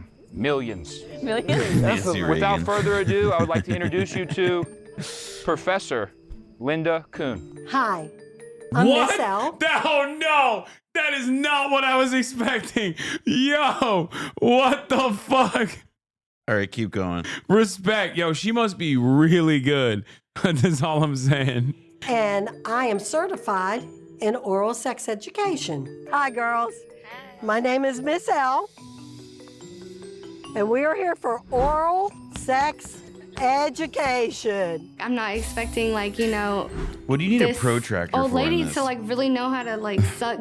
I sucked before, like, that ain't nothing to me. You feel what I'm saying? Like, I'm 22, I can suck a it ain't nothing. She too old to be doing it. My man was very happy old. for 33 years. Okay. I know that's right. And my word to y'all is practice makes perfect. I love oral sex, especially to a man. Over 25 years, I have given many. Hello? Mommy. Hey, yes. What's going I'm on? here. Yeah. What's going on with you? I haven't talked I don't know. to you. Yeah, you know, I've been in this house with all these girls. It's been all crazy. these girls. Yeah, I don't know. If they can hold up to y'all standards, that means they can be good in the house. Y'all are a tough cookie to crack, so. Well, I don't want to get in the middle of some freaky business that you got going on with all these girls. There's no freaky. Drew, I'm not into that. Number one rule is no teeth on the penis. Beware an old woman in a profession where people die young. Yeah, it's a risky business. This dick sucking. Bananas now. You're gonna go ahead and with your mouth, you're gonna make a circle. First I was confused and I was like, let me take notes, because Juice is gonna need this. So I went to taking notes. She was telling me how to hold my mouth. Oh my with the God, O T. and Grizz, how to stick it my down queen, the bag. finally. And I know we need a little practice, Juice. So please bear with me on that part. Like, please don't do anything like shoving. I'm not ready for that. Take it slow. You do a little bit of suction on it, okay? We do not slobber all over it. Yo, I'm a whole ass virgin. You gonna give me this big ass thing? What the f? But that's what I do. I put it in the back of my throat, and when I take it out, it's just gonna be When wet. you first put it in, you don't put it all the way in. Dummy. I mean, she knows what she's talking about. I can't lie. She knows what she's talking about. Grab the bottom of the shaft with one hand. So this the head. What if it's curved? If it's curved, there shouldn't be no problem. You just put your mouth and go around it. Size does not matter. It's all the same. If you have a technique. Can you take that right there in your hand? Is it because you have less teeth? Oh. How? Just how? Showing us tricks I never even seen. I did not expect it, to be honest. Just to the head. You take your tongue.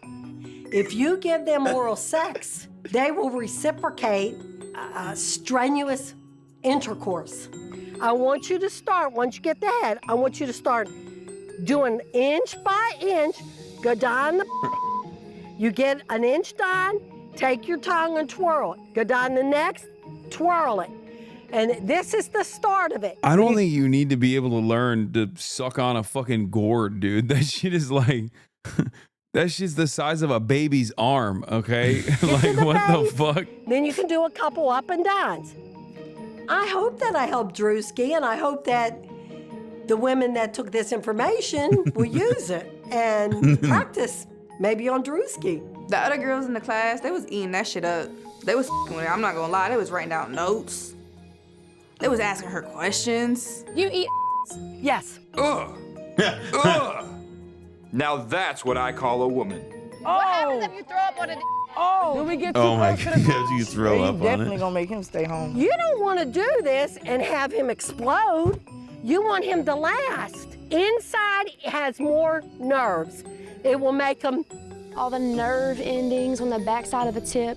And, you know, I'm a nurse, all about the anatomy. And it is nerve endings, so you can't forget that area. If you want to slow him down, you go to the outside. You take your thumb. You put your thumb up in there, and you take your thumb very gently. Take and rub your thumb around and around. I like rubbing my thumb around that hole though. Ew. I like the thumb thing. I'm gonna be taking that. Y'all go Professor loud. Kuhn, Yes. are you forgetting something? No. We like it raw. Keep it real. Natural is the best way. I like to talk to me. You hear me now? I don't like that shit in my mouth. What if She's one of these amazing. ladies wants to one day be board certified like you are? You are certified, correct? Right. When you did get your certification, what exactly was your final exam? They brought in different types of fruit. That's crazy. Like, I mean, I was wondering that too. Like, do you suck a penis at the end of it? And then there's a guy who's like, all right, this is the best my shit's ever been sucked. Here's your certification. We had to perform on that. So you're telling me you had to suck a for your test? Mm-hmm. Don't eat it. Oh, wow, she closed her eyes. That's how you know the suck about to be good. See how my cheeks go in? Yeah, you carved. Oh. Whoa!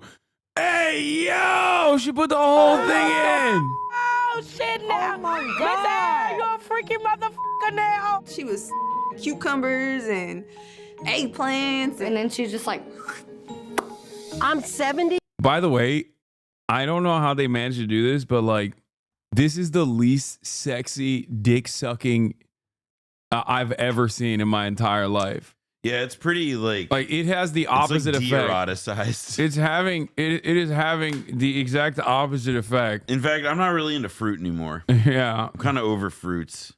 I think I'm just gonna die of scurvy.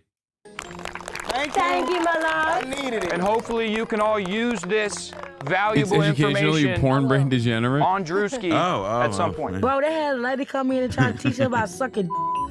Man, hold up.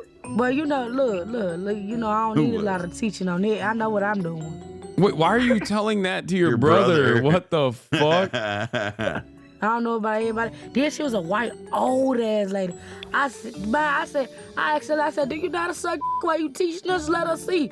Man, she unraveled that motherfucker banana, stuck that hole down her throat. Did she surprise me?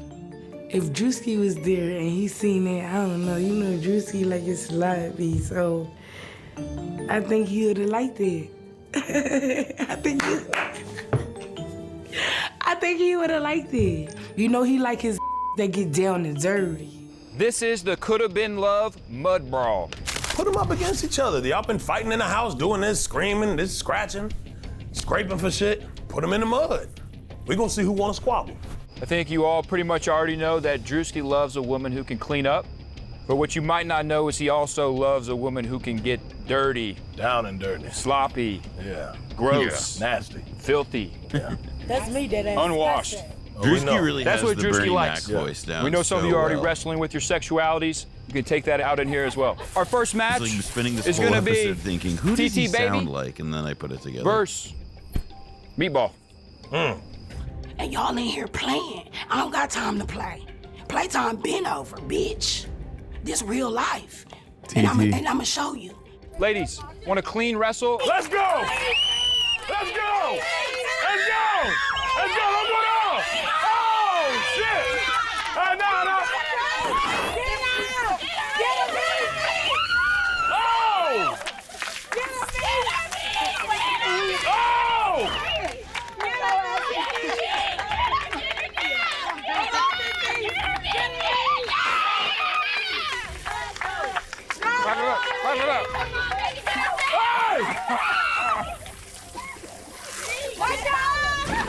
Oh shit, bro! TT is doing surprisingly well for her age. All right, break it up, break it up. Good wrestle, good wrestle. Why you ain't put the head cap on? He did. Oh shit.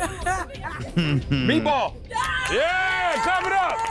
Next wrestling matchup, we have Bambi. Bambi. BBL against. No BBL. Yeah. I like my girl natural anyway. Come on. Come on. Hey. Keep it clean. Keep it clean. Oh! I don't know what the type of mud that shit was, but that shit was slippery as My nails are ruined. My skin is literally tinted black. Keep it clean, bro. That's a match. That's a match. That's Bambi. That's Bambi. Oh. Yeah. God damn. Your shit not even coming off. You needed this for a minute too. I was trying to. We're gonna keep you over here. This next match is gonna be a call-out match. Nugget, is there anyone you want to call out? Tyler. Tyler. Nugget and Tyler. Okay. Tyler.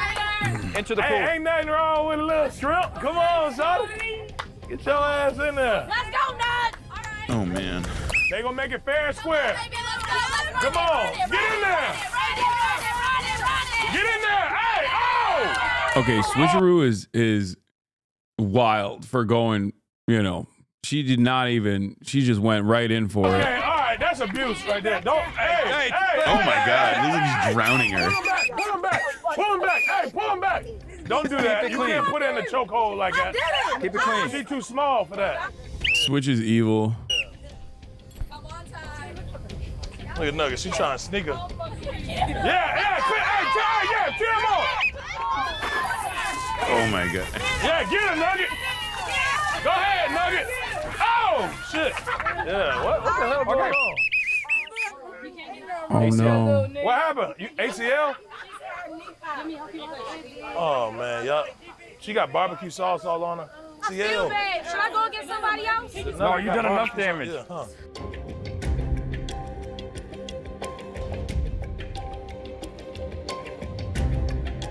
There's barbecue sauce in there?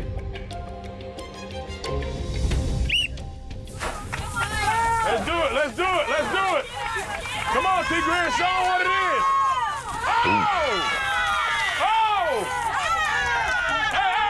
Oh, shit. Hey, come on, T-Grin. Come on, T-Grin. T-Grin, come on, show him.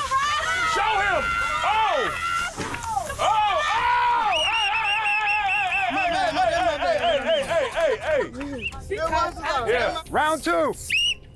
They really did not segment this by weight class, I gotta say. They could have too. I know, they've really got such there's some big ladies. There's a big range. She ain't going for that. Oh,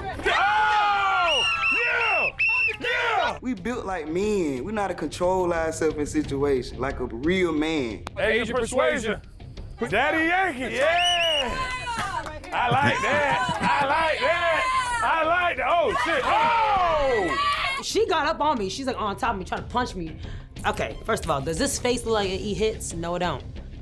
This face do not look like it hits, bitch. I'm actually kind of disappointed in Nina because she's brolic.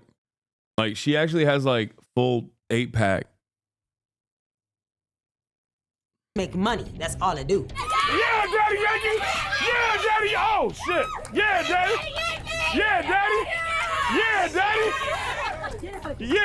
It's clean. So then I was like, not me, bitch. So I grabbed her. Oh. So how you do that shit in jeans, Daddy? Yeah, Daddy. Oh! Oh, turn it back around. That might be a tie. Turn it back around. Tie. Okay, Drusky wanted Nina to win. Okay, he tilted the scales in her favor. Got country and demon on the whistle. Don't be scared.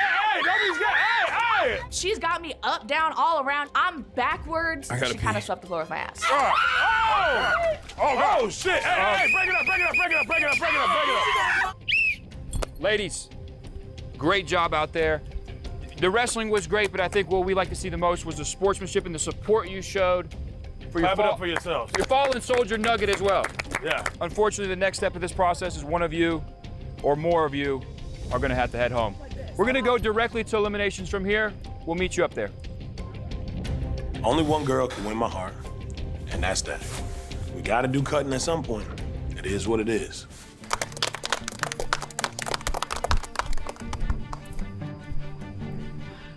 Ladies, you quit BlowBack clapping season early. 6 comes out later this year. Meatball, by why the the way. long face? Well, I got some good news for y'all ladies tonight. Tonight, one lady's not going home. 2 ladies are not going home. 3 ladies are not going home. And I got some bad news for you. 4 ladies are going home.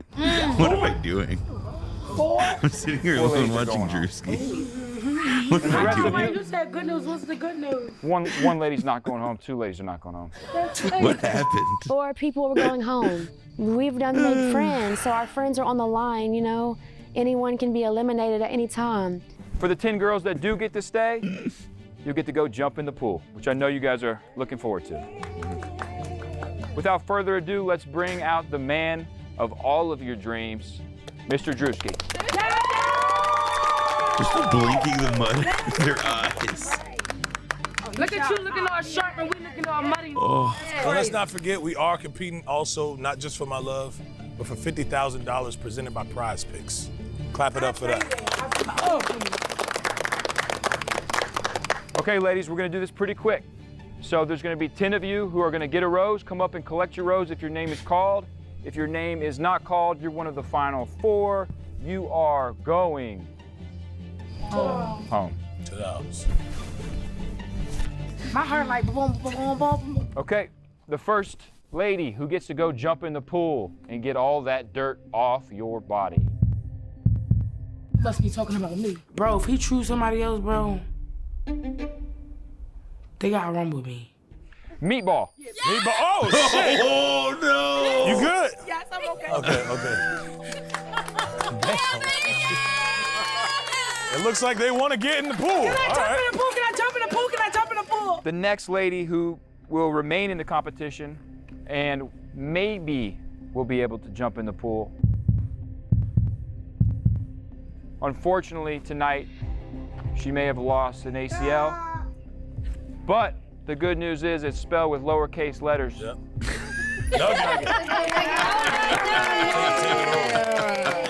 Come on. Oh, man.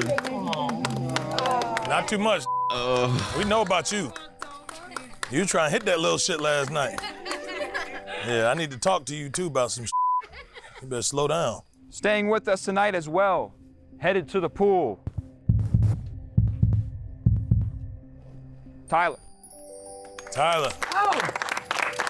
Yeah, that was a given. Not a chance. Get your ass in the pool. Now I'm not. Hey! Take a shower, baby. Yeah. Girl, y'all not getting in that bed with Drewski. Let's be real. You're not getting in the bed with him. I'm gonna be in the bed with him.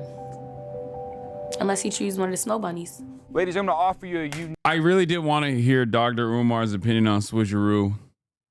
unique opportunity right now. All of you have got this far in the competition and you have a chance tonight to enter into the top 10, which means you'll have a chance to win $50,000 and Drewski's heart. But you can jump out of the competition right now if you feel like you're gonna get eliminated. Lose your chance of winning $50,000. Take half of the love with CJ and try to get $5,000 right now. If you would like to eliminate yourself right now for $5,000 and Take half of the love and CJ's heart. So you know my dumb ass. I was like, is it guaranteed? Is that 5K guaranteed? 5K guaranteed. And half of the love with CJ, but you miss out on the extra $45,000. And I ain't gonna lie, I ain't got no. Hey, before I got this, that 5K guaranteed. you can leave with CJ right now. He gonna take you home and he gonna do I whatever. don't want CJ, baby. If that would have said guaranteed 2 times, I would have went. Cause let's be for real, Juicy, you're not gonna pick no stud. Like, Are you in or out? Drewski. You in or out? Okay, she's gonna wait. All right, nobody took off. Okay. No, that was taking that 5K, he was pitting us to the test. You know what I'm saying? I'm going harder. I don't care if that said 10K. She's ride or we die. talking 50K. I'm not propping out now. TJ, I'm sorry. Next up.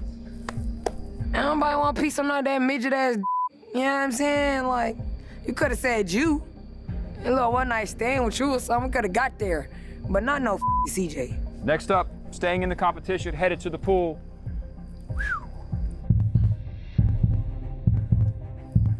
Daddy Yankee. Daddy Yankee.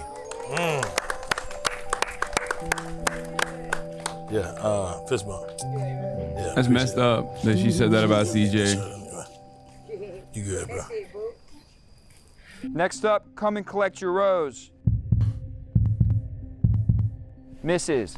Bambi. Let's go. You're in the tank for Bambi, huh? Yeah, dude, Bambi's fucking funny, dude. All right. See y'all. We don't want to be y'all. You like mess, you like drama, you like chaos. I'm not a hater, but I'm very observant. They named me TT Baby for a reason. Okay, ladies, it's coming down to the nitty gritty. Keep in mind, 4 of you are headed home, and the rest of you are headed to the pool and will remain in the competition. A lot of snowbuddies are remaining. That's definitely on purpose. Dr. Umar did a number. What? Did like Dr. Umar just like did he brainwash Dr. Umar convinced Drewski. The next name who will be with us? Black Queens forever, snow bunnies never. Demon. Demon home.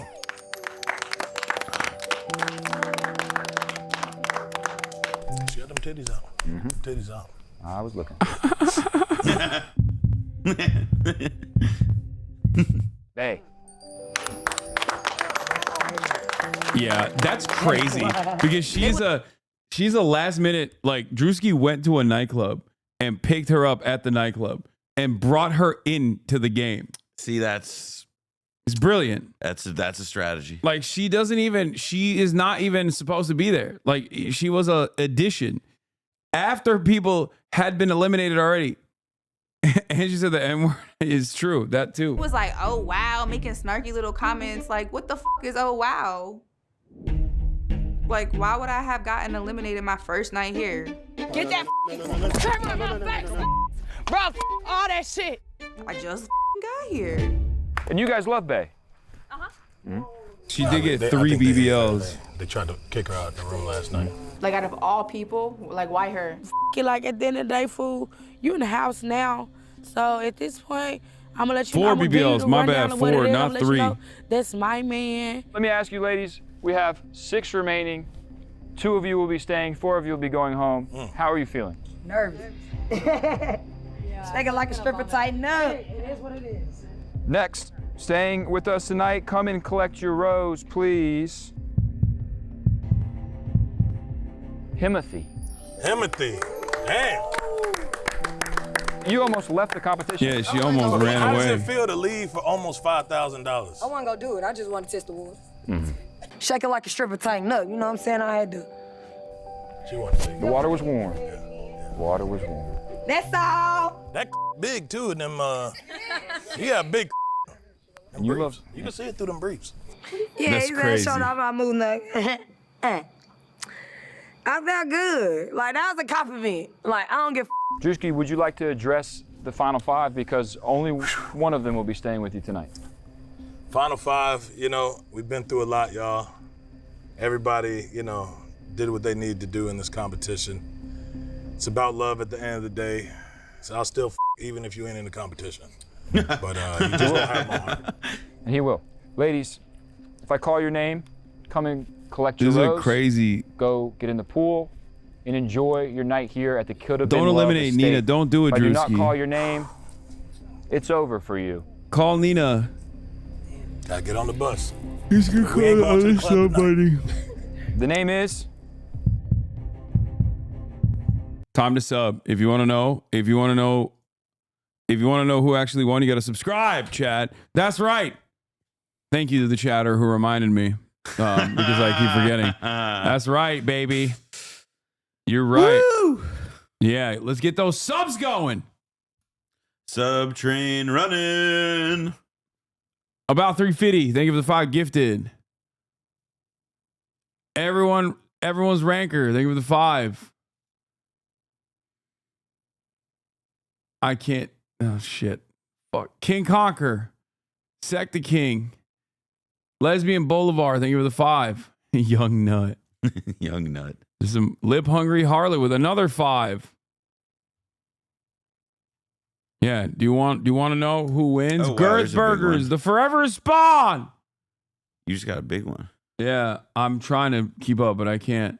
Grandma Name. Dude, this community loves they love reality TV show reacts. It's crazy. Last time I did this, like, it fried the system, basically. Not even hiding like the announcement or anything, but just straight up, I was like, if you want me to watch another one, subscribe. And then I can't even read it anymore. It's like bricked. Scuff Seal, JD Pondon, Lord Ducky Bear, Iridescent Vulture. Adrian is online. Thank you for the 10. X-Lone Sentinel, Roguelite Bearer. Meggie with the 50. Demon Girl, let me with the 10. God damn. Been a while since Unusual Meme. Quadriplegic. Thank you for the 10.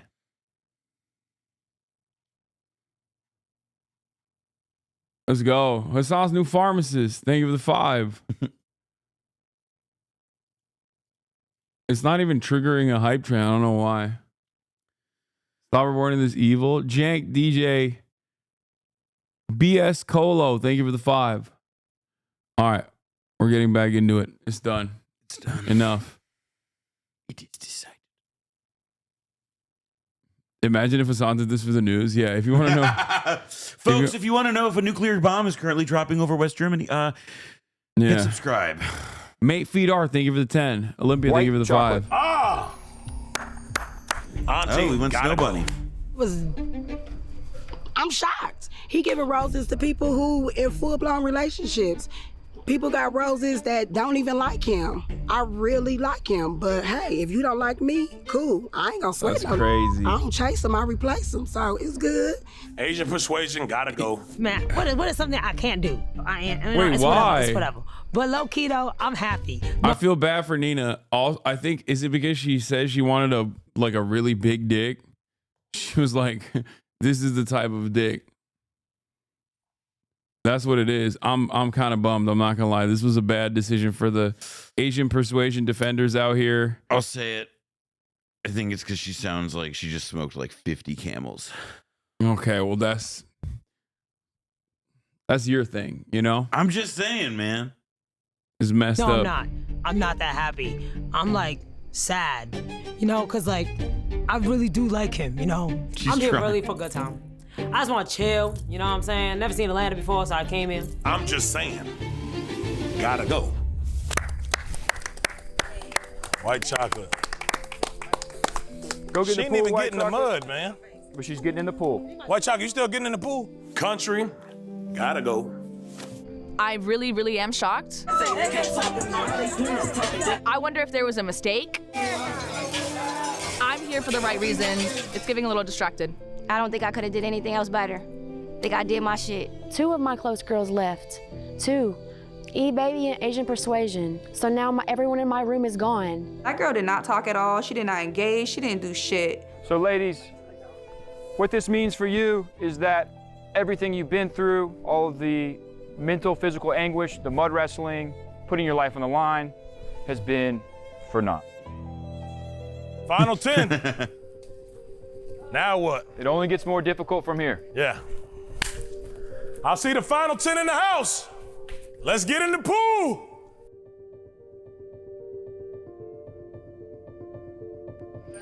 It's sad. There's a somber tone to all of this in the backdrop, as there is plenty of And then love there lost. were 10. Hey! With Jesus' 10 disciples. Girls, congratulations. You still have a chance at Druski's heart, which I know is the only reason you're here. Hello? Right. But also $50,000 is on the table. Yeah, put it on the floor.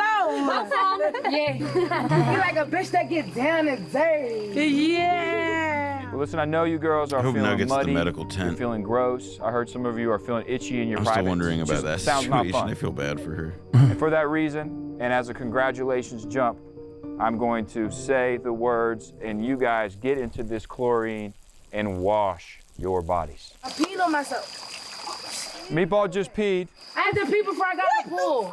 Most people pee in the pool. Yeah, I couldn't hold it. You just peed? Hey, respect for that. You not Respect jumping for that. in. Respect for that. Hey, these people, man. I've seen it all. Oh my God. Yo, bitch, you're officially the realest bitch in the world. Bro. Ain't no fucking way. I've never seen anything like that in my life. I got pee on my pinky toe. Ladies, you can now baptize yourself in this could have been love water.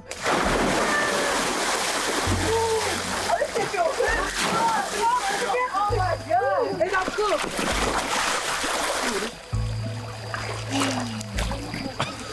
And Meatball, the bathroom's inside. Get that little pee out. Hey.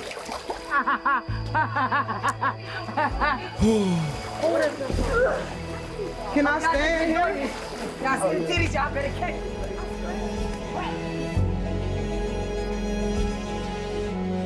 I'm Caleb Presley, and you're watching Could Have Been Love with 10 women remaining with a chance at Druski's heart and $50,000. Next time. That was some. That was some. That All right, was that's some. a good note to end this on. I know I said we're gonna do banana peels, but we're not. We're not doing banana peels. I'm so tired. That'll be all for today. Let's say thank you to Noah Kulwin for being here. Thank you guys all for watching. Thank you for chatting. Please listen to BlowBack. Hell yeah. Listen to BlowBack podcast. BlowBack podcast. Season 6 coming out soon. Season 5 out now wherever you get your podcasts. If you like the thing, if you want to get the next season when it drops, go to blowback.show, hit the big button that says subscribe. The fuck was that? That's crazy. You just started auto playing a video. All right. That'll be all for today, folks. I'm not going to be live tomorrow because I have a really cool collab coming out. I have the podcast and also merchandise. That's right. I'm doing a merch shoot tomorrow because new merch is coming out. New season is coming out.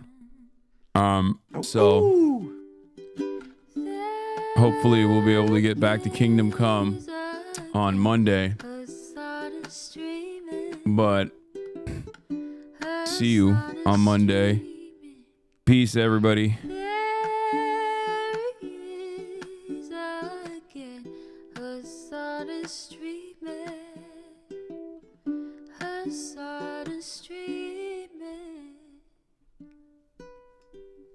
Reviewing the P.O. box, Uncle Uger's face. Sudden discord at your prop, great names take embrace. Tiny Bernie Sanders, LGBTQ Air Force. The whole left at your fingertips, on at your door. H3 crowded debate, the Young Turks online show. 3 full fucking years of this, plenty more to go.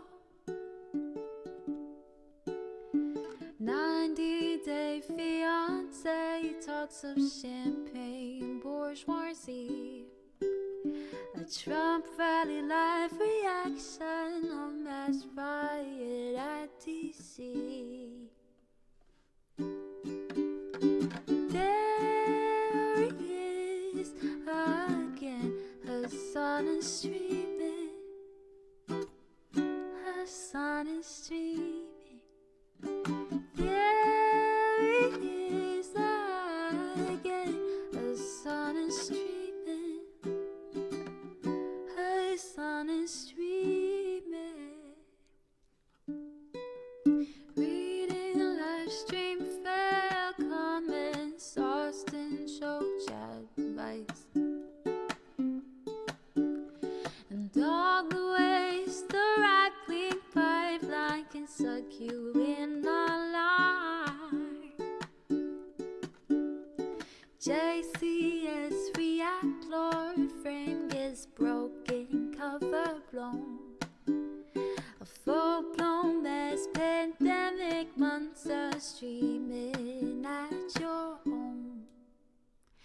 total radicalization coming out to find the system you were taught to trust in was broken the whole time. All these daily streams, whether big or whether small, have helped me and so many find the meaning through it all. There he is again, Hasan is streaming, Hasan is streaming.